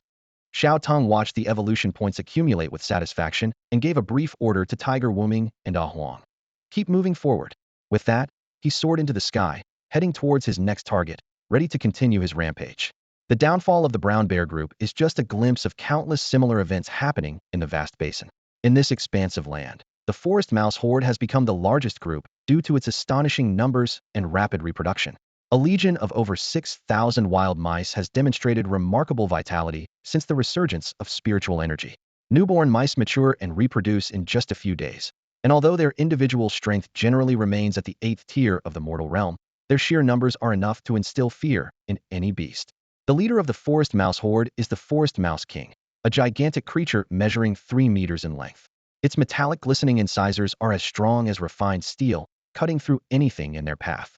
As a being at the 3rd tier of metamorphosis, it may not be the pinnacle of power within the basin, but among the primarily mortal forest mice, it undoubtedly stands out. At this moment, the forest mouse king is leisurely lying on a massive rock, savoring the carcass of a buffalo. Suddenly, a distant rumble interrupts its feast. The ground shakes violently, dust fills the air, as if a colossal entity is approaching. The forest mouse king stands alertly, its sharp gaze piercing through the dust, looking into the distance. Just then, a small mouse scrambles up the rock, breathlessly reporting, King, a group of beasts from the Qingfeng mountain range are demanding to see you. They threaten to massacre our entire clan if you don't appear. Massacre. A fierce glint flashes in the forest mouse king's eyes. They come with ill intentions. I must see for myself. How many are there? The small mouse replies. Their numbers are few, around 200 to 300, far less than ours. A mere 200 or 300 dare challenge our horde. The forest mouse king sneers. We could drown them with a spit. Quickly, gather all the mice. Prepare for battle. Yes, my king. The small mouse swiftly departs to relay the command. In no time, the entire forest mouse horde is in battle readiness. Thousands of mice converge from all directions, densely packing the area. The forest mouse king stands atop the massive rock, overlooking the sea of mice, initiating a pre-battle rally. My subjects. Its voice booms powerfully. A group of ignorant outsiders dares to challenge us. Let us unite and show them the might of the forest mouse horde. Squeak, squeak, squeak. Thousands of mice respond in unison, their collective sound thunderous and overwhelming. Led by the forest mouse king, the army of over 6,000 mice marches forward, soon facing the wild boar tribe led by Beiji. Beiji snorts impatiently, mocking. Took you long enough. Any later, and my teeth would start itching. The forest mouse king steps forward boldly. With over 6,000 mice as its backing, it feels confident, raising its voice. I hear you wish to see me? Beiji is unimpressed by the forest mouse king's arrogance, thinking, act all high and mighty now. But just wait. Outwardly, he raises his voice to ask, "That's right. You're the king here, aren't you? Do you have any spiritual stone veins or treasures?" The forest mouse king, undaunted, stretches its neck to stare directly at Beiji, its gaze full of defiance. The sharp voice of the woodland rat king echoed through the cave. "Why are you shouting so loudly? So what if you have it or don't? Do I have to tell you just because you ask?" Despite its small size, it was full of defiant energy. A large wild boar glared at the tiny, thumb-sized mouse, infuriated by its audacity. Turning to its companion, it gruffly shouted, "Boss, let's get it." The woodland rat king showed no fear and escalated its taunts. Its head nearly touched Beiji's tusks as it shrieked. "Oh yeah? I knew you were here to fight us. Rats attack. Show these outsiders what we're made of." At the king's call, the swarm of rats behind it erupted into action, a mass of eager motion. "Kill! Kill! Kill!" Their shrill cries echoed throughout the cavern. Beiji frowned, looking disdainfully at the overconfident rats. With a swift toss of his head, his tusks shot forward like lightning. With a thunderous crash, the Rat King was sent flying hundreds of meters, smashing into the rock wall and becoming a gruesome splatter. Before the rats could react, Beiji lunged forward, his massive hoof crashing down. With a loud crack, a leading rat was instantly crushed into an unrecognizable pulp. Then, Beiji's metallic armor disassembled, transforming into hundreds of sharp blades. With a few swift movements, a large portion of the woodland rat swarm fell, staining the cave floor with their blood. Witnessing their comrades' brutal deaths, the remaining rats were terrified, retreating in a frenzy. "Retreat! Retreat! Retreat!" They clamored, desperately trying to escape the fearsome boar. Beiji, observing the intimidated rats, let out an ear-splitting roar. "Who dares to come forward? This is what awaits you." He approached a trembling little mouse, towering over it, and demanded, "Do you have a spirit stone mine?" The terrified mouse could only emit weak squeaks. Impatiently, Beiji raised his hoof, and with his smash, another mouse was flattened. He moved to the next mouse, repeating the question, "What about you? Do you have a spirit stone mine?" This mouse, shaking with fear, stammered, "Yes. A little." Beiji was delighted to hear this. "Really? Show me."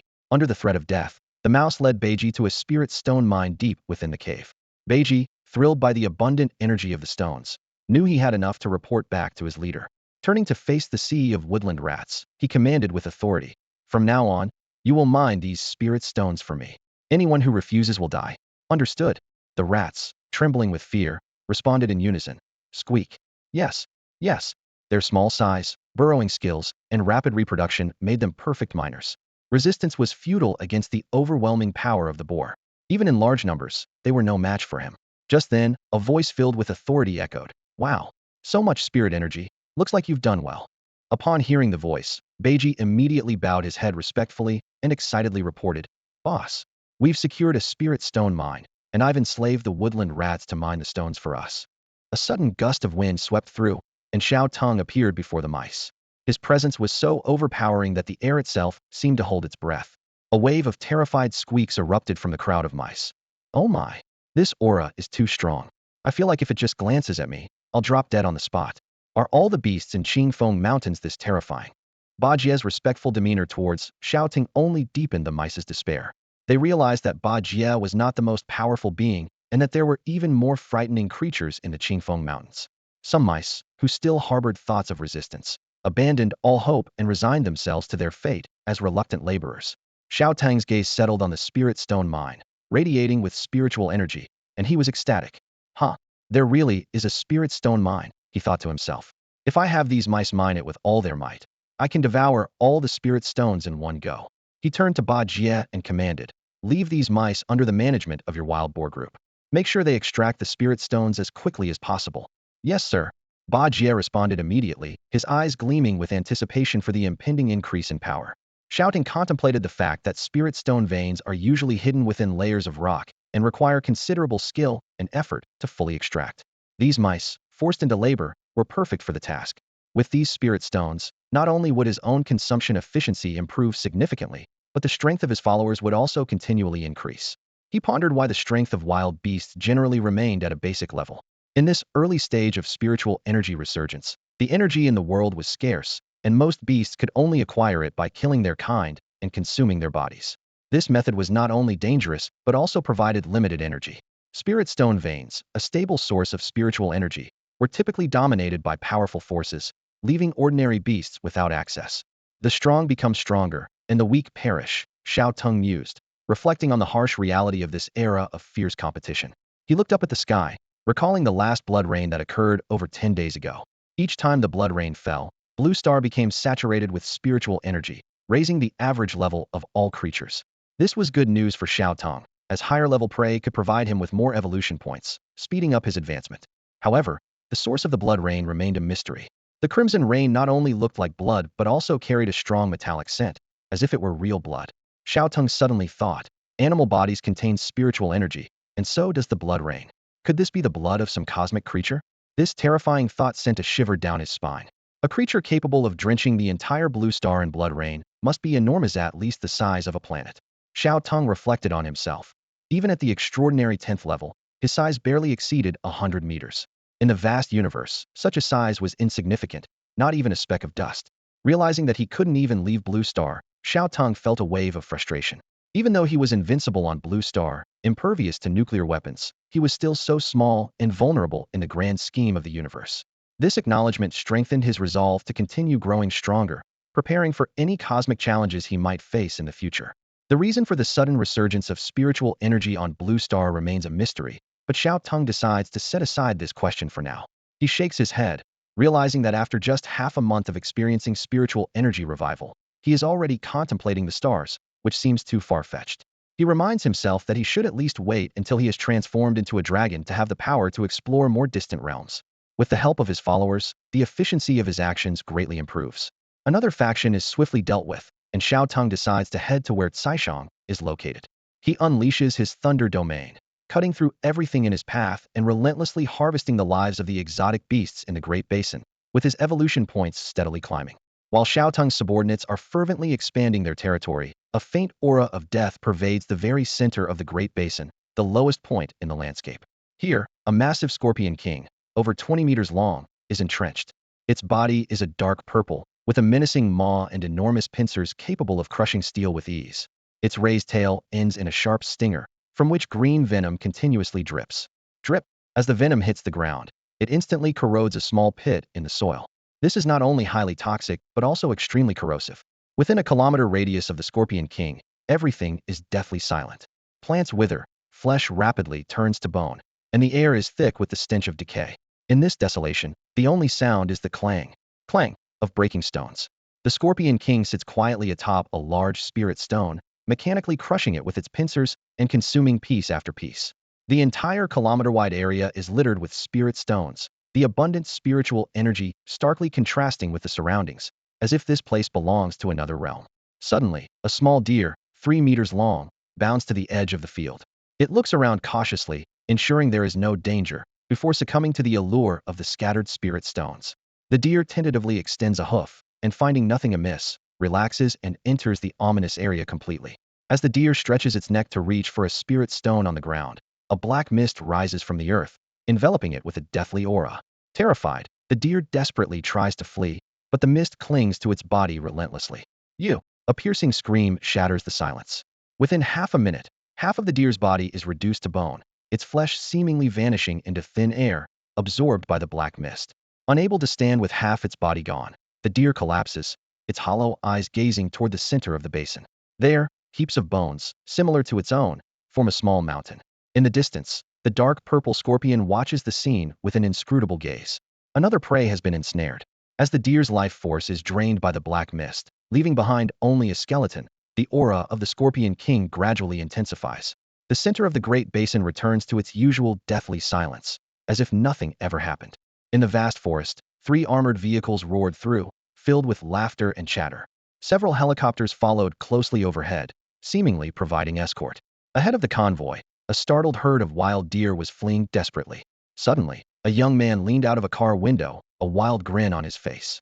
He conjured a ball of lightning in his hand and hurled it forcefully at the rear of the herd. With a thunderous boom, accompanied by the acrid smell of burning, a young deer at the back of the herd was instantly reduced to ashes. Witnessing the tragic death of their companion, the deer became even more terrified, quickening their pace. Inside the vehicle, laughter erupted. Ha ha, run. Keep running, the young man shouted excitedly. Feel the power of my thunderball. Woohoo. Real combat in the wild is exhilarating. This visceral thrill is nothing like the practice room. At that moment, an unexpected event occurred within the herd. A doe stopped and began nudging the fawn's corpse with her nose, her eyes filled with sorrow. As the armored vehicle approached rapidly, the doe let out a cry, watched her companions flee, and resolutely stood in front of the fawn's body. The young man frowned and said disdainfully, "What's this? You think you can avenge your child? Let it see our strength. Let's hit it." "Got it," laughed the red-haired man at the wheel, stepping hard on the gas. The armored vehicle roared like a beast, charging directly at the doe, blocking its path. This modified vehicle, with its electrified spikes, was deadly against ordinary creatures. With a sickening thud, the doe was sent flying several meters away, blood gushing out as life quickly left her body. "Keep going. This is awesome," cheered those inside the vehicle. A black-haired woman flipped her hair back and said with a smile, "Yeah, real combat is much more thrilling. I requested this field exercise many times before the officers finally approved it. They're always wary of letting us handle exotic beasts, but we're the extraordinary squad meant for hunting these creatures. Without real combat experience, how can we fight on the battlefield? And these exotic beasts aren't as strong as we thought. The officers only let us hunt on the outskirts, but now we've ventured into the Great Basin, and the creatures here aren't that formidable either." This extraordinary squad was of above-average skill even within the Spirit Bureau, boasting members with A-level talents. They had grown bored of training with dummies in practice rooms and had applied for real combat in the wild. After much persistence, their superiors finally approved their request, but only allowed them to hunt ordinary exotic beasts on the outskirts of the Great Basin, forbidding deeper incursions. However, having finally made it out, they were not content with just slaying the weaker beasts on the outskirts. Most of these ordinary exotic beasts hadn't even entered the extraordinary realm. Calling them exotic beasts was generous, as they were little more than regular animals with minor special abilities. Inside the armored vehicle, the squad members unleashed their talents, launching fierce attacks on the deer herd and reveling in the thrill of the hunt. Some close combat members, wielding long swords and spears, leaped from the vehicle and charged at the deer, eager to apply the techniques they had honed in the practice room on these exotic creatures. Before long, the herd of deer was completely slaughtered. As a few extraordinary individuals searched for the next group of mythical beasts, their chatter broke the forest silence. "Have you heard? A dragon appeared in the Qingfeng Mountains a few days ago, and even spirit energy missiles couldn't kill it," one team member said excitedly. "I've heard. It's big news," another chimed in. "That dragon might be the fastest evolving creature in the world. No such beast has appeared abroad. It's now ranked as the world's #1 mythical beast, leading the rankings by a wide margin." "So what if it's first?" a third team member said dismissively. In the end, it was still driven back by the officers from the Spirit Energy Bureau. "We won again." Actually, an informed individual whispered, the Spirit Energy Bureau's top brass consider this event a disgrace. They were actually forced to cede 2 territories under Xiao Teng's threat to achieve a peaceful resolution. They just announced to the public that they successfully drove the dragon away, saving many lives. The land concession was overshadowed by the dragon's terrifying power. "It's a way to stabilize the public and prevent panic." "True," another agreed. "No mythical beast has emerged that can challenge us yet. Isn't the Qingfeng Mountains just next door?" someone suddenly thought. "Do you think we might run into that dragon?" "We hit it with a spirit energy missile, and that's a spirit energy missile," a confident team member said. "Even if it didn't die, it must be seriously injured. There's no way it would still be so arrogant. It's probably hiding somewhere licking its wounds." The young man who launched the thunderball raised an eyebrow and laughed. "Huh, you're right. Maybe we'll get lucky and find it, and we can scoop up the leftovers." As they laughed and chatted, a pair of cold vertical pupils turned towards their armored vehicles. "There's a group of humans here. Might as well wipe them out," a chilling voice echoed from the clouds. Xiao Teng was on his way to find Shaoang when his abilities of clairaudience and clairvoyance allowed him to detect this extraordinary team. Hearing their discussion, Xiao Teng felt a mischievous idea surface and immediately changed direction to head towards them. He thought that with his speed, dealing with these humans wouldn't take much time. Suddenly, the sky darkened and raindrops began to fall. "Huh? Why did the sky suddenly turn dark and it's raining?" A team member looked at the gloomy sky, puzzled. "I remember the weather forecast said no rain today." "Not sure. Maybe the weather forecast has been unreliable since the spirit energy resurgence." "What a nuisance," the black-haired woman speculated. The group looked at the rainy sky, bewildered. They had finally managed to come out, only to be met with bad weather. "Wait." The red-haired man suddenly pointed to the sky, a look of terror on his face. "What is that black line in the sky?" Within the clouds, a giant beast over 100 meters long was sprinting at supersonic speed, stirring up a fierce wind. Xiao Teng was lifted by the mist, surrounded by lightning elements, and looked at them with a mischievous smile. "Mortals, you seem eager to see me." Xiao Teng's voice boomed like thunder. "Holy crap! A dragon, dragon, dragon!" The red-haired man stammered in fear. "It's the dragon from the Qingfeng Mountains. Why doesn't it look like what they said?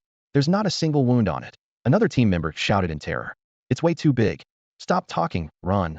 The red-haired man spun the wheel, floored the accelerator, and the armored vehicle sped wildly on the muddy ground, leaving deep tire tracks behind. This is ridiculous. You all are just like the man who loved dragons only in stories. Xiao Teng sneered, a hint of disdain flashing in his eyes. With a wave of his hands, a domain of raging lightning unfolded, and bolts as thick as giant pythons roared out, striking towards the group. With a thunderous crash, an armored vehicle was hit directly by the lightning, disintegrating instantly. Metal shards flew like shrapnel, scattering hundreds of meters. The occupants inside were gruesomely turned into a mass of bloody fragments. Damn, so powerful, exclaimed the red-haired man, gripping the steering wheel tightly, turning it frantically. He barely dodged several bolts of lightning, unaware of the greater danger approaching. A spear, exuding a suffocating aura, lunged at him like the scythe of death. Ding!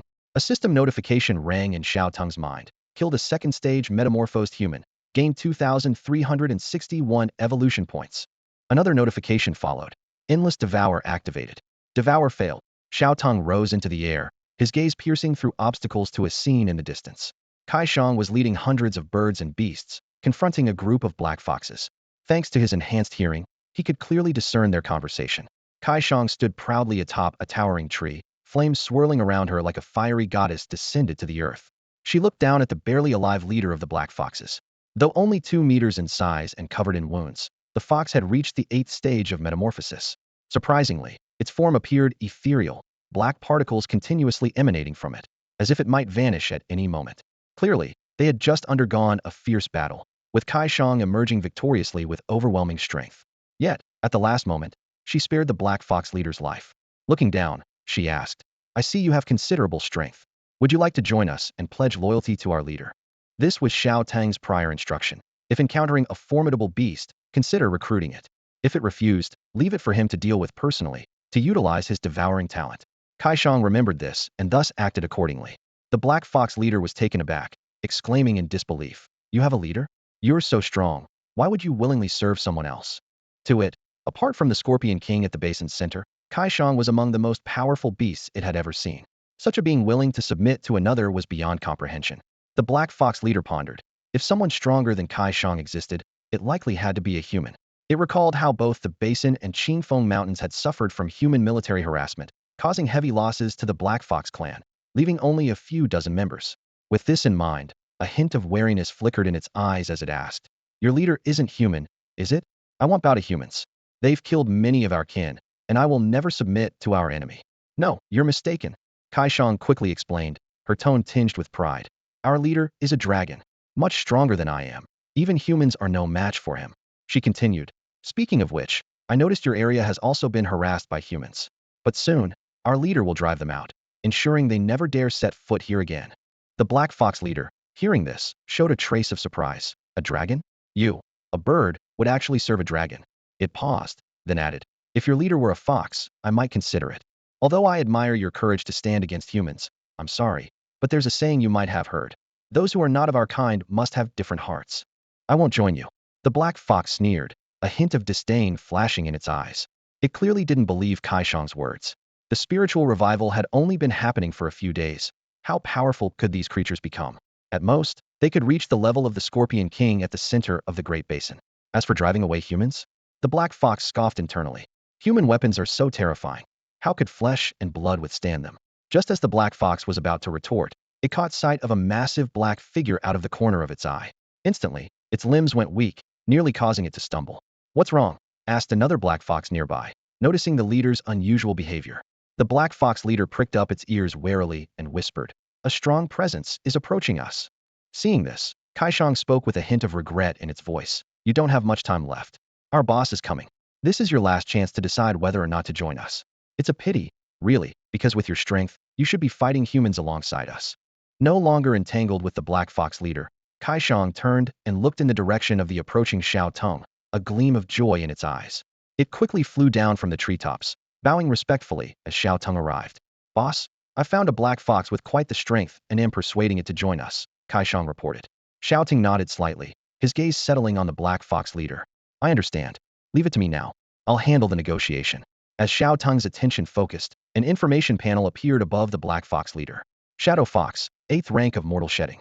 Talents: a grade phasing, grade speed amplification, grade dark element affinity, grade shadow kill, a grade concealment, a grade phasing. Consumes internal spiritual energy to phase the body into a void, hiding its presence, making it immune to the effects of the real world and difficult to detect. Xiao Teng's eyes gleamed with interest. The phasing talent was indeed intriguing. Being immune to the real world meant it couldn't be attacked. Used well, it was akin to an invincible shield. Coupled with rare dark element and concealment talents, and a small stature, it was practically born for assassination. Intrigued, Xiao Teng decided to showcase his power.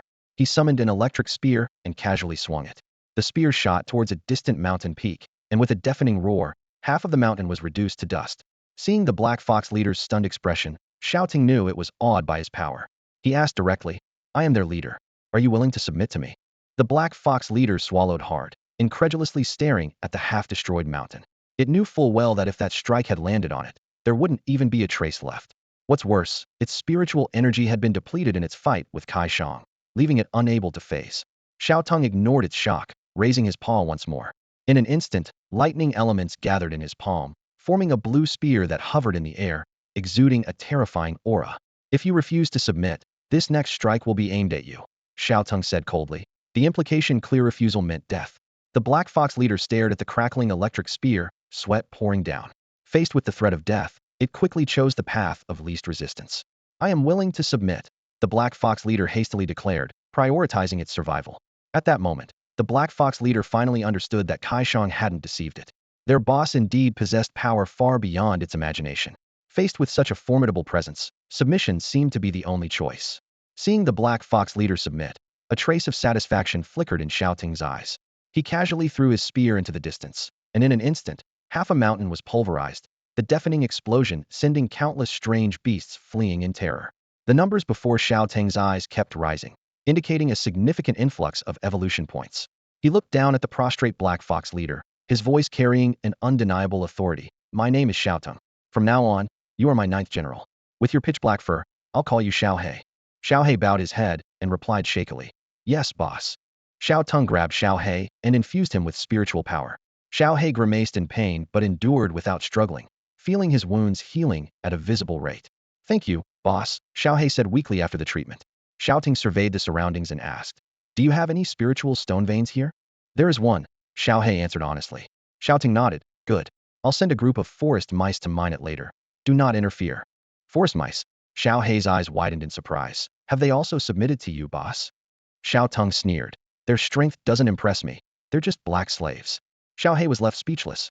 So many mice were merely considered black slaves, and yet his Black Fox clan, few in number, couldn't even defeat those vile mice. Xiao Teng and Xiao He conversed further, revealing that the large basin contained 4 spiritual stone veins. Besides the 2 in his possession, one was held by a giant scorpion in the basin's center, and the last was occupied by humans. "The giant scorpion? What's its situation?" Xiao Teng was intrigued. Xiao He explained with a grave expression. "The giant scorpion is extremely powerful, monopolizing a spiritual stone vein on its own. It creates a deadly domain around itself, killing any creature that enters. We dare not approach and don't even know its exact strength. It's not an exaggeration to call it the hidden ruler of the basin." Recalling his own previous attempt at an adventure, Xiao He couldn't help but shudder. Even with his ability to become intangible, he had only taken a distant glance at the giant scorpion before fleeing in panic. Without his intangibility, he would have had no chance to escape. "Oh!" Excitement flashed in Xiao Teng's eyes. "I must see it for myself. If I could absorb its talent, even better." Before leaving, Xiao Teng bestowed an enhancement aura on the Black Fox clan. Xiao He moved in astonishment, finding not only his injuries healed but his strength tripled, surpassing others of his tier. "This power, is it from you, boss?" Xiao He asked incredulously. Xiao Teng nodded. "That's right. Guard your territory well and use this time to grow stronger. I plan to bring the entire basin under my control." Watching Xiao Teng's departing figure, Xiao He was in awe. Half of the basin was already in Xiao Teng's hands, and he controlled 2 of the 4 spiritual stone veins. Yet, for Xiao Teng, this was far from enough. He needed a massive amount of evolution points to break through, achievable only by annexing resources from other places.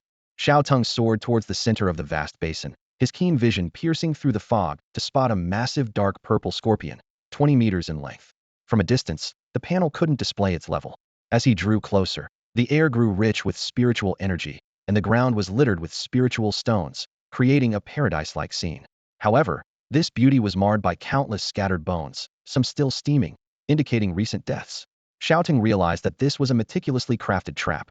The spiritual stones served as bait, luring beasts into a deadly zone. If such abundant spiritual stones truly existed, they would have been plundered long ago. The intelligence of this insect was astonishing. Most of its kind were merely prey for other beasts, and those with awakened intelligence were exceedingly rare. As soon as he entered the scorpion's domain, a black mist surged from the ground, shooting up 100 meters into the sky, enveloping Xiao Teng completely. The mist sizzled upon contact with his scales, as if trying to corrode them. However, his scales were impervious, and the mist couldn't penetrate or even shake his defenses. Xiao Teng observed the black mist coiling around him with interest, deducing it to be a potent corrosive substance designed for flesh. Surprisingly, it was a domain-type ability that automatically targeted and corroded anything within its range, leaving only a skeleton behind. After his assessment, Xiao Teng unleashed the lightning element within him, effortlessly dispersing the mist. The Scorpion King at the basin's center, who had been feeding on spiritual stones, suddenly halted, a strange glint in its eyes. Its prey had escaped. I'm no prey. In front of me, you are the prey, Xiao Teng thought to himself, swiftly flying to confront the Scorpion King. The panel above the Scorpion's head revealed. Death Mist Scorpion Extraordinary Tier 1. Abilities. Death Mist Domains Level. Venomous Tail, Sting Level. Tenfold Strength Amplification Level. Gigantification Level. Death Mist Domains Level. Transforms a 1 kilometer radius around itself into a Death Mist domain. Any creature within the domain is attacked by the Death Mist. You can absorb spiritual energy from the corroded flesh. The domain's range and mist attack strength increase with level, currently covering a 1 kilometer radius. Xiao Teng understood why this beast could reign over the basin and ascend levels so rapidly. This level area attack ability was highly efficient for gathering spiritual energy, and the 1 kilometer coverage was formidable. It made sense that the Death Mist Scorpion had grown to the extraordinary stage. However, faced with Xiao Teng's sudden appearance, the Death Mist Scorpion merely tilted its head, showing no fear, as if assessing a peculiar prey. The scorpion seems a bit dull. It doesn't even know to be afraid. Xiao Teng silently mocked it in his heart, retracting his earlier praise of its intelligence. Seeing the dazed look of the Death Mist Scorpion, he couldn't help but lament how shockingly low the intelligence of insectoids was. Even upon reaching a transcendent phase, there wasn't much improvement. However, Xiao Teng thought again that if these creatures had the wisdom of an insectoid main brain, their low intelligence could actually be an advantage. Lacking fear, ignorance of death, and a singular focus on following orders make them the most terrifying army. Thinking about the insectoid main brain, Xiao Teng suddenly realized that he hadn't seen anything resembling it among the insectoids he had previously eradicated. Could it have escaped? He mused to himself, then shrugged it off. No matter, I hope it doesn't get discouraged and continues to create more insectoid plagues for me to eliminate.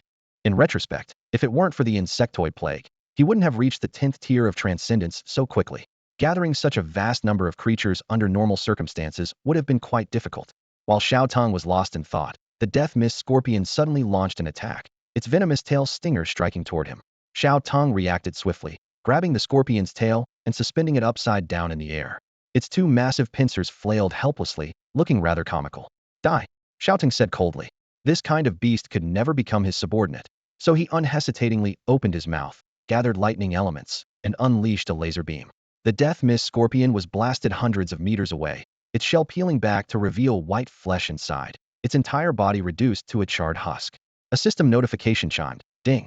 Killed Transcendent Tier 1 Death Mist Scorpion. Evolution points 15336. 15,000 evolution points. Not bad. Xiao Teng nodded, using his mind power to wrap the scorpion's corpse in a pale blue light and bring it to him. He grabbed the corpse and began to chew it without hesitation. Ding. Endless Devouring activated. Ding. Congratulations to the host for devouring the Scrade Talent Death Mist domain. Wow. Such luck. I actually devoured in Scrade Talent. Xiao Teng's face lit up with excitement. He hadn't expected to acquire the Death Mist Scorpion's innate talent. This was already his 4th Scrade talent. Even more thrilling was that the effect of this talent on Xiao Teng far exceeded that of the original host. The range, originally just 1 kilometer, had expanded to 30 kilometers. The potency of the toxic mist was unmatched. Once this talent was activated, all creatures within a 30-kilometer radius, regardless of their strength, would face mortal peril. A god-tier mowing skill. Xiao Teng thought excitedly. Acquiring a new Scrade talent was even more exhilarating than discovering a new Spirit Stone vein. He couldn't wait to test out this formidable ability. After arranging personnel to guard the Spirit Stone vein and directing the woodland rat swarm to excavate, Xiao Teng immediately flew to a forest in the Great Basin. Death Mist Domain. With a low shout from Xiao Teng, a terrifying scene unfolded. Centered on him, Animals within a 30-mile radius faced annihilation. Black mist enveloped the area, relentlessly pursuing the creatures within the domain, impossible to shake off once contacted. Whether hiding in caves, underground, or in the sky, there was no escape within the domain's range. The forest echoed with the wails of countless animals, and within minutes, thousands of white bones littered the forest, creating a chilling spectacle. Xiao Teng's evolution points surged like a flood. System notifications kept ringing. Ding. Killed a second stage transcendent wood deer. Evolution points 2,533. Ding. Killed a first stage transcendent giant ape. Evolution points 1236. Ding. Killed a third stage transcendent wind spirit leopard. Evolution points 3,665. Ding. Killed an 8th stage mortal squirrel. Evolution points 861. In just a few minutes, over 1,000,000 evolution points flooded in. Xiao Teng's eyes shone with excitement, and his heart was filled with joy. As expected from its level talent, the evolution points are coming in so smoothly. At this rate, I'm not far from breaking through to the awakening realm. Maybe I can break through all at once. The large basin was rich in resources and untouched by the ravages of Xiao Teng and the insect disaster. It had abundant biological resources, ensuring no immediate risk of depletion. Xiao Teng harvested one area after another like mowing grass, releasing the death mist field before flying to the next location to continue his harvest. Wherever he went, life withered, leaving only desolate lands. While Xiao Teng was expanding wantonly, the spiritual energy bureau fell into chaos. People watched the drone footage with grave expressions and furrowed brows. Although the Qingfeng Mountains had become a forbidden zone for humans, the large basin remained under their surveillance. It not only had helicopters regularly hunting exotic beasts and detecting natural treasures and spirit stone veins, but also housed a spirit stone mine under development, providing abundant resources for the Bureau to nurture talent. That dragon has actually gone to the large basin. Doesn't that count as breaking the promise? A young officer questioned, leaning on the table. Another middle-aged officer hesitated. Well, it doesn't seem to count. We only said it shouldn't attack human cities, and it's just expanding its territory. What? Isn't the Qingfeng Mountains enough for it? Now it wants the large basin too? Such ambition. The young officer was furious, pounding his fists on the table. The middle-aged officer suggested, perhaps we should negotiate. Ask it not to touch our spirit stone mine. It seems to have already taken over 3 others. So fast, the young officer was astonished. In just 2 hours, Xiao Teng was almost taking over a new territory. The middle-aged officer sighed. Indeed, very fast, but we are helpless. We only said it couldn't attack human cities, not prevent expansion. The large basin is uninhabited. By the way, Transcendent Team 4 went missing in the large basin, likely related to that dragon, the young officer added. Do we even need to doubt? It's definitely him. He has always disliked us. We must send someone to negotiate. This is too unruly. Report to Deputy Director Yang immediately. That's a spirit stone mine. We can't just let it go. The middle-aged officer immediately picked up the radio to report the discovery of Xiao Teng's activities in the large basin to Deputy Director Yang. Deputy Director Yang put down the walkie-talkie, his brow furrowed with concern. He had just ordered another drone mission to the Great Basin to search for the Jiaolong, intending to negotiate with it personally. Recalling their previous encounters, the Jiaolong's stubborn nature was a headache. Convincing it, especially when straightforward benefits were at stake, was no easy task. Unexpectedly, the Jiaolong had recovered quickly and was already reaching out to nearby areas. Fortunately, it seemed to have no intention of attacking human cities for now. Deputy Director Yang felt slightly relieved. As long as the spiritual missiles could still harm the Jiaolong, there was room for negotiation. Meanwhile, Xiao Teng was engrossed in a series of system notifications. Ding. You've killed a Stage 1 Transcendent Power Tiger. Evolution points 1336. Ding. You've killed a Stage 1 Transcendent Illusion Cat. Evolution points 1685. Ding. You've killed a Stage 9 Mortal Wild Bull. Evolution points 985. Ding.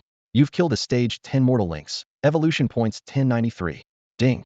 You've killed a Stage 2 Transcendent Thunder Sparrow. Evolution points 2543. The system notifications kept coming, and his evolution points were skyrocketing. Xiao Teng's lips curled into a smile, pleased at heart. This talent was truly impressive, as he had already gathered enough evolution points to break through to the awakening stage. Eagerly, he opened the system panel, his eyes fixed on those exhilarating numbers. System advance. Xiao Teng commanded decisively. Ding. Congratulations to the host for advancing to awakening stage 1. The next stage, awakening stage 2, requires 20 million evolution points. Immediately, another notification followed. Ding. Congratulations to the host for gaining an evolution opportunity. Would you like to evolve now? No. Xiao Teng declined without hesitation. In an instant, his aura surged dramatically. However, as he broke through to the awakening stage, The sky above darkened with clouds, lightning crackling ominously, as if a thunder tribulation was imminent. Xiao Teng looked up at the sky, understanding the situation. This evolution was bound to trigger an even more intense phenomenon than the last. Considering he was already under human surveillance, he decided to delay his evolution and first secure the Great Basin. After all, facing thousands of spiritual missiles during a critical tribulation was far from pleasant. His gaze shifted to the last spirit stone, a vital resource under human control.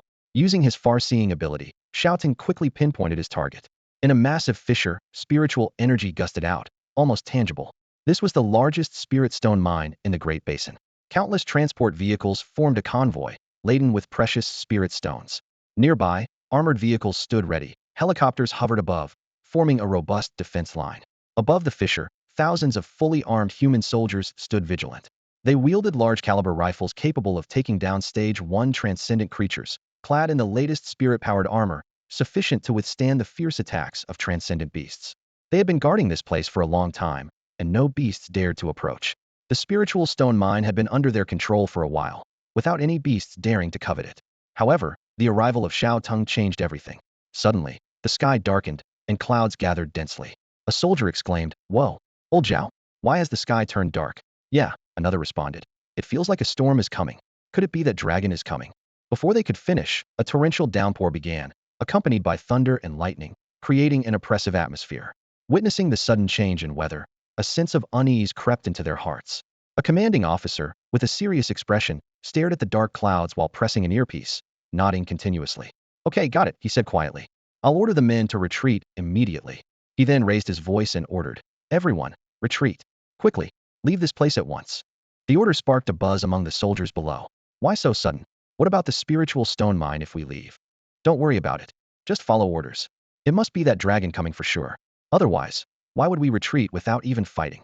With the officer's command, all the soldiers swiftly jumped into armored vehicles and left the scene at top speed. To protect the cargo, transport trucks and armored vehicles roared across the wilderness. At that moment, Xiao Teng appeared above them, his cold gaze sweeping over the humans scrambling like ants below and the transport trucks carrying spiritual stones. He said coldly, "Mortals, where do you think you're taking my spiritual stones?" Xiao Teng's sudden appearance sent chills down every soldier's spine, fear washing over them like a tide. "He's really here. We're doomed." The soldiers looked up at the enormous dragon, their faces pale. "Death mist domain," Xiao Teng shouted, and instantly, a massive black mist rose from the ground. Harrowing screams echoed as all living creatures' flesh vanished in the blink of an eye, leaving only stark, white bones. Unmanned vehicles collided and overturned, and helicopters plummeted from the sky, turning into heaps of smoking wreckage. System notifications chimed in succession. Ding. Killed a 6th-tier human. Evolution points 632. Ding. Killed a 7th-tier human. Evolution points 753. Ding. Killed a 6th-tier human. Evolution points 684. Xiao Teng was overjoyed, instantly earning over 1,000,000 evolution points. The humans guarding the spiritual stone mine were all elites, with tiers above the 5th, granting far more evolution points than ordinary humans. He continued using his telekinesis to lift the mine's spiritual stones from the transport trucks, sending them into his mouth. Ding. Absorbed spiritual energy. Evolution points 300,000. Xiao Teng was secretly delighted. This spiritual stone mine is mine now. With this, all 4 spiritual stone mines in the Great Basin are under my control. The Great Basin is essentially conquered. This expansion was effortless for Xiao Teng. No beast could challenge him. Moreover, after this battle, he was confident that his beast army, under his aura, could sweep through anything. Although there might still be some small factions left, Xiao Teng didn't care. As long as the resources were in his hands, that was enough. As for the other beasts, in his eyes, they were merely food. Xiao Teng's gaze was as sharp as a knife, meticulously examining the equipment on the humans. The metallic armor glinted coldly in the sunlight, its high-tech appearance causing him to frown slightly. The emergence of these new types of equipment didn't surprise Xiao Teng. He was well aware that with the advent of spiritual energy as a new power source, many inventions that once existed only in theory would quickly become reality. Before the humans could react, Xiao Teng opened his mouth and unleashed a blinding laser, sweeping across the ground like a reaper. The scattered equipment and weapons were instantly reduced to ashes under the intense heat, filling the air with the acrid scent of burning. As Xiao Teng was clearing the battlefield, a sudden buzzing filled the sky. Countless drones swarmed from all directions, attempting to surround him. With a cold snort, Xiao Teng unleashed another powerful laser, instantly taking down dozens of drones. However, The remaining drones, seemingly tireless, continued to close in on him relentlessly. Xiao Teng quickly grasped the intention of these mosquito-sized drones, a cold smile curling at his lips. What? Want to negotiate with me again? His voice dripped with sarcasm. Meanwhile, in the distant command center, Deputy Director Yang was intensely focused on controlling the drones. Upon seeing the scattered remains on the screen, she couldn't help but sigh inwardly. Too late. Despite the turmoil within, she forced herself to remain calm and began to communicate with Xiao Teng. Honorable Dragon King, Deputy Director Yang's voice emanated from the drone. It is a privilege to introduce myself. I am Deputy Director Yang of the Dragon Nation's Spiritual Energy Bureau. We are here to discuss the return of the spiritual stone vein. Hearing this, Xiao Teng let out a derisive laugh. Return. His tone was full of mockery. You mean you want me to spit out the duck that's already in my mouth? Do you think that's possible? Xiao Teng almost questioned whether the people at the Spiritual Energy Bureau were too naive or simply lacked wisdom, daring to think he would willingly hand over the spiritual stone vein he had already secured. Faced with Xiao Teng's outright refusal, Deputy Director Yang showed no signs of surprise. She had anticipated that Xiao Teng would not easily relinquish the spiritual stone vein. Adjusting her tone, she continued, speaking sincerely without a trace of subservience. Actually, we don't necessarily need this particular spiritual stone vein.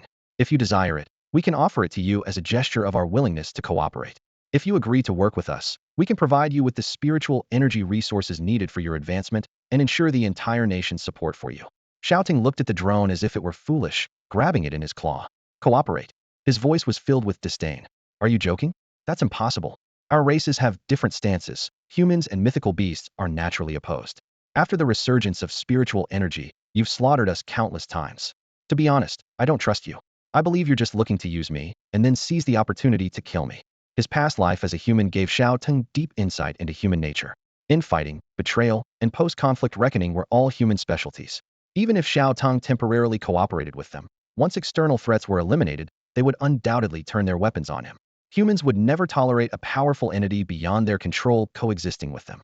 Therefore, Xiao Teng could never let his guard down against humans. Having once been human, he understood their essence the best. Exposed by Xiao Teng, Deputy Director Yang's face instantly turned cold. The rhetoric that had previously been infallible was rendered completely ineffective with Xiao Teng. She realized that this negotiation was unlikely to achieve the desired outcome. Indeed, the beasts in the wild are different. Those who have lived with humans are easier to win over. Deputy Director Yang thought to herself, her eyes fixed through the drone's lens on the imposing figure of the dragon. Xiao Teng, a top-tier entity on the beast ranking list, held immense strategic value, making her reluctant to give up easily. Taking a deep breath, Deputy Director Yang's voice regained its usual calmness. Dragon King, let's not jump to conclusions. Our terms of cooperation are quite generous. 1/3 of the spiritual stone resources we acquire will be yours. Rare treasures, just name it, and we will spare no effort in finding them. We can even tailor equipment specifically for you. All you need to do is help us fend off the beast tide and prevent other beasts from invading our country. This proposal benefits both parties, turning hostility into friendship. These words were the result of extensive discussions with the upper echelons of influential families. Instead of expending massive resources to forcibly suppress this dragon, it was more strategic to win it over and put it to use. However, Xiao Teng merely snorted in response. Wasn't this just asking him to be the guardian of the Dragon Kingdom? On the surface, they offered generous resources, but he could easily obtain all of that on his own while maintaining his freedom, unbound by anyone. No need, Xiao Teng replied disdainfully. What I want, I will take by myself. Why accept your charity? Moreover, you don't even dare to show your face, hiding behind machines to talk to me. Where's the sincerity? In your eyes, a beast is always an outsider. There's nothing to discuss between us. Deputy Director Yang's expression darkened, sensing the threat in Xiao Teng's use of the word take. Her tone became equally firm. Dragon King, do you truly refuse to cooperate with us? Don't forget, if we exert our full strength, the power of thousands of spirit missiles is something you cannot withstand. Who says I can't withstand it? Xiao Teng replied calmly. Feel free to try, but consider the consequences carefully. Xiao Teng calculated internally. Perhaps during the extraordinary period, he might have feared these missiles.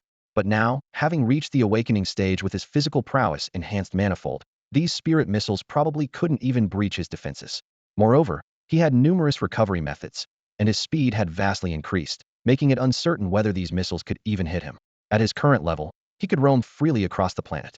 Xiao Teng's unwavering stance set off alarm bells in Deputy Director Yang's mind. Why was this dragon so fearless? Had it made another breakthrough? It didn't even regard the spirit missiles as a threat. A terrifying thought crossed her mind. If this were true, who on this planet could possibly counter this dragon? Let's leave it at that. Xiao Teng cut off any chance for Deputy Director Yang to continue speaking. You're not qualified to negotiate with me. I will personally seek out your leader. With that, his dragon claw gently crushed the drone into fragments, abruptly ending the communication. After ending the conversation, Xiao Teng's eyes gleamed with determination as he gently stroked his chin. An ideal location for his tribulation crossed his mind, bringing a confident smile to his lips. The vast basin was now under his control, and it was time to embark on his journey of evolution. Closing his eyes, Xiao Teng felt the surging power of the true dragon blood within him. The force flowed like a tide, filling him with anticipation. This time, I might actually transform into a dragon, he murmured to himself with certainty. Awakening is the state where one's bloodline fully awakens. Reaching this level means the bloodline is completely activated, with a significant chance of evolving into the species within the bloodline, greatly enhancing one's abilities. A vivid example flashed in Xiao Teng's mind. A common turtle, if it possesses a strong Xuanwu bloodline, could evolve into the legendary Xuanwu upon reaching the awakening stage. This stage is a critical point where many creatures differentiate from each other.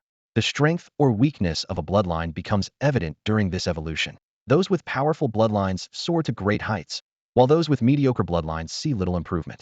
Xiao Teng's gaze turned eastward, towards the power center of the city, barely visible in the distance. Without hesitation, he set off at full speed in that direction, leaving a blurred silhouette behind. Meanwhile, inside a heavily guarded building in the capital city of Longhua, the heads of the three major families gathered. They were the Grand Elder, Second Elder, and Third Elder, the most powerful figures.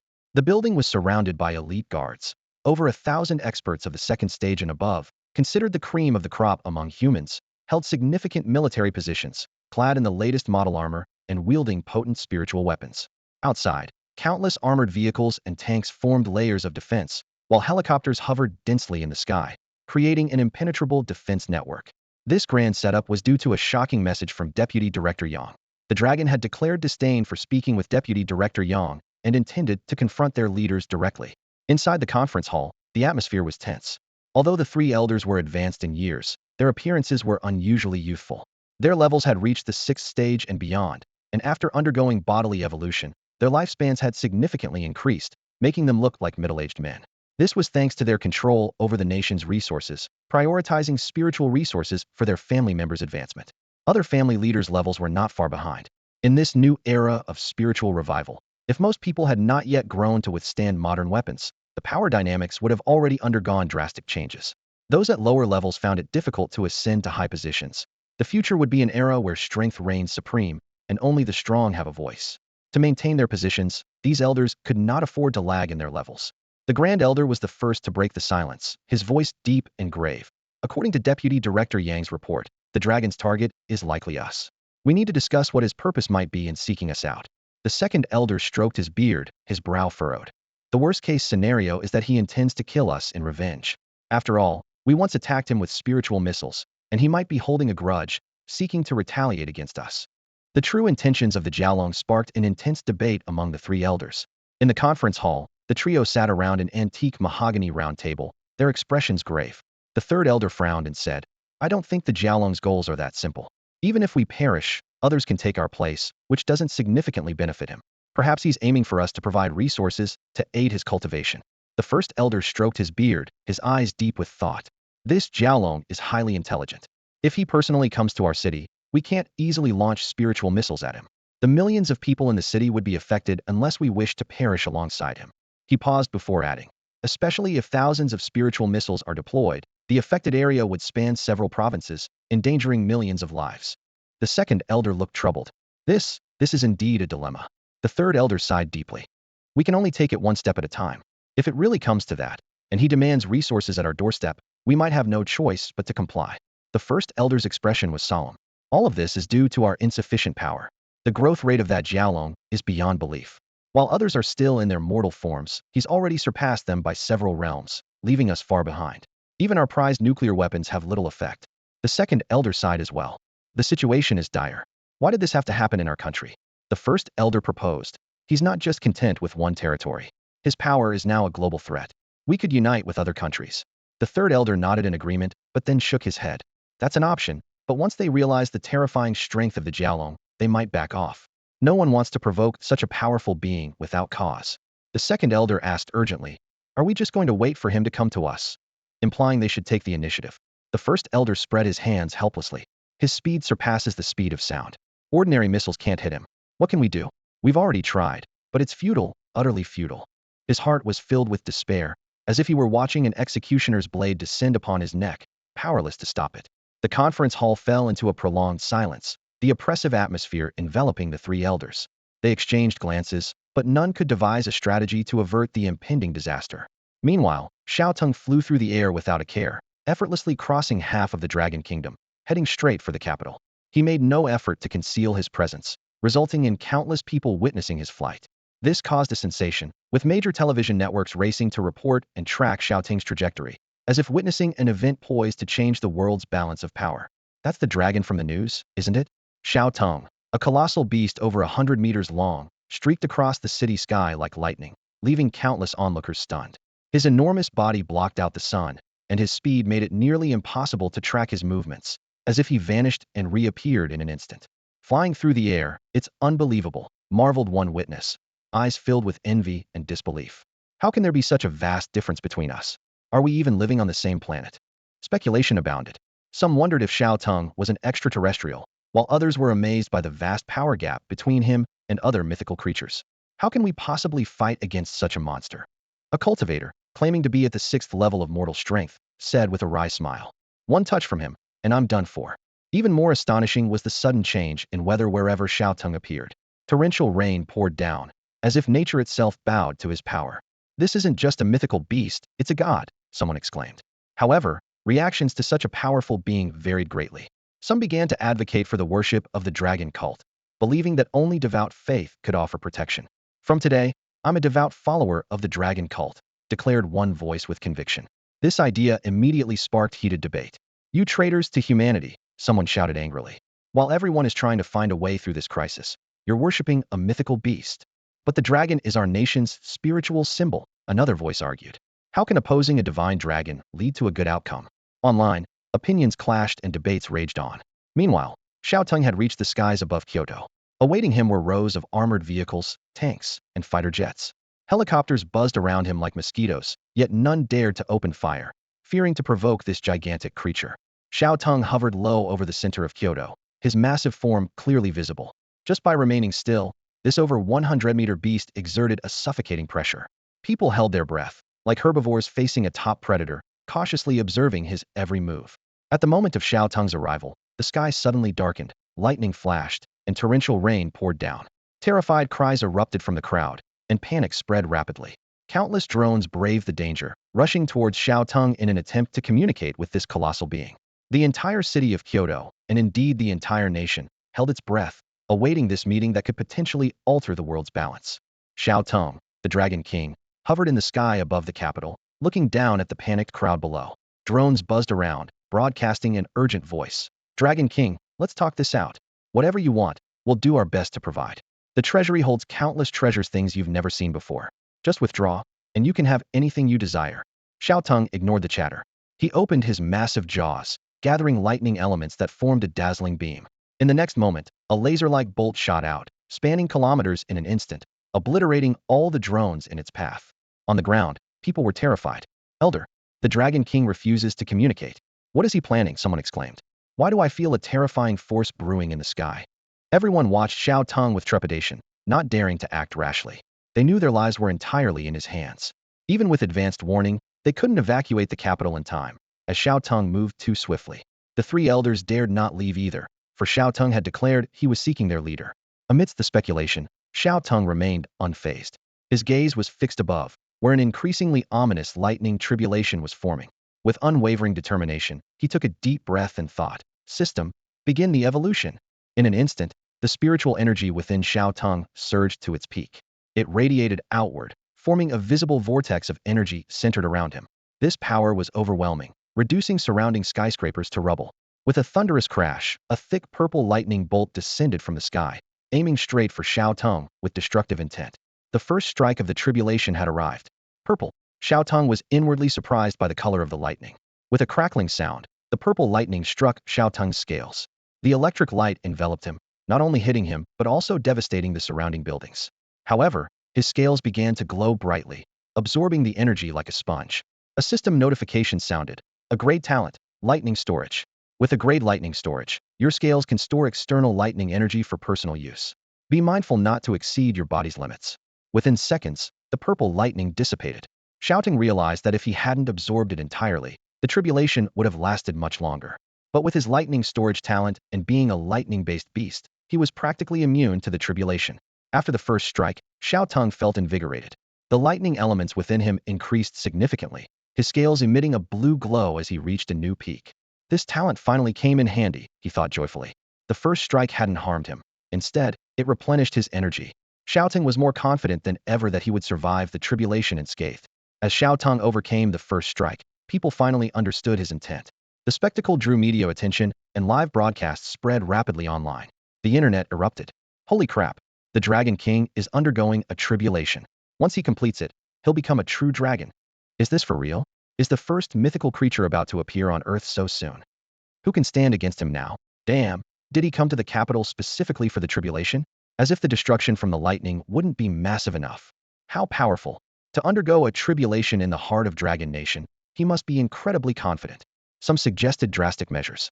Take him down while he's vulnerable. Where's the military? Bomb him now. Are you out of your mind? I'm right here in the capital. Do you want the entire city to go down with him? With the Dragon King here, the capital is already ruined. Why not launch spiritual missiles? These extreme comments were quickly censored. When Xiao Teng crossed the first lightning tribulation, all the high-ranking officials of the Dragon Nation were alerted. Deputy Director Yang stood at a safe distance 10 kilometers away, her eyes sternly fixed on the massive figure shrouded by the lightning. Beside her stood 3 extraordinary beasts, powerful allies she had personally persuaded to join the Dragon Nation's ranks. First in view was Yuan, the national treasure giant panda. Its round, chubby body exuded the formidable aura of an extraordinary Tier 1 creature. Even before the revival of spiritual energy, Yuan was beloved and naturally fond of humans. After awakening to an A-level talent, it received focused training from the Dragon Nation. Next to Yuan was Ahu, a robust Siberian tiger with fur shimmering with purple lightning. Also at extraordinary Tier 1, it not only awakened to its level talent, but also mastered powerful lightning element abilities. As a beast from the zoo, Ahu had long been accustomed to humans and quickly accepted the invitation to serve the Dragon Nation. The last was Fei Biao, a brown bear 15 meters long. Beneath its hefty, strong body lay a constitution, strength, and speed 10 times the norm. Its awakened level talent, ultimate enhancement, endowed it with an unassuming yet terrifying strength. These 3 beasts represented the strongest forces the Dragon Nation could currently muster, truly one in a million.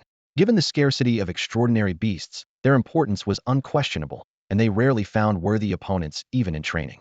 Deputy Director Yang turned to face these giant creatures, her stature dwarfed by their legs, yet her tone showed no hint of fear. Can the 3 of you handle that dragon if you join forces? However, the beasts were also intimidated by Xiao Teng's aura, momentarily frozen until the question snapped them back to reality. They shook their heads in unison, a flicker of fear in their eyes. Ahu muttered under his breath, "Handle him? More like we'd be the ones handled." As he spoke, he involuntarily took a step back, his gaze never leaving the dragon, which was 10 times his size. Yuan widened his eyes in disbelief at Deputy Director Yang, stammering as he pointed to himself. "Me? Deal with the Dragon King? Haha, I just remembered I have some honey at home I haven't finished. I should go eat." With that, he pretended to leave. Fei Biao was even more straightforward, ready to turn and leave on all fours without bothering to say a word.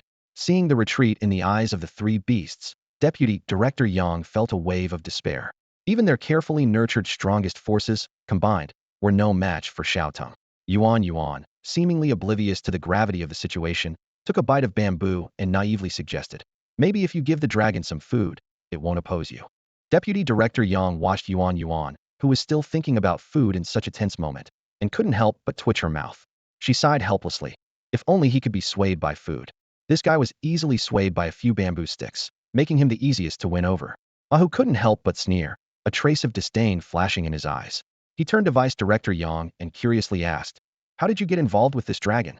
Vice Director Yang's expression was grave as she replied, "This dragon has been killing innocents and slaughtering many of our human compatriots, committing heinous crimes. We attacked him with spiritual power missiles, which earned his grudge." She skillfully reversed the order of events, aiming to maintain the image of justice in front of the 3 beasts, making them feel like they were on the right side. Ahu nodded thoughtfully. "Oh, I see." Yuan said apologetically. "However, we really can't help you drive this dragon away. The difference in strength is too great. Going there would be a death sentence for us." Fei Biao patted his own round belly and agreed. "Yeah, I bet he could crush me with just one finger. It's not that we don't want to help you, but we're just powerless. The three beasts had been pampered by humans since birth and had never experienced life and death battles, lacking the fighting spirit. Knowing that Xiao Teng was more powerful, they were unwilling to take the risk. Vice Director Yang looked worriedly at Xiao Teng, who was about to face the second lightning tribulation, and said, "It seems we are truly doomed this time. Our only hope is to see if we can bribe the Dragon King." I believe the elders are thinking the same. At that moment, with a loud bang, the second lightning tribulation descended. Stronger than the first, the lightning struck Xiao Teng's scales, but was ultimately absorbed. The lightning tribulation contained too many lightning elements, pushing Xiao Teng's storage capacity to its limits. After the second tribulation, Xiao Teng's aura further intensified, but the lightning elements within him were nearly saturated. For the next tribulation, he would have to endure it physically. Impatiently, Xiao Teng shouted, "Come on, hurry up." He was eager to see his evolved form. Boom boom boom. The third, fourth, and fifth lightning tribulations followed one after another, each more formidable than the last, with an unstoppable momentum. These tribulations were not only a test for Xiao Teng, but also a tempering of his will and body. The more powerful the tribulation, the more it refined his body. Thanks to enhanced abilities, these tribulations had little effect on Xiao Teng. It was only during the final tribulation that he felt a hint of pain, with his scales breaking. The other tribulations left him largely unfazed. Successfully enduring the tribulations meant Xiao Teng had completed his evolution. He shed his snake skin and became a new species. At this moment, Xiao Teng's body reached 200 meters in length, with flowing dragon whiskers and four branched horns on his head. His vertical pupils turned into golden eyes, appearing more majestic. The most significant change was that he grew 4 claws, each with 5 fingers. His back mane became more flowing, the patterns on his scales clearer, ancient and mysterious, with remarkable defense. Xiao Teng lifted his claws, clenched them, and felt the surging power within him, joyfully murmuring to himself, "Have I transformed into a dragon?" Roar. Xiao Teng let out a long, satisfying dragon cry, the sound waves thundering skyward like a storm. The mighty dragon roar swept through the entire capital, reverberating in the eardrums of every living creature. Chaos ensued in the capital. People on the streets covered their ears, as if witnessing the descent of a king. Some fainted on the spot, others' legs turned to jelly, leaving a wet trail in their wake, while some screamed incoherently. It was as if doomsday had arrived. Deputy Director Yang struggled free from the dragon's influence and looked up, forever etching the scene into her memory. Even the 3 great elders, usually untouchable figures of authority, were now vacanted, involuntarily kneeling in Xiao Teng's direction. Dragon might degrade. The dignity of a true dragon is inviolable. Any creature that sees or hears you will be affected by your dragon might, falling into a negative state. You can activate this talent at will. Creatures of a higher rank than you are unaffected. The system's voice echoed in Xiao Teng's mind. Is this my new talent?" Xiao Teng was taken aback as he observed the chaos in the capital. This dragon might was unleashed unconsciously, yet its impact was astonishing. Its first use plunged the entire city into fear, incontinence, and mental chaos. "I like this effect." Xiao Teng's eyes lit up as he observed many in the city, unable to stand and kneeling before him, both humans and beasts. He grew increasingly satisfied with this talent. Although it might not be very practical in combat, it certainly scored high in style. He succeeded in the tribulation. The Grand Elder finally snapped out of his daze, momentarily forgetting the embarrassment of kneeling to Xiao Teng, and exclaimed in shock as he watched Xiao Teng soar in the sky. The legendary dragon has been born. The second elder got up from the ground, scrutinizing Xiao Teng with a grave expression, noting his resemblance to the dragons of legend. After the tribulation, can spiritual missiles still harm him? The third elder asked Deputy Director Yang, his gaze fixed on Xiao Teng flying above. Deputy Director Yang shook her head, her tone heavy. "Although I don't want to admit it, the likelihood is low. From previous data, the Dragon King could already withstand most spiritual missile damage before the tribulation. Now, after succeeding, his power has increased, and it's likely that even spiritual missiles can't harm him." Sigh. The third elder let out a heavy sigh. In this situation, if he wants resources, so be it, as long as we can protect our nation. Before Xiao Teng's tribulation, they had few means to deal with him. Now, with his successful transformation into a dragon, his power has soared, leaving them with no chance to defeat him. Force is no longer effective against Xiao Teng. "Finally found you. So here you are." Xiao Teng, circling in the air, spotted the 3 elders with his sharp eyes. He recognized them easily from his previous life's TV shows. Xiao Teng descended, fixing his gaze on the elders, drawing close. The elders could almost feel his breath, and under the scrutiny of those authoritative slit eyes, their hair stood on end, every cell screaming to flee. They swallowed hard, standing firm against the pressure. The guards beside the 3 elders were not as composed. Fear surged through them like a tide, overwhelming their senses. One guard, trembling, raised his weapon and hoarsely shouted at Xiao Teng. Don't come any closer. Stop. The chief elder was quick to react, stepping forward to stop the impulsive guard. At the same time, Deputy Director Yang swiftly pulled the terrified guard aside, quietly reprimanding him. This scene nearly made the chief elder's soul leave his body, cold sweat soaking his back in an instant. Facing Xiao Teng, who had transformed into a dragon, they were like ants facing an elephant, utterly powerless. The wisest course of action was to avoid doing anything that might provoke Xiao Teng. Xiao Teng ignored the panicked guards around him, not even glancing their way. He grinned, tilted his head, and said in a mockingly thoughtful tone, "Let's settle our old scores now. You attacked me with spiritual missiles. Let me think, what should I do with you?" Xiao Teng's words about settling old scores hit everyone like a heavy hammer, leaving their hearts in their throats and making breathing difficult. The chief elder suppressed his fear and stepped forward, quickly delivering the prepared statement. "Great dragon, we apologize for our past actions. Our treasury has many spiritual stones and precious materials. You can take whatever you want. We will also give you a third of all future spiritual stones we acquire. Just please don't attack our country." Xiao Teng blinked and teased. "Only a third? That doesn't seem enough to buy your lives, does it? Think carefully. Is the life of everyone in your dragon kingdom only worth a third?" Cold sweat dripped more heavily from the chief elder's forehead. He gritted his teeth and raised his voice. 60%. We will give you 60% of all future spiritual stones." Xiao Teng nodded, a hint of satisfaction in his eyes. 60%, that shows some sincerity. He continued, "I give you 10 days to gather the spiritual stones and precious materials from your treasury and deliver them to the Qingfeng Mountains. If you're late by even a day, I'll destroy one of your cities." His voice turned icy. "And don't try any tricks. If the number of spiritual stones isn't enough to satisfy me, our agreement is void. You know the consequences, so don't make me angry. Also, every month, deliver the spiritual stones you acquire to the Qingfeng Mountains." With that, Xiao Teng turned and left. Following the spiritual energy, he quickly found a cellar storing spiritual stones. With a wave of his hand, a large hole opened in the cellar. Xiao Teng used his mind to control the stones, which flew into his mouth like a dragon made of spiritual stones. Ding! Spiritual energy absorbed. Evolution points, 10 million. Shouting thought to himself, so many spiritual stones for just 10 million points. Far from enough for my upgrade. I hope the next blood rain comes soon. Plundering a country's spiritual stones should give me many evolution points. For sustainable development, Xiao Teng didn't intend to destroy a country completely. He chose to have the Dragon Kingdom continually supply him, using the nation's resources to collect spiritual stones for him. After Xiao Teng left, the three elders breathed a sigh of relief, but then clenched their fists.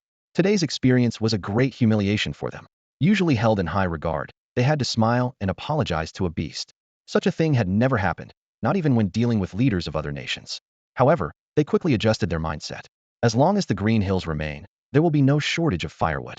Although they lost a lot of resources, slowing down the Dragon Kingdom's cultivation progress, at least the country wasn't destroyed, and many lives were spared.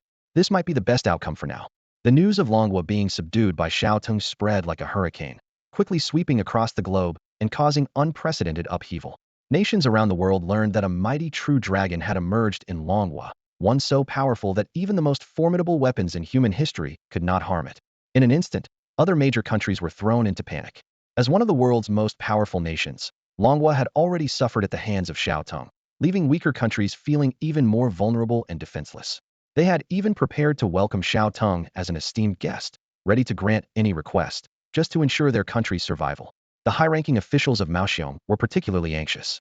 Being the closest country to Xiao Teng apart from Longhua, their territory lay just beyond the ice fields past the snowy mountains.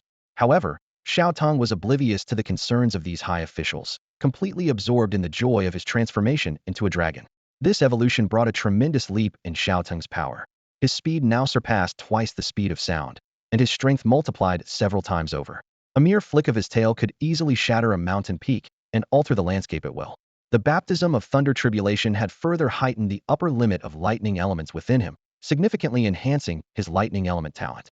Feeling the pure lightning elements coursing through him, Xiao Teng murmured to himself, "This evolution has granted me a few new talents."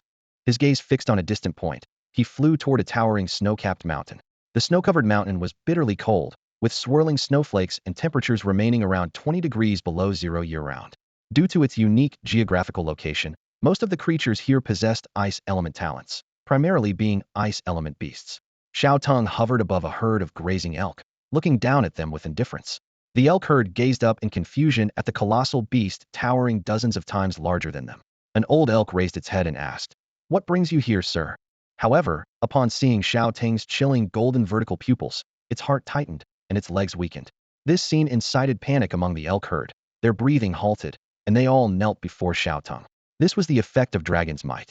Xiao Teng ignored the old elk's inquiry, coldly commanding, "Thunder, come." With a casual wave of his claw, Thunder roared. A massive purple lightning bolt descended from the sky, carrying a devastating force that was terrifying in its destructiveness. Upon closer inspection, this lightning bore a striking resemblance to the aura of the thunder tribulation Xiao Teng had endured.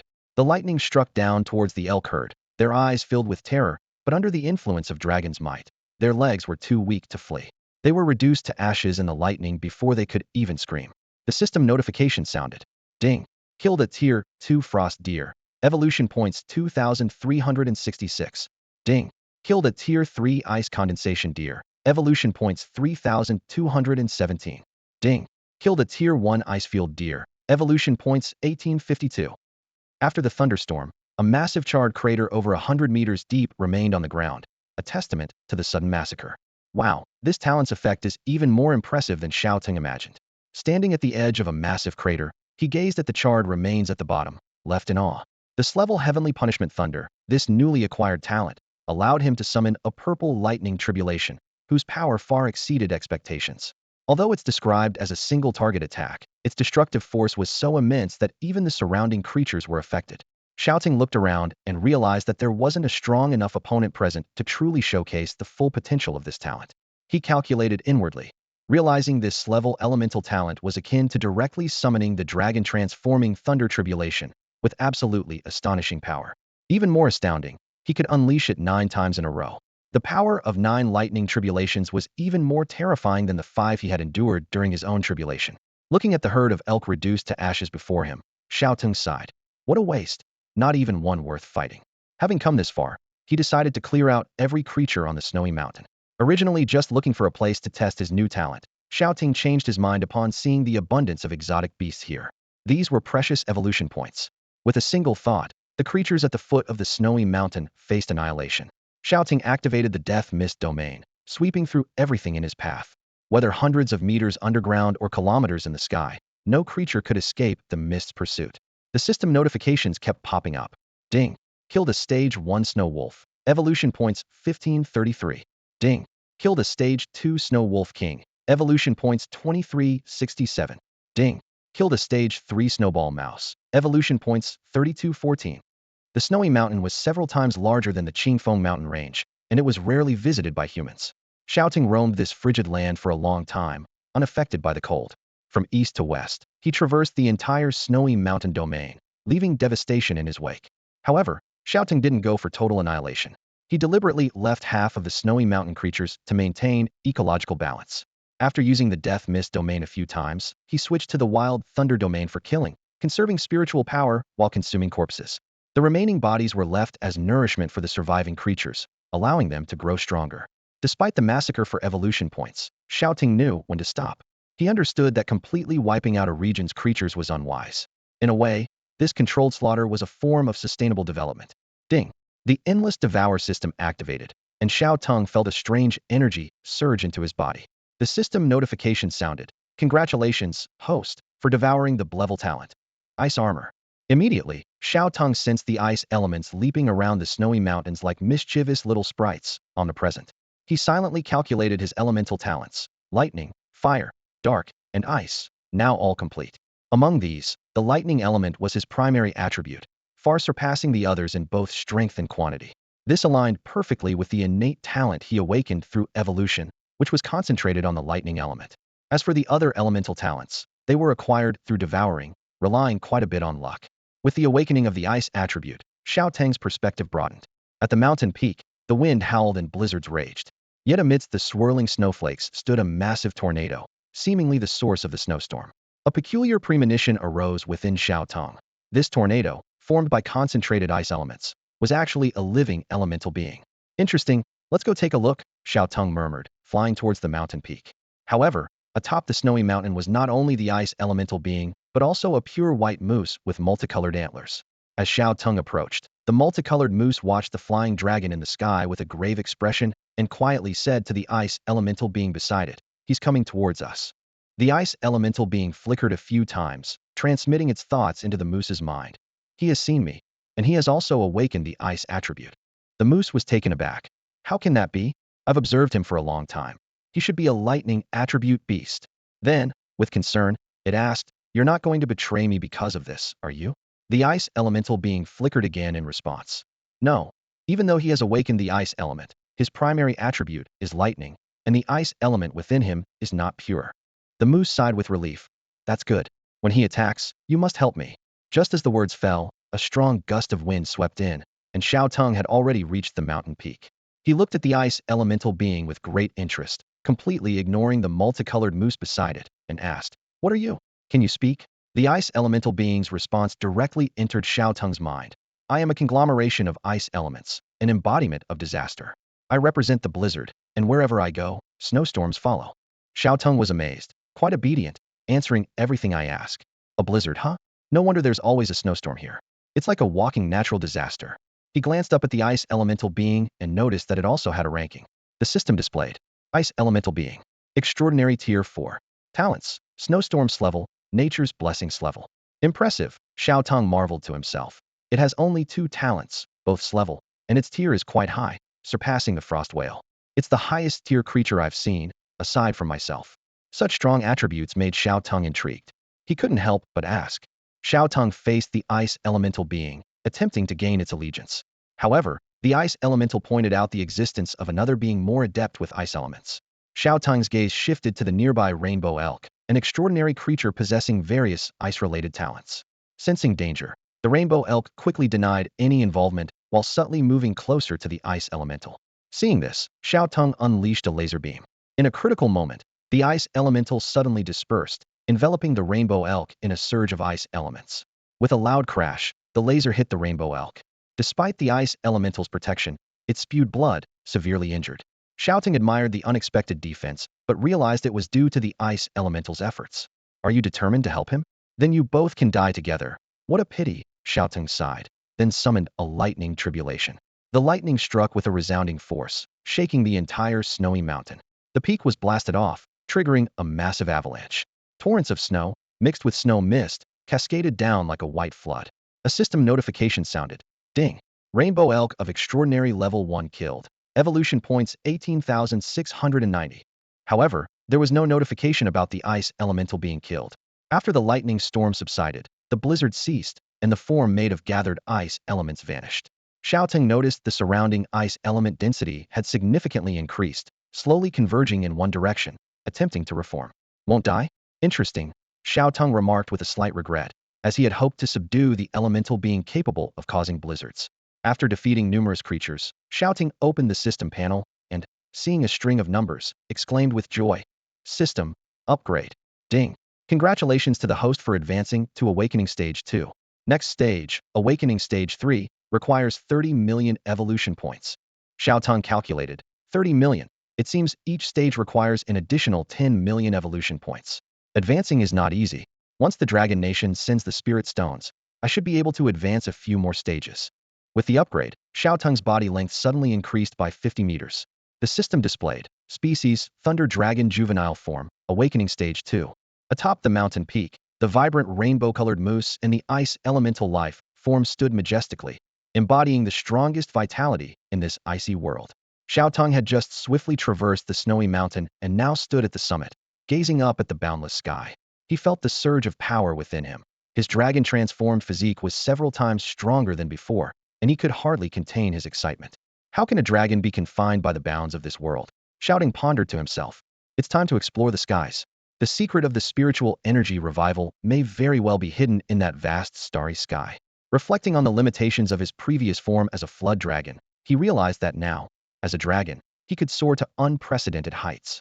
Overcome with emotion, Xiao Teng let out a thunderous dragon roar. He swung his long dragon body, his head pointing towards the heavens, moving in a wave-like motion that whipped up a strong wind. With that, he leaped from the mountain peak, shooting straight towards the clouds, determined to break through to unimaginable altitudes.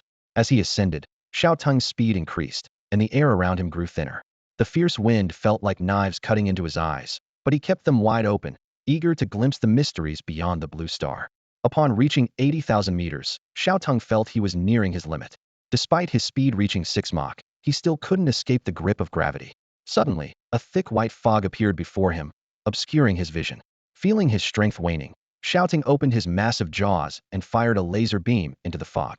The laser cut through, illuminating a scene beyond the misty sky as blood-red as ink. Before he could react, a blood rain began to fall. Then, an ethereal and vast voice echoed in Xiao Teng's ears, as if it were a wail from the depths of the universe. What is that? Xiao Teng was shocked, momentarily forgetting about the third blood rain's arrival. Although Xiao Teng yearned to investigate further, his body had reached its limit. Nourished by the blood rain, he descended slowly back to the ground, filled with endless regret. The third blood rain arrived as expected. Xiao Teng extended his dragon claw, catching the sweet, metallic rain. The rain was quickly absorbed by his body, and his spiritual power grew steadily. I wonder how long this will last, Xiao Teng mused. I hope the blood rain continues for a long time, allowing all creatures on the blue star to advance a great realm. This way, I can gain more evolution points from defeating them. Xiao Teng decided not to kill during this period, giving the creatures of the blue star a chance to grow. At that moment, he sensed that his clone had reached a new sea area, the East Sea. The number of sea beasts here far exceeded those in the South Sea, and even the shallow waters were bustling, in stark contrast to the desolation of the South Sea. Flying high to overlook the nearby islands and terrain, Xiao Teng quickly recognized his location. In the distance was an island nation, Sakura country, unaware of Xiao Teng's presence in their nearby waters. Observing the bustling human city, Xiao Teng restrained his impulse to act immediately. I'll wait until the blood rain ends before collecting some spirit stones, he calculated. Since I'm here, it would be a waste not to take advantage. After transforming into a dragon, even his clone's strength had significantly increased. With just one clone, he was fearless of nuclear weapons, let alone a small country like Sakura country that didn't possess them. Compared to Dragon country, robbing them would be much easier. Xiao Teng's clone quietly submerged into the deep sea, wrapping itself around a sea stone pillar and entering a state of rest. Meanwhile, his true form set off to fly back to the Qingfeng Mountains, ready to devour today's newly discovered spirit stone vein. After the third bloody rain, Xiao Teng temporarily fell silent. This prolonged downpour lasted for half a month, acting like a spiritual cleansing that elevated the average level of creatures on Blue Star by a notch. Except for Xiao Teng, the creatures on Blue Star originally had very low levels. The lower the level, the less spiritual energy required for advancement, making their progress more pronounced. The biggest beneficiaries were those creatures initially at the mortal phase.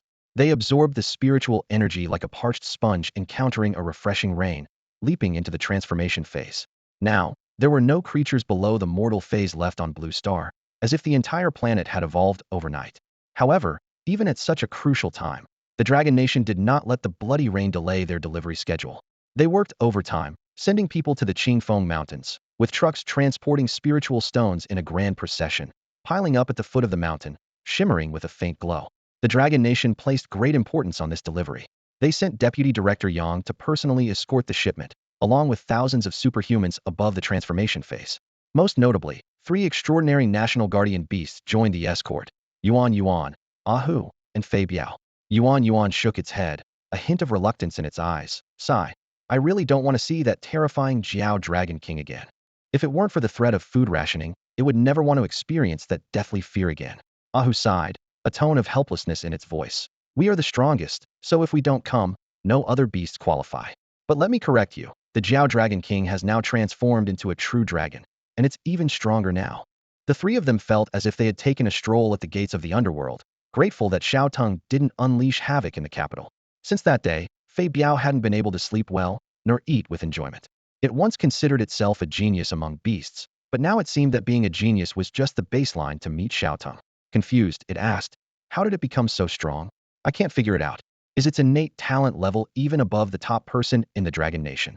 In the distance, Xiao Teng's silhouette appeared on the horizon. He noticed the convoy from afar and waited in the sky. Once they arrived, he slowly descended. This time, he did not use his dragon aura, since they were here to present a gift, and it's unwise to hit someone with a friendly face. Deputy Director Yang respectfully bowed, in stark contrast to his previous threatening demeanor through the drone. He respectfully said, Great Dragon Lord, we have brought the items, please verify them. The 3 National Guardian beasts also bowed their heads, respectfully greeting. Greetings, Great Dragon Lord. Before arriving, the officers from the Spiritual Energy Bureau had trained them to avoid offending Xiao Teng. Xiao Teng didn't bother to look at them, merely glancing at the spiritual stones on the truck, feeling that the quantity seemed about right. He casually said, "Very well, leave the items, and you may go." Deputy Director Yang gave a final bow and didn't linger. They had traveled a long way without even a sip of water before having to leave. He sighed inwardly but still said, "Yes, we'll leave now. May the peace between us and the great dragon lord endure." Xiao Teng coldly replied, "The peace between us depends on your discretion. As long as you continue to offer spiritual stones properly, I won't harm you."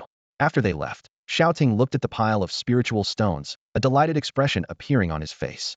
He muttered to himself, "The entire National Treasury's spiritual stones must be right here."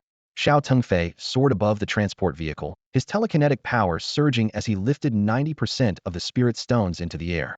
Instantly, the sky was filled with countless spirit stones, creating a breathtaking spectacle. The concentration of spiritual energy skyrocketed, affecting the surrounding area and elevating it by several levels.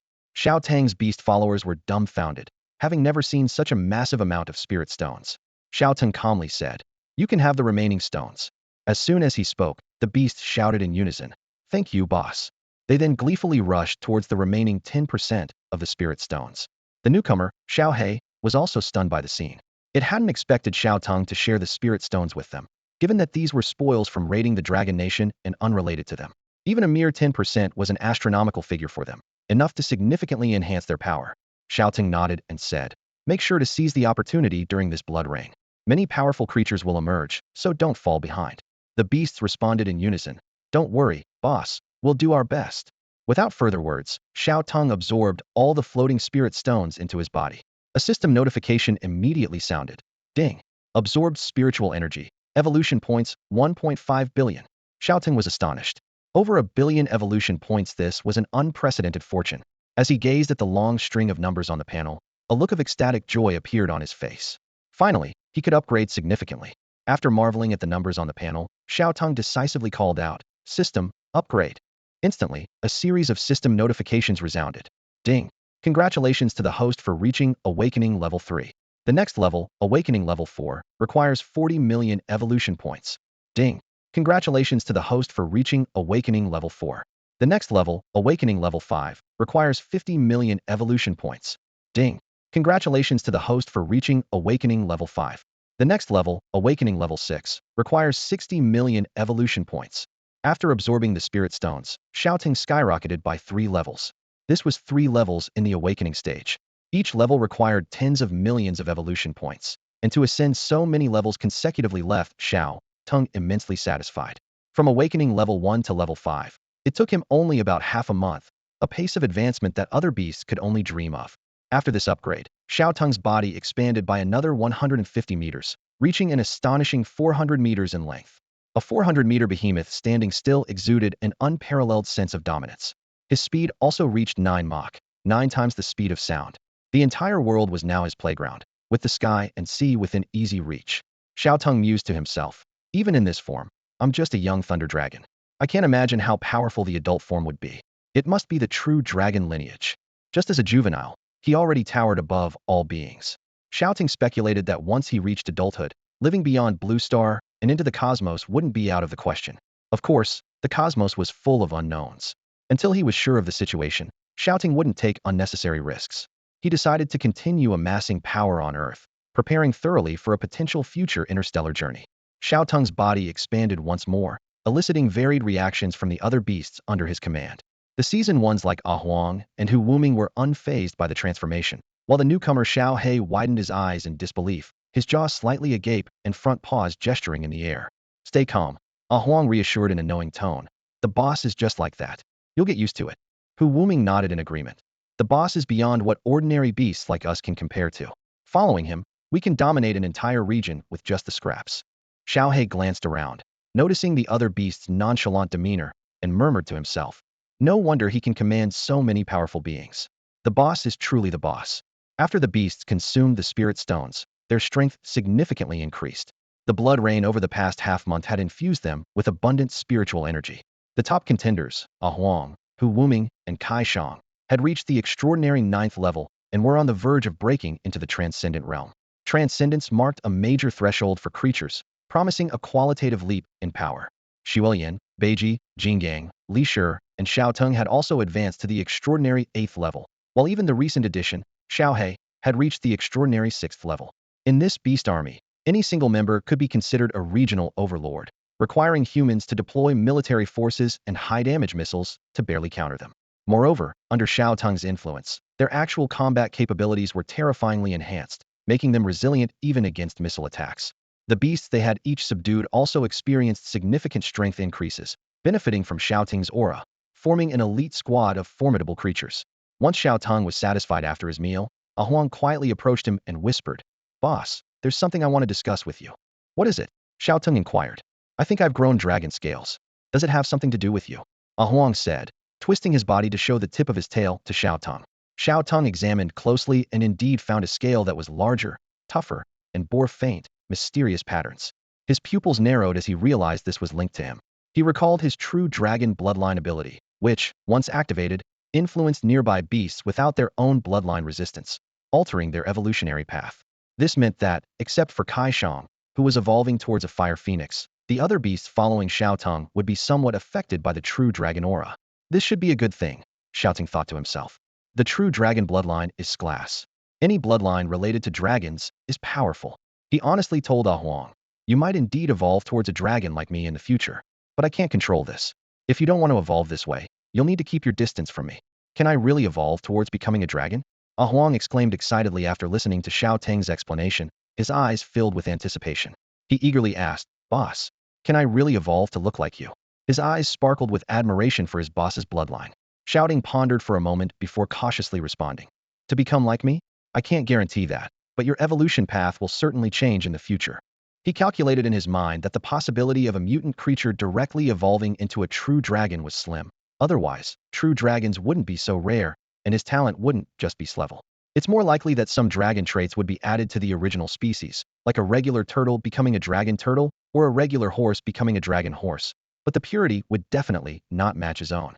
Xiao Teng realized that the ability to affect surrounding creatures was a unique feature of the true dragon bloodline, something other level bloodline talents didn't possess. As for the range of influence, the system description was unclear, and it would require time to verify. If the range was extensive, the creatures throughout the entire Qingfeng mountain range might be affected, making them far stronger than those elsewhere. This conversation attracted the attention of several other exotic beasts. Xiao Teng candidly said, "This is the situation. I can't control this influence. If you don't want to evolve in the direction of the dragon race, you can choose to leave my side now, and I won't hold it against you." He gave them full freedom of choice, also using this opportunity to filter out loyal followers. As soon as he finished speaking, a firm and powerful voice rang out. Tiger Wuming declared resolutely, "I won't leave. The boss helped me deal with my enemies and save my life. From now on, my life belongs to the boss. I, Tiger Wuming, will only recognize one boss in this lifetime." If Xiao Teng hadn't saved him from humans, Tiger Wuming would have already met his end. Not to mention that it has now become the formidable Storm Tiger King, commanding respect from everyone. Xiao Teng nodded slightly, his gaze sweeping over the group of mythical beasts before him. "All right, if you wish to stay you may," he said softly, then turned to the others. "What about you?" Blood Refinement immediately pressed its head to the ground, adopting a very low posture. "King, the Wolf Clan and I pledge our undying loyalty to you." The pack of wild wolves behind it followed suit, bowing their heads low to show submission and respect. Xiao Teng wasn't surprised by Blood Refinement's reaction, as it had willingly sought him out and had always been loyal. Shaoang suddenly flew in front of Xiao Teng, spreading its wings to reveal a fiery red egg. "Haha, I might not be influenced, but given the atmosphere, I should make a gesture too," it said, pushing the egg toward Xiao Teng. "This is more precious than my life, and I'm ready to entrust it to you, boss." Xiao Teng looked embarrassed and quickly pushed the egg back. I understand your commitment, but there's no need for this. I'm not ready to be a dad." He knew well that Shaoang had once fought against human helicopters to protect this egg, and its willingness to hand it over now showed profound trust. Beiji stepped forward and said, "Though I was forced to join at first, the boss has always treated me well, so I'm willing to stay." "So am I," Li Shi chimed in, raising a paw in agreement. Jinggang spoke in a deep voice, "I want to stay by the boss side. For the future of the ape clan, following Xiao Teng is a promising path." Xiao lazily licked its paw and said, "Though I've just joined, who could leave after receiving such a great gift? I'm willing to fight for the boss." The gift it referred to was the portion of spirit stones Xiao Teng had just left for them. Xiao Teng looked at the group of mythical beasts before him, feeling deeply moved. These once reluctant followers were now choosing to stay of their own accord. Their sincerity made Xiao Teng feel a warmth and trust he had never experienced in his previous life. These simple creatures, untainted by the deceit of human society, expressed their thoughts directly. Xiao Teng chuckled self-deprecatingly, realizing he might have been human too long, always guarded against genuine emotions. Great, Xiao Teng declared with a grand sense of camaraderie. From now on, we are allies fighting side by side. As long as I, Xiao Teng, am here, I will provide you with protection. Huang laughed heartily. Hee. We owe our strength today to your constant guidance, boss. It should be us thanking you. Kaishang agreed. Yes, and now we're capable on our own. With the blood rain ended, we'll quickly expand our territory and secure more resources for the boss. After the bloody rain, Xiao Teng's power experienced a significant leap. His capable subordinates saw their strength greatly enhanced, and after easily taking over the Great Basin, their ambitions began to swell. Boss, we're stronger now. We should expand our territory. Beiji eagerly suggested. A sharp gleam flashed in Xiao Hei's eyes. The desert is rich in mineral veins and resources, making it an ideal target for us. All right, Xiao Teng agreed calmly. Go ahead and expand. If you encounter any beasts with special abilities, leave them to me. You can handle the rest as you see fit. Now, these subordinate strength was second only to his, allowing them to manage things independently. He only needed to stay in the background, focusing on his exploration of the ocean, ready to assist if necessary. Expansion. With Xiao Teng's approval, the beasts shouted in high spirits. They quickly returned to their territory to gather forces, and thousands of beasts surged towards the desert like a tide. Meanwhile, Xiao Teng arrived at the river region once dominated by crocodiles. Piles of spirit stones, glittering like small mountains, lay on the riverbank, while the busy woodland mice tirelessly transported newly mined spirit stones. These were resources reserved exclusively for Xiao Teng. Greetings, Lord Dragon. The woodland mice bowed in unison. Ignoring them, Xiao Teng dove into the river, causing waves that toppled some of the mice. This was his new abode. He effortlessly expanded the river channel to several times its original size and summoned heavy rain to restore the water level. Altering the terrain was now a trivial task for him. Surfacing, Xiao Teng absorbed the spirit stones through mental power and then shifted his consciousness to his avatar. In a certain area of the East Sea, a black dragon coiled atop a 1,000-meter-high sea stone pillar, slowly opening its dragon eyes. After the bloody rain, several hundred extraordinary-level beings have emerged in the East Sea. Using his far-seeing eyes and keen hearing, Xiao Teng observed the situation in the East Sea. The sea was unusually lively, with the roars of various sea beasts echoing continuously. A large number of sea beasts were moving in the same direction towards Sakura Island. This was a massive beast tide, led by hundreds of newly ascended extraordinary-level sea beasts, with tens of thousands of transcendent-level sea beasts following behind. Sakura Nation had dispatched a large fleet of warships to intercept them, unleashing a barrage of shells, missiles, and torpedoes that turned the sea red. However, an extraordinary-level giant whale, 300 meters long with a single horn on its head, broke through the barrage and capsized a warship. Even when hit by missiles, this creature, a marine overlord even before the spiritual energy revival, remained formidable. Under the joint attack of hundreds of extraordinary-level sea beasts, Sakura Nation's fleet was nearly wiped out. The beast tide continued to grow as new sea beasts joined, reaching tens of thousands in scale, advancing towards the land with unstoppable momentum. Initially planning to unleash a massacre to harvest evolution points, Xiao Teng changed his mind upon witnessing the scene. This should be interesting, he thought, concealing his presence and trailing behind the beast tide from a distance. All battleships destroyed. The first line of defense has been breached. Inside the base command center, a trembling officer reported this horrifying news. On the big screen, monstrous waves surged as 100-meter-long beasts occasionally leaped out of the water. Countless roars of sea creatures echoed from the deep, haunting yet earth-shattering. Suddenly, beams of energy erupted from the seabed, piercing the sinking battleships like sharp swords. Over 100 ships were under fierce attack, riddled with bullet holes, and rendered useless before firing many rounds. Fear was etched on the faces of the officers from Sakura Nation. This is terrifying. How many of these creatures are there? Is this the end for Sakura Nation? One officer cried out. Report to the commander immediately. We need to activate the second line of defense now. This was the largest beast tide since the resurgence of spiritual energy. Radar showed not only an unprecedented number of creatures, but also an astonishing number of powerful ones. There were over 100 extraordinary phase beasts alone, explaining why the fleet fell so quickly. Meanwhile, in the capital of Sakura Nation, a middle-aged man in military uniform was admiring a vibrant, multicolored giant egg, muttering to himself. You'll be part of Sakura Nation soon, serving the Emperor well. Suddenly, a subordinate burst in frantically. Commander, the first line of defense has been breached. This beast tide might be to reclaim these eggs. The commander was furious and shouted, "Fools! They dare to come at us just because we took a few eggs. Fire! Fire! Kill them all!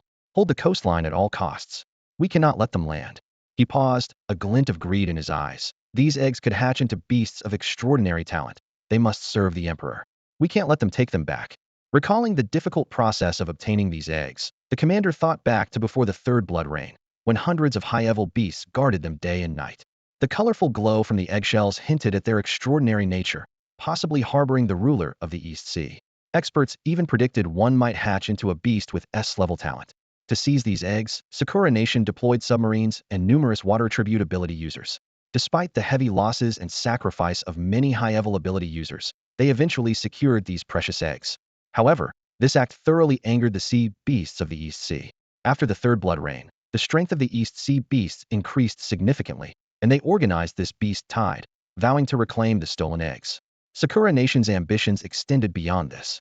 They planned to nurture these hatched beasts into national guardian beasts.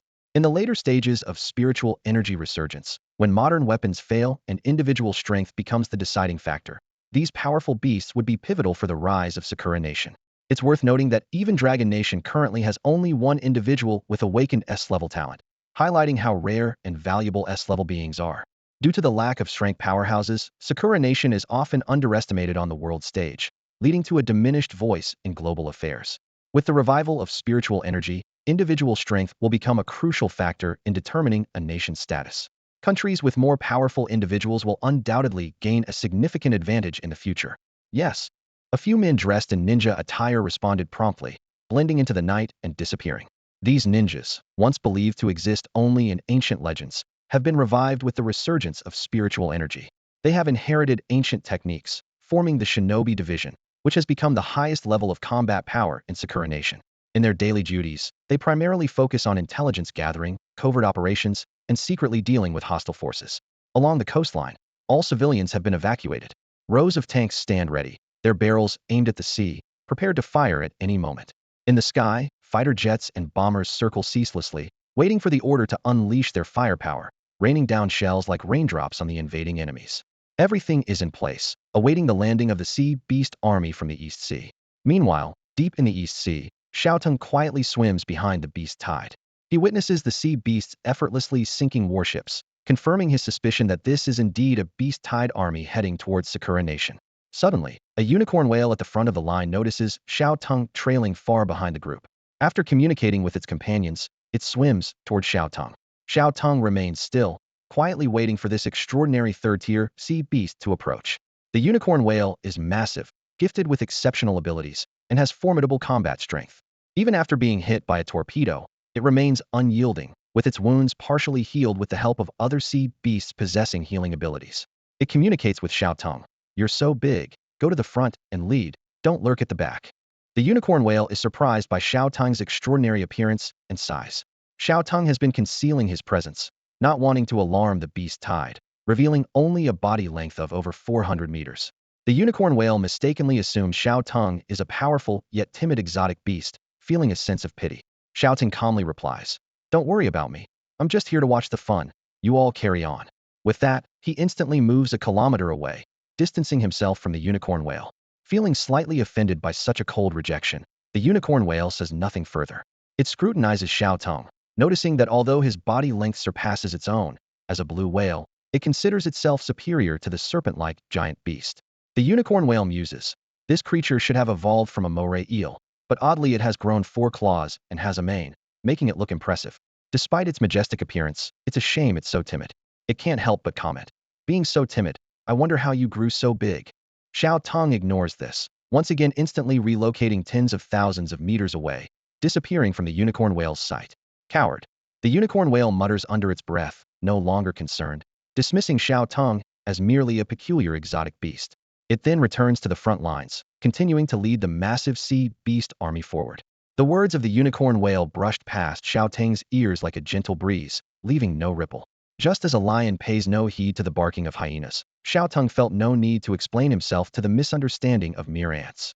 To him, other creatures were as fleeting as mayflies, with a chasm of difference in the levels of their existence.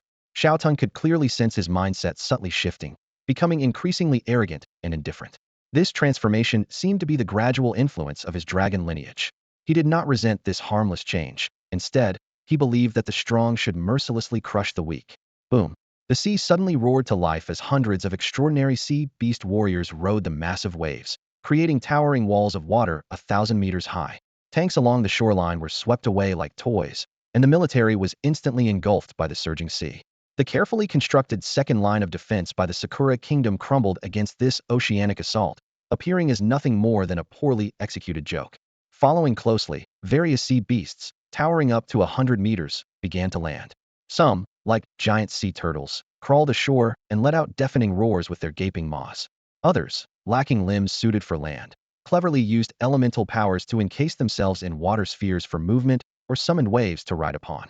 The extraordinary methods were endless, catching the Sakura kingdom's army off guard and plunging them into chaos. Don't be afraid. These beasts are no match for us. They can't withstand our artillery. Keep deploying the troops. We can't let them advance any further.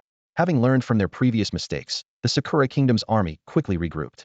The rallying horns blared through the sky, bombers circled overhead, and powerful shells rained down like fireworks, targeting the already landed sea beasts. The battlefield instantly turned into a hellish scene. In less than 10 minutes, many extraordinary sea beast warriors fell, their massive bodies littering the ground. The advancing sea beasts trampled over their fallen comrades, creating a horrific spectacle. Even the mightiest of beasts struggled to withstand such a concentrated barrage of human weaponry without immunity. Roar! The earth-shaking cries of the giant beasts echoed along the coast, mingling with the thunderous sounds of artillery. Countless buildings were reduced to rubble in the chaos, and coastal cities faced utter devastation. In the blink of an eye, dozens of the Sakura kingdom's coastal cities were occupied by the sea beasts. Return the egg, you despicable humans. The unicorn whale hovered in the air, its massive mouth opening wide as a water column, meters thick, shot forth, demolishing a dozen skyscrapers in an instant. Otherwise, I will lay waste to this place. Foolish. That's impossible. Figures dressed as ninjas suddenly appeared atop the remaining buildings, arms crossed, mocking the unicorn whale. Your offspring are destined to serve our emperor. You think you can just demand it back? You clearly underestimate the great Sakura kingdom. Blame yourselves for being too weak, unable to protect your own offspring.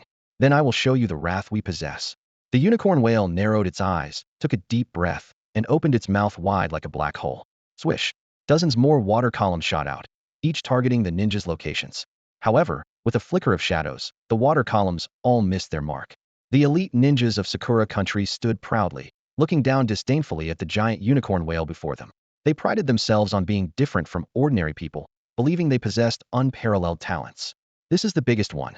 Let's take it down together, one ninja shouted, excitement gleaming in his eyes. As soon as the words left his mouth, dozens of ninjas unleashed their shurikens, filling the air with a green toxic mist. The shurikens rained down on the massive body of the unicorn whale. Despite its enormous size, the whale found it difficult to completely evade the barrage. The shurikens embedded deeply into its flesh, releasing green smoke that hissed as it corroded the skin, accompanied by the whale's agonized howls. Poison. Treachery. The unicorn whale growled, a flicker of anger in its eyes. It felt the toxins rapidly invading its body, sapping its strength. Lacking any innate resistance to poison, it could only curse the human's despicable tactics in its heart. In a fight to the death, anything goes, several ninjas cackled, their faces twisted with sinister smiles. Taking advantage of the whale's distraction, another group of ninjas leaped into the air like cannonballs, landing steadily on the whale's back. Their hands moved swiftly, forming seals as they combined ancient ninja techniques with extraordinary power, preparing for a more formidable attack. Boom! Fiery flames erupted from a ninja's mouth, scorching the whale's back black. Yet, despite the damage, these attacks seemed insignificant against the whale's colossal form. Enduring the searing pain, the unicorn whale roared furiously. It felt an unprecedented frustration as its inner strength surged, drawing in the surrounding water elements to summon several water tornadoes. These tornadoes roared towards the city's skyscrapers, while a stream of water doused the flames on the whale's body. No wonder it's the largest creature in the world, able to withstand so many of us. The ninjas on the whale's back deftly dodged the water tornadoes, their steps agile as they maneuvered. Ha ha, big fool. What's the use if you can't hit us? One ninja mocked. You beasts evolved such large bodies just to become our targets. With that, another fireball slammed into the unicorn whale, causing blood to gush out. Watch my dragon slash. Another ninja drew a long sword, wildly slashing at the whale's back, each strike drawing blood. Roar! The unicorn whale bellowed in fury, feeling utterly aggrieved. It had come only to retrieve its stolen egg, yet faced such brutal treatment. Return the egg, or I'll level this place, the whale threatened, but it couldn't reach the humans standing on its back. It could only unleash its wrath on the city, commanding water tornadoes to wreak havoc on buildings and mercilessly attack the residents of Sakura country. As the battle wore on, the unicorn whale felt its strength waning rapidly, its wounds slowing its movements. It realized it couldn't hold on much longer. It's almost done for, let's finish it, the ninjas shouted excitedly. Yes, this is my first time killing such a huge beast. The Emperor will surely reward me. Watching the unicorn whale grow weaker, the ninjas' eyes gleamed with excitement. A barrage of ninja techniques continued to rain down on the whale, leaving a trail of horrific wounds. The outcome of the battle was clear. Just then, a voice filled with authority and a hint of amusement echoed from the sky. Interesting. No wonder the sea beasts were risking their lives to come ashore. It was because of the stolen eggs. Xiao Teng realized the immense value of these eggs. In the era of spiritual revival, the new generation of exotic beasts were imbued with spiritual energy right from their embryonic stage, making them inherently superior to the older generation in terms of cultivation potential. A staggering thought crossed Xiao Teng's mind. Currently, there were fewer than 5 individuals on Blue Star with an S-level talent, and as for the legendary SS-level talent, no one but himself had awakened it. However, these new exotic beasts, born amidst the blood rain, were extraordinary from birth, with a much higher probability of awakening advanced talents compared to the creatures of the old era. Although their current rank might not match the elders, their average talent and aptitude were undoubtedly stronger. In a flash, the giant unicorn whale noticed Xiao Teng in the sky. It widened its eyes in disbelief, staring at the person it previously considered a coward, now standing bravely on the front lines. The unicorn whale quickly came to its senses, a complex emotion flashing in its eyes as if it had made a resolute decision. It turned to Xiao Teng and let out a tragic roar. We miscalculated. Human strength is more terrifying than we imagined. I'm almost at my limit. You need to escape. Immediately, the unicorn whale turned to the stunned ninja members, roaring, I'll fight you to the end. It rode the giant waves, lifting its massive body towards a missile, determined to perish along with the humans on its back. However, just as the unicorn whale was about to touch the missile, a dazzling blue lightning bolt shot forward, instantly detonating the missile. The flash of electricity illuminated the stunned, incredulous faces of everyone present. What just happened? The unicorn whale was stunned, as were the other ninjas, who felt as if they'd been struck by lightning, a chill running from their feet to their heads. That familiar form, that terrifying power of thunder, there was no mistaking it. This was the dragon that had successfully transcended tribulation and appeared in the Dragon Country just half a month ago. The ninjas' faces turned ashen, their earlier arrogance over defeating the unicorn whale evaporating, replaced by sheer terror. The incident of Xiao Teng making the Dragon Country bow had already spread internationally. In this era of spiritual revival, he was undeniably the foremost exotic beast, leaving others far behind. Even nuclear weapons couldn't harm him. The ninjas were thrown into chaos, their minds in turmoil. Isn't he supposed to be in the Dragon Country? Why is he here? Why has he come to Sakura Country? Damn the Dragon Country. They must have sent the dragon to attack us. But soon, they calmed down, a glimmer of hope rising in their hearts. Wait, just because he attacked the Dragon Country doesn't mean he's hostile to us. Maybe we can cooperate with the divine dragon. However, Xiao Teng didn't care about their thoughts. He was calculating his own plans. Although Sakura Country was a small place, and its resources might not be as abundant as the Dragon Countries, since he was here, he intended to make the most of it. He spoke calmly, his voice carrying an undeniable authority. Bring your leader here. I want to see him. Xiao Teng no longer concealed his strength, and the overwhelming aura of a fifth-tier warrior descended like a mountain. The faces of several ninjas changed drastically under this suffocating pressure. After exchanging glances, they quickly retreated in panic, heading straight to their leader's location. The unicorn whale's previously curious gaze instantly froze, replaced by deep fear. Its massive body trembled slightly under Xiao Teng's imposing presence, and its expression could not be more awkward. This oppressive aura made it acutely aware that the being before it could easily crush it, and it regretted its earlier foolishness in speaking disrespectfully, calling the other a coward. At this moment, the unicorn whale was filled with regret, wishing it could give its past self a few heavy blows for its foolish mouth. The entire city suddenly fell into an eerie silence. The sound of artillery abruptly ceased, and even the circling helicopters dared not approach the area. The unicorn whale, uneasy in this oppressive atmosphere, finally spoke cautiously. I didn't realize you were so powerful. Xiao Teng turned to gaze at it, and asked directly, why did you attack this place? What is the situation in the East Sea now? You're not one of the East Sea's beasts. The unicorn whale suddenly realized, no wonder it had never heard of Xiao Teng's name, otherwise, it wouldn't have been so disrespectful earlier. It explained in detail. Even before humans invaded, the East Sea was already embroiled in conflict. Human interference forced us to unite, with hundreds of East Sea warriors setting aside their differences to form an alliance to protect our promising offspring. Unfortunately, before the blood rain descended, our offspring were still stolen by those damned humans. Xiao Teng nodded thoughtfully. It was the first time he had heard of beasts forming such a large-scale alliance, which piqued his interest. You don't have a king or leader? No. The unicorn whale shook its head. Among the hundreds of East Sea warriors, our strength is comparable, and no one has emerged as a leader.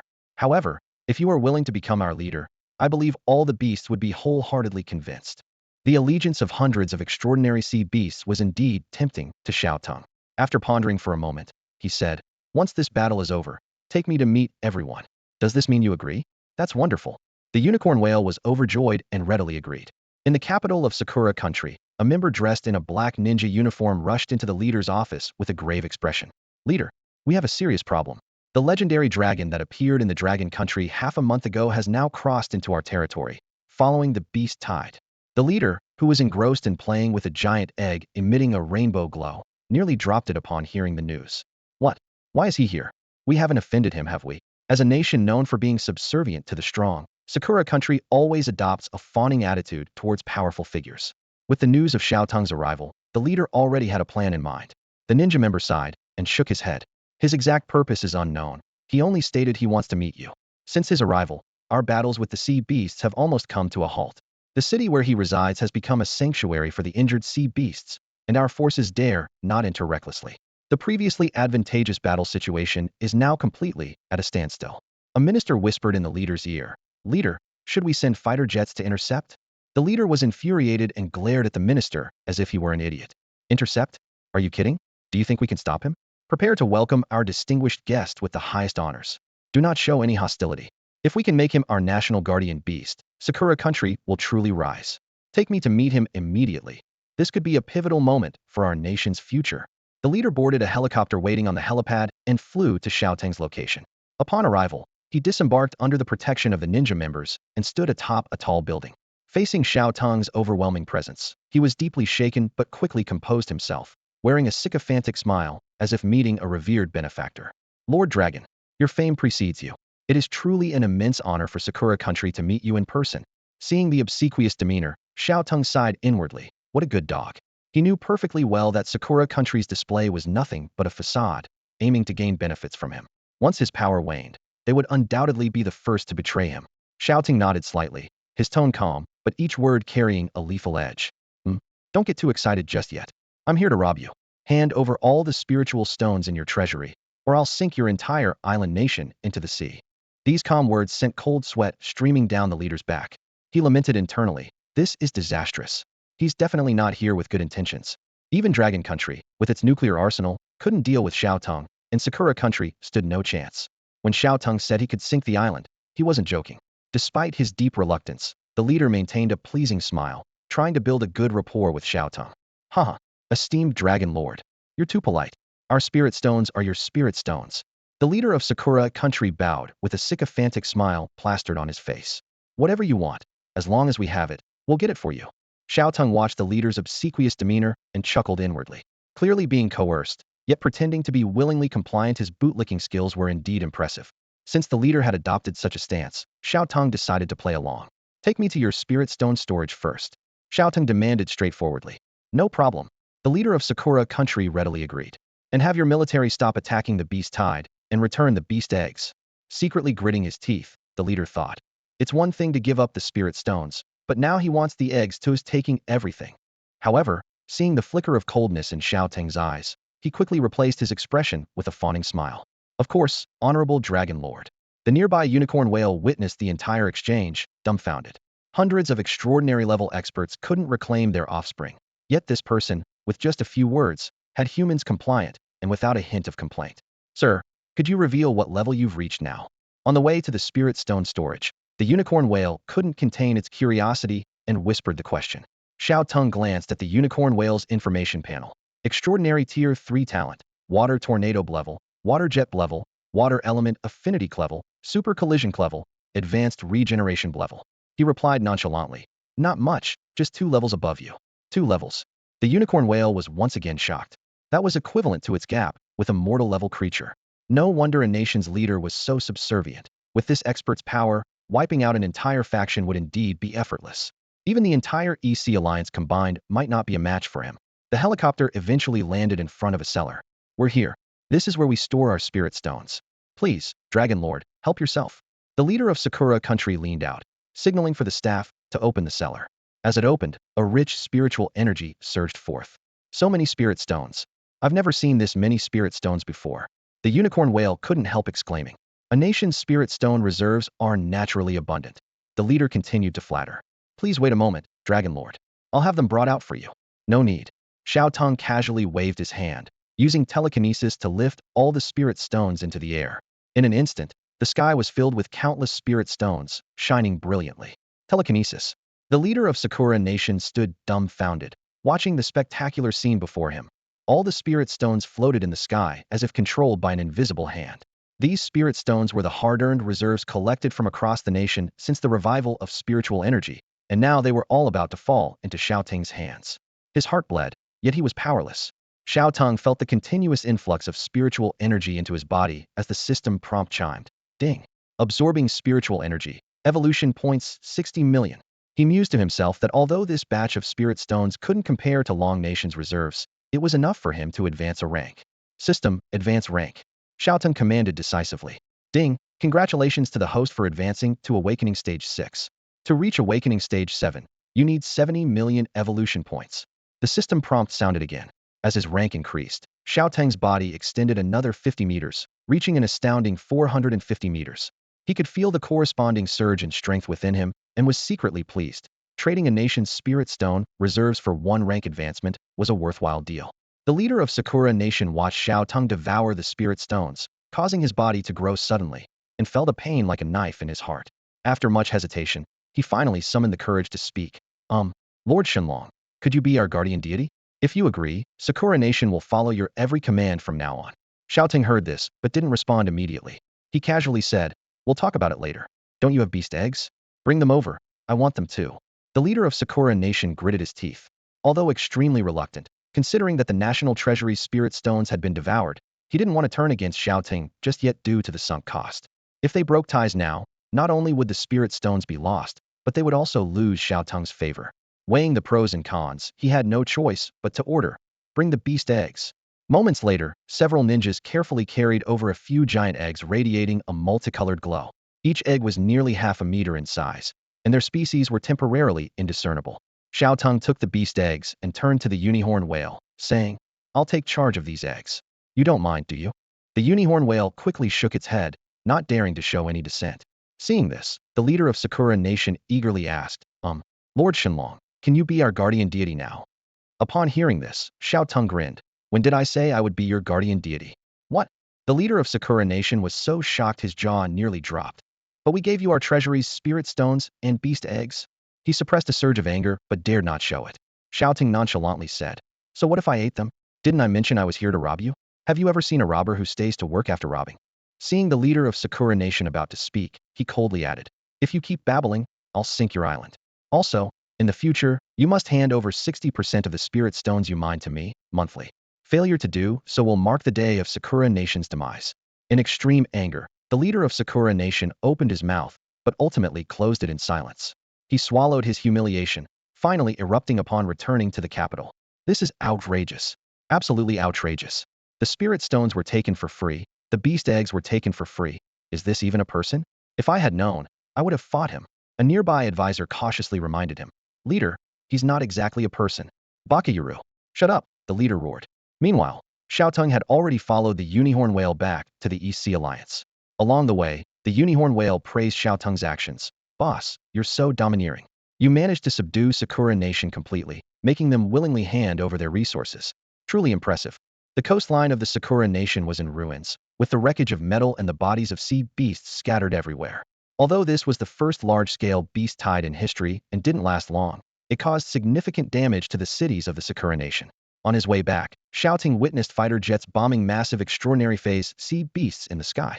Seeing this, the unicorn whale hurriedly approached Xiao Teng and whispered, Boss, those are our East Sea Alliance beasts, our own. Xiao Teng narrowed his eyes and replied calmly, I know. He raised his paw and summoned the realm of thunder. In an instant, the sky resounded with thunder, and blue lightning spread like a web, striking down all the fighter jets. Immediately after, Xiao Teng released the realm of death mist, ensnaring the military forces still battling the beast tide. Not content with just that, Xiao Teng spewed forth scorching flames, turning an area into a sea of fire and blocking the path of any reinforcements. If Xiao Teng hadn't intervened, the battle would have been twice as devastating. With the battle over, tensions between the sea beasts of the East Sea and humans temporarily subsided. The number of extraordinary phase sea beasts dwindled to just over 100, most of them injured. Along the coast of the Sakura nation, dozens of cities suffered heavy casualties, and the population plummeted. The surviving sea beasts dragged their wounded bodies back to the ocean, some tearfully carrying the bodies of friends into the sea, while others seized the opportunity to consume the corpses of sea beasts to strengthen themselves. The unicorn whale watched in awe and repeatedly exclaimed, "Boss, that was amazing." It had become a fervent fan of Xiao Teng. After killing the Sakura nation's forces, Xiao Teng gained several million evolution points. He didn't overlook the bodies on the battlefield, using his mind to move them in front of him, biting into each one, hoping to absorb new talents. The system's prompt sounded. Ding. Endless Devour activated. Ding. Congratulations to the host for devouring the level talent water jet.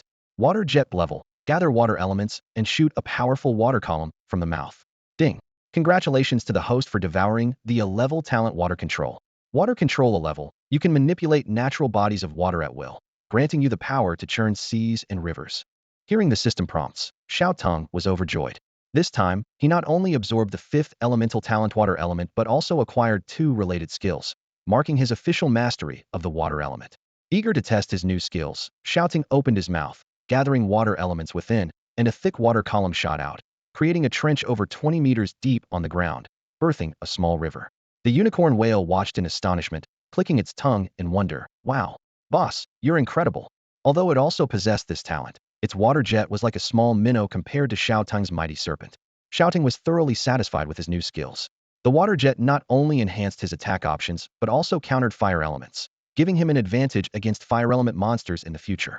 The level talent water control endowed him with the power to churn seas, perfectly aligning with his dragon identity. Xiao Teng pondered that besides the thunder element, the water element might be the second element he had the highest affinity with. He decided to find an opportunity to test the power of this new talent in the ocean. For experimental purposes, and to formally incorporate the East Sea Alliance, Xiao Teng returned to the ocean with the giant horned whale. As they descended into the depths, a breathtaking scene unfolded. Dozens of massive sea creatures gathered together, quietly consuming the bodies of their fallen comrades.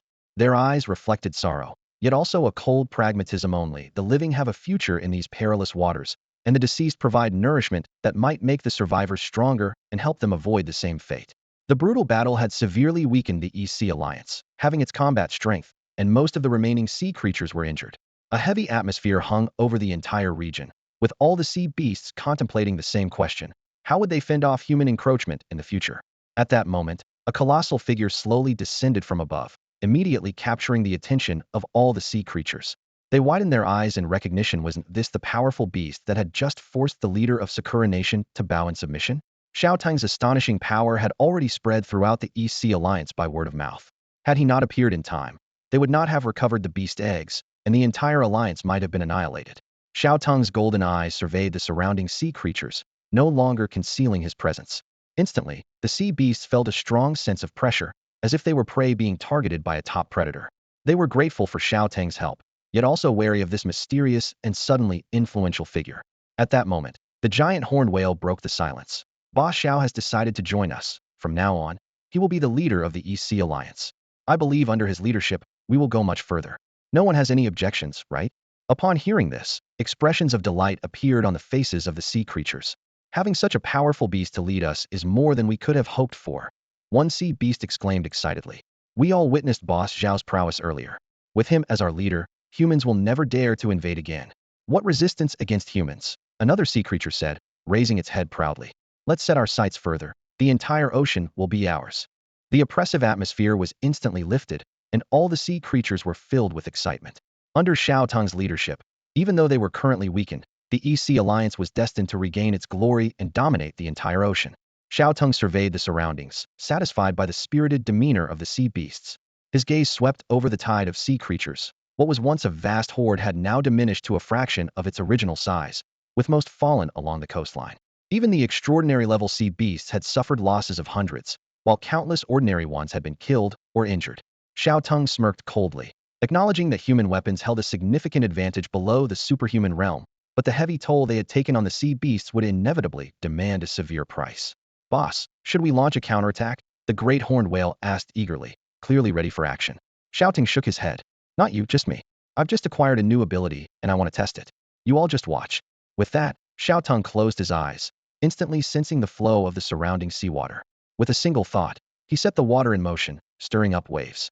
When he opened his eyes again, he was thrilled to see the currents becoming increasingly turbulent. At this moment, it seemed that with just a thought, he could alter the direction of the water and summon colossal waves. Xiao Teng realized that this ability was even more effective on the ocean's surface. He swished his tail and swiftly swam to the surface. Looking down at the rising waves below, he appeared like an emperor reigning over his domain. Wave after wave, the sea swelled higher and higher, soon matching the scale of the previous sea beast tide. Rise, Xiao Teng commanded with a light swipe of his paw, causing the waves to surge instantly, reaching heights of 1,000 meters. The thunderous crash of these towering waves drowned out everything else, rendering any creature insignificant in the face of such a monstrous force. Xiao Teng marveled inwardly at how an 11th talent could wield such power, undoubtedly enhanced by his awakened 6th tier level. As his level increased, so did the effectiveness of these talents. The power he could unleash with the same ability was worlds apart from that of other creatures. Riding this awe-inspiring 1,000-meter wave, Xiao Teng squinted his eyes, setting his sights on the distant island nation. After killing so many of his subordinates' beasts, there was no way Xiao Teng would let it go. Hovering above the ocean, his dragon form flickered in and out of view, with a cold glint in his eyes. Now that he had reached an invincible level of awakened strength, why pretend to be weak? Massive waves roared under his command, instantly engulfing a Sakura nation warship, leaving no trace behind. On the distant shoreline, terrified crowds watched helplessly as a white line advanced from afar, rising swiftly into a towering wall of water a kilometer high. This enormous wall surged toward the land, sweeping buildings, vehicles, and people into the raging currents. With each wave's assault, Sakura Nation's land was visibly eroded by the sea, high-rise buildings submerged halfway. Xiao Teng watched it all with indifference. This time, it's for the Beast Clan. In the capital of Sakura Nation, the leader had just sat down in his office when he received an urgent report about coastal cities being hit by kilometer-high waves. The report mentioned a flickering dragon silhouette, the only dragon on the entire blue star, leaving no doubt as to who it was. He's back again. Didn't I give him all the spirit stones? The leader's face turned pale, and he immediately ordered, "Prepare the aircraft at once. I need to see this myself." When the leader arrived at the coast, the apocalyptic scene left him speechless. He wanted to communicate with Xiao Teng, but couldn't get close. A slight misstep with the helicopter would mean being swallowed by the waves, while Xiao Teng, high above, was completely indifferent to their presence. "Destroying you has nothing to do with me," Xiao Teng coldly observed the gradually submerged land. "If you dare to hunt sea beasts of the East Sea Alliance again, next time it will be your entire island." With that, he turned and left, leaving a third of the nation engulfed by the sea. The leader of Sakura Nation swallowed hard, finally feeling his heart pounding. Had they not offered spirit stones to Xiao Teng every month, today might have been their nation's end.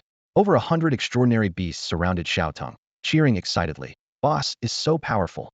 We of the East Sea Alliance will follow your every command. If the boss says go west, we won't go east." They were ecstatic that their fallen comrades had finally been avenged. Xiao Teng issued orders to the sea beasts, "Rest for a while. Then help me find spirit stones and celestial treasures from the sea bed, as many as you can." "Yes." The sea beasts responded in unison, taking their leave to carry out the command. The event where Xiao Teng submerged 1/3 of the Sakura Nation's island quickly spread worldwide. This earth-shattering news swept across the globe like a storm, impossible to be hidden by any force. The neighboring Long Nation was among the first to learn of this disaster. The Sakura Nation authorities deliberately spread the news on the international stage, hoping to attract global attention and aid. They were eager for more countries to realize the deadly threat posed by the mythical beasts. Major media outlets covered the same alarming fact in their morning news. The dragon that had previously appeared in Kyoto launched an attack, triggering a massive tsunami that instantly engulfed a third of the Sakura Nation's territory. In the face of such a catastrophe, the Sakura Nation's defenses crumbled. The leader of the Sakura Nation made appeals through various channels, hoping humanity could set aside differences and unite against the threat of mythical beasts. Further news revealed that the Sakura Nation had experienced the first large-scale sea beast tide attack in human history, and their defenses completely collapsed under the onslaught of these creatures. Countless sea beasts surged inland, causing innumerable casualties. The reason behind the sudden appearance of the sea beast tide remains a mystery. Resources are limited, and as the mythical beasts grow stronger, I believe humanity should unite and eliminate these formidable threats together, the Sakura Nation leader stated firmly in an interview with reporters. I hope humanity can unite to combat these beasts. Today's tragedy in the Sakura Nation could happen to other countries tomorrow. However, online reactions to the Sakura Nation's plight were filled with ridicule and schadenfreude. Haha, good riddance. Why didn't the dragon flood the entire island of the Sakura Nation and only leave 2/3? It's still too kind. Even though the Sakura Nation is in a dire situation, I don't feel any sympathy. When our Long Nation faced crises before, where was their concern? Exactly. When the dragon came to Kyoto, the Long Nation sent out distress signals to other countries, but few were willing to help. Now that it's the Sakura Nation's turn, I can't help but feel a bit of schadenfreude. You don't realize the pain until the knife is at your own back. This is the inherent flaw of humanity. However, some rational voices emerged. Even though I don't want to sympathize with the Sakura Nation, it seems like more people are dying worldwide. Ultimately, this is a global disaster. From a rational standpoint, we humans should unite and put aside past grievances. While the Long Nation's online commentary on the Sakura Nation's plight was mostly sarcastic, the signs of the mythical beast's rise became increasingly apparent as the third blood rain descended. With the global death toll rising, governments were compelled to come to the negotiating table to discuss strategies. An international conference concerning humanity's future, hosted by the world's 5 major powers, was set to take place in the Eagle Nation. This meeting gathered the world's top experts, the most exceptional individuals from each nation, standing at the forefront of the era of spiritual awakening. In this new era, they would become humanity's hope and banner. The Eagle Nation, Long Nation, Sun Never Sets Nation, Bear Nation, and Rooster Nation all dispatched their strongest representatives to attend this crucial meeting. Meanwhile, as Xiao Teng's avatar conquered the East Sea, his army of mythical beasts was advancing towards the desert. Swish!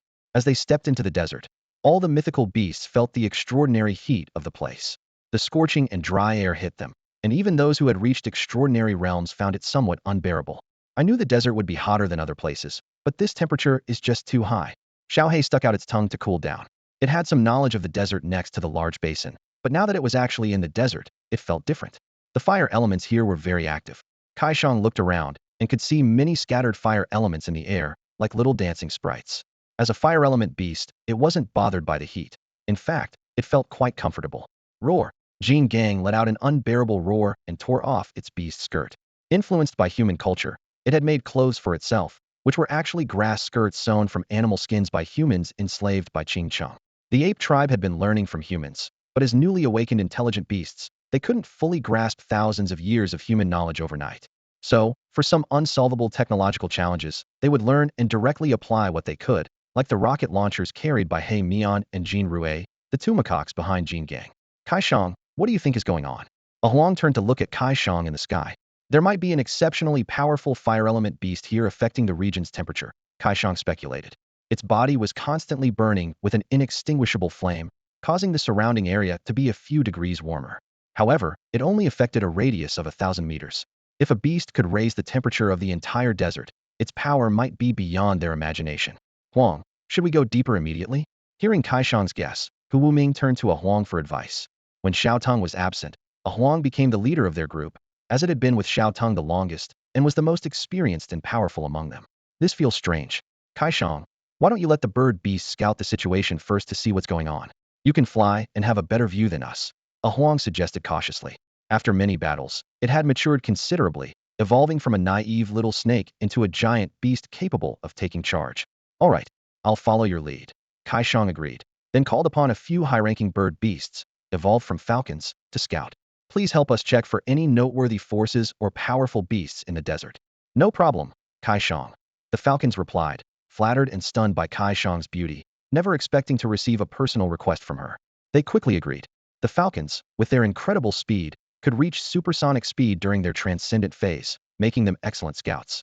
They were speed specialists, the fastest among bird beasts, even surpassing Shaoang in flight speed. The falcons flapped their wings and shot out at an astonishing speed. 3 figures streaked across the sky as 3 peregrine falcons flew over the desert like shooting stars, their sharp eyes missing no detail. Contrary to the barren wasteland one might imagine, the desert was teeming with life, with diverse ecosystems scattered throughout. This vast land was not just endless dunes. It also featured rocky expanses and oases where most creatures made their homes. More importantly, it held rich veins of spirit stones and rare natural treasures. Over there, the highest-ranking falcon suddenly hovered in midair, its beak slightly open, warning its companions while its gaze fixed on a distant point, wings taut.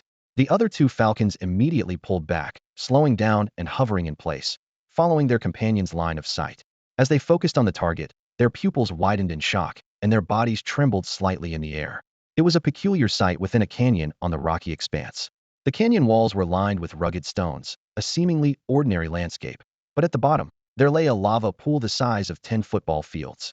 Red-hot lava bubbled and gurgled, starkly contrasting the surroundings, making it appear exceptionally out of place. The air around the lava pool shimmered with heat, and the occasional splatter of lava incinerated a nearby blade of grass to ash in an instant.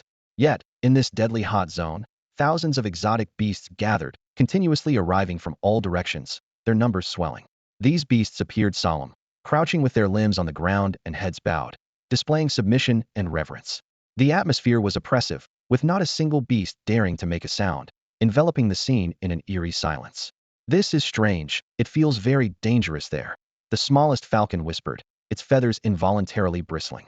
All three falcons were captivated by the bizarre scene. Their curiosity piqued to discover what kind of presence could command such submission from so many beasts. "Let's go check it out," the lead falcon decided, determination glinting in its eyes. "That must be the powerful force that Xiao asked us to investigate." Despite sensing immense danger, the falcons were resolute in fulfilling the mission entrusted to them by Xiao. This was their duty. They exchanged a glance, nodded in unison, and gracefully arced through the air toward the lava pool. As they neared the pool, they spotted a lone figure standing before the beast horde. It was a human, wearing a menacing mask made of beast bones, with dark skin and draped in a tattered dark cloak, clutching a staff engraved with mysterious runes. The human's aura was formidable, having reached an extraordinary third-tier level. Raising the staff, the masked figure proclaimed, "The great king is about to awaken. Offer your gifts to the king, and when he awakens, he will bestow power upon you." As the cloaked man's voice faded, thousands of beasts roared in unison, their deafening cries echoing through the canyon, responding to his call. "Come forth." The cloaked man gestured to a sand fox at the forefront of the beast crowd, tracing an arc in the air with his staff. The sand fox let out a soft cry and cautiously approached the edge of the lava pool, carrying a faintly glowing spirit stone in its mouth. It paused briefly before dropping the stone into the pool. Following the demonstration, the other beasts began to move.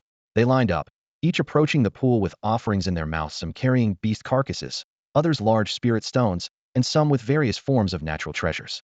With a series of soft splashes, the beasts released their gifts into the lava pool.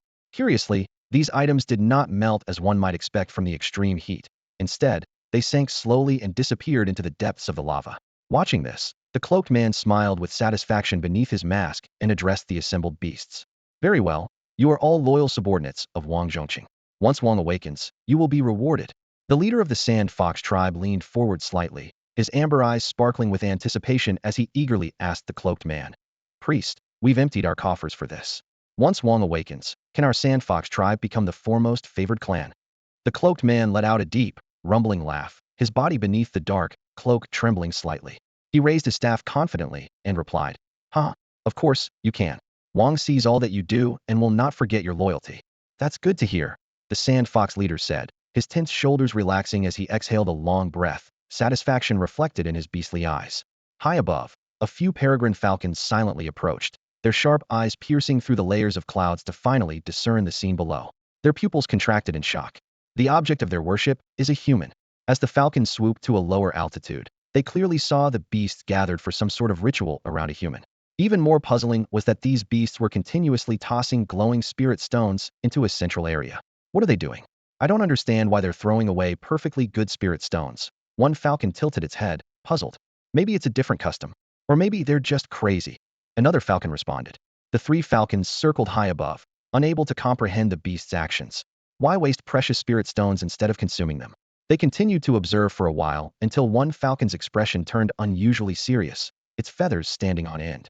"Wait, there's an incredibly strong aura here. Though faint, it's very potent." This falcon, gifted with heightened perception, was more sensitive than the other beasts. "Is this the powerful beast Sister Shaoang mentioned, the one affecting the desert's temperature? We need to inform them immediately." "But we haven't even seen the beast itself. There's too little information to help Sister Shaoang." "True, let's keep watching a bit longer. Maybe we'll catch a glimpse of this powerful beast." The three falcons chattered in the sky, wings flapping as they repositioned for a better view. Suddenly, the atmosphere on the ground shifted. As if sensing something, a sharp gleam flashed in the eyes beneath the beast bone mask of the cloaked man. He abruptly looked up, his gaze like a dagger slicing through the sky. "Did you think I wouldn't notice you little spies?" The cloaked man shouted, waving his staff. "You three birds up there, stop sneaking around and come down." The three falcons were instantly startled, their feathers bristling. "Oh, we've been spotted. Let's get out of here." They panicked, furiously flapping their wings, making a sharp turn to flee as fast as they could. "Intruders are not welcome here.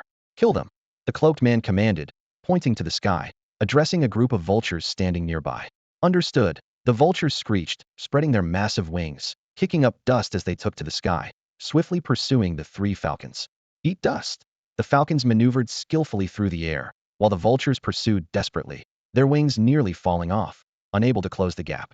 Peregrine falcons are among the fastest birds, far surpassing vultures that feed on carrion. Moreover, these three falcons were enhanced by Xiao Teng's strengthening aura, tripling their physical capabilities, allowing them to fly at supersonic speeds. The vultures could only watch as the three falcons became tiny specks on the horizon, eventually disappearing from sight. "Priest, they got away," the vultures reported dejectedly, returning to the ground, heads hanging low. "It's all right, they're just three little birds, hardly capable of causing a stir. Trust in our Wang. Soon the whole world will be under Wang's control," the cloaked man said indifferently, seemingly unconcerned by this minor incident. At this stage, he only feared humans, as only human nuclear weapons could threaten Wang. As for other beasts, they would eventually become Wang's nourishment. Three peregrine falcons swiftly flew back to their base, occasionally glancing back at the sky behind them. A hint of disappointment flickered in their eyes. The vultures hadn't pursued them as hoped, denying them the chance to experience being outnumbered. When Shaoang saw the falcons return, she immediately approached to inquire about the situation inside the desert. The three falcons took turns reporting their recent observations in detail. They described a powerful beast deep within the desert and how it commanded numerous groups. "I see," Shaoang nodded thoughtfully. "This beast will be our primary target for the attack. However, I'm curious as to why there are humans involved." Jingang strolled over, his recent studies of human culture proving useful at this moment. "This area is beyond the influence of the Dragon Kingdom. The human civilization here is quite primitive, lacking advanced weapons to fight against the beasts. It seems they've completely submitted to the beast's rule." "Impressive knowledge, as always," Shaoang praised sincerely. Tiger Wuming sighed. "If only we were born in a place like this from the start, maybe my family wouldn't have." "My condolences, brother Tiger." Huang gently placed his tail on Tiger Wuming's back. "But if we were here, we wouldn't have met the boss." "True, gains and losses are hard to predict. Meeting the boss was a stroke of luck for me." Tiger Wuming's eyes showed gratitude. Huang raised his head and let out a thunderous roar. "Let's take down the desert tribes one by one and seize their resources. If we run into that powerful beast and can't handle it, we'll call in the boss. We've been under his protection for so long. It's time to hone our skills." "For the boss, conquer the desert," the beasts shouted in unison. Subsequently, Huang, Tiger Wuming, and Shaoang formed the main attack force, leading their strongest fighters to sweep through large beast groups. Xuelian, Jingang, Beiji, Xiaohe, and Leisher split up. Leisher joined the wolf pack, while Jingang and Beiji teamed up to clear out smaller groups. Meanwhile, on the shores of the Eastern Sea, the morale of the Sea Beast Alliance was high. Except for the groups still recovering from severe injuries, other sea beasts, even those slightly wounded, actively assisted Xiao Teng in locating spirit stone veins. More accurately, they transferred the ownership of known spirit stone veins to Xiao Teng while seizing veins held by other forces. After all, compared to the land, the seabed held more abundant reserves of spirit stones. 70% of Blue Planet's surface is covered by water, and the vastness of the East Sea surpasses the territory of most countries in the world. In this expansive body of water, a group of sea beasts respectfully surrounded Xiao Teng, presenting him with translucent spirit stones from their nests, holding them with their fins in offering. "Boss, these are our reserves. We offer them all to you in gratitude for your protection." Xiao Teng nodded in satisfaction, accepting the generous gift without hesitation. His body was in desperate need of evolution points, and these spirit stones came at the perfect time. Ding! Spirit stone devoured. Evolution points 10 million. The system's notification sounded in his mind. The resources under the sea are indeed abundant. Just a small portion of reserves is worth millions of evolution points. Xiao Teng mused silently before asking, "Does the EC Alliance have any adversaries?" This question was not without reason. Since his awakening, he had encountered the East Sea Beast Tide, and though he had only observed from the sidelines, it made him realize the immense opportunities here. Defeating creatures not only provided more evolution points than devouring spirit stones, but also allowed him to absorb talents and enhance his strength. This aligned perfectly with the system's encouragement of slaughter and growth through bloodshed. If not for the pig rearing plan, he would have cleared the East Sea half a month ago. Now, the only thing limiting him was that other creatures' levels couldn't keep up with his need for slaughter. The horned giant whale pondered for a moment before answering. The East Sea Alliance is vast, but there is a formidable force, the Shark Gang. They control several spirit stone mines and act with extreme brutality, wiping out other species at will. Their crimes are heinous. Hearing phrases like unrestrained predation, love to annihilate, and heinous crimes, Xiao Teng's expression changed slightly, as if he felt a hint of irony. But he quickly assumed a righteous stance, saying, "All right, I will eliminate the Shark Gang and rid the world of this menace." Led by the horned giant whale, Xiao Teng soon reached the Shark Gang's territory. A dozen hammerhead sharks were patrolling the border, and the leader hadn't even finished its threatening words before Xiao Teng's laser beam from his mouth turned it into minced meat. Ding! Killed an extraordinary first-order black-backed shark. Evolution points 18,663. The remaining hammerhead sharks were shocked and didn't have time to beg for mercy before being obliterated by a sweeping lightning strike. Ding! Killed a ninth-order mundane ink shark. Evolution points 9,632. Looking at the remains of these mere gatekeepers, a glimmer of anticipation flashed in Xiao Teng's eyes. Continue. There will only be more sharks deeper in their territory. Xiao Teng ventured deep into the territory of the Shark Gang, surrounded by an eerie silence, as if all life had been devoured by the sharks. To avoid alerting his prey, he activated his aura-concealing ability to hide his presence. It wasn't long before he encountered more sharks. The scent of blood from the previously slain hammerhead shark had attracted a swarm of them. Suddenly, the water surged, and hundreds of sharks appeared menacingly before Xiao Teng. Their sharp eyes scanned the surroundings, first noticing the unicorn whale beside him. The lead shark squinted, exuding a murderous intent, and demanded harshly, "Are you from the East Sea Alliance? Here on their behalf, or on your own? Killing our brothers, are you looking for a war with us?" The unicorn whale couldn't be bothered to reply and simply rolled its eyes. It knew that with their leader present, this group of sharks would soon become a pile of dead fish. Xiao Teng surveyed the area, noticing more sharks arriving. The lead shark saw that there were only two intruders, Xiao Teng and the unicorn whale, yet they dared to trespass into their territory and ignore them after killing their companion. This enraged it. Just as it was about to rally its brothers to attack these two audacious intruders, Xiao Teng suddenly asked, "Is everyone here?" The shark leader paused, then scornfully replied, "For you too. A few hundred of us are more than enough." Xiao Teng calmly said, "All right, then you can die first." "What?" The shark leader's eyes widened in shock, unable to react. Thunderous realm. In an instant, the pitch-black seabed was illuminated by blinding blue light, as if daylight had descended. Violent currents of electricity lashed out like whips, causing the sharks to first feel a tingling sensation, followed by unbearable pain. Their screams filled the entire sea, and though they wanted to flee, they were paralyzed and unable to move. Seconds later, all the sharks were dead, floating belly up, with the scent of scorched flesh permeating the water. The shark leader, filled with regret as it died, couldn't comprehend why such a powerful beast had suddenly appeared in the East Sea. As the sharks perished, a series of system notifications rang in Xiao Teng's ears. Ding! Killed a level 8 green-eyed shark. Evolution points 8,663. Ding! Killed a level 2 razor-toothed frenzy shark. Evolution points 23,957. Ding! Killed a level 9 bloodthirsty black shark. Evolution points 9,771. Shouting opened the system panel to check his evolution points, his joy evident. Awesome, 5 million evolution points in the bank. Xiao Teng felt the surge of power within him, a glint of excitement in his eyes. This was just the first large-scale slaughter after the third blood rain, and already the system prompt showed that other creatures in the world had significantly leveled up, with extraordinary phase beings becoming more common. Xiao Teng was secretly delighted. This meant his efficiency in acquiring evolution points would increase substantially. At this rate, breaking through to the next realm was just around the corner. "Boss, you're incredible." The giant unicorn whale couldn't help but cheer. It always knew the boss was extraordinary, but the scene before it was still astonishing. The sharks fell from Xiao Teng's attack to their demise in mere seconds. In the blink of an eye, the seabed was littered with shark corpses. A chilling thought crossed the giant unicorn whale's mind. Ever since meeting the boss, it seemed it had never seen him go all out. Every time, he would effortlessly annihilate opponents. Even extraordinary phase beasts were as fragile as ants in his hands. Xiao Teng closed the system panel, his gaze sweeping over the scattered shark corpses. He wasn't in a hurry to devour them because these bodies had a better use fishing. By exploiting sharks' sensitivity to the scent of blood, he planned to lure more prey in.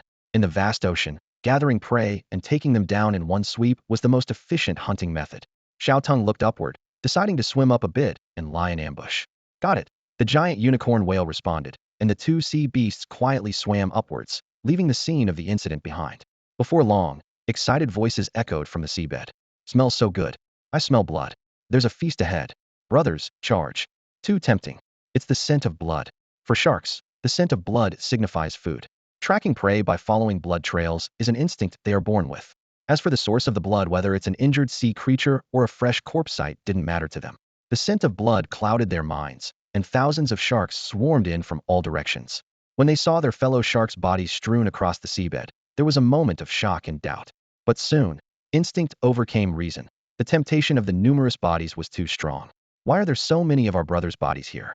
But it smells so good. Doesn't matter. Let's have a bite first, the sharks thought. They worried that if they didn't eat, the other sharks would finish everything, and they'd miss out. This mindset was similar to elderly women frantically grabbing free eggs. Even if they sensed possible danger, the fear of missing out on the feast drove them to swarm in. They're here, just as expected. Watching the dense swarm of sharks, Xiao Teng smirked coldly. To him, these were all living evolution points. The moment the shark swarm arrived, a blue light flashed, and a storm of lightning struck. Zap! The conductive properties of water expanded the range of the thunderstorm field by tenfold, instantly enveloping all the sharks within it. This time, it was total annihilation. The system prompts came in rapid succession, almost numbing Xiao Teng's ears. Ding! Killed extraordinary level 1 twin-headed shark. Evolution points 12,364. Ding! Killed mortal transformation level 6 tiger striped wood shark. Evolution points 6,369. Ding! Killed mortal transformation level 7 spotted horn shark. Evolution points 7,478. When the system prompts finally stopped, Xiao Teng eagerly opened the panel. Seeing the long string of numbers, his eyes widened in disbelief as he exclaimed, "That's a lot of evolution points this time." Xiao Teng was astonished, his eyes widening with delight, and his heart racing. 30 million evolution points. After the third reign of blood, the efficiency of acquiring evolution points had indeed skyrocketed. By eliminating the Shark Gang, a single faction, he had directly accrued tens of millions of evolution points. And the Shark Gang was just one of the many factions in the East Sea, teeming with countless creatures. Ambition flickered in Xiao Teng's eyes. If he continued to slaughter other creatures, he could ascend to the next level in no time. His gaze swept over the ground littered with corpses, his eyes gleaming. He would undoubtedly absorb several talents this time. With a thought, Xiao Teng manipulated his mental power, making the shark corpses seem to float towards him, as if guided by an invisible hand. He opened his mouth and took a bite out of each corpse. Soon, a system notification chimed. Ding! Endless Devour activated. Another notification followed. Ding! Congratulations to the host for devouring a level talent. Mental enhancement. With mental enhancement at level, your mental power has increased, boosting your base attributes by 300. Xiao Teng was ecstatic. This was a fantastic start.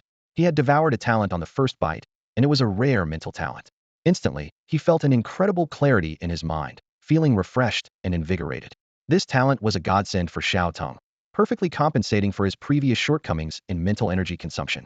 Both mental control and creating clones required a substantial amount of mental power. Now, he could even go without sleep for extended periods. Immersed in the vast sea of his enhanced mental faculties, Xiao Teng suddenly had an epiphany and looked up sharply. "Wow," he exclaimed. "I can now control my clone without affecting my main body's actions." This was the hidden benefit of enhanced mental power, akin to upgrading from a single core processor to a dual core one. He could control his main body while simultaneously managing his clone. In future battles, both his main body and clone could attack together, doubling the damage, no longer forced to choose one over the other. "This is amazing," Xiao Teng murmured excitedly. "My combat power has increased significantly."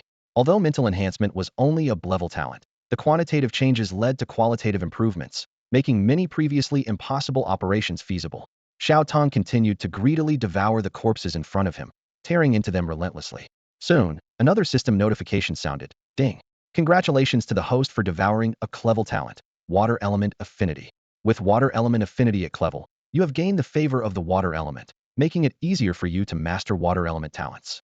Your Water Element attacks will be more powerful, and the energy required to release them will be reduced. Xiao Teng paused for a moment. Another water-related talent, and its elemental affinity. He pondered. It seems that besides the lightning element, the water element is the second most compatible with me. This aligns well with the mythical characteristics of dragons, who wield lightning and control storms. With this water element affinity talent, Xiao Teng realized that his chances of devouring water element talents in the future would be significantly increased. After all, the talents he could devour depended not only on the abilities of the corpses, but also on his own compatibility. The higher the compatibility, the greater the likelihood of a successful devour. Looking at the numerous corpses still awaiting devourment, a greedy gleam flashed in Xiao Teng's eyes. He took a deep breath and continued his relentless devouring. Ding! The system notification sounded, and a message appeared before Xiao Teng. Congratulations to the host for acquiring the A-level talent, Deep Sea Grasp. Xiao Teng quickly skimmed through the system's detailed description. Deep Sea Grasp, an A-level talent, allows the user to manipulate the water pressure and gravity of the deep sea to exert immense pressure on enemies. This pressure can slow down enemies' movements or even immobilize them completely. In extreme cases, it can crush the enemy's body. Another water element talent. Xiao Teng thought with delight. This ability is most effective when used in the ocean, not only restricting enemy movements, but also potentially being lethal if the pressure is high enough. Looking around, Xiao Teng noticed that most of the bodies around him had been devoured. He turned to the nearby giant narwhal and said, "Let the other beasts from the EC Alliance come and eat the remaining bodies. It will help boost their strength." The giant narwhal was overjoyed and repeatedly thanked him. "Thank you, boss. You're amazing." It felt increasingly fortunate to have aligned with the right person. Just by following Xiao Teng and picking up the leftovers, the EC Alliance had benefited greatly. With just today's gains, the average rank of the sea beasts in the Alliance could rise by 1 or 2 levels. As he watched the giant narwhal leave, Xiao Teng moved his body and swam towards other areas. In the East Sea, there were not only large groups like sharks, but also a variety of smaller fish. Xiao Teng maintained a low profile as he aimlessly swam through the deep sea. Soon, he arrived at a massive coral reef. Since the resurgence of spiritual energy, these coral clusters towered up to 100 meters high, resembling an underwater forest. Countless small fish darted playfully among the colorful corals, using them as cover to evade predators. Suddenly, a massive shadow loomed overhead. Although the small fish couldn't sense much of an aura, instinctive fear made them anxious. Ultimately, the sheer size of the shadow frightened them, causing a multitude of fish to scatter and flee, trying to distance themselves from the giant figure. At that moment, the water pressure throughout the coral forest suddenly changed. The surrounding seawater seemed to transform into an invisible wall, pressing in from all sides. The immense force instantly enveloped the entire area, rendering the creatures in the coral clusters immobile, trapped in place. "What's happening? Why can't I move? Please don't kill me. It's so heavy. I feel like I'm being crushed."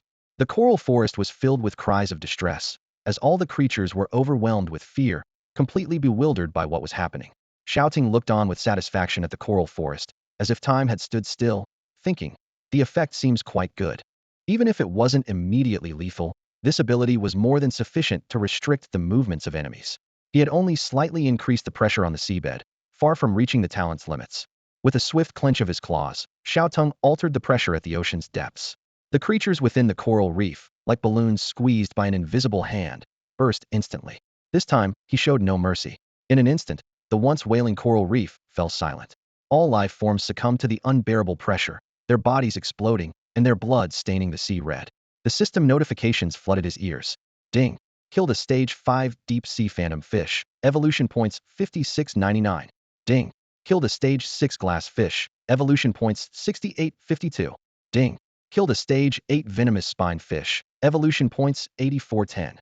Xiao Teng coldly surveyed the bloody scene before him. Over 10 million evolution points, a decent haul at best. The fish here were clearly of a lower tier compared to the shark gang, thus offering fewer evolution points. He turned to leave, leaving the blood-soaked coral to continue growing, nourished by the corpses of sea beasts. In the following days, Xiao Teng roamed the East Sea, tirelessly hunting various creatures. Everywhere he went seemed to transform into a living hell. No prey he set his sights on could escape. The system notifications were relentless. Ding! Killed a stage 2 lure light fish, evolution points 2566. Ding! Killed a stage 5 thorn punch shrimp, evolution points 5399. Ding! Killed a stage 3 rock fish, evolution points 3941. After several days of hunting, the East Sea became noticeably emptier. Realizing the importance of sustainable hunting, Xiao Teng ceased the slaughter. He didn't eradicate all life in the East Sea, but allowed the beasts of the East Sea Alliance to devour the corpses.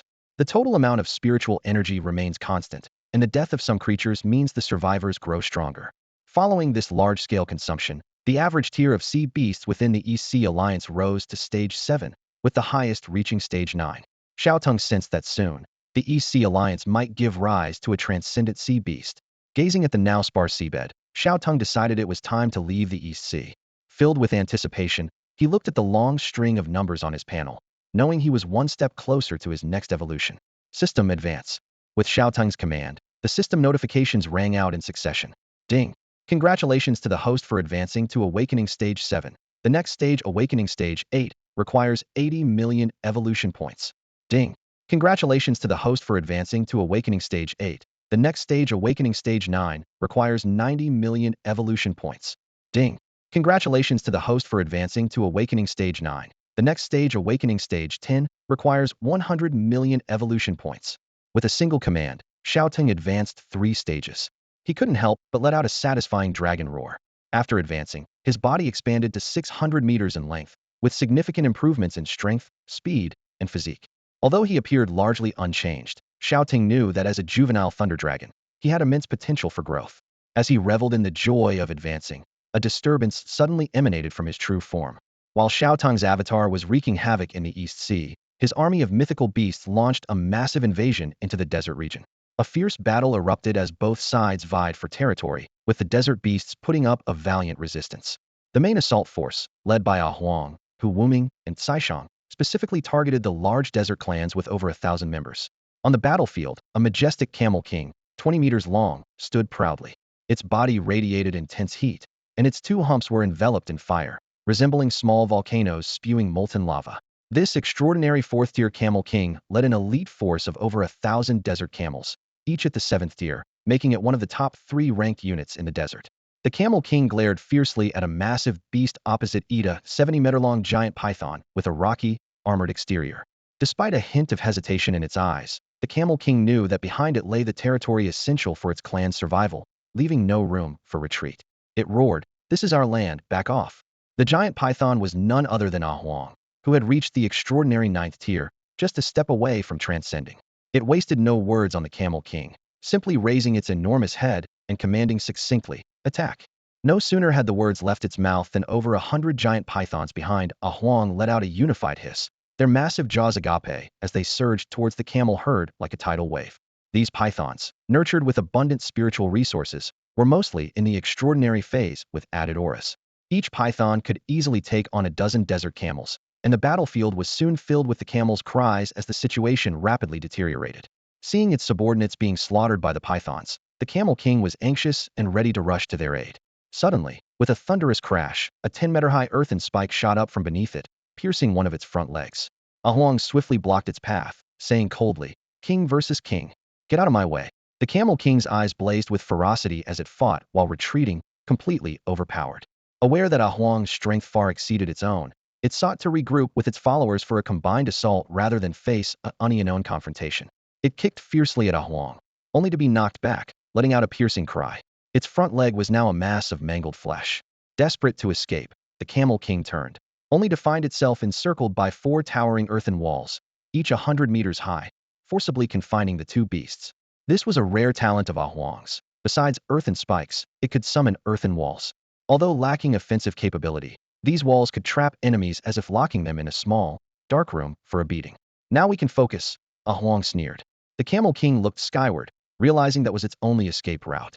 As it was momentarily distracted, a massive snake tail whipped through the air, slamming it against the wall with such force that the wall trembled. Shaoang calmly reinforced the earthen walls. Coughing up blood, the Camel King's eyes were bloodshot. Never before had it suffered such a brutal beating. Humiliation and rage churned within. Suddenly, the 2 small volcanoes on its back erupted, causing the temperature to soar as lava brewed within, finally surging forth from its humps. Facing the scorching rain of lava, Shaoang charged fearlessly towards the Camel King. Agilely, it closed in on its opponent, wrapping its body around it like a serpent, initiating a deadly constriction.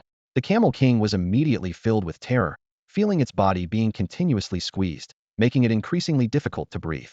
It struggled desperately, opening its massive jaws to bite at Shaoang frantically. The battle was fierce and brutal, leaving both sides covered in wounds. However, the Camel King soon realized that no matter how it fought back, it always ended up more severely injured. In despair, the Camel King abandoned its attack, instead summoning the fire element within, forming a scorching barrier of flames around itself to barely fend off Shaoang's assault. Though Shaoang's attack wasn't strong enough to immediately defeat its opponent, maintaining the current situation would eventually lead to its victory. The Camel King struggled to hold on, continuously hoping for reinforcements. Just then, a sharp bird call echoed from the sky, followed by a wave of heat. With a loud thud, a barely alive sand fox crashed heavily to the ground. Shaoang spoke coldly. Is this the reinforcement you were talking about? The Camel King's heart sank into despair. Even the most powerful sand fox clan of the desert had been defeated, extinguishing its last hope completely. Trembling with unwillingness, it asked, "Who exactly are you?" Faced with such powerful opponents, the Camel King was utterly bewildered. It recalled the priest's words that exotic beasts outside were suppressed by humans. But why were these beasts in front of it so strong? Huang turned away disdainfully, uninterested in responding to this doomed opponent. It said to Shaoang, "This Camel King isn't worth keeping. I fought it just now and found it has no special talents, only a higher rank." Shaoang nodded in agreement, precisely striking the Camel King's skull with a claw, shattering it instantly. Huang leaped off the Camel King's corpse, raising its head high to declare to the surrounding camel herd, "Listen up. Your leader is dead. Surrender immediately, or face the consequences." As the earthen wall lowered, the camel herd witnessed their leader's tragic state firsthand. Seeing the headless corpse, they realized the situation was hopeless and knelt down to surrender. The giant pythons quickly moved forward, refraining from killing them, but instead, as instructed, broke their legs to prevent them from escaping or resisting. With the battle drawing to a close, Huang turned to Shaoang, inquiring about her situation.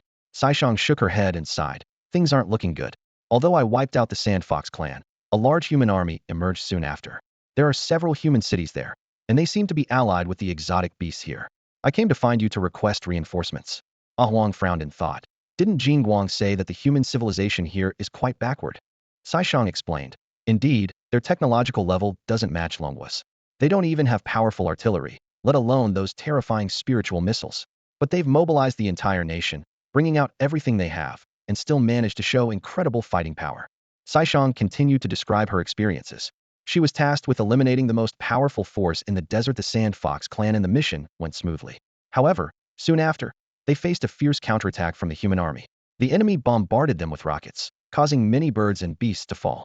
Having already lost some strength in the battle with the Sand Foxes, Shaoang didn't want to see more companions perish. Therefore, she hurriedly sought Huang's support, as a single tribe's strength was insufficient to contend with several human cities simultaneously. Huang pondered for a moment, recalling the overwhelming power of humans in Longwa, and decided to adopt a more cautious strategy.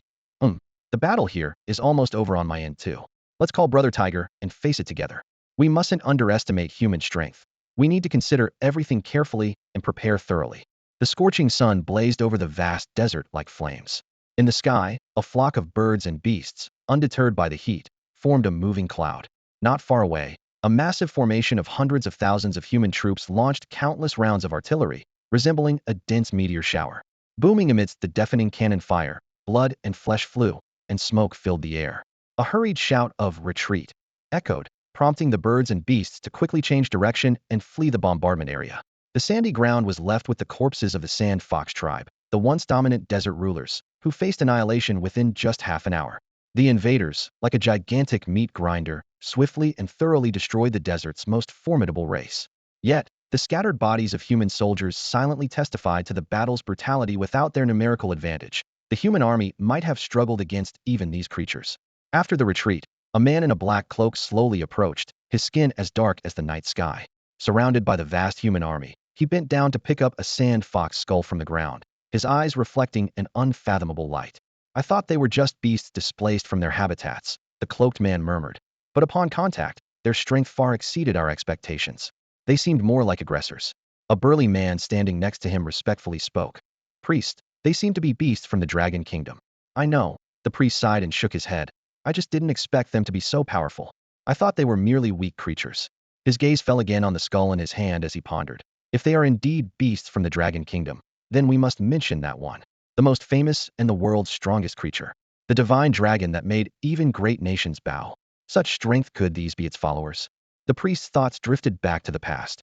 Sand Country, an unremarkable small nation among over 100 on the blue planet, faced fierce attacks from creatures at the dawn of spiritual awakening. Lacking advanced weapons, they barely resisted with limited arms and soldiers' lives. As their ammunition depleted and the creatures grew stronger, Sand Country seemed destined to follow other small nations into becoming a ghost town. However, fate seemed to favor this small nation. An extraordinarily powerful beast emerged from the desert, unifying the desert's many tribes at an astonishing pace. When this beast led the desert tribes to Sand Country, the nation braced for battle, deploying 100,000 troops. Unexpectedly, the powerful creature had no intention of waging war. It approached the astonished king of Sand Country, saying in a low voice, "Humans, let's unite. The desert is too small for suitable territory. Together, we expand outward." From that moment, the king of Sand Country became the priest, while the true ruler of the nation's fate was a beast. All the desert's inhabitants began diligently training, as humans and beasts ceased attacking each other, honing their claws and weapons together, waiting for the right moment to extend their reach. As the recollection ended, the priest's eyes grew resolute. He raised his staff high and declared in a powerful voice, "The king is about to successfully evolve. We cannot let them disturb the king now. Notify all desert inhabitants. The entire nation must prepare for battle. We will fight to the death." The desert had been unified by an exceptionally powerful mythical beast, with its internal factions already solidified into a single entity. Humans and beasts, indistinguishable from one another, worked together to fend off external threats. Just after repelling the troops of Xiao, a gigantic falcon with a wingspan of 20 meters appeared in the sky. This creature was an evolved form of an ordinary falcon, with a sparse population and limited combat ability, primarily responsible for relaying battlefield intelligence. The priest looked up and shouted loudly, "Come down, the enemy has retreated." The giant falcon flapped its wings, kicking up a cloud of sand, and landed steadily beside the priest. Without exchanging pleasantries, it immediately reported the latest situation. The Camel King has fallen, and the Camel tribe has lost its fighting capability. Worse still, the second largest group in the desert, the Ostrich tribe, is under fierce attack from the tigers and is on the brink of collapse. The falcon spoke with deep concern, "The enemy is too strong. If we cannot unite, we will surely face complete annihilation. If the three major tribes of the desert are wiped out, the king will be furious when he awakens." Hearing this, the priest felt a deep sadness, but there was no time for sorrow. He quickly considered a strategy. This attack came too suddenly.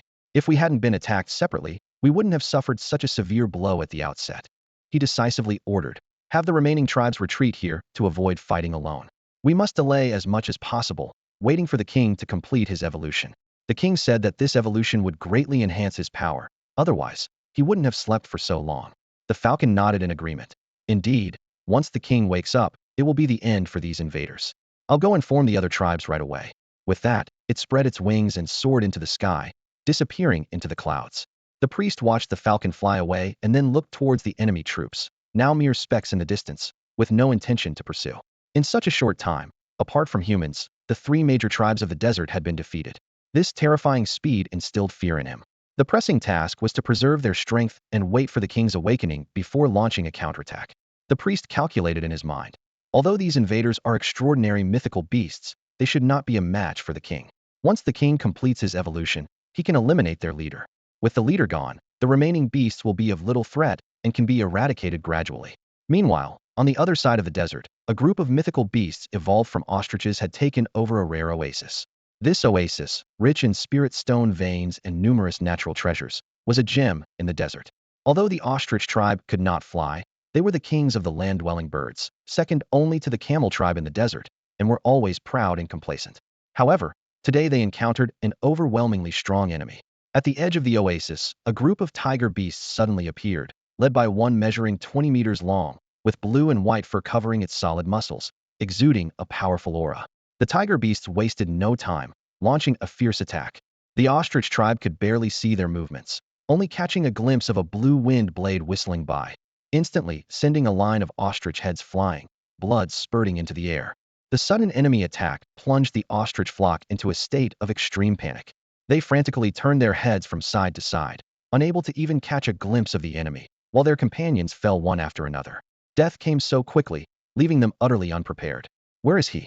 Seeing the group in chaos, an exceptionally tall ostrich king stepped forward. It stretched its neck and shouted in a loud voice, "Stay calm. There are only a few of them, and we outnumber them. Don't be afraid. Don't lose your heads." Before it could finish, a tremendous force suddenly struck. Tiger Wooming appeared beside the ostrich king in an instant, leaving it no time to react. With a swift motion, Tiger Wooming grabbed the ostrich king's neck, his sharp claws flashing like lightning, and decapitated it in one blow. This all happened so fast that the surrounding ostriches didn't even have time to comprehend what had occurred. Immediately after, Tiger Wooming let out a deafening roar. The sound waves, mixed with sand and stones, crashed into the ostrich flock like an invisible wall. The ostriches hit by the attack were sent flying, blood splattering, and in the blink of an eye, they showed no signs of life. He's too strong. With their leader instantly slain, the ostrich flock was thrown into complete disarray. They scattered throughout the territory, futilely trying to evade Tiger Wuming's lethal attacks. A group of ostriches fled in the opposite direction of their fallen companions, only to be stopped by another group of tiger beasts, also evolved from tigers. There are more tigers here. The ostriches were nearly in despair, feeling as though they had escaped one tiger's jaws only to fall into another's. Boss Wuming is so fierce, we can't lose face. Brothers, let's go, slaughter them. The tiger beasts roared as they charged forward. Though few in number, each was a formidable warrior, enhanced by an aura that made them stronger than typical leaders of other groups. They fought against the odds, quickly overwhelming the ostrich flock, leaving them barely alive, waiting for Xiao Teng's final strike. When Huang and Shaoang arrived, the scene before them was shocking. Bodies strewn everywhere, rivers of blood, a sight not exaggerated. However, as beasts accustomed to living in the wild, they were used to such scenes of slaughter. To them, the grim spectacle was merely a feast. Huang asked, "Tiger bro, all done?" Tiger Wuming nodded, slightly puzzled. "Yeah, all sorted. Why are you here?" "After finishing up in our respective areas, we should be dividing the territory and handling the aftermath." "Did you encounter resistance?" Shaoang explained, "You're right. The humans in the desert are actually allied with the beasts here, helping them resist us." Tiger Wuming, surprised, said, "That's rare, humans and beasts coexisting peacefully." Huang added, "The human population is vast and varied, so there are always different situations. We're here to get you to join us in attacking the humans here." Tiger Wuming thought for a moment, and then spoke. "While I'm all for attacking humans, they're not easy to deal with." Huang shook his head, saying, "These humans aren't as strong as the ones we've faced before. They don't have powerful weapons, so it should be easier. We can give it a try." Hearing this, Tiger Wuming relaxed and grinned. "In that case, count me in." Huang, Wuming, and Shaoang devoured several ostrich meats and, after a brief rest, led their beast army toward the human city. Along the way, several peregrine falcons under Shaoang's command darted back and forth, relaying the latest intelligence from Beiji, Jingang, and Xuelian. Sister Shaoang, reports from all sides indicate the enemy is retreating en masse and moving in the same direction, seemingly gathering at a certain point. A falcon reported swiftly. A gleam flashed in Wuming's eyes as he quickly analyzed. They might have received the news too and are heading towards the human city. It seems the enemy also wants to consolidate their forces for a decisive battle. Huang nodded in agreement. Indeed, they are also seeking to integrate their strength. With this crucial information, Shaoang immediately turned to the three falcons and instructed solemnly, "You three, if anything changes, notify the boss at once." "Yes." The three falcons responded in unison, ready to take off at any moment. Shaoang weighed her options, knowing that Xiao Teng was controlling his avatars, and she didn't want to disturb him lightly. However, to be prepared for any eventuality, she decided to keep the falcons on standby. After all, they had the strongest backing on Blue Star. Meanwhile, in several cities of the Sand Nation, humans and a large number of native desert beasts coexisted harmoniously. This small nation, with its sparse population and few cities, had become a refuge for injured beasts. Humans and beasts supported each other, jointly resisting external threats. The soldiers of the Sand Nation were on high alert, gripping weapons that were a generation behind those of major powers. Their missile supply was limited, and most still used ordinary firearms from a bygone era. These weapons had little effect on the current beasts. Extraordinary beasts were completely immune to regular bullets, with only rockets being able to inflict damage. As for hand-to-hand combat, most humans, having missed the first blood rain, were completely outmatched in power and were no match for the beasts. Soon, Xiao Teng's beast army arrived at the city gates. Although fewer in number compared to the native desert creatures, with only a few thousand, each beast bore a red halo on its head, a mark of Xiao Teng's enhancement. This elite force included many beasts in the early stages of the extraordinary phase, with an average rank far surpassing that of the desert beasts. "For the motherland. For our families. Charge," a commander shouted to rally morale. Faced with the oncoming beast army, the soldiers, though fearful, held their guns firmly and stood resolutely at the front lines. Behind them was their homeland, with no room for retreat. The battle erupted instantly. Soldiers charged ahead, while those in the rear continuously fired rockets and missiles, fiercely striking the advancing beast army. Extraordinary beasts led the charge, bullets bouncing off them like mere tickles, with only the occasional rocket causing any casualties. Amidst the chaotic battle, Jingang disdainfully eyed the incoming artillery fire and gestured to the rear, boasting, "Shells? We've got those too. Black face, Jinrui, get ready." As soon as he finished speaking, members of the monkey tribe emerged in a line, each carrying a rocket launcher on their shoulder. These weapons were spoils taken from the Qingqing military base, now poised to be put to great use. As Jean Gang gave the order, rockets were launched in unison, colliding with the shells from the nation of sand in the air, creating deafening explosions. The rockets that weren't intercepted flew directly into the city, accurately hitting the logistics units and causing thousands of casualties instantly. He Mian and Jean Rue stood at a high vantage point, shading their eyes with their hands as they looked out over the battlefield, a satisfied smile playing at the corners of their lips as they marveled at the power of human weaponry. The soldiers from the nation of sand stared in disbelief at the incoming projectiles, muttering incredulously, "How is this possible? They have weapons too." Panic and confusion quickly spread through the ranks, with some even beginning to suspect that these beasts were a special unit sent by the Dragon Nation. Although the idea seemed absurd, it reflected the soldiers' inner shock. The fact that these beasts could wield human weapons so adeptly completely shattered their understanding. As the situation on the battlefield deteriorated rapidly, the worldview of the soldiers from the nation of sand collapsed entirely. Their once proud advantage in weaponry vanished, and faced with these beasts who might be more skilled in using firearms, many simply discarded their guns and drew their swords to engage the charging beasts in hand-to-hand combat. However, when the soldiers' blades struck the wolves, they were horrified to find that these creatures not only didn't retreat, but fought with even greater ferocity. Each blood-forged wolf seemed to grow stronger with every drop of blood, as if they were returning to their natural habitat. Suddenly, a thunderous wolf howl echoed across the battlefield, and the wolves' bodies swelled to twice their original size, their claws becoming more terrifyingly sharp. With a single swipe, a soldier was reduced to a mangled heap of flesh.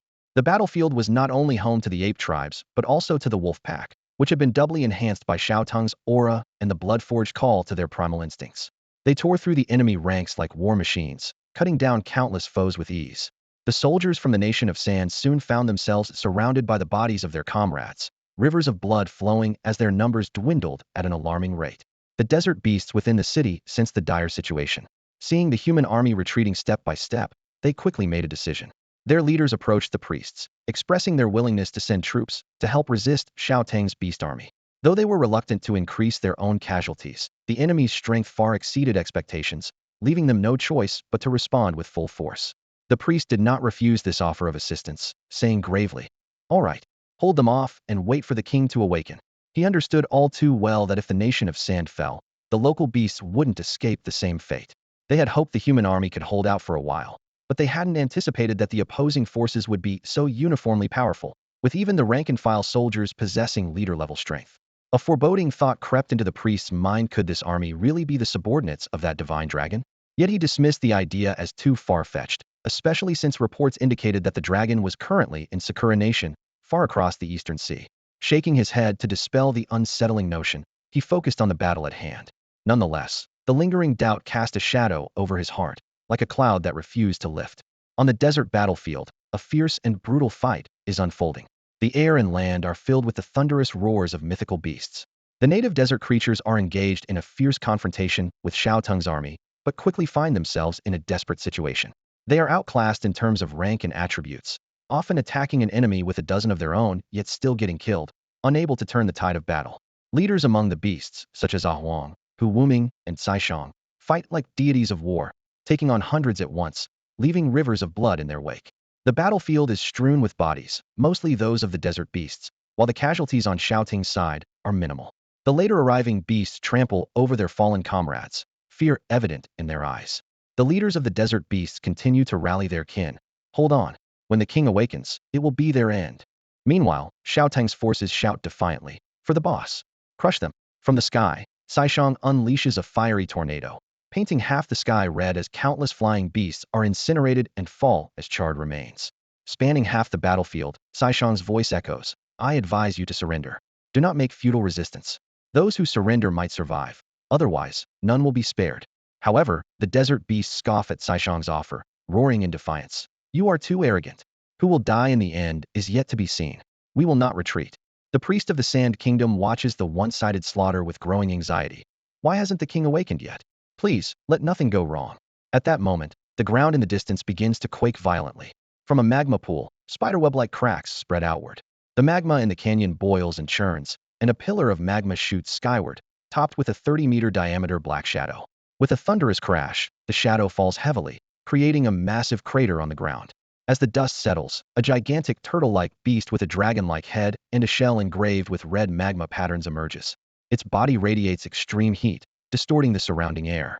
The lava dragon turtle opens its massive mouth, releasing a roar akin to a dragon's. Exhilarating. I have finally advanced. It revels in the power that has expanded tenfold within it, eager to test its newfound strength. The lava dragon turtle steps forward, surveying the empty canyon with confusion. Where are my subordinates? Why aren't they here to welcome me? Then, it climbs out of the canyon, gazing toward the battlefield, instantly understanding everything. Its pupils widen in alarm, and it exclaims, "This is bad," before rushing toward the battlefield at an astounding speed. Despite its enormous shell, it moves with surprising swiftness, enveloped in searing air currents, raising the temperature wherever it goes, as it races toward the distant battle. I am already far ahead. With a thundering dragon's roar echoing across the battlefield, all eyes were drawn to the enormous turtle-like beast. Its majestic, mountain-like body rose and fell slowly, its shell adorned with magma patterns resembling flowing flames, emitting a suffocating heat. Its dragon-like head was held high, eyes blazing with authority and fury. The king has awakened. The desert beasts cried out in excitement. Their despair instantly ignited into a surge of morale. The priest of the Sand Kingdom fell to his knees, tears blurring his vision as he murmured, "The king has finally awakened. We are saved." Xiao Teng's beasts halted their attack, their gaze fixed on the gigantic turtle-like creature. Shaoang, hovering in the air, withdrew her fiery tornado and gravely whispered to Huang and Hu Wuming beside her, "This guy is no ordinary opponent." The turtle-like creature, known as the Desert King, took a step forward, causing the ground to tremble. Its voice, like rolling thunder, demanded, "Who dares to trespass on my territory?" The desert beasts retreated to the sides, clearing a path for their king. The Desert King's gaze swept over the battlefield, noticing the bodies strewn across the ground, especially those of the desert beasts. A flicker of sorrow and rage flashed in its eyes. "You dare slaughter my people." Its voice was filled with murderous intent, and its body shook violently as the magma patterns on its shell lit up, gathering intense energy around it. "Not good. Retreat quickly." Kaishang immediately sensed the danger and shouted a warning. However, it was too late. The Desert King opened its massive jaws, unleashing a scorching pillar of magma aimed directly at Xiao Teng's army. The ground beneath it turned to scorched earth, and the air was filled with searing heat. Roar! Xiao Teng's beasts let out anguished cries. Those hit directly by the magma pillar were instantly charred, while others nearby were scorched by the intense heat, writhing in pain on the ground. This is the powerful beast of the desert, affecting the entire desert's temperature. It's truly formidable. Huang and Hu Wuming watched the lava dragon turtle with heavy hearts. Although they were close to extraordinary, as long as they hadn't crossed that threshold, they couldn't compare to the extraordinary. The gap between the ordinary and the extraordinary was several times greater than the previous levels. "Go find the boss," Kaishang instructed the three falcons. Got it. The falcons didn't waste any time and darted away like lightning amidst the chaos. In the midst of the battlefield's confusion, no one noticed the three small birds quietly slipping away. "Ha! Where did these invaders come from? Dare to make a ruckus on my territory?" The lava dragon turtle swept across the battlefield, its inflated emotions filling its heart. The newfound power gave it boundless confidence, feeling that aside from the humans of great nations, no one could challenge it. In a river within the Qingfeng mountain range, a colossal dragon over 600 meters long suddenly opened its eyes. Lightning flickered around its body, reflecting the cold, stern gleam of its scales. This was Xiao Teng, a powerful being who had just awakened from a deep slumber. "Boss, we've encountered an incredibly powerful beast. Boss, wake up!" Urgent cries echoed in his ears. Xiao Teng's mind quickly cleared, and a system notification sounded in his head. Ding! Absorbed spiritual energy. Evolution points, 4 million. He quickly grasped the situation. Clearly, a beast had successfully advanced to an extraordinary level. Xiao Teng recalled his own leap from the ordinary to the extraordinary, the memory of that surge in power still vivid. Back then, he had easily wiped out the Chun family's army. There are probably fewer than a handful of creatures in the world that can advance to the extraordinary. It's understandable that Huang and the others couldn't defeat it, Xiao Teng mused. "I understand, I'll intervene." Before he finished speaking, Xiao Teng's massive body began to move. With a swift flick of his tail, he burst out of the water with a whoosh, soaring into the sky. The river's water level dropped several meters, and the waves sparkled in the sunlight. In his awakened state, Xiao Teng's speed had reached over 10 times the speed of sound. In the blink of an eye, he traversed vast distances to arrive at the desert battlefield. On the battlefield, a massive lava dragon turtle was rampaging. It had just ascended to the extraordinary, and no one could stop it, completely absorbed in the joy of its newfound power. "Ha! This is the power of the extraordinary. Who can stop me now?" The lava dragon turtle laughed arrogantly. However, its glee was short-lived. The sky suddenly darkened, filled with dense clouds, and thunder rumbled loudly. The lava dragon turtle looked up, seeing the enormous figure approaching. Instantly, fear washed over it, its pupils shrinking involuntarily. What is that? A majestic dragon's aura spread, and all the beasts felt an irresistible pressure. It was as if a king had descended, the oppressive presence from a higher life form leaving them nowhere to hide. Xiao Teng swept past expressionlessly, then opened his massive mouth, a commanding voice echoing across the desert. Kneel. In an instant, all the desert beasts couldn't help but tremble and bow down. In the presence of this awakened being, they felt as insignificant as ants. No, I won't kneel, the lava dragon turtle roared, cracks appearing on its shell as it fiercely resisted the dragon's pressure. As the king of the desert, it had never submitted to anyone or anything, not even humans, who cowered at its feet. A fiery rage burned within it. I've advanced to the extraordinary. I can take him on, the lava dragon turtle thought, resisting the pressure while gathering energy. The magma patterns on its body glowed, and a thick magma beam shot from its mouth directly at Xiao Teng. Facing the oncoming magma beam, Xiao Teng simply waved a claw, dispersing it effortlessly. A warm sensation spread through his claw, as if he were merely enjoying a comfortable hot bath. Those who defy the dragon's might shall die. Divine thunder of retribution, Xiao Teng commanded, and a deafening thunderclap resounded. A massive purple lightning bolt descended from the heavens, carrying the aura of death, striking the lava dragon turtle's shell. The lightning infused with judgment easily pierced the seemingly thick shell. The lava dragon turtle couldn't even let out a scream before it was reduced to a charred corpse, lying lifelessly on the scorching desert sand. Ding! You have defeated an extraordinary level 1 lava dragon turtle, earning 1.26 million evolution points. This system notification echoed in Xiao Teng's mind, shaking the entire desert battlefield. The lava dragon turtle, the ruler of this area, was defeated effortlessly by Xiao Teng. The desert beasts stood in stunned silence, unable to comprehend the scene before them. Their once proud king was vanquished in an instant, without even scratching a scale on Xiao Teng. The desert priest was the first to regain composure, his emotions like a roller coaster. Moments ago, he was ecstatic at the king's awakening, only to witness its crushing defeat. This dragon was overwhelmingly powerful, leaving their once proud king unable to withstand even a moment. The priest's heart sank into deep despair. Even great nations bowed before the dragon. What could a leader of a small nation like him possibly do?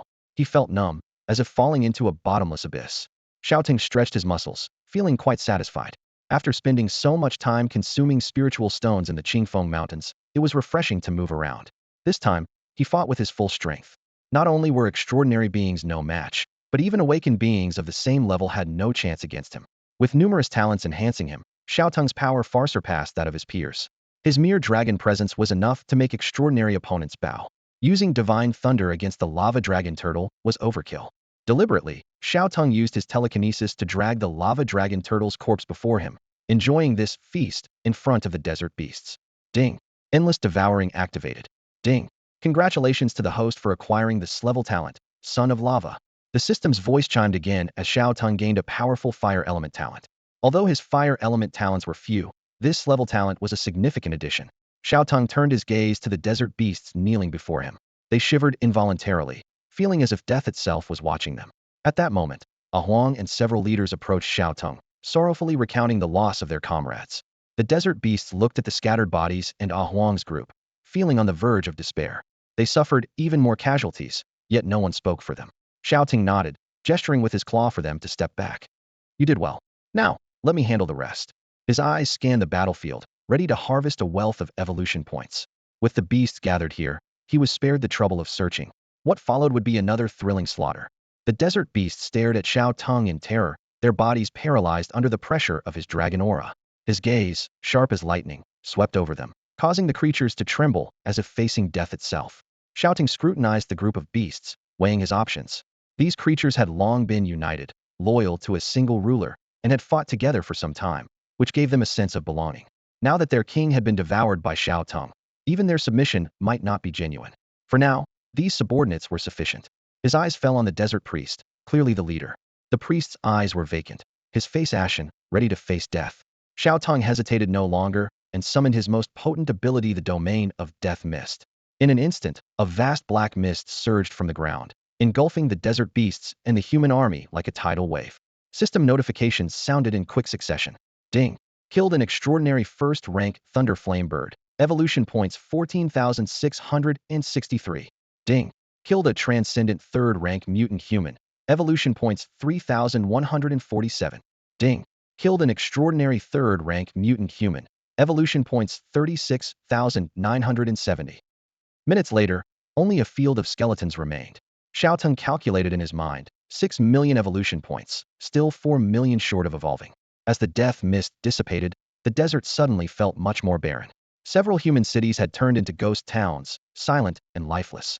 Creatures like Huang and Wuming breathed a sigh of relief and began devouring the corpses on the ground, replenishing their depleted spiritual and physical energy. The body of the lava dragon turtle was a particularly nourishing resource in their eyes, and Xiao Teng, after taking a bite, tossed it to his subordinates. Surveying the information above their heads, Xiao Teng asked, "You guys are about to evolve, right?"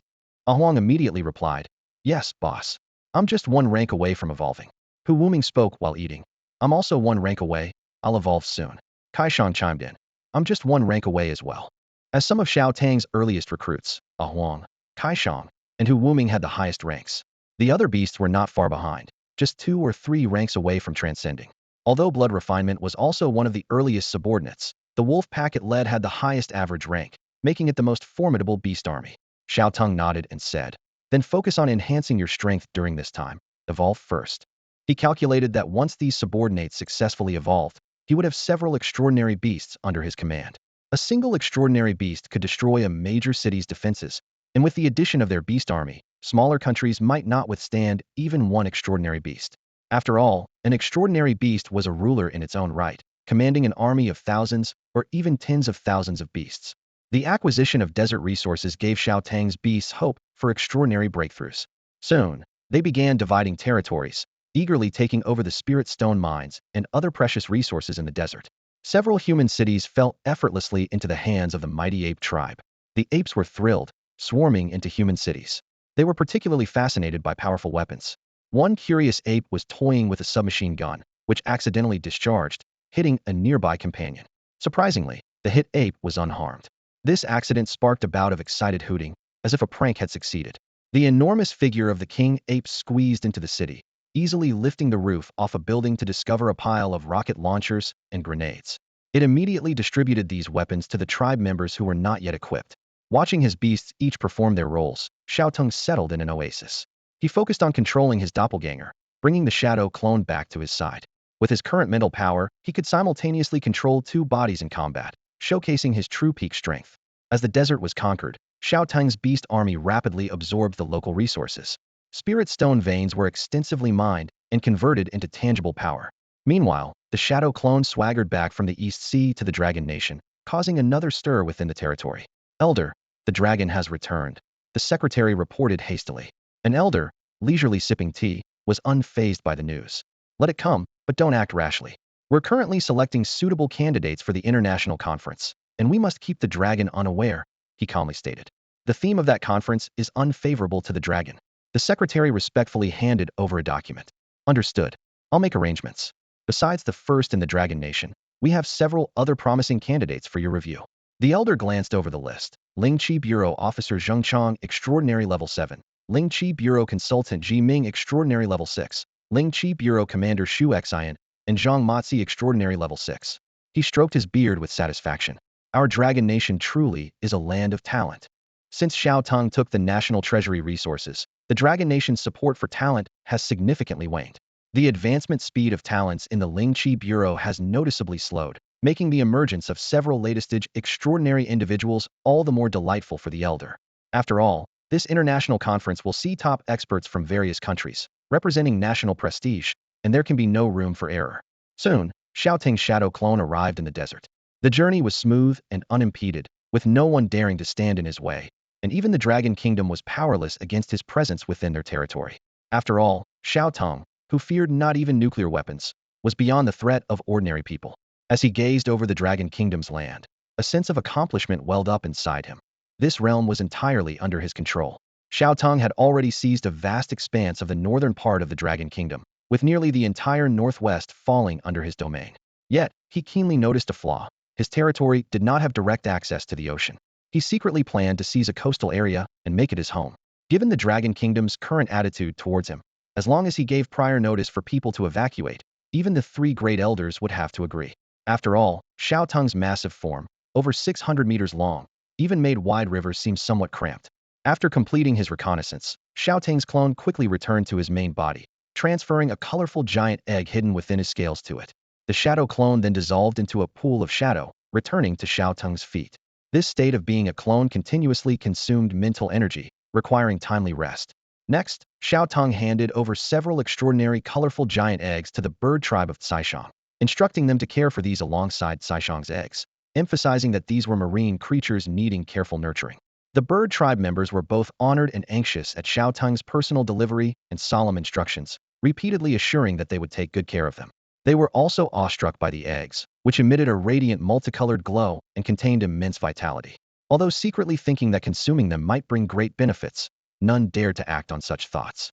A few days later, Huang, Hu Wuming, and Shaoang all felt on the verge of a breakthrough, ready to evolve once more.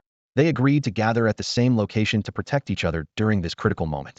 This stage of advancement was extremely perilous for creatures, potentially leading to either a deep slumber or a trial by lightning. Having companions nearby for protection was undoubtedly safer. Upon hearing this, Xiao Teng eagerly came as well, curious about the potential evolutionary forms his subordinates might achieve under the influence of true dragon bloodlines. Hello, boss. The three beasts greeted Xiao Teng in unison. Xiao Teng flew into the air, watching them intently. I'm here to observe. Continue. Hu Wuming sensed the intense spiritual energy surging from Huang, which was becoming difficult to contain, and said, Brother Huang, you go first, we'll guard you. All right. Huang responded, preparing to unleash the spiritual energy within to face the impending lightning tribulation. Post-transcendence evolution meant either enduring a tribulation or entering a dormant state. While enduring the tribulation was quicker, it also carried higher risks. However, if one could withstand the tempering of the lightning, the evolved physical form would be significantly stronger. This knowledge was already ingrained in their bloodlines. Having decided to follow in their leader's footsteps, Huang, Hu Wuming, and Shaoang all chose to undergo their tribulations and evolve. Wait a moment. Suddenly recalling something, Xiao Teng called out to Huang. What's up, boss? Huang halted abruptly, feeling discomfort as his spiritual energy was stuck in his body. Xiao Teng pierced his claw and squeezed out a drop of dragon blood. Absorb this drop of dragon blood. It should increase the concentration of your bloodline. Huang looked at the dragon blood on Xiao Teng's claw, sensing the immense benefits it could bring. The allure of dragon blood was undeniable. Is this for me? Stunned for a moment, he quickly recovered and expressed his gratitude. Thank you, boss. Huang was genuinely moved. Receiving dragon blood at such a crucial moment in his evolution significantly increased his chances of successfully becoming a higher-level species. He licked up the dragon blood and swallowed it swiftly. Instantly, his body heated up as a powerful energy began transforming him, enhancing the dragon bloodline within. This would manifest during his evolution shortly. After his rebirth, having severed ties with his past life, Xiao Teng had developed feelings for Huang and the others, considering them his new family and companions for the future. No need to thank me. We're all on the same side, Xiao Teng said, waving his claw. He then offered a drop to Hu Wuming, who received it, feeling a warm flow through his body that resonated with the accumulated true dragon radiation, significantly increasing the concentration of his true dragon bloodline. Astonished by the changes within, Hu Wuming quickly thanked him. Thank you, boss, for granting me the dragon blood. No need to thank me, Xiao Teng replied, turning his attention to Shaoang, who had been observing their reactions. Sensing Xiao Teng's gaze, she snapped back to reality. Your Fire Phoenix bloodline is not inferior to the true dragon bloodline, so I won't give you dragon blood, Xiao Teng explained. The primary function of dragon blood was to increase bloodline concentration, and since Shaoang already had a Fire Phoenix bloodline, introducing dragon blood could cause a chaotic mixture. Especially since true dragon blood is extremely domineering and was given by Xiao Teng, it might conflict with Shaoang's bloodline, potentially doing more harm than good. No problem, boss. I understand your intentions, Shaoang replied, feeling fortunate compared to Huang and Hu Wuming, who lacked innate bloodline gifts. After absorbing the dragon blood, Huang took a deep breath, fully releasing the spiritual energy within, forming a spiritual vortex around him. Meanwhile, thunder rumbled in the sky, and flashes of lightning signaled the impending arrival of tribulation. Boom! 3 bolts of tribulation lightning fell in succession, and Hu Wuming, Shaoang, and Xiao Teng watched with serious expressions as Huang endured the lightning. Xiao Teng merely observed, not intervening or helping to diminish the power of the tribulation. Having experienced tribulation himself, Xiao Teng knew it was a mix of opportunity and danger, capable of tempering the body. If one could withstand it, there was no need to interfere. Of course, if the situation turned dire and life-threatening, Xiao Teng would step in to assist. Huang, with his indestructible body, managed to withstand the tribulation without any mishaps, proving the strength of his grade defense talent. He let out a satisfying roar as the lightning subsided, revealing his new form to the outside world. Shaoang had successfully evolved, undergoing a dramatic transformation. He still resembled a giant python, without claws, but his body now stretched 100 meters long, appearing massive. His form no longer resembled rock, but instead was covered in layers of overlapping scales, with a yellow-black gradient. The scales were hard, with mysterious patterns similar to those on Xiao Teng's scales, but with distinct, sharp spikes capable of injuring enemies. His head had undergone significant changes. It wasn't the whiskered head of an eastern dragon, but rather the head of a western dragon, resembling a lizard but more angular and much more handsome than before. Earth Dragon, Extraordinary Tier 1 Talent, Indestructible Body Grade, Telepathy Grade, Earth Spike Grade, Earth Wall Grade, Rebound Grade, Gigantification Grade, Child of the Earth's Grade. Gigantification Grade. During gigantification, you can expand your size to 5 times the original, with a 5-fold increase in strength. Child of the Earth's Grade. Recognized by Mother Earth, your Earth element power is increased by 300. When in contact with the ground, you can absorb the Earth's energy, reducing all talent consumption by 100. It also makes it easier to comprehend Earth element talents. That's all for today. Thank you so much for watching. I hope you guys enjoyed. If you wish to have another part of this recap, please give us at least 1,000 likes. Please don't forget to comment and subscribe to our channel for more content like this. Until next time.